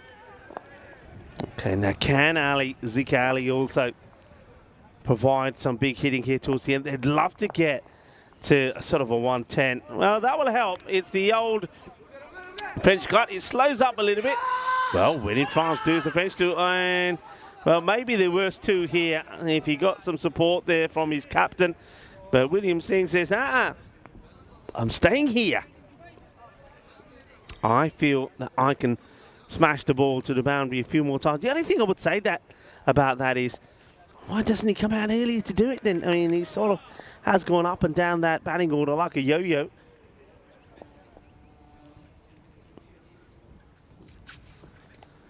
Oh, big swing.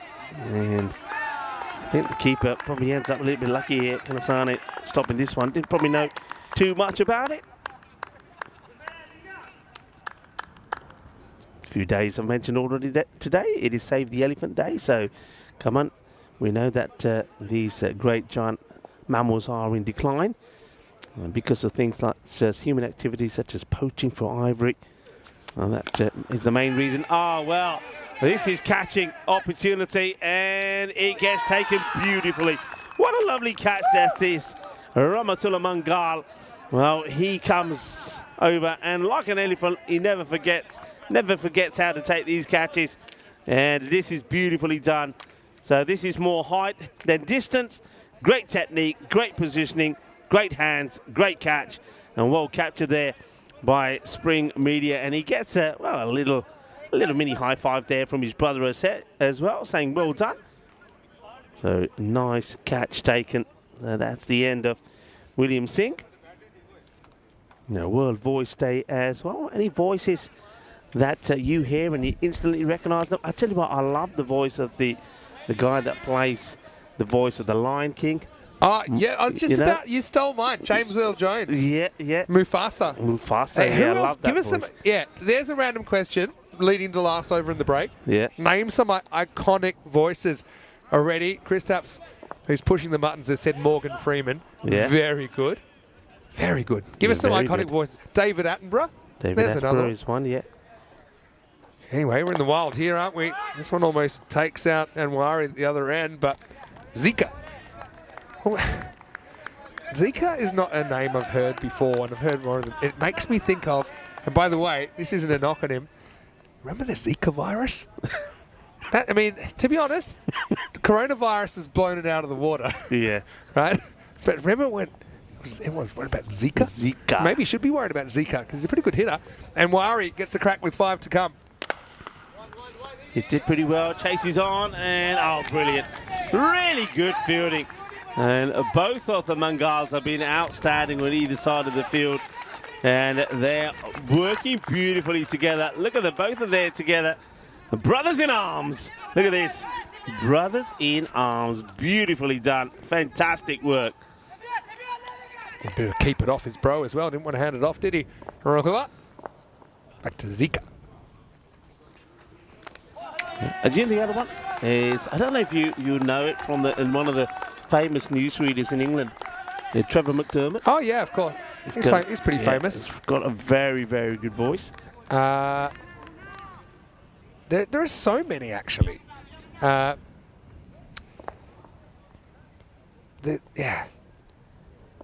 Trying to think of a good one. Cricket, there's plenty as well. Probably, these days, Isagua is one that's really come into the game. She's a voice that has been in plenty of iconic moments more recently. But if you want to go back a little bit, obviously Richie Benaud is the one that we think of as the kind of the granddaddy of modern commentary, and some others. My favourite was Tony Cozier, a West Indian commentator. Oh, I got another one. This one's hit well.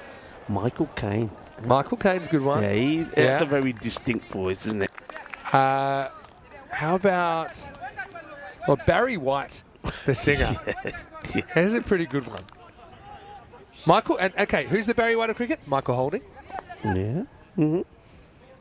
Give us your iconic voices. David Attenborough was a good one. I've got that one again. Darth Vader. Oh. That's a good one. Chewbacca. All right. This probably is wide. Oh, Plus run out. Oh, dear.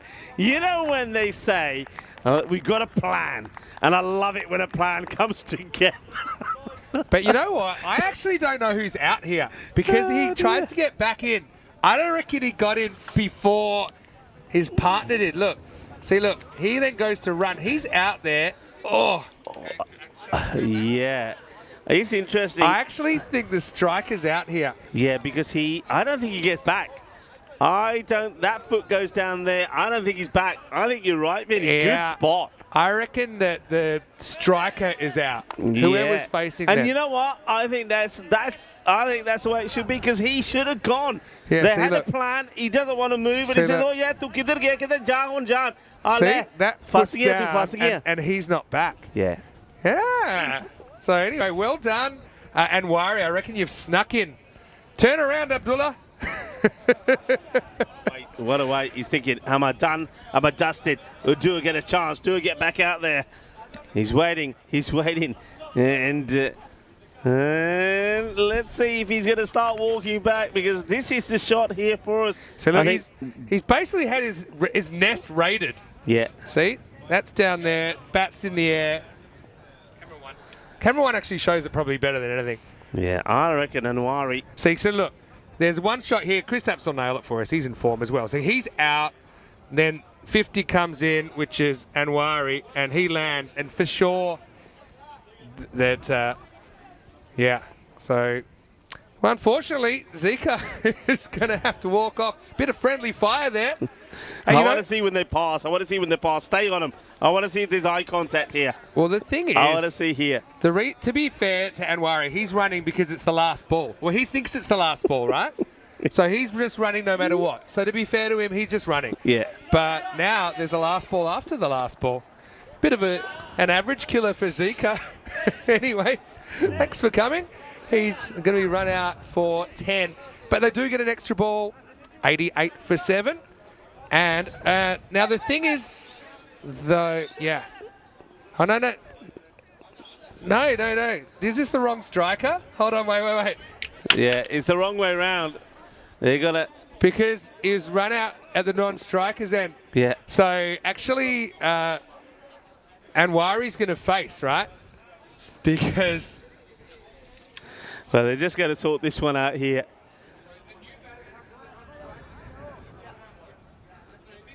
So we're just waiting this. You can see that the umpires, they're on the walkie-talkie to get this right. I think the batters are the wrong way around. Oh, it's all happening here first. We had to wait to see who was out, who was in. And now he's saying, well, hang on a minute. If I made it in, then I've got to stay there. It's me. And Well, poor Afridi's come out and he's like, well, I want to have a bat too. But you're right.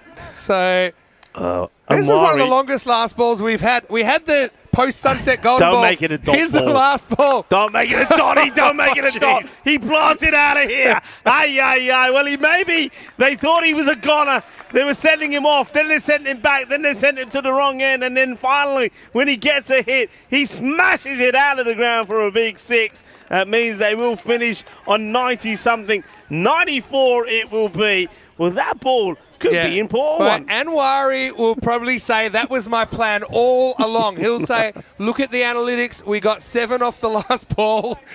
He did get the strike back. He actually went to the non-strikers end again thinking, oh, well, I guess I'm out of the job. But he did get there and he smashed it. And, well, 94, who knows, against a team that have been a bit hit and miss with the bat today. Maybe it's enough. But these 3 early wickets certainly put them behind the 8 ball, Rico. Yeah, I think it did. But look, I was saying to the viewers before the start of this match, I had a feeling about this. I think we're going to get a close one.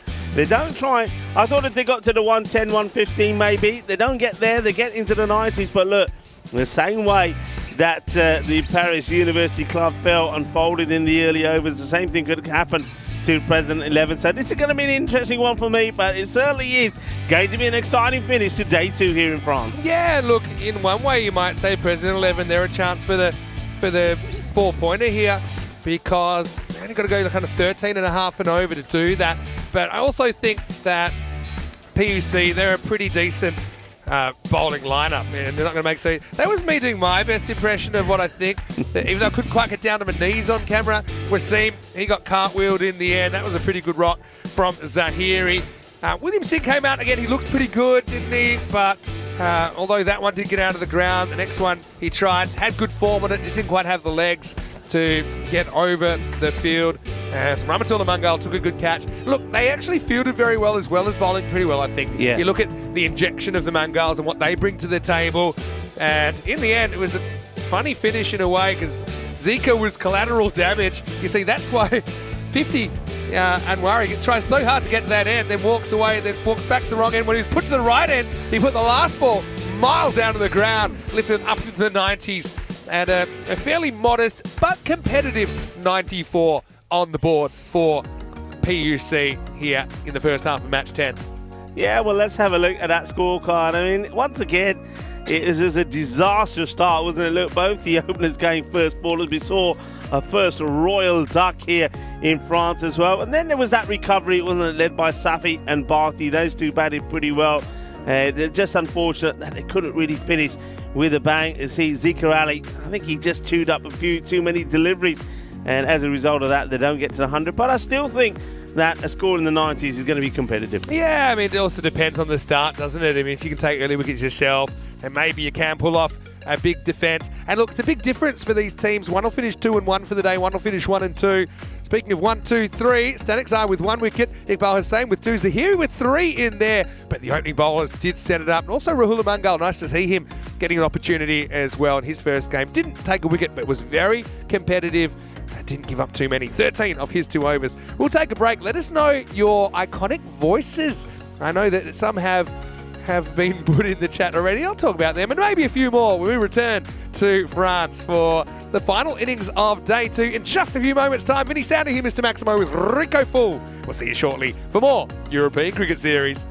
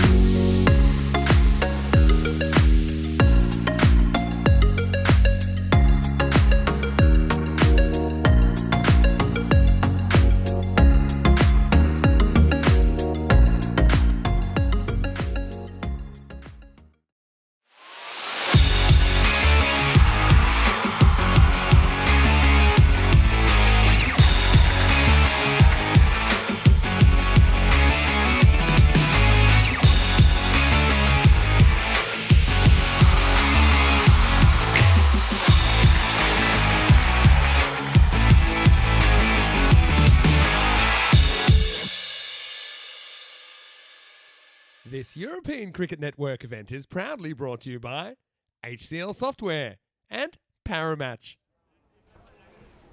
Hello and welcome back to France. Great to have your company, and blue skies greeting us for the last innings of the day. These two teams had a pretty similar kind of day so far. They've won one, they've lost one. They are locking horns here. Paris University Club 94 in their 10 overs, so President 11 95 for victory. Potentially that's a 4-point opportunity if they can do it in 7. Rico Full joining me in the commentary box. I mean, 94 doesn't look like too many on the board, but I think with PUC being a really solid bowling and fielding unit, President's 11, they're going to have to work pretty hard to get these runs. Yeah, I would agree with you. I don't think it's going to be as straightforward as you think. President 11, remember, they had a little bit of a hiccup themselves against Drew, where they scored just a 101. But and also, I think they're relying very heavily on two key batters. Zain Ahmed, of course, is one of them, who scored 97 earlier today. And I think also Kanasane, if you can get those two out pretty early, then you get a chance. And that's exactly what I think the Paris University Club are going to try and do. Knock out the big guns early and then get a real chance on this. I mean, I had a feeling about this match at the beginning. I think it could be one that goes all the way down to the wire. But for that to happen, then you know that they've got to get those early wickets. Yeah, I think so. That's interesting to see who they go with first. Looks like Zaf Iqbal is going to get us going. So I want to say hello to everyone in the chat. You mentioned it's International Voice Day. Yeah. Is that right? So we're saying who are some famous voices, iconic voices, and we had some more coming in. I mean, the robot said Steve Urkel. Remember off the show Steve Family Urkel, Matters? yes. It's actually a pretty good one. It's some others, some cricket ones like John Arlott, yeah. John Wayne is a good one. John Wayne, the movie star. Yeah. How about Elvis? Elvis had a Yeah, he had a little. Yeah. very iconic. Keep them coming if you like. Anyway, last innings, here we go. It's going to start with the ball that is hit, and it's hit over the fielder. Maximal Zain got so close to 100 earlier.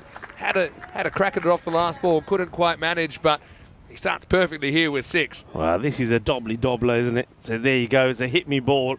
And Zain Ahmed says, all right, I think he's a little bit surprised to get that offering first up. Smashes it away for 6. Better areas this time. Gets it across the lefty. Yeah, I mean, talking about cricket, I know a few cricket people have been mentioned, but Phil Richards, I mean, that's definitely a voice that's very recognisable. True. Very cool, isn't he? Oh, that's very Gundy. And misses out on this one. That should be a wide. It will be signalled. Yep. Louis Armstrong. Oh, yeah. It's a pretty good one. Mm-hmm. Yeah. And how about, like, Cher, the singer, with her modulations? Anyway, it's to be gone. It is. Hey, you wouldn't believe it here. It's absolutely drilled that. So Zain's going to go 6 and out. And the decision to go for spin first up pays dividends pretty much straight off the bat. It'll be 7 for 1 in the first. Well, he did clear that fielder on the very first ball, but this time he hits it hard and flat. Doesn't get the elevation, and he makes it look easy, doesn't he? No celebration there at all. It's almost like that's nothing to celebrate. It was part of the plan. So Zain Ahmed, well, he'll still, the highlight of his innings will be that 97 earlier, but since then hasn't really been able to get going. So new batter will come out and see what they can do. Yeah, it's Jamshed Nasiri. Interesting body language from PUC, because normally if you've got a kind of low score on the board and you get an early wicket, everyone explodes into excitement. Yeah. So they're either just super confident that, okay, business as usual, or they're flat. Just seeing a wicket like that, normally people would just you're nuts. right. You make a lot of noise, wouldn't you? And they didn't. They were just like, all right, next. Maybe they're just very confident in their own ability here. But, Dave B is at the ground today. So he's just met with Nabi, Rafa and Nisa. I want to know, did you tell Nabi that you think that he can't bat? Probably wouldn't have opened with that. Anyway, they'll get through it for a run here. Bit of a wardrobe malfunction on the umpire, who's looking like a clothes horse here as the sun's come out. He's dropped. What's he got? He's got 2 hats? How did he end up with 2 hats? That's a good question. He isn't it? dropped them both. Yeah, how did he get 2 caps? Okay. Ooh, little Alan says Bugs Bunny. An iconic voice. If you're going to go Bugs Bunny, I'm going to go Porky Pig and Tweety Bird as well. Oh, you can, yeah. Sylvester. I mean, now we're just Daffy Duck. Yeah, Daffy Duck. Well, speaking of Sylvester, the other Sylvester, of course, Sylvester Stallone. He's very... And also, I suppose, if you're talking about them, you might as well talk about Arnold Schwarzenegger as well. Of course. Gone. And he's so late on this, but this is just a good teasing delivery. And Nasiri, he doesn't really know what he wanted to do with it. It gets past him, gets through him, hits the stumps. Another one goes, so look, I said the only way that you're going to have a chance at this is take some of those early wickets. You need some big ones. They needed to get Zayn arming out early. They did. He blasted 1-6 before he went down. Nasiri, he plays completely. I think he plays completely down the wrong line here. He just... I think the extra bounce gets him, plays it, misses it. So Kanasane is still there. If they can get Kanasane here, they will struggle. 9 for 2. Similar start in a way. 2 early wickets. Remember, they lost 3 in the first stage of their innings, PUC. 9 matches since the golden ball here. It's 9 for 2 after 1 over. A couple more wickets. We could be on for one. But see what Kanasane can do. He'll face up for the first time. But a great start from Zafar Iqbal after he did get whacked for 6 first ball. Came back and took 2 for 3. Off the rest of the over. So there's a few other good ones in here. The robot says Whoopi Goldberg. That's a pretty good one as well. That's a very good one. I'm going to go a very strange one. Tell me if you remember. I think it's a comedian called Bobcat Goldthwait. No, never heard of it. How far back you going? Look him up. I think he was an actor as well. I think he was in a few. He was in Police Academy, I think. Okay, Police Academy of what? So I probably know the face, but not the name. That's a big hit, 6 runs. Yeah, well, Kanasane is going to enjoy the first ball, which is short and in his body. He turns on it, whacks it for 6. Yeah, so you're probably thinking of Jones in the Police Academy, the guy that made all the noises. There was him. There was the one who had the very... What voice? That's him. Is that him? Yeah. Ah, got Bobcat it. Okay. Goldthwait. Yeah, and I think he was a comedian as well. But does he actually talk like that? I'm not sure. Is that just Hey, for I've the got another movie? one. I've got another one though. Fran Drescher from The Nanny. And now there, you remember that, don't you? Yes. All right. That's not a bad one actually. Swing and a miss. So is this going to be similar to that first over? It starts with a 6 and then there's a wicket. The second wicket, they were 10% more excited, but that's still not what I would expect. Maybe it's the fact it's the 3rd game of the day. They're starting to feel a little bit. Yeah, but it could be. They were also pretty flat, weren't they, when they were in the bat? That's that slower delivery. That's well bowled, cleverly bowled there, Nwari. Maybe they're just, the sort of team that say, look, we stay focused till the end. We don't celebrate. We don't get too excited. Not until the job is done. I can't. Say hello to Will Sheffield. Speaking of Mr. Sheffield, in the chat, saying can't have Bugs Bunny without Elmer Fudd. Yeah. I can't believe I left out Elmer Fudd in my list of the Looney Tunes voices.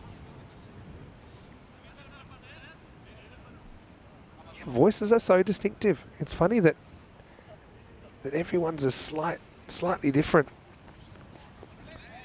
Well, the fielder, I don't know why, it must be further away from me than I thought, but I thought if you get a dive in here, you stop this. And it looked like he was happy to turn around and chase after it. I think that's stoppable if you dive there. Closer to him than he realised there, Sheriff Reedy. But anyway, that'll be another 4. And if Kanasane can even whack a quick 30 or 40 here, it's hard to see them kind of not chasing this.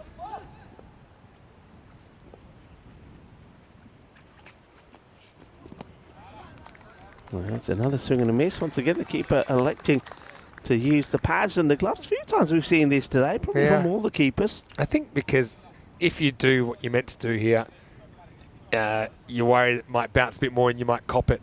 I think with these ones, when I was trying to stop them, most of the time I was, trying to think my technique now. This is up in the air and it will pitch just inside the boundary. 4 carreras. That'll be 4.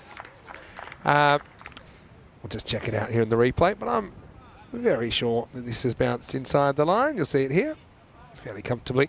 What I used to do, as we get to the end of the second over, the score 23 for 2. Maybe we can have a quick look at the table. Nice to see. Got the big table back now after we had some group play in Portugal. Yeah. We got the big 11 team table, and those 3 sides we haven't seen yet. We'll see them tomorrow for the first time. Already, see, it's pretty congested. Super Kings obviously had a bit of a day to forget yesterday. I know it was a tough initiation for them, but I mean all the other teams in a pretty slight range, and they've been playing 10 matches over 2 weeks. Why is it that every time I see that Paris Knight Riders, the Knight Rider theme comes into my head? David Hasselhoff. Anyway, they're going to go to William Singh now in Was the the third. guy's name Kit, wasn't it? Yeah, Kit. No, I was going to say, trying to stop balls on the second bounce. I used to, if I could, I'd jump forward to try and get it on the half volley. So you don't want it to have a chance to bounce unexpectedly. So it's a bit of a technique if you're keeping, rather than just kind of stay back on your heels and let it bounce 2 meters in front of you. If you can see where that second bounce is going to be, try and either get it on the full as soon as possible after the second bounce.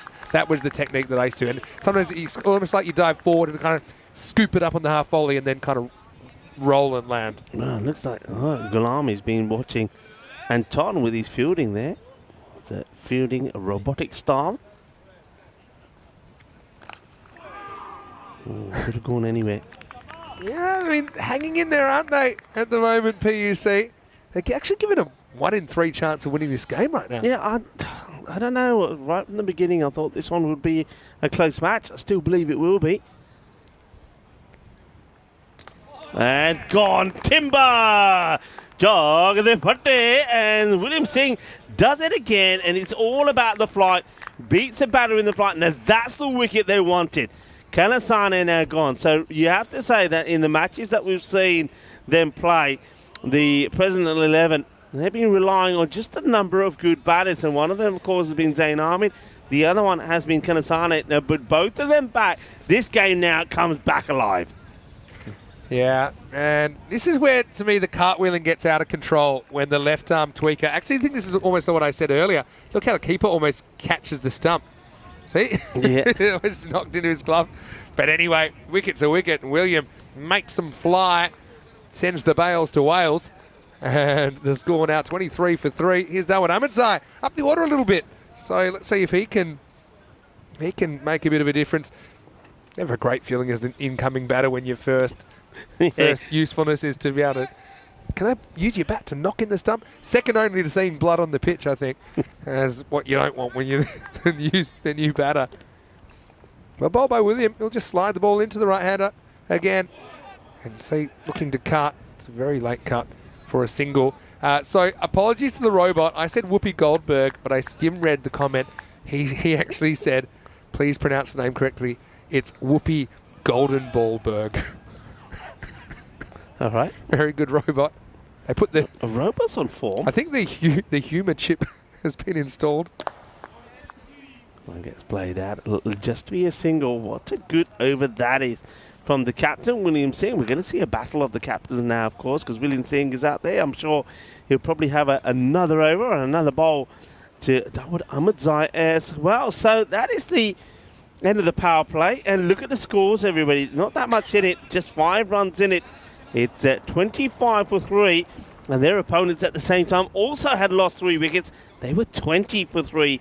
Game on, everybody. Game on. By the way, I'm looking forward to next Monday where the Paris Knight Riders will take on the Villeneuve Super Kings and move over IPL because we'll have the Super Kings taking on the Knight Riders right here at the Dre Cricket Ground. And I think you'll see more sixes here in a 20-over game than you get in a 40-over game in the IPL. Let's put it down there. I mean, Super Kings probably didn't help us out too much in that respect yesterday. But, not so much. but no. you know, ECN, get around it. Oh, how does this not bowl? Now, this is going to be pretty close, you know. I'd like to see this.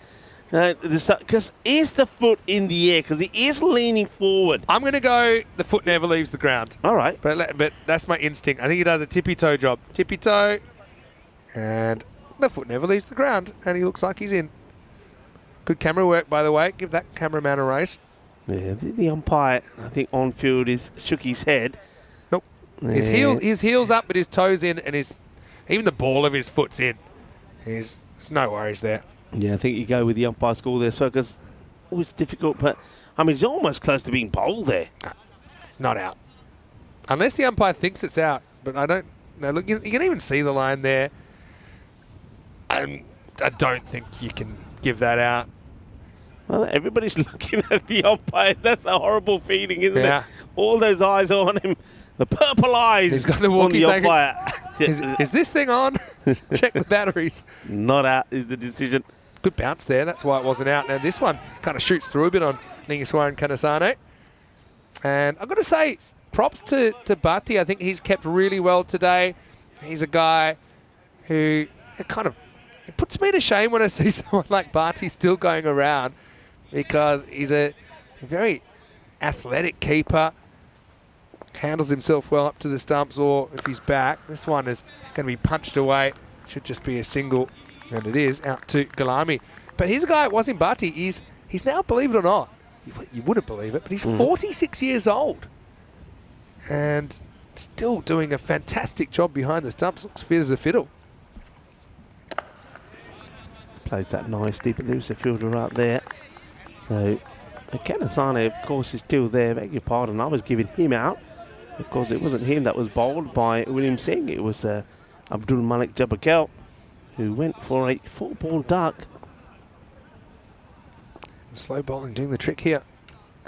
Oh, jinxed it pretty good, didn't I? Because that's a Gundy ball with a capital G, and it's lifted up and out of the ground. Maximal, 6 runs. Yeah, well, that's a nice feeling for the captain, Dawood Ahmadzai. Though it is not a good delivery down the leg side. He gets the swivel on it. A little bit of the, this one will go all the way. 6 more. Ahmadzai with the bat. He's a fighter. I just love the way he goes about his cricket.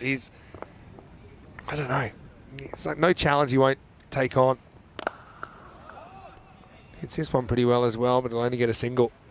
End of the over, as well as Dawood will retain the strike, and the game hangs in the balance here after 4 overs. Presidents 35 for 3. Yeah, you're right. And once again, it goes back to, I said before, Kanasane probably does hold the key. One of the key batters. Can he stay there, and can somebody like maybe Ahmadzai put a good partnership together for it? But yeah, it does have, it's very much in the balance. And at this point, the opposition, Paris University Club, were on 38 for 3, so very little in it. And this one can go either way, and one good over for the batting side, or the bowling side could make or break the way things go. Loving the look of this ground. I'm loving the aerial shot of it as well. You can see all those, the symmetrical lines, the 30-yard circle, the boundary, the trees that go around it as well. It's beautifully located. It's stunning, really. Not a good delivery down the leg side. Will be a wide. And there's the wide signal from the umpire. Yeah, interesting.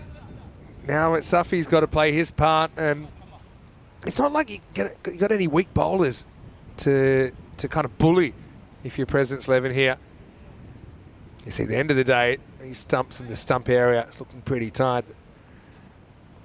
Needed a bit of a minor fix there, but we're good to go. Tossing all that to Darwood. This is a good ball. This is a good example. It goes late, but for me, Ricky, you tell me what you think, but I have a feeling this is straight over the line to me. So it starts inside. Oh. Yeah, it's one of those ones maybe there's benefit of the doubt goes to the batter, but I had a feeling it caught some of that line on the way through. Yeah, and if you're going to give the first one, you're going to have to give this one. But I do get the feeling that the ball is catching a bit of the line, and I think the bowler now decides, well, all right, if you're not giving me any joy, I'm going to come around the wicket. I don't think that's what he needs to do here. I think stick with the plan. He's getting some movement. Just make a minor adjustment. I think here you could be playing into the sort of the fire that the batter may be looking to go for. Look, you see, that makes it a little bit easier. Though he doesn't bowl a bad delivery, I think you stick to what you're doing before and just trying to get that ball a little bit closer. Yeah. Good point. Kanasane hasn't quite found his mojo yet. Eating another spider there? I think the spiders I'm eating them. I'm plucking them out. I'm trying to keep them off the system. They're everywhere. That one was a good adjustment from Saf. He goes around the wicket and just was clearly inside, so he's not going to have any issues with the wide here.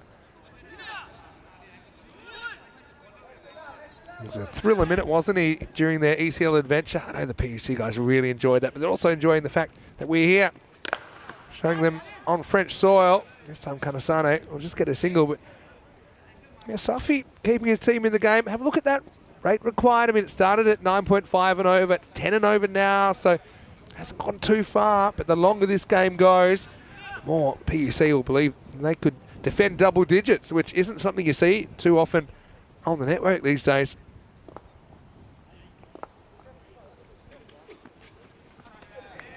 Okay, well, yeah, it's a good call from the umpire. Yeah, this is a good call because, I mean, sometimes we see umpires getting distracted by, for example, how wide a keeper has to go. By the time it gets to Barty, it's pretty much off the pitch. But at the moment it passes the crease, it's definitely fair. Yeah, very good. And also good positioning, nice and still, head stays still, watching. It's nicely played. Fielder's got work to do here, but can't stop it. It was hit pretty well. It was always going to be a challenge. It does everything right, goes down, gets dirty, but can't stop the Grizzly getting through. Hits it hard into the pitch, and yeah, Galami's a good fielder. We know that, but just couldn't quite deal with the bounce of the ball. The last bounce before him. President's catch a break there. This one, well, it's. I mean, again, you're needing under 10, so as the batting side, you've got to be favourites here, but you just think another wicket can make all the difference. And dot ball, stay Urcha, so that's well bowled. That's the end of the over, signalled by the umpire. So it stays pretty close as we have a look at some of our upcoming events. Yeah, and it's great to be in France. Don't forget we'll have the ECI at the end of this. The French team will be playing against Romania and Hungary in that one. Brescia, I think, will be really interesting. You know, Brescia has 15 teams, so we've outdone even Portugal. So Brescia, there's two groups of, one is of 8, one is of 7. The top 4 go through to the quarterfinals. Okay. So again, that's a lot of teams, but we know there's a lot of teams in Northern Italy. Medina Cup will be right here in Dre as well. Normally held in Malta, but not possible this year with the scheduling. Estonia only had a 2-day series back in 2020, so it feels like their first series, really first full series. England, of course, going to be great. It's pretty great as well for Kanasani, who lifts this one up and out of the ground. Maximo to get the 6th over going, and also brings up the 50 for President's 11. Yeah, and gets a boundary just when they need it, really. 6, that brings the 50 up. And Kanasani just keeping himself composed at the moment. Probably feels a little bit of pressure on knowing that he has to try and keep his wicket intact as well if he's going to see his team home. Robots tingling, by the way. And so AI is rapidly gaining in efficacy. Yeah, Could this be a low-scoring golden ball thriller? I'm trying to think. I'd actually love to know the last golden ball that was under 100. It's been a while. No, you'll probably find it. Let me have a little peek and see if it sticks out to me.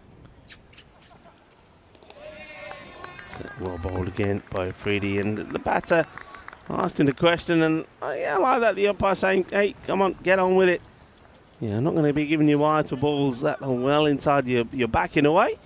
And as a result of that, that's why you're missing it. Freedy just wants to stick to the plan here. Keep that ball outside the off. He's got the fielder well placed. Goes for the short one. Gets it over the infielder, but doesn't get it past the fielder. Does the sweeping. Gets the ball in pretty quickly. Nice work done. Keeping the pressure on. Fighting and fighting hard. Starting to see some of those shadows appear as the sun does start to go down from behind us. Swing and a miss as well. No, I won't count. I know in Portugal we had the Indian Royals golden ball versus Brothers 11, but that was reduced on DLS to like a 6-over game. So I'm going to try and find a 10-over golden ball, which is under 100. Won't be easy. just ends up being a good stop from the keeper. It's going to be a 1, wide. 2, 3, 4, 4, 5, 6. Like 2 little ones. Like I'd say 4 with a couple of little encores. I've seen up to 6. I'd like to see. I think 6 is his max. I'd like to see maybe if you could get up to 8. What? At the end, by the end of the tournament. That's hit beautifully. It's going to go all the way. And that's going to be 6 runs. What a lovely shot that is. Just gets the width that he wants. It's in the zone. And Kanasane says, thank you very much. That's just what I'm looking for. So it's over. Finished with a 6, started with a 6. That means 15 come off it. So after that, pretty tidy over from Safi. This one goes expensive again. Score, the required rate staying at 9.59 for 3. So still, they haven't got themselves into safety. One thing they won't be doing, of course, is getting all the points. We did think that that was an opportunity, but fair play, you got to say, to the Paris University Club. They fought hard and they haven't allowed the present 11 to get things their way and take all the points here. So they will get something out of this contest. So I found the Gibraltar one from early in the year, but that was 62 all. But I'll tell you what happened in that game. The power went out on the whole in the whole country, and it forced us when the lights came along. It was a 7-over game, but the run rate in that was under 9 and over. So it kind of qualifies. I'm still trying to go back to find one that's a low-scoring thriller. That's right. They must have had some in Malta, right? Yeah, you're going back quite a long way there. I get the feeling Malta did deliver us some. That started 2023. You're talking for that though, because remember that was the very start of the season when we were there for 4 weeks. Mm-hmm. I'm still on the hunt. Okay. Well, on the hunt. Well, that's exactly what Paris University Club are. They're on a hunt for some wickets, as it will be Sidigula Shazad and gets the ball. See if he can get the breakthrough. Keeper was Zimbati standing up. Oh, this one is not a good delivery, and that's a clever shot. Just a little nurdle away. I think this is going to be a difficult one maybe for the keeper to try and stop, even if he decided to leave this, because he would have been blinded by it. It was pretty full. Have a look at this again. It's quite full. So that would have been difficult to keep it there. He probably would have clunked him on the pad. He's got good footwork though. You see, but he does block that angle pretty well. We saw Zahir here from Dre struggling with some of those earlier on, but anyway, it was deflected away. Yeah, clever little shots. Kanasane once again proving a point that he's the key here. He gets a little bit lucky here, gets it in the gap. It's going to be 4 more. Not quite where we wanted this to go. I think he was trying to elevate this over the man in at point. But he gets a slice of luck as he slices it through the 2 fielders. 4 more. Is this the over that can put themselves well in front here? They've taken their rate down to around 18 out, wanting a wicket and wanting the wicket of Kanasane. It's well bowled and dot ball. So just a 9 from it. Keep it to just a single or even a dot, then I suppose it becomes an even Stevens. Get a boundary here, it's a big win. Goes for it, in the air. Fielder coming across. Oh, he's dropped it. That could be the match. That could be the match. Now they're taking on 2. Oh. That could be the match there that's dropped. Can't believe it. What a huge moment. Kanasane getting dropped there on 39. All right, I've got the answer. Ready? And Gulami, he actually kind of ran too far. He was still running so hard that he wasn't really composed. He wasn't balanced when he took that. Funny thing, if he'd run slightly slower there, he would have arrived at the right speed to take the catch, kind of in his stride. This is what we've got coming up tomorrow with 5 more matches. Sarcelle taking on Mitri in the first game of the day. We'll also see PKR, that's Paris Knight Riders, as well as the Grinny Vipers back after a reasonably successful first day. Yesterday was pretty exciting. I think it's the only day of the year that we'll have all new teams on the network out of any day this year. And I think that's really, really exciting. So join us same time tomorrow. All right, come on, tell me. You got me wanting to know. And I remember this one really well. There were actually 2 in Milan last year, and they were both double digits because Okay. very slow outfield there. And I went on. So in match 31, which was on the 30th of April, was this one we worked away for a single. And I remember this because I actually was going to Charles's wedding lunch in Prague, and everyone was going in there. So Charles, the sheriff, right, and Danny was doing the commentary in Milan. Danny's a bit of a golden ball magnet, by the way, a bit like Tyrone is. Right? 23 off 17 now here. William bowls pretty well, just a single. So in that one, it was 88-88, fresh tropical. Actually whacked a 6 off the golden ball, and I think it might have even been dropped over the line on the golden ball. Okay. Yeah, from memory. That one, does it come back enough? I think it does. So I think this is, the new interpretation done correctly. See, it's way outside, but then comes back and maybe grabs a little bit of the line. I think it does. So I think that's actually the way it probably should be, but it hasn't really been that way too much today. But it reminded me, earlier in that series, this was quite an amazing one.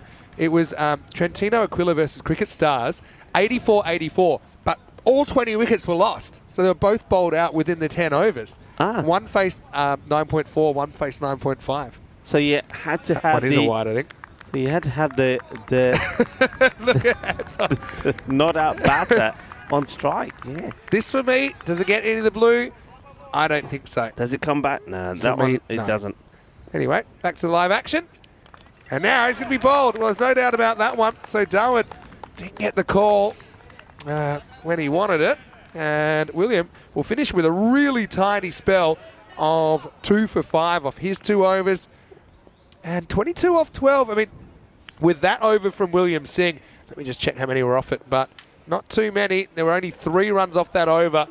And with that wicket, they need 11 and 11 to win here. 22 required off the last 2. After 8 overs, Presidents 73 for 4. Tingle, tingle, tingle, everybody. I'm telling you, there's a tingle around 22 of 12. A great bit of bowling, and not just that over, but that spell from William Singh. Tremendous. 2 for 5. And if they do go on and win this, well, he's got to be the player of the match. Outstanding stuff from him. 2 batters out there having a chat. So you can see that Ahmadzai, his plan was to try and stick around and stay there for Kanasane to knock off the winning runs. Now this becomes a huge over. We say it all happened in the 9th. Kanasane will be on strike. He's on 42 of 22. Question is, who do they use the bowler? Do they stick to the slow stuff? Or do they bring back a bit of pace? I'm thinking, I think you go with slow here. I think Kanasane probably would like the pace on. There's the bowler, who's marking himself up. Looks like they will go back to Safi. So huge over here from Safi. If you can keep it tight, and then we go into the last 22 required of 12. Yeah, and Jubaid, obviously they like him a lot in the number 6 position. They like him in the top 6, so obviously he must be a decent bat. But I don't know if I would have maybe gone for the slightly more experienced, one of the Mungals in this situation, for example. Like Ramatula batted pretty well earlier. Kanasane will work this off the pads first up. We'll think about 2, but a good quick throw is going to scare him off it. Very well fielded. Yeah, I mean, this is Jubaid's real opportunity then to prove himself with 21 required off 11. And if you are a middle order bat in this form of the game, you need to be able to be comfortable coming in these kind of situations. But just have a look at the percentages. Presidents 51%, POC 49%, so as close to line ball as you can get.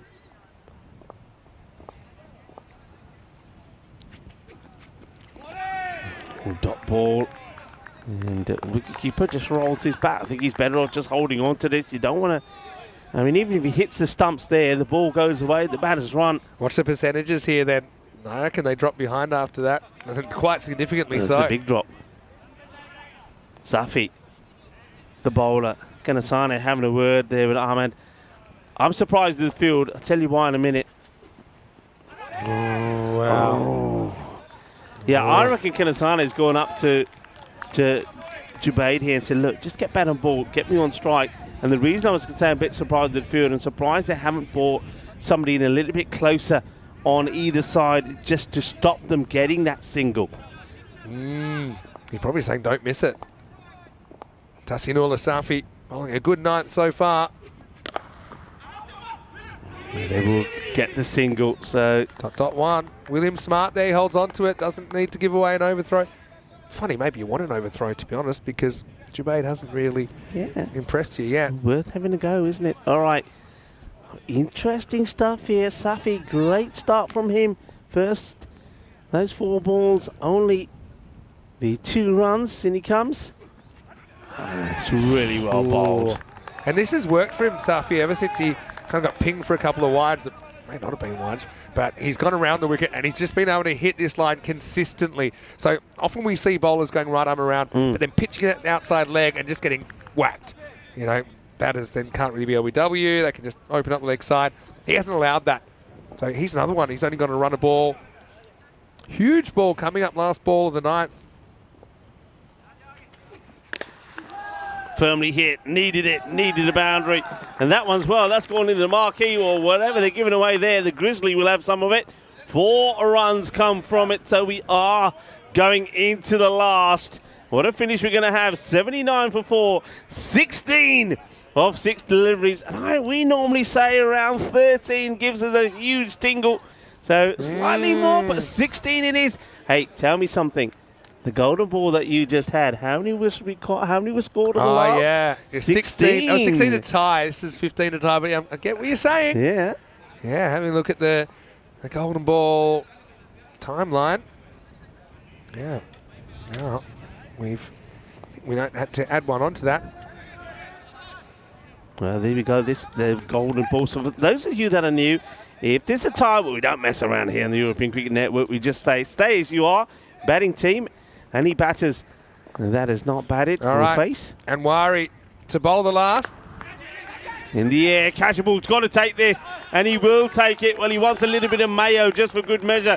That's the captain. And he said, no mayo, he said. I just slipped on the line, he said. And he takes the catch. He's a man who's got a bit of purpose about him. Bangs it in deep, goes for the big shot. And Ahmed, well, all he needs to do here is to try and get a single, go for glory. Can I be quite honest? Go on, tell me. It sounds like it after the fact, but I would have retired him out and given Mungal the first dibs at it, just because how well Rahmatullah Mungal batted before. Games on the line, nothing, you'd sent, obviously you'd given an opportunity there to Jubaid Ahmed. You want to give him the opportunity to get out of it. In the end, he burns ball. Okay, it could have been worse if he'd swung and missed a couple of times. Look, they needed to change the striker they have, even though he uses the ball, because he holds out to William Singh. But I think Rahmatullah Mungal is just kind of made for this kind of situation as well. 16 off 5 required. Short. All right, he plays it away. All right, he does at least get a single. That's whacked him in the gloves. Hope he's all right there, because that's his bowling hand as well. Rahmatullah Mungal. Well, he's shaking it around like a good one. Now he wants to take the glove off and have a look. Good thing is, does get to, he's in a bit of pain here, so I think we might need a bit of that spray again. He's having a look at the umpire, and the umpire's saying, come on, get on with it. You don't need your hands to run, and the best case scenario for Kanasane is he just whacks the next 3 out of the ground, and then you can ice your hand after the game. Anyway, let's see. The bowling hand as well, when he puts the glove back on, picks up the bat. 15 off 4. 47 for Kanasane. Hasn't had a lot of the strike during this innings. Last chance saloon, really, for President's 11. Run hard. You want to go for 2. He wants to go for 2. They're taking it on, and they're going to get 2. Wow, this is the Keystone Cops. I'm telling you, the Keystone Cops all over again here. You see it live here at the Dre Cricket Club. In football, when they score a goal, they all slide in towards the corner flag. They do this, but look, they're going to come from everywhere here. Uno, dos, tres, and they get 2. They needed 2. All right, 13 off 3 then. Gee, what a good defence this is from PUC. If they can pull it off. Kanasane on 49, needs to whack one. Okay, catching opportunity, big moment. And he gets taken. And there is the one that could make the difference. Kanasane will fall on 49. He won't be disappointed that he doesn't get his 50. He'll be disappointed that it looks like he's not going to be able to take his team to victory. Huge moment. So it's 13 off 2. 2 sixes takes us to the golden ball. Yeah, and look, remember the craziness of the first innings, how there was the run out where Zika was the one that was actually run out by nothing really, because it was Anwari that basically stole his ground at the striker's end. But then Anwari then hit a 6 off the last ball, remember? And this has actually ended up going down to the wire. So it's simple. They need to hit 2 sixes. It's Maximo or bust. Here's Hussain. In the air. Where's this one going? It will bounce short. It's going to be 4. So it is not going to be 6. And if this ball does go to the boundary, well, what you're talking about is so very key. Yeah. Because that one big shot, remember I said at the time, that one ball, that 6 could be so important. Well, it looks like it is going to be so important. Yeah. I mean, now you need extras. Yeah. If this is a legal ball, and President's going to fall short and won't be chasing this 95. It means the PUC will get their second win out of 3 today. Last ball of the day coming up. Slower delivery. It's hit well. It's hit hard. It will go for 6, but they're going to fall short. They will finish in the 90s as well for 92, 2 runs short. So it all comes down to that 6 hit in the first, at the end of those first innings from the Paris University Club. How important that was.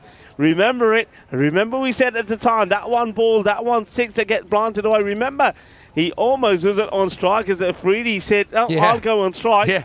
They got it right. He went on strike. He hit the 6. And in the end, well, you can always say in close games, a lot of things can be important. But how important that one ball, the last ball being hit for 6 was, as it will be a victory for Paris University Club by 2 runs against President 11. We knew it was going to be close. It wasn't a high-scoring thriller. It ends up being a kind of low-scoring thriller. These are some of the matches that we'll see tomorrow. Yeah, so we'll get to see 3 new teams to the network, so plenty of new players out there. Sarcelles versus Mitski in the first match of the day. We'll also see Paris Knight Riders in the second match of the day make their debut, and we'll also see Vipers come back after they first made their appearance yesterday. So join us 7:30 a.m. GMT, which is 9:30 in Central Europe and 1 p.m.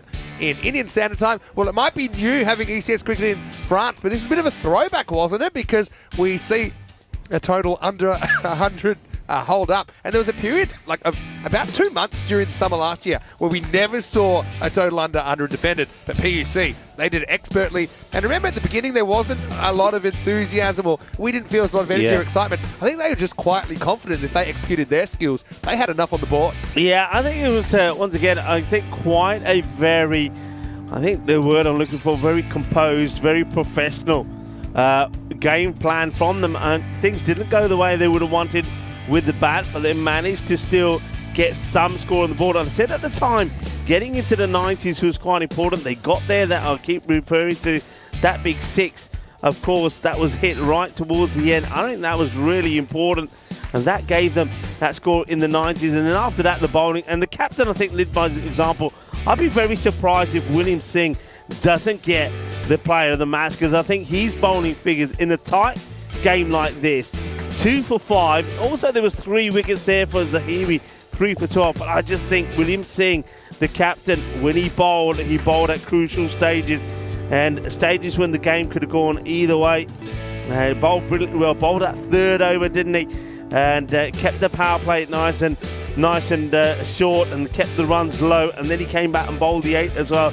And he's my player of the match. Be interesting to see how others see it. Well, lovely looking at that. What a ground this is. What a picture. Surrounded by this natural beauty. It's a little oasis it is. And it's providing us with some excellent cricket as we come to the end of day 2. This is that scorecard. So, Kanasane once again proving what we're talking about. 2 key batters there. Zain Ahmed, he doesn't click. Kanasane, he does keep going. Almost sees his team home. But unfortunately, just lost partners at the wrong stage. And I think that wicket there of Dawood Ahmadzai, probably the key one. Ahmadzai, the captain, was looking to see his team home. He falls, and when he goes, really, there was no coming back. 92 for 6, and one man who'll be pretty happy, of course, will be Gulami, because remember, he dropped Kanasane on 39, and I thought then that could have been the match, but it wasn't to beat. Let's have a look at the bowling figures, and a really good defence. And look at those wickets, 2 firsts for 3 players, for Iqbal, Anwari and Singh. Yeah, and you're right, William Singh does get the player of the match. I think he deserves it. Yeah. Also kind of held his nerve with kind of marshalling the troops out there and just making sure they did what they had to do to get across the line. Also took an important catch late in the piece, but yeah, little things end up costing you. I mean, obviously Jubaid coming at number 6 didn't really have the day he wanted. Then Rahmatullah Mangal, he came out but wasn't quite able to do what he needed to either. So in the end, 94-92. Brilliant finish to the day, and there's more to come, Rico. There is more to come. I'm very excited for tomorrow, and we'll have a look at that as well at some point. But we're going to see teams that we know, and we've team that we've seen already. It's the Greeny Vipers, but we're going to see 3 more teams around. And you know that always excites me because that means that there is growth in European cricket. 3 new teams. Of course, we're seeing 9 new teams in total here in France. That's your mid-match summary. So congratulations there to Paris University Club. A good win from them by just 2 runs. And yeah, well done to everybody really here today. We're loving the umpire. Of course, a lot of people are talking about Anton, who was absolutely fantastic. But no, big shout out to all the umpires. They do absolutely brilliant. I often say that umpires do a good job when we don't often talk about them, but we're not talking about, of course, the decisions or the decision making here of the umpires. We're just talking about how umpires can also add to the process, and I think Anton was brilliant. So there'll be a lot of talk about Anton, and there'll be a lot of talk about this ground itself, which is beautiful. There'll be a lot of talk about having you back here as well alongside me. It's been a great day. We've certainly enjoyed it. We've enjoyed some of the entertainment. We started off with 2 high-scoring matches, and then we finished with 2 one-sided ones, and then the very last one could have gone either way. Yeah, you're right, and it's been very, very exciting to be here. New venue for ECN. It is pretty as a picture. Everyone's looked after us so well. The cricket's been great. I know that obviously you can't win every game, but we saw Dre obviously have a solid start to their tournament. I still think they've got another gear to go to. We've seen flashes of brilliance from some of the other teams, but the main thing I'm loving, the community here and how excited the players are to show their domestic cricket to the world here on ECN. So we're running a little bit over, but I do want to encourage everyone to go to the YouTube channel if you haven't already, ECN European Cricket Network, and like and subscribe. And we've got a lot of new viewers today, which I think is fantastic as well. Also, don't forget social media at European Cricket and EuropeanCricket.com. I think in the distance I hear the end of day music coming. That can mean only one thing. We're going to the highlights. Rico will be back tomorrow. Vinny Sander here, Mr. Maximo. Rico for all the crew will be back. 3 new teams out of 4 will be on display as well tomorrow for day 3 of this European Cricket Series. For now, it's hasta mañana. Hasta mañana. Be good, be kind, be safe, be happy. Ciao, namaste. Adios.